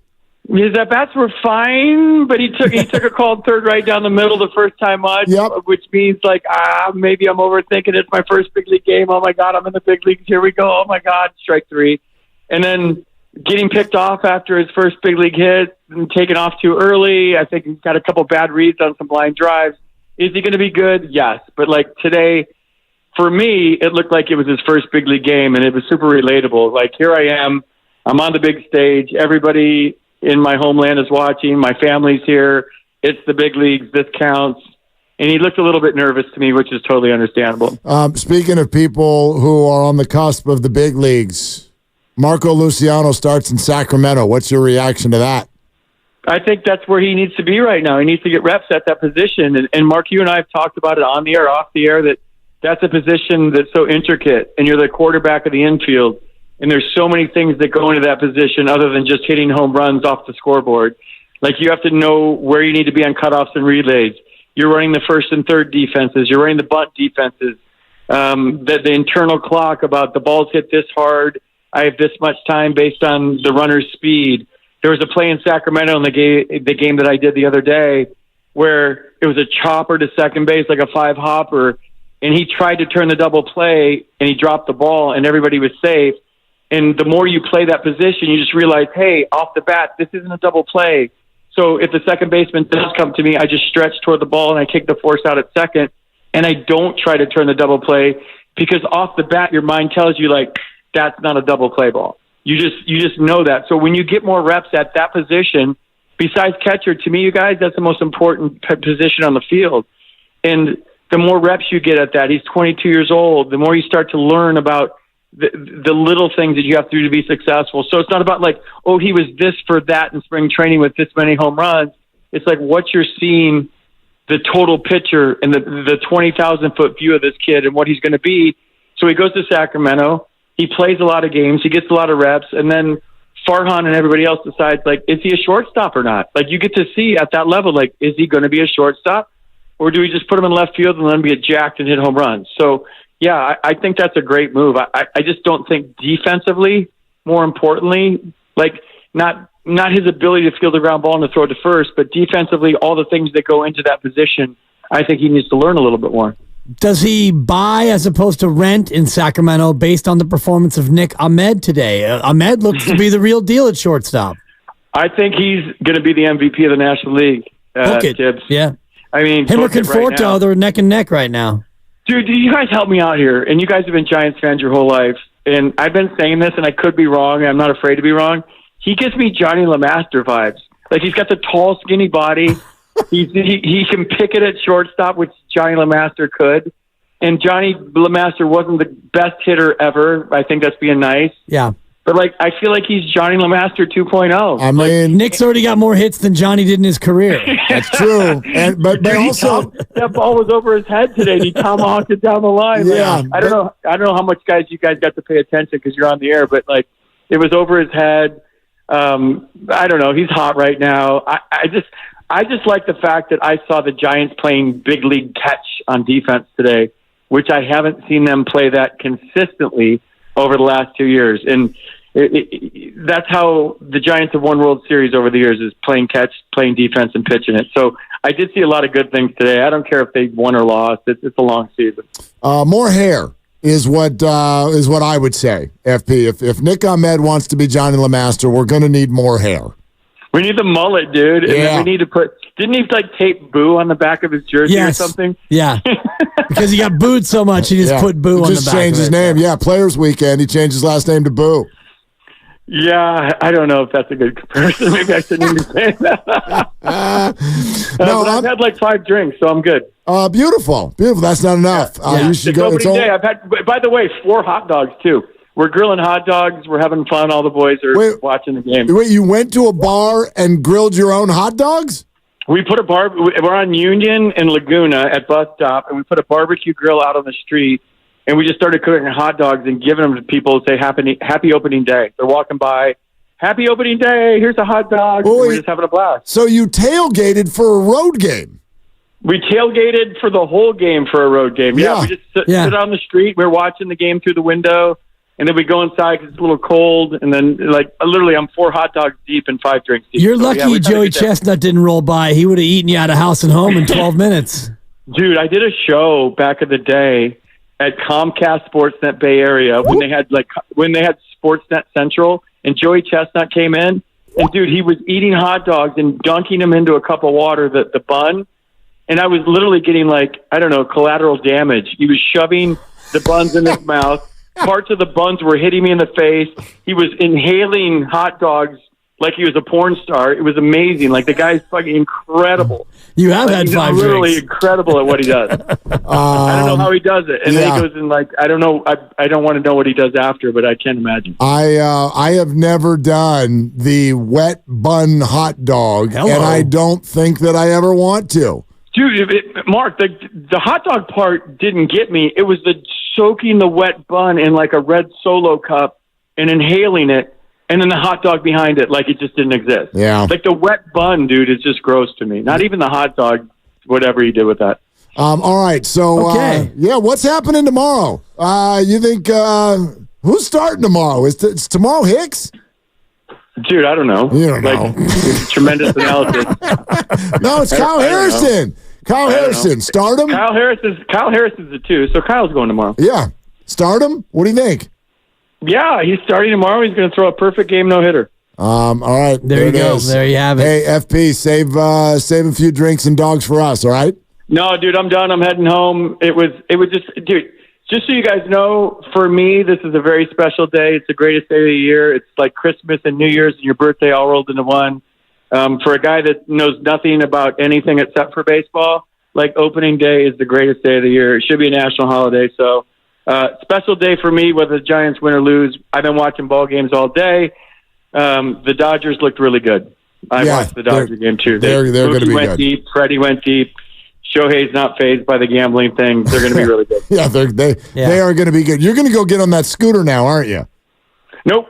I walked 3 miles to this place today. I'm going to walk 3 miles home. Good job. Good job, boy. All right, buddy. Boys, thanks for having me on. I'll be better next time. I'll lock in. No, you're fantastic. We'll talk to you soon. All right, see you guys. All right, night. There it goes. Final out with FP. Final out with FP. Maybe our final segment with FP, as luck would have it. No, he put the F in FP. Now we know what the FP stands for. Don't worry, I caught it. Of course you did, Grandy. Yeah. Did everybody on YouTube get that? Did y'all get that? We always do that. We forgot. I should have. Hey, here, where is it? Yeah. So we're streaming live on Twitch and YouTube, twitch.tv/957 the game, youtube.com/957 the game. Watch us live, and if anyone swears, you get to hear it. Oh, there you go. Wow. I've been kind of tucking that one away. I haven't been using it very much lately. Yeah. Today's the day, ladies and gentlemen. Watch us live, and when someone swears, you get to hear it. Yes. And now maybe we can add his beeped out word to our series of OS. And his was almost as innocuous as mine was. He tried. He was super sly with it. He did. It was like, it just slipped it under the covers. I thought it was... You weren't even sure that it happened. I thought it was a UGGIN as opposed to a UCKIN. No, listen. I had to make the call, and I made the call. Yeah. And I'm going to stick with my call. That's my call. Yeah. And I'm going to stick with my call. I'll go back and listen to it in the raw and see if I just missed it. No, just look at YouTube. Yeah, Loco Moco. Yep, we heard it. Okay. There you go, Loco. Yep, we heard it. Yippers. Okay. That's a Yippers. Well, there you go. It's all powered by First NorCal Credit Union. Yeah. Final F-bomb with FP right here on 95.7 The Game. Oh, gosh. So, yeah, there it is. There it is. It was sloppy inning. It was not as profane as Draymond was last night, though. Yes, that is true. Yeah. FP gets 1 point for his one word. Draymond used 3 words that, that you actually, the middle word, you can probably say, but the first and the last, no. Let's keep it out. Let's keep it all out. Let's just keep it all out. And if you're going to say that to somebody, make sure you turn your shoulders away from them, and then it's okay. That's the part of it, Mark, that it's like, so you're going to do your podcast. Great, do your podcast. But don't make it about like which way you were pointing that expletive. To me, that kind of misses the point of the whole thing. You got a T over nothing. It was a big nothing burger. Yes, bad call. Bad calls happen, Draymond. You know this. It happens all the time against you, and you got your T. Now walk away and live to fight and scream another day. Well, he addressed this on his podcast, Draymond Green Show, via The Volume. This is on whether or not he felt he deserved the ejection. Just can't happen. I said what I said. I deserved to get kicked out at that point. And what I said, if I'm all the way honest with y'all, I kind of was trying to turn my body and angle and go to the bench. And I said what I said, like a little too soon before angling my body to the bench. But yeah, it just can't happen. And like we need to win games. So not going to overreact like, oh man, like stuff is never as good as it seems. It's never as bad as it seems. Like I know where I am. I understand what I'm doing moving forward, and in my position, just make sure that that's the exception and not the rule. And so moving on, and like I said, shout out to my brothers for holding me down and getting that win. Need to go get a couple more wins. Okay, I'm not going to overreact, and I understand, and I'm parroting what Draymond just said. He knows this. Draymond has made it abundantly clear he doesn't care what we think. Although he kind of does, or else he wouldn't have said what he said to Bonte. So he hears it, and yep, it like any other human being, it gets to him sometimes. But I guess what I'm saying is I know that Draymond doesn't care how this sounds, but let me be the not first to say it doesn't sound good. Nobody wants to hear you not overreact right now. I think a lot of people would like you to overreact, because words right now are not doing it. And so they would like your actions to change, number one. But number two, if you are going to go do a podcast after something like this, I don't think light and airy is the vibe you're going for. But that's what we got. I think people would love to hear some sort of falling on the sword in a really sincere way. And maybe that's not even good enough. Maybe any words won't work. But really sound sincere in saying, look, I can't do this. Because what happened last night, and I just want to explain this to everyone, at least from my perspective, why last night was such a big deal. This wasn't about disrespecting an opponent. It wasn't about disrespecting the league. It wasn't about a bad look on television. Or disrespecting the officials. This was about turning your back on your own team. And therefore, by extension, the fan base. That's how it felt. That's all I can tell you. 3 minutes in, with another star player out, you leave over what was probably the most avoidable ejection I've ever seen in my life. I don't know if you know this, Draymond. I don't know if you care. But that's what it felt like to us, and there's a lot of evidence that that's what it felt like to Steph. Well, that you just blew the whole damn thing off. Not the shortest stint he's played this year. If you remember the Minnesota game, unbelievable. He choked Gobert at the 143 mark. Yeah. So I think we should take a moment to applaud Draymond for making it as long as he did and showing the restraint to actually play 3 minutes and 36 seconds in that ballgame, Mark, because for Draymond, when he's hot, he can explode a lot quicker than that. And obviously I'm being tongue-in-cheek, but that isn't even his shortest stint of the year. And you lost to Minnesota, and you got the win last night. But I'm with you in lockstep as far as what it feels like. And as a fan, as a man who loves this team, and I've loved this team for a lot longer than Draymond Green's even been alive. Back to his early days in Saginaw, I was a fan of this team long before he was even a twinkle in anyone's eye. And I want to love this team, but he makes it hard. He makes it hard to love this team when you have him carrying on the way he carries on and getting suspended and getting ejected and using those words at a ref in a game that you need to win. And say what you will about Draymond Green, he's having a good year when he plays. Yeah. He's playing well. His three ball hasn't been this good in years. The defense is still solid. He helps you win, and that's what makes this all so maddening. And put aside the part about him basically giving a middle finger to the fans. he doesn't care what any fan thinks or what any media member thinks. He's going to do what he does. But the fact that he turned his back on his own team last night, that becomes even more offensive. You should also listen to what Steve Kerr said about it. And Steve joined us earlier. And if you missed it, Odyssey app, YouTube, or hang out. We'll have it for you again in the 5 o'clock hour. This is something, and I've reached a point in my career. I'm going to turn 50 soon. I feel pretty secure with what I'm doing in life. But I still would never want my boss to say this about anything that I did. Every game being so important, us fighting for everything, and then for Draymond to get kicked out 3 minutes in, it was really unforgivable, and Steph may have even been a little upset with himself for not pulling Draymond out of there, but I think mostly it was just, come on, man, we need this. And Steph is such a fighter. He's such a competitor. He wants it so badly. And I think all of that combined just led to that reaction. I would never want my boss or my family members or anyone I loved or cared about to say my actions are, quote, unforgivable. Right.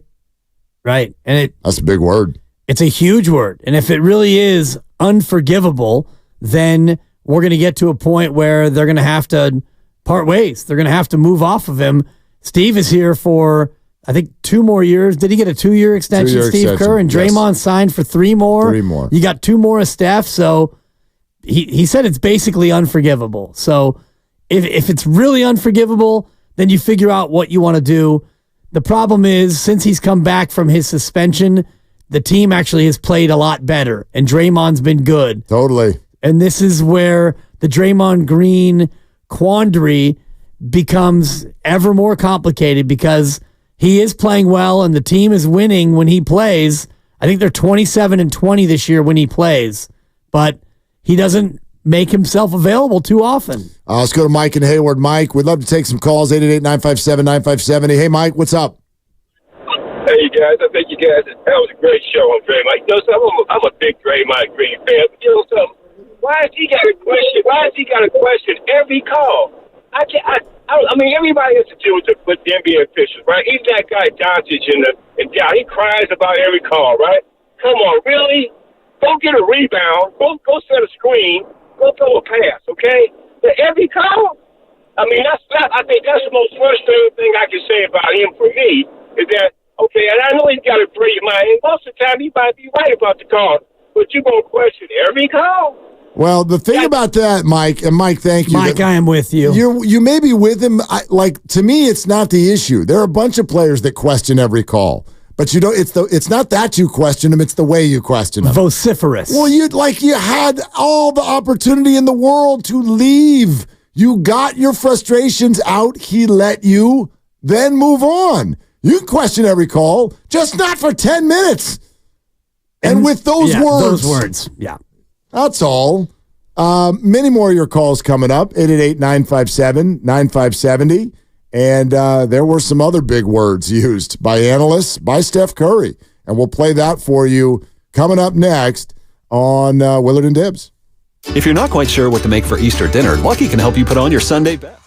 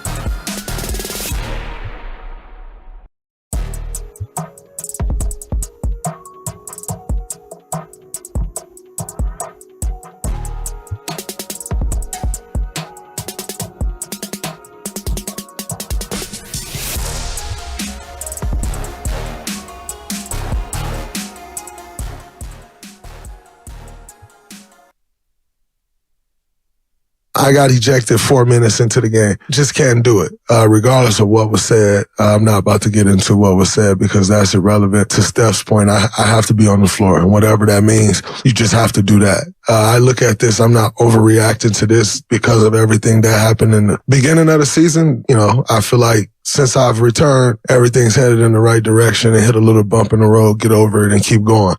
Bay Area is Draymond Green, and you're listening to Willard and Dibbs on 95.7 The Game. I mean, I want to be as open-minded as possible. Any chance we're overreacting? Yeah, of course. There's a chance. Bump in the road. No big deal. Got thrown out. Be back tomorrow night. They won. Had it been a different reaction from Steph Curry, I would say yes, because Draymond Green does a number of things. Plays great defense, distributes the ball, and gets thrown out of basketball games. Yeah. He gets texts, he yells at refs, and he gets thrown out of games. It's just what happens. Whether it's game 1, game 72, game 4 of the NBA Finals, Draymond's going to do this. It's what he does. But the way Steph reacted, not only in the moment where he had to cover his face for fear of letting the world see just how much anguish he was going through, but how about the reaction after he hits the night three? He high-fives his teammates. There's a timeout. He goes over to the bench and goes with a straight kick to a row of seats, jostling the seats. That's not a celebration that we've seen from Steph Curry. Everything was a release last night. It was a release. It was a release of pent-up frustration. That release, he goes night-night. He goes to the bench, and I've never seen that reaction from any player after the best moment of the night. Yeah. You just put the game away, and he was so, I think, angry at the whole situation that's how he reacted. That, to me, makes it so I don't think we're overreacting. Yeah, I like your answer. By the way, we're sponsored by Lucky California. Willard and Dibbs will take to your calls in just a sec. I would be more open to the idea. And by the way, when I say we're overreacting, this is everybody. Like we're getting calls and tweets and texts and everything. This is like the last night. Social media was ablaze with people who are just like, I'm so done with this guy. And it's interesting too because as he works his way back, takes one little thing, and everybody's like, I'm done. I'm done with Draymond Green. But I get it because I don't think we're overreacting. We're letting the people around the Warriors lead. At least I am. Like, it's not just what you said. You're right. Steph's reaction is Exhibit A. But Steve Kerr's comments, calling it unforgivable, that's Exhibit B. And so how can you, if you're Draymond Green, come back the next day? And I get it. He's just talking. It's just a microphone. And he says, I'm not going to overreact to this. You know what I mean? I don't know what the opposite of that is. I don't know if we want him to cry and go through some unbelievable monologue of apology. I don't even know that helps. But he has to understand how it feels to everyone around him when he goes, I'm not going to overreact. But they are. Steve Kerr and Steph Curry are reacting very significantly. They're using the word unforgivable. Steph Curry is potentially crying on the court. He is kicking a chair. He is waiting a full 24 hours and then going to Twitter and saying, I will never take these games for granted. So, that's the messaging that we're getting. And that leads, not our emotions, but their emotions. We have never, ever seen Steph Curry act that way in his whole career. What does that say to you? So I got a hard time with this. It's not a big deal. I'm not going to overreact. Right. It's because it's a part of a narcissistic pattern of behavior where you are so self-centered that you're focused only on the me aspect of any experience. And so in the moment, Draymond Green, he beelines from the middle of the key after a foul called on Steph Curry. He beelines for the official who was not involved in the call that stopped play, but he goes for the official who made a bad call on him 45 seconds earlier because it's all about him. It's not about, hey, let's huddle up defensively and, maybe we're getting screwed. And as Banchero goes to shoot free throws, then maybe you sidle up to the ref in that moment and you say, Come on, ref. Come on, Ray. You blew that one. I didn't foul him. Instead, you beeline for him because it's all about you. It's the selfishness. It's the narcissism. And then even after the fact, he does his podcast. And I think that fans want what they're never going to get, which is contrition and a real sense of like self-awareness of like, whoa, I did it again. I'm really sorry, Dub Nation. I lost my cool. I put our team in a bad spot. Thank goodness my brothers picked me up. And you know what? I'm working on myself. I'm doing all this stuff to be a better man. We want that from Draymond, but we are never going to get that because he is so wrapped up in his own self. You're right, but I don't even know if today that would have worked. This is not a words situation anymore. This is an action situation. And so you're back to square one, and you got to go up the staircase again. This is, to me, a classic anthill night. We all know that, you kick over an anthill, and what do? They immediately start working on building it back up. And that's where we're at. Whether he thinks it's not a big deal or not, last night, the Draymond Green's mental side is improving. Anthill got knocked down and now needs to start over. And it was not because he didn't turn his shoulder in time. Right. The TV cameras don't, I know there's a lot going on culturally here, right? Where we're all from, what we say. I'm not going to put my morality clause on that. I'm going to simply tell you, though, the NBA does not want you mouthing those words on television. Right. They just don't. So you can think that's lame, but that's the deal. They're the boss. They don't want that. And that is a big deal. The other side to it, though, is the greatest player who has ever put this uniform on is doubled over in emotional pain. Okay? Doubled over in emotional anguish as you leave the court to go do a podcast to say, I'm not going to overreact to this. I don't know that's my thing. Who cares about us? Honestly. Yeah. But how does that not get to you, Draymond? Maybe it does. Maybe there was a tearful moment at halftime. And so maybe if that's the case, man, I'll get out of the way. But how does that not crush you if you're Draymond Green? How could you do Steph Curry like that? Right. After all you guys have achieved together, how does that not crush your soul? Because he doesn't have that awareness of what his actions do and how they impact those around him.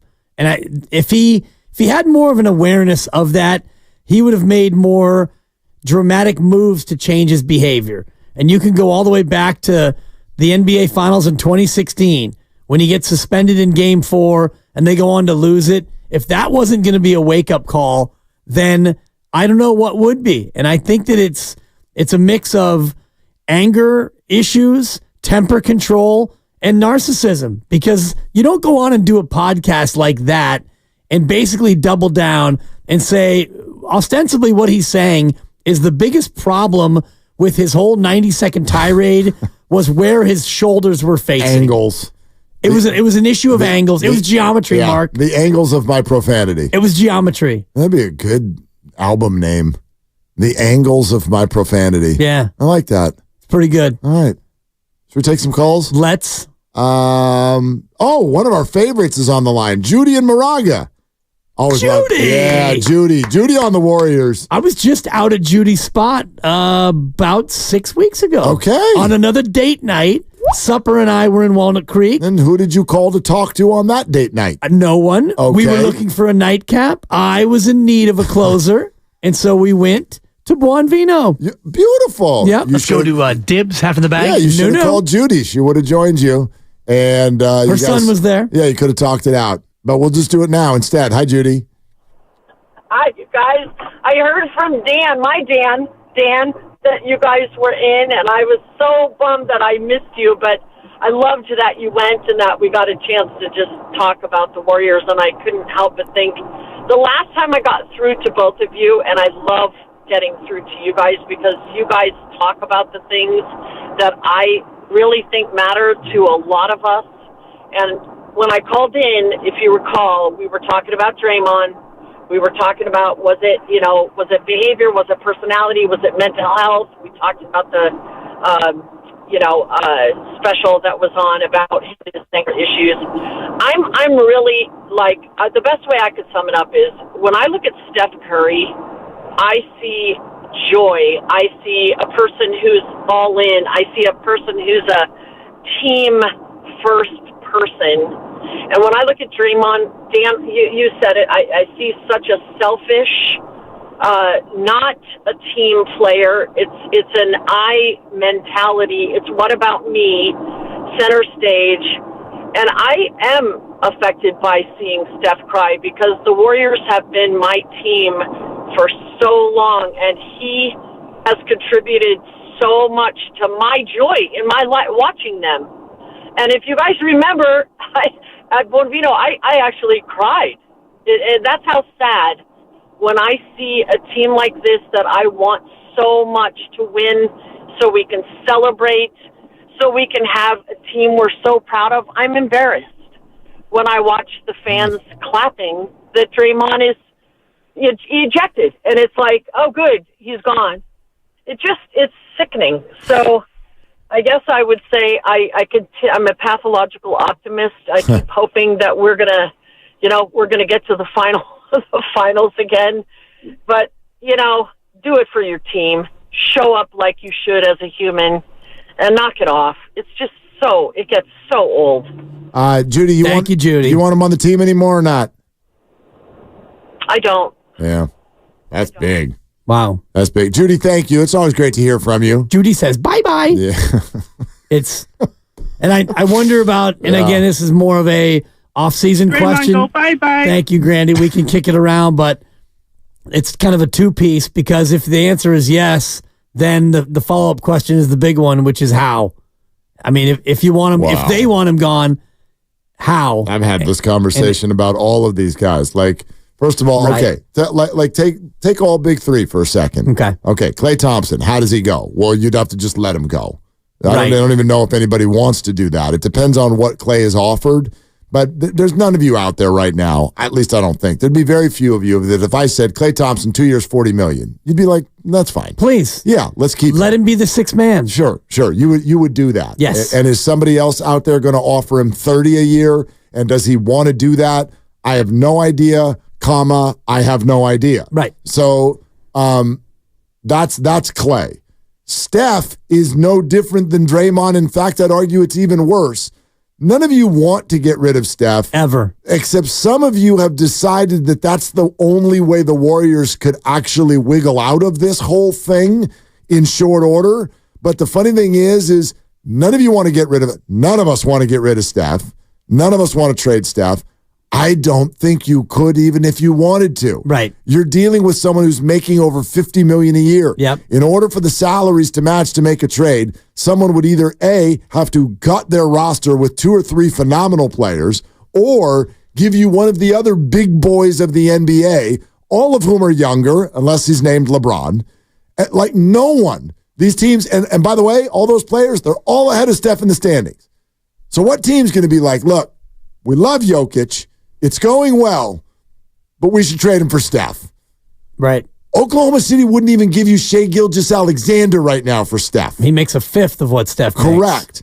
So the whole, whenever someone's like, time to trade Steph, it's twofold. Nobody wants that emotionally, and I don't even think you could if you wanted to. So you'd have to get next year he makes 55.7. So you'd have to get about $55 million back. So you're going to ask for 2 guys who make 28 apiece. Right. Those are probably good players. You'd think. You'd hope. And if a team has 2 guys making 28 who aren't very good, the Warriors aren't going to trade Steph for 2 guys making 28 who aren't very good. I've looked around the league to be like, okay, just give me a stupid, plausible scenario. Sure. Can't find it. No. Almost impossible. Totally. And the other piece of it is the Draymond piece, which is a lot of fans now, like Judy and Moraga, you asked her directly, and that day at Buonvino, we did the Warriors Summit, and you asked the crowd, and it was decidedly mixed. There was a lot of people who wanted him gone then, before the contract. And by the way, when exactly, remind me, Buonvino Summit was exactly what month? Do we know? Let me look it up. Grandy, Lucas, Can anyone? Because it feels like, was that just May of 23? Okay, so we're coming. So it was postseason. Correct. After they lost to the Lakers. After they lost to the Lakers. Okay. May of 23. Yeah. Sheesh. That team was way more effective than this one. That team was way like last year's team. Yeah, they were 6 seed. Right, and they won a round. Almost identical records. Well, we'll see. Right. I don't know where it's going to end up. Right. I think the West is different this year. That's fair, but like if the West is different, the fact that you're not evolving with that means you're lesser than you were before. Even if you're the same team that you were before, you're also a year older. Yeah, this team went to Game 6 of the conference semifinals last year. Right. They're not doing that this year.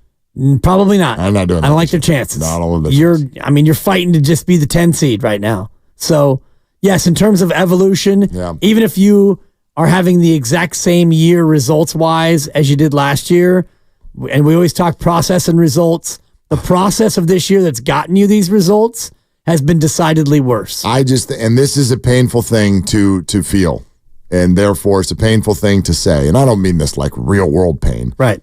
Sports pain. Warriors basketball. Yeah. This is a hard thing to say, but this is how I felt last night. After watching this, thinking about it for a second, it's funny. Whitley is doing this awesome content for us here on our digital platforms about the Big Three. And so I don't want to take anything away from that at all. But it's time to stop calling them the Big Three because that's getting in your way if you're the Warriors.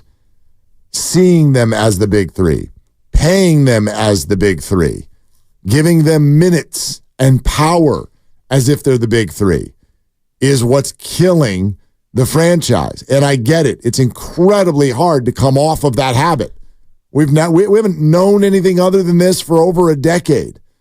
Joe Lacob barely even remembers, was barely even around for anything prior to this group being the Big Three. But they are no longer good enough. They are no longer effective enough. And their own history is getting in their way because they are frustrated when they are the 10 seed or when they have to get on a bus to go to Sacramento and win a Game 7. They still act like the champions they are, and I get that because they are, but they're also not anymore. So if you behave in your organization as if you're one thing, but in actuality you're another, you're going to get held back, and you're going to keep getting frustrated. And that's why everybody is so frustrated. Right. From Draymond to Steph to Clay, they've all had outward frustration moments throughout the year. And it is all based on the fact that they are not who they used to be, but the organization still wants them to be. They are making a collective $117 million this year, Mark. 51.9 for Steph, 43.2 for Clay. Draymond, the lowest of his 4-year run-up, he's making only 22.3. It's about $117 million. Next year, Steph goes up to 55.7. Draymond's making 24. So that right there is about $80 million. If you give Clay 25, you're paying the Big Three $105 million for what? To fight for the 10 seed? So I ask you again, are we facing the last 10 games of the Big Three? And I don't just mean them being actually the Big Three, because you make a good case. They're not really the Big Three anymore. They're probably the Big 2.5. Steph is 1.25, and the other two guys are a combined 1.25. If I ask you who the best three players are on the Warriors right now, what would you say? It would not be the Big Three. There you go. It would be Steph and Kuminga and probably Draymond. Probably. But, I mean, the number one availability is availability. Right, but it's all. I did that wrong, I know. Yeah, but it's a rotating answer. Correct. Some nights it's Draymond. Some nights it's Clay. Some nights it's Andrew Wiggins. We've talked about who's your two, and they don't have one. Yeah. So to your point, there is no more Big Three, but I'm fascinated to see if these three are still Warriors next year, because it feels like this is ending in a way that I didn't see coming. Yeah. I mean, Draymond imploding and Clay not playing up to his contract and Steph getting exasperated. We'll get there. Yeah. But it's a two-pronged question always, which is, do you want massive changes? And if you answer yes, then you go, and how do you make massive changes? How? Brad in Oakland. Hi, Brad. What's going on? Oh, I'm kind of mad at you guys. Mad at you. This thing about the big three. Nobody ever. I don't think Warriors or Clay or Draymond called themselves the big three. It was the media calling them the big three. It was the ESPN, TNT, two people calling them the big three. It was Stephen A. Smith calling them the big three. Well, they were the big three, Brad. There's nothing wrong with that. That was the media. That was the logo. You guys gave them that. You guys gave them that answer. But Brad, there's nothing wrong with that, Brad. What's wrong with that? They were the big three. They were. There's nothing wrong with that. I'm just saying they're not producing like that anymore. They may not be producing that anymore. That's because of their losing history this year, okay? And you guys have to find them at the big three. I've never seen them come up and say, "We the big three, and we need a statue to be the big three." You haven't, Brad? Brad, they did a press conference together a month ago to celebrate the existence of the big three with a mural behind their head. Well, they had to because it's just like any movie star. They had to, okay? No, they didn't. They did a celebration on 11/30/23 for their numbers, which are 11/30 and 23. I got you, but I have one more thing to say, okay? Okay. I'm mad at you, Brad. Now we're furious with you, and everyone's going to go home unhappy. Hey, look. No, go ahead. I'm still a Warrior fan. Hey, I'm from Oakland, California. You know, I've been around. I went to school. Gary Payton went to. I went to school. Bill Wilson went to Oakland. Okay. What I'm saying is that when it comes to pride, it's not about winning the championship again. It's about the pride of not losing. Okay. If they could go further in the play-in, I think they'd be happy. Okay. But the pride is how far did they go? Okay. And what I also saw was that when Draymond went out, they were supporting Draymond and Curry. They got together and won that game, okay? So that showed me they still supporting Draymond. Well, Brad, thank you very much. This is a fun call, but I think that's what people are talking about. Having pride in not losing, even if you're going to go out the right way. That's what people are talking about because everything Draymond did last night represented the opposite of that. Right. Like it represented that there was no pride in that. You bark your way out of the game 3 minutes in? That's the opposite of going out the right way. And we talked about them going out together, all three of them, having their careers terminate at the same time. That feels like just a ridiculous notion looking back at what's gone on this year. Let's talk about one of them real quick. The Captain Clay Report brought to you by City Cruises. Plan a birthday, anniversary, or company party on a spectacular City Cruise dining cruise. Visit citycruises.com. Clay started for the second straight game, 15 points, and the Warriors 101-93 win over the Magic. Went 6 of 13 from the field, 3 of 8 from three-point land. The Warriors 2-0. Since Steve Kerr decided to move Clay back into the starting lineup. Not only more of your calls coming up, because a lot of you want to weigh in, so stay right there, but also still ahead, our conversation with Steve Kerr around the corner on Willard and Dibbs. Want more speed? Then you're in luck, because Xfinity just increased their internet speeds. And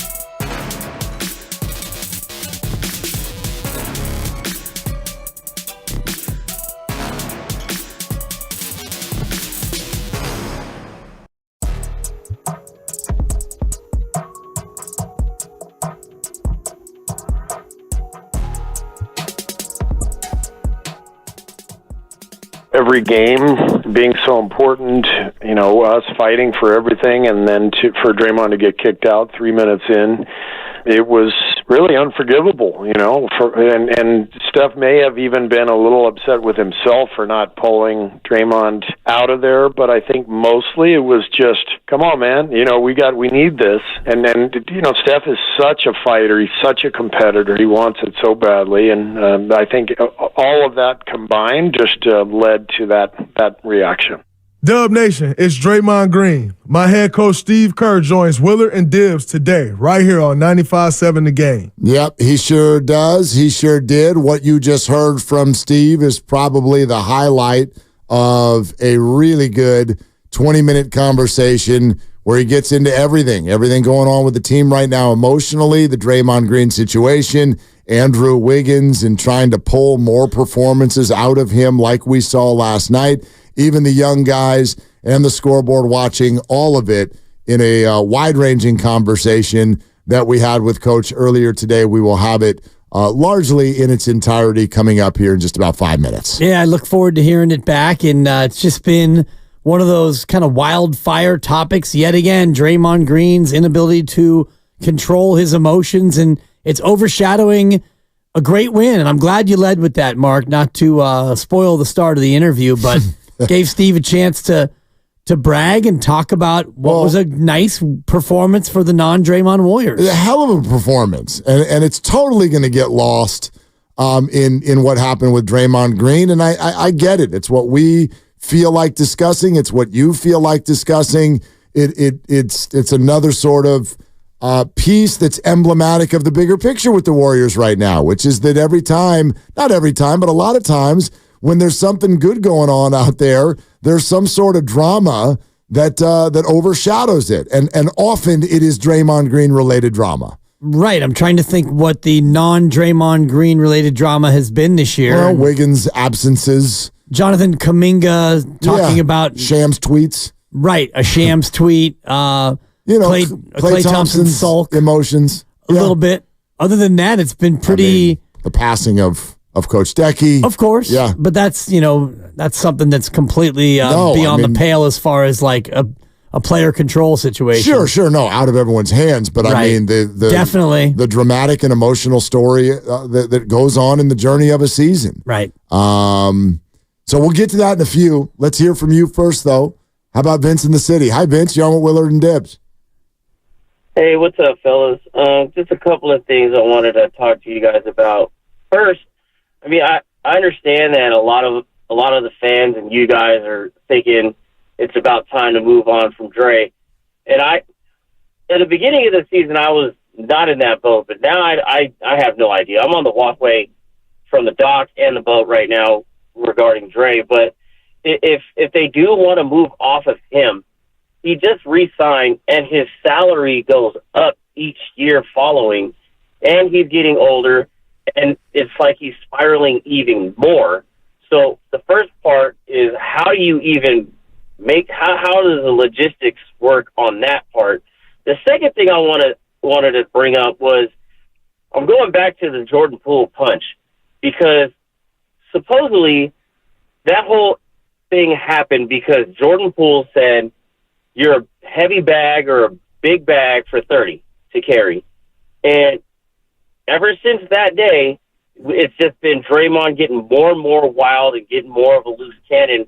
And I think all this outside noise, I feel like I think he feels slighted by his perception, because he is a great player, but I don't think he gets the credit that's deserved. He's been putting up this front that he doesn't care, but all of his actions say otherwise. So I don't know if that's another issue that's going on.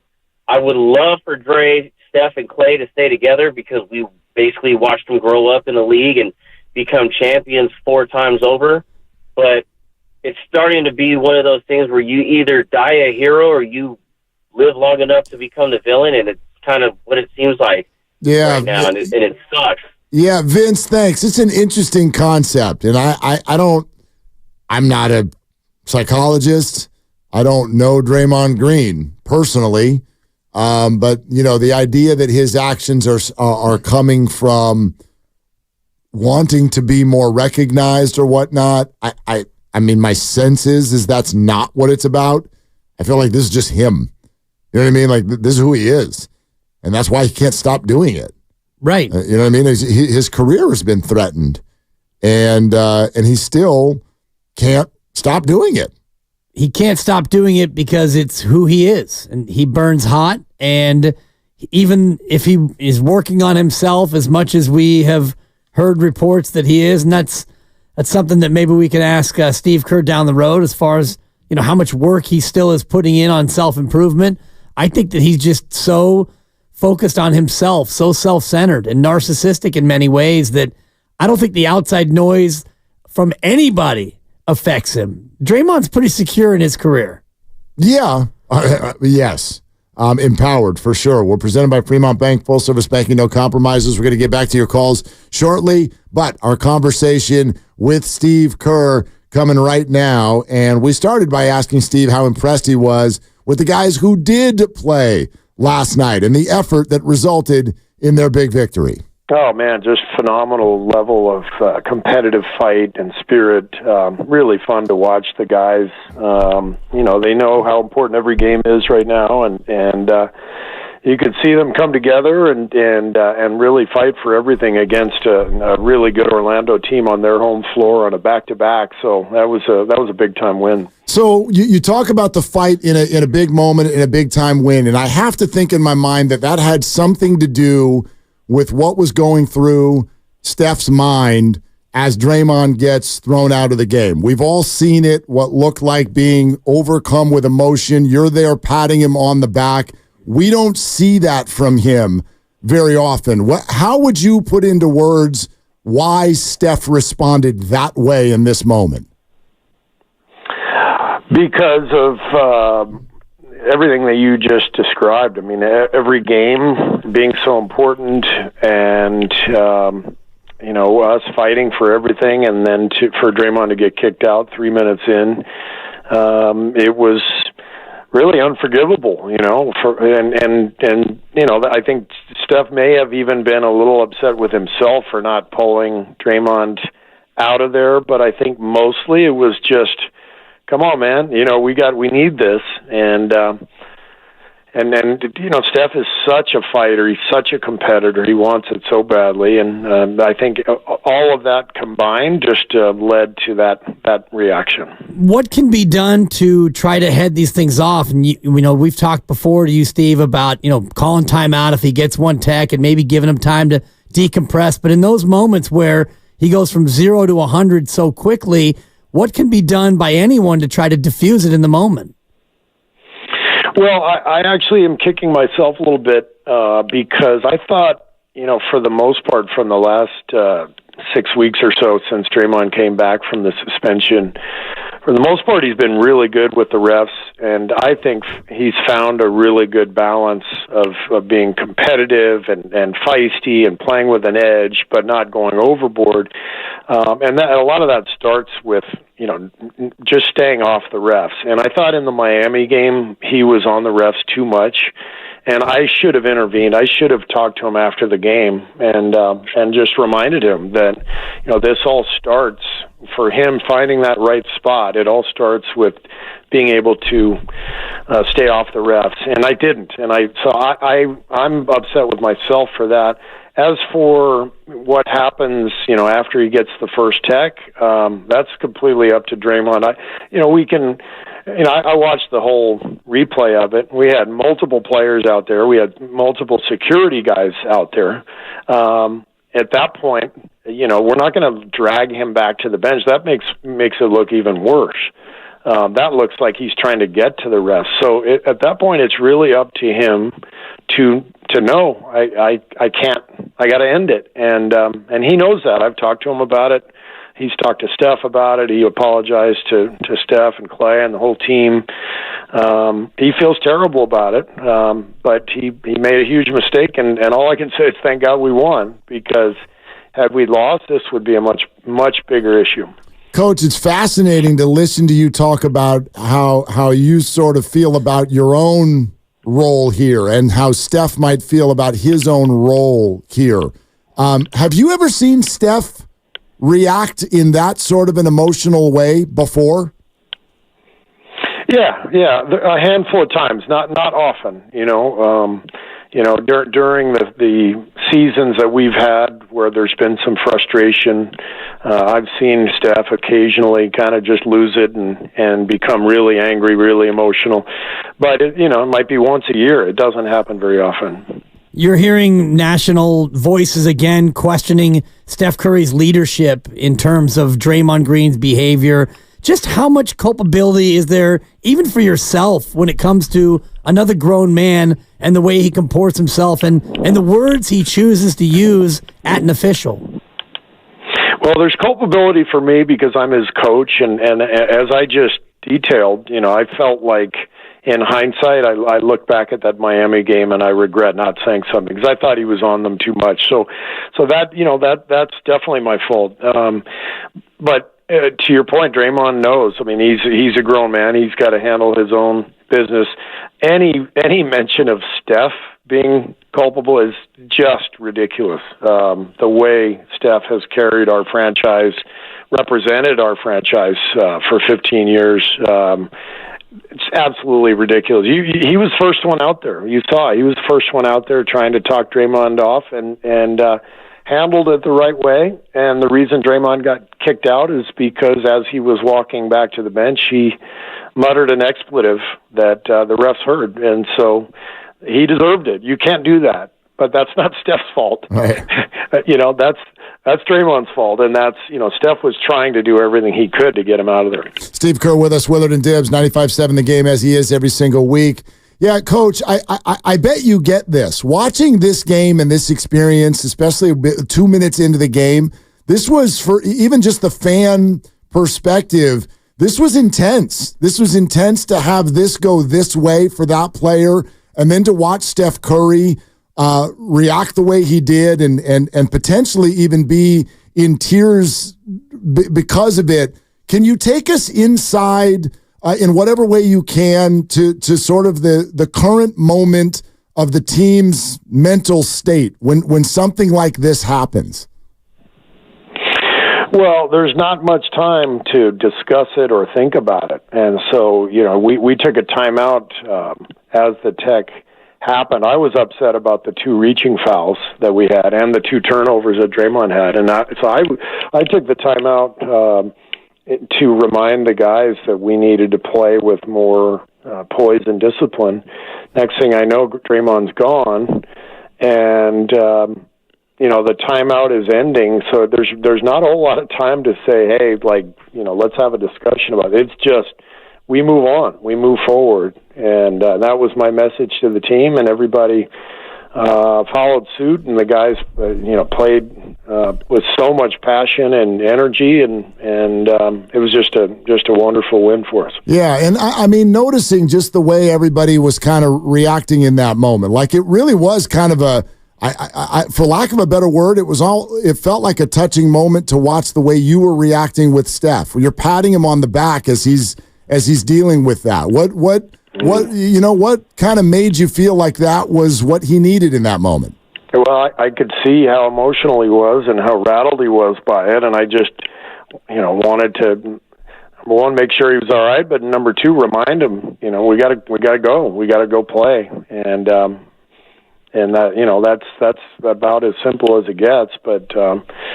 And I felt like the rest of the half, Steph was almost trying too hard. He was really forcing the issue and was much better in the second half, just, taking what the defense gave us. That's a really good defense. They've got size and length and athleticism all over the floor. And I thought Steph's second half was great, the way he managed the game, and obviously hit the 2 biggest shots of the game at the end, but was just, really playing a more kind of traditional point guard role. He had 10 assists and only 2 turnovers, and played well enough for us to win on a night that wasn't his best stuff. Draymond got the first tech for bumping the official, which according to the rules comes with it an automatic 1-game suspension. Have you gotten word of a suspension, or are you anticipating that he'll be able to play tomorrow night when you're in Charlotte?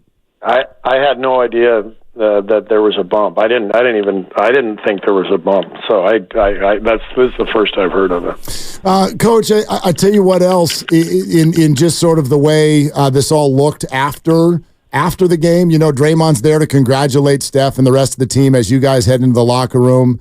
There's also his podcast where he sort of just said his body was in the wrong position and he wished that the ref didn't hear it.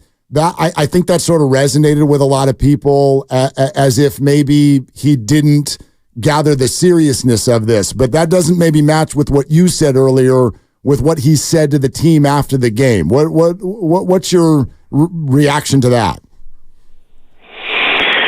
I don't know. I mean, all I know is what I experienced and what I saw, and so it was something that Draymond, the ejection he deserved, and I know he's handled it behind the scenes with the team, and he and I have spoken, and we move forward. Is this something where Draymond just takes the team together and speaks to him, or is it something handled in more of a casual manner after the fact?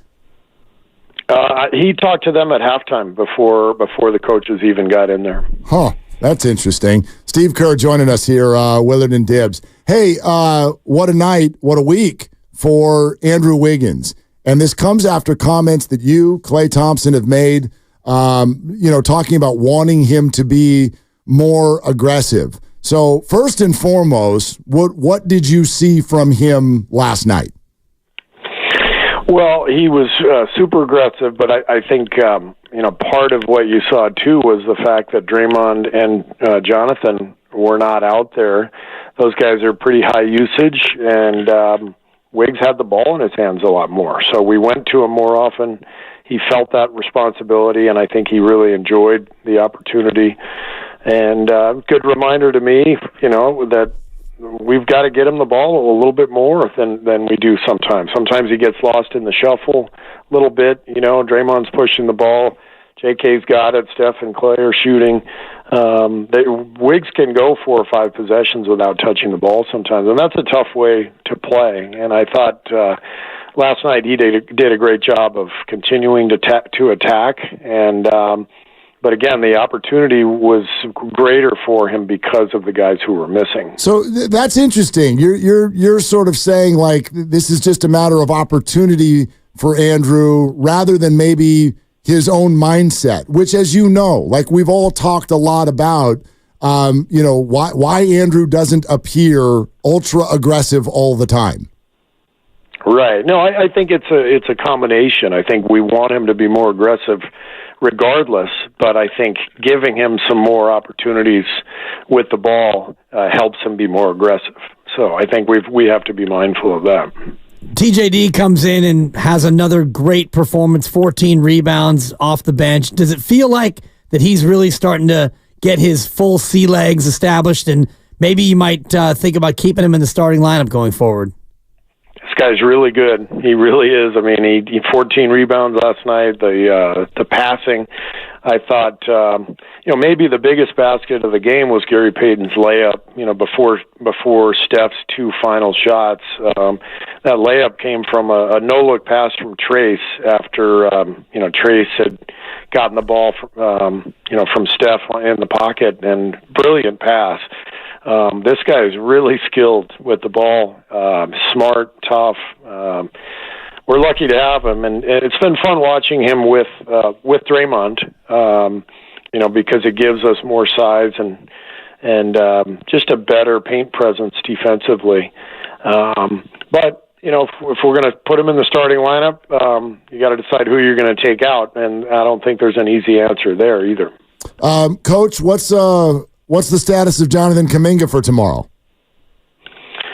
Questionable. So he's got some tendonitis in his knee. It bothered him during the Miami game, and so hopefully after the last 2 days being off, hopefully he'll be able to go. But at this point, he's listed as questionable. Yeah, hopefully he can come back. It's impressive. He's only missed 2 games all year for the youngster to come in and be that durable. Kevon Looney, speaking of durability, even though he's had a handful of DNPs of late, feels like you can just dust him off and throw him in there and get quite good production out of him.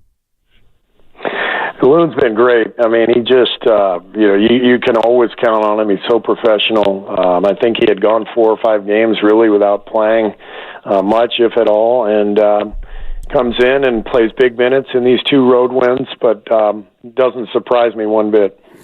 Coach, you had, we understand this whole thing is fluid for sure, but you had talked so glowingly about the role that Clay was playing off the bench. What was the thought process in bringing him back to the starting lineup, and will he stay there?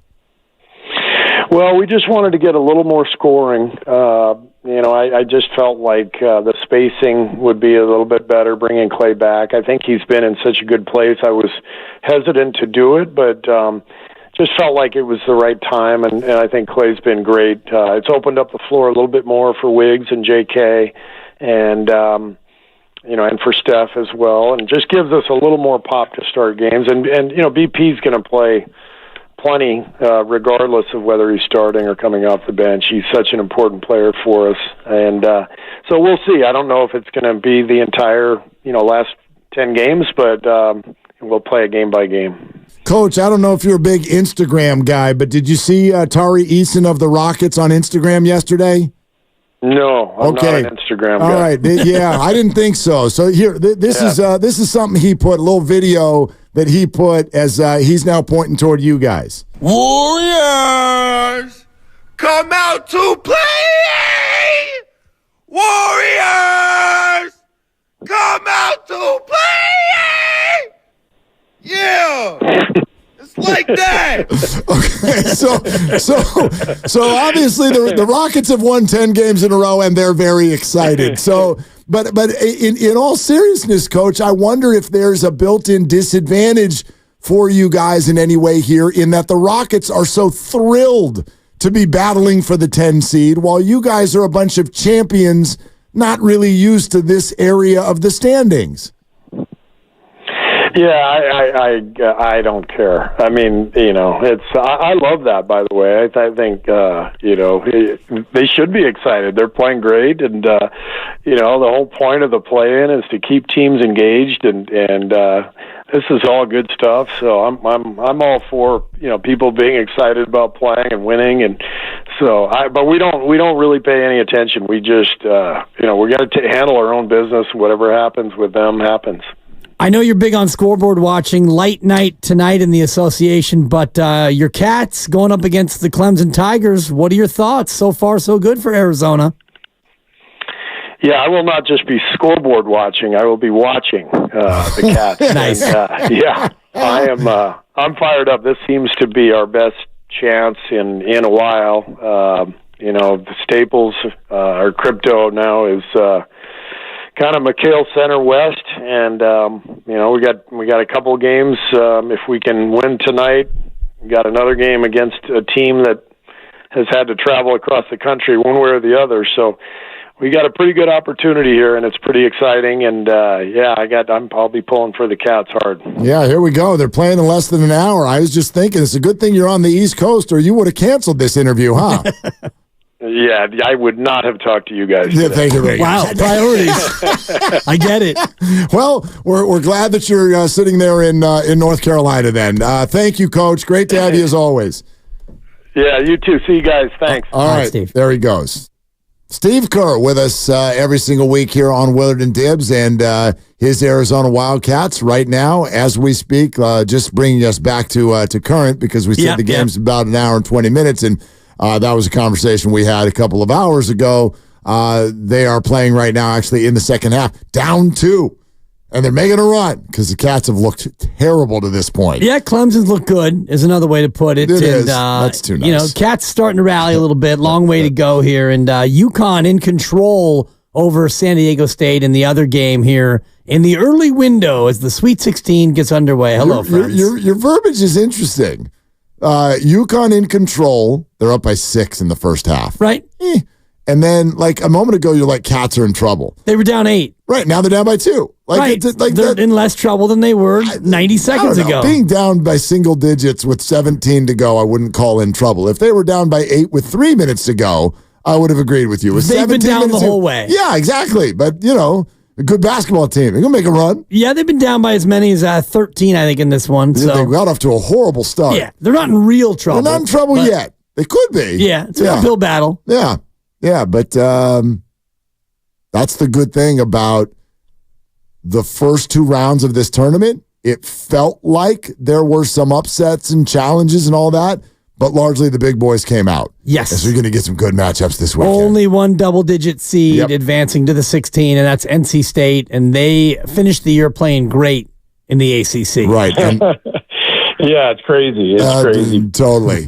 And a double-digit seed was going to come into that game either way because they beat Oakland, right? NC State beat Oakland. Right. So anyway, we'll keep an eye on that for you. The Giants lost. So no need to hammer that out. They'll play again tomorrow night, but let's keep talking Warrior basketball right here on Willard and Dibbs and 95.7 The Game and get back to the calls. Ben in Oakland. Hi, Ben. Thanks for calling. What's up? Oh, hey, let me get you guys off speaker. Hey, so bear with me for a second. I think Steph Curry is like Michael Corleone.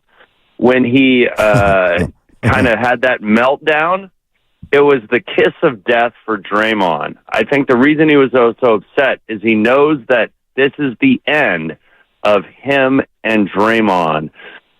He wasn't that upset about the game, but it's over. And he knows that now there's nothing left. So that was my take on the whole thing. That's why he's so frustrated. It was the last straw, and he can't do it anymore, and they're going to get rid of him, and the whole era is over, and that's where we're at right now. You know, it's interesting, Ben. I think you're way, way early on this. Like, I get what you're saying, but do you really think Steph feels that way? And, quote, they're going to get rid of Draymond? Do you understand how hard that's going to be? These guys both have multiple years left on their contracts. I don't know that he feels that way at all. Yeah, but have you ever seen Steph Curry react that way over the last 15 years? No, not at all. Never. He was emotional. He might have been crying on the court of a game to get the 10 seed. It's feelings. It's family. So when Michael Corleone gave Fredo the kiss of death, he hung around a little bit, right? He hung around a little bit. He didn't deal with it until his mom died, right? And so Draymond's going to be here for the end of the year. It's the end of an era, and he knew it. And that's where he went with it. And that's why he was so upset. Yeah, I hope, I don't know if I hope it's not the case. It might be the case, but that's what I'm thinking. I've never seen Steph react that way.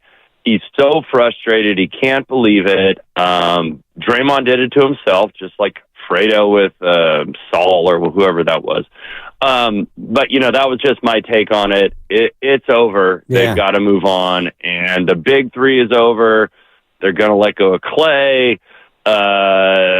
End of an era, and that was the tipping point right there. Well, the Corleone Big Three actually ended before when Sonny got the rat-a-tat-tat in the toll booth, and then Fredo was the second to go. So in this analogy, Draymond would be Sonny Corleone, and then Clay would probably be Fredo. So my sister's husband is an Italian. Okay. Dennis Vaccaro. Nice. And he restaurant quality. Yeah, he runs our NFL just like weekly fun pool. Oh yeah. And his brother, we always have within the whole pool the family title, the family. Nice. Who, even if you don't win the whole thing, who's got the best finish in the family? Is there a side pot for that, or is it just for bragging rights? Yeah, it's just bragging rights. But his brother always traditionally finishes in last. Oh boy. So he nicknamed him Fredo. Oh, that's tough. His name is Larry Vaccaro, but on the pool, it's Fredo Vaccaro. Fredo Vaccaro. Because he's just the idiot brother. What are you going to do? I hate saying that out loud. He's a great man. I can do stuff, Mikey. I'm smart. That's Fredo is a bad beat. Now, Mikey gave him the kiss of death, and then Fredo goes fishing, and then night-night. Ben suggests that, you said is the big three over here in the next 10 games. Ben suggests that Steph will be the only one left as of next season. I'd bet a lot of money that that's not going to be the way this goes.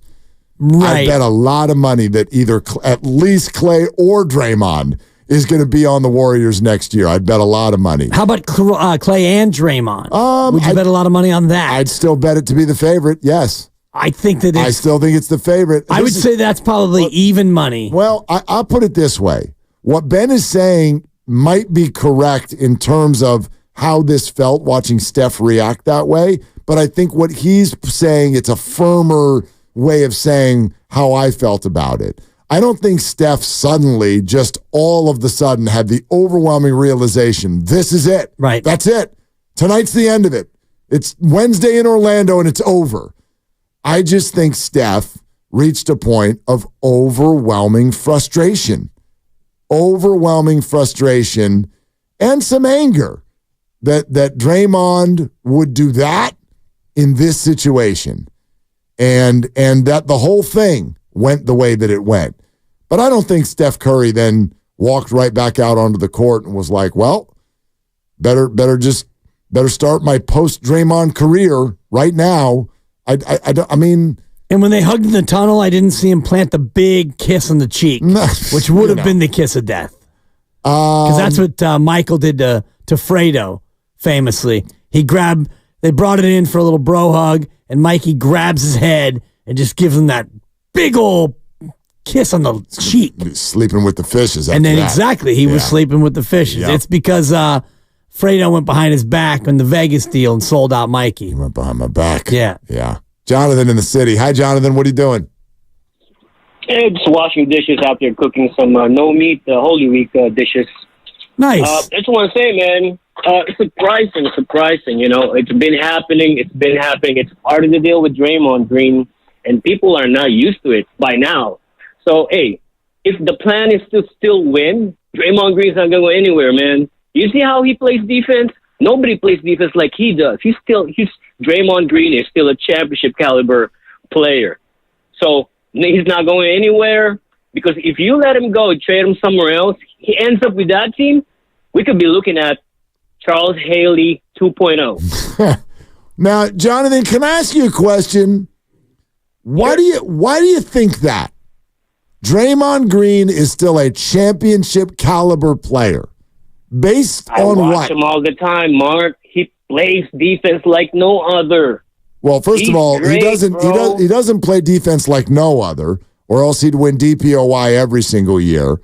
But my point is, Jonathan, even if I buy what you're saying, okay, he's a fantastic individual player. Like the Rockets have fantastic individual players. The Spurs do. The Pistons have a dude. What does that mean? Championship caliber player. Let me put it this way, Mark. You take him out of the Warriors are not going to be as tough.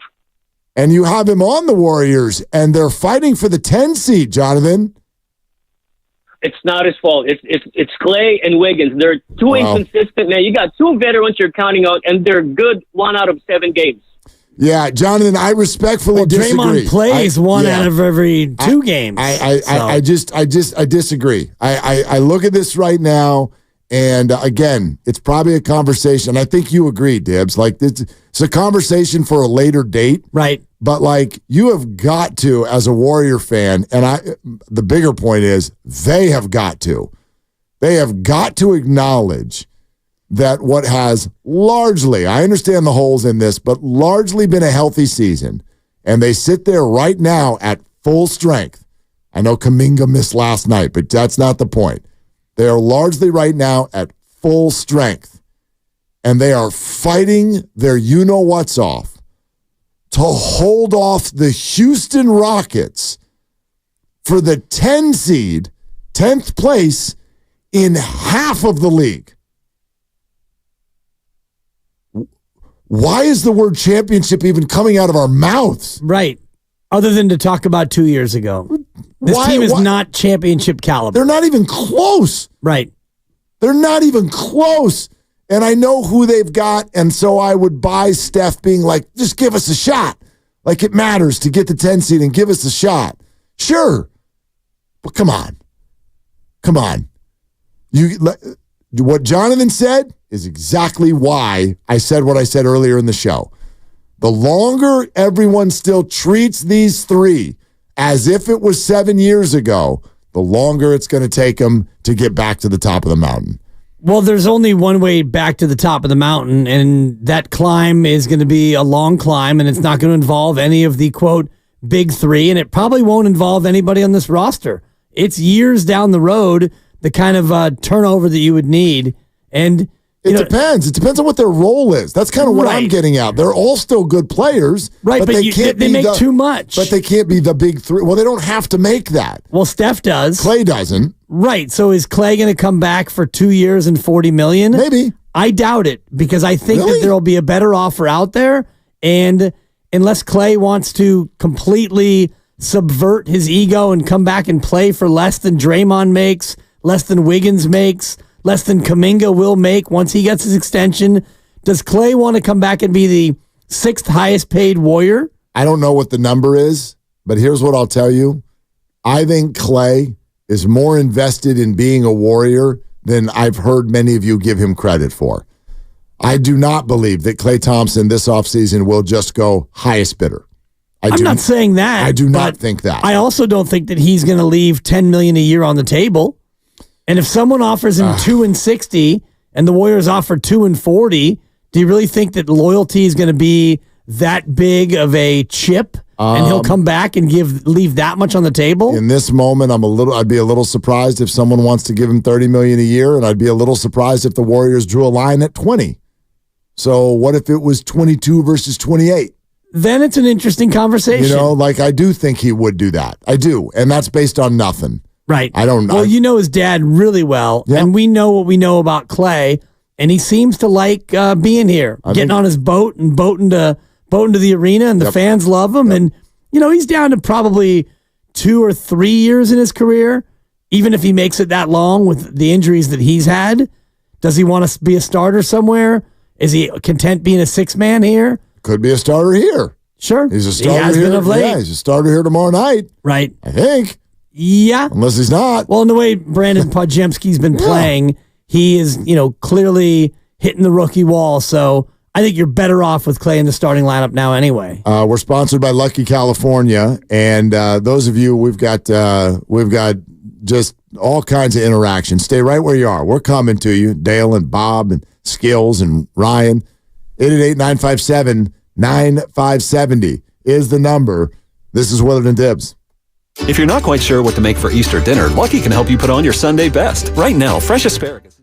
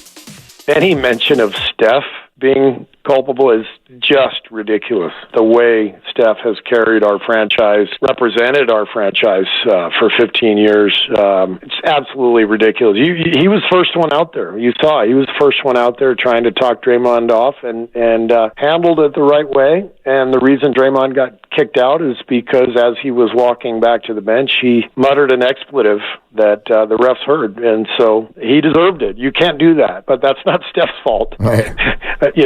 That's Draymond's fault, and that's, Steph was trying to do everything he could to get him out of there. Hey, Dub Nation, it's Steve Kerr, and you're listening to Willard and Dibbs on 95.7 The Game. I'd like to say something. I would too. Draymond did not mutter anything. Thank you. He screamed it, and we all also know exactly what it was. This is the easiest lip reading I've ever seen in my entire life. Exactly. Draymond is not Garoppolo. Oh, I know what you said. I know what you said, and then you kept telling the ref. Possibly. What I said. Yeah. Right. Yeah. Wasn't much of a muttering. And, you were doing your Bochy during the break because close game. Yeah. Arizona. Kid's a 95% free throw shooter. He just went one of three from the line. Well, you can't make them all. It's a shame. It's embarrassing, really. Yeah. Bochy close to a mutter. His mutter was a mutter. Then Draymond Green, there was no muttering about that. God, he said, blankety, blankety, blank. I don't care. I miss Boch. And the referee obviously didn't hear a mutter because he was facing the other direction, walking to the scorer's table. And after he heard it, he went, oh, yeah. I feel as if that was directed my way. Swivel, whistle, tee. And he actually, if you watch the replay of the tee, he does like a little crow hop skip toward him, and then he does the point. Wow. He does the index and then the directional. And Grady, Grady, you brought this up last night, and I thought this was good. Like when Draymond said on the pod, like, oh, I didn't turn my shoulder hard enough. Whatever. If you watch that thing in real time, he screams it and then turns and does not break stride. Gone. He takes 4 steps toward the locker room before the whistle blows, right, and the technical is called, which very much made it look like he's like, I'm getting teed up again and getting out of here on purpose. Yeah. He knew that statement was going to get him Correct. kicked out. He did not turn his shoulder. It looked like he was like, I'm out. Yes. It was his intention. And you can see as the camera pans toward Draymond leaving, you see Bruce Frazier in the background kind of like screaming out, like, no, you can't throw him out for that. And it turns out you can and will throw him out for that. You will, yeah. But the frustration was more than just Steph Curry putting his face in his jersey. I'm sure the entire coaching staff and all the teammates were like, oh, come on, really? Okay. Just exhausted. Right. There's so much about the Warriors, like individual little things that are just exhausting. They are. I'm sorry. I stand by what I said yesterday. Despite you said what you said. Yeah, I said what I said, and I didn't turn my shoulder to say it. That's going to be my new thing now. I said what I said. Yeah, I said what I said. I take back what I said last week about Dre's growth. No, you said what you said. But last night I said it's got to be exhausting for everybody to keep begging Andrew Wiggins to play hard. Just because he did last night does not change my take. Well, it's easy to figure out when he plays hard. You got Kuminga out with an injury, and Draymond gets kicked out. But so you can recreate that every night for Andrew. I guess, yeah. And get rid of everybody. Right. You want to trade Draymond, that's how you do it. You go ahead and attach Kuminga to him. You can trade him. I don't think anybody wants to do that, but you could do that if you want. And you'll get Andrew getting 25 a night, and you'll be 30 and 52. Exactly right. But at least Andrew will have arrived again. The Warrior Roundtable is coming up here in 10 minutes with Kevin Dana and Gary St. Jean. So stay tuned for that. Let's get to your phone calls. Until then, though, how about Bob in the city? Hi, Bob. What you doing? Hey, how you doing? I love the show, guys. Thanks, Bob. Thanks, Bob. I think I'm one of the few that I'm so satisfied with the 4 championships. And I'm not trying to live in the past, but, when I grew up, they didn't even sniff the playoffs. So I'm just so happy. So what happens from this point on is just gravy for me. And I can see that it's pretty much the demise of those championship years. But, I'm upset that the Niners can't win a Super Bowl. But, at the same time, it makes you understand how impressive those other teams were to do that, including the Giants for 3, right? So, I'm just one of these guys that grew up in the city and just basically, hey, man, we had the best of all worlds. We had Niners, we had Giants, and now we had the Warriors. So I'm cool. Bob, you know what? First of all, thank you. And I know a lot of people like Bob. I know a lot of people like Bob who look at the Warriors and they're like, I'm sorry, I just can't find my anger. Like, they just took us on the most dynastic run. Kevin Durant was squeezed into the middle. Everyone thought it was over. COVID hits, injuries hit, 30-year-old stars hit, and then they went out and won another one. Right. And there are a lot of people who are like, what are y'all all torn up about? And I see both sides of this, even though I lean in Bob's direction. I'm not mad at the Warriors, but I look at it from the perspective of Joe Lacob. He's got a business to run. He's got a team to create, as does Mike Dunleavy and Steve Kerr. The rest of Steph Curry's career will be what it is. Yes, they should try to maximize that. But I can simultaneously be like, this has been phenomenal and inevitable, but also be activated by the idea of, okay, how quickly do you regenerate yourself? Right. And when you're a fan of a team, like the Giants, they open up today with a loss. It doesn't mean I'm ready to give up on the season. You have a season, and you always want your team to win the championship. That's the goal. And we're lucky that around here, that's actually come to pass a lot.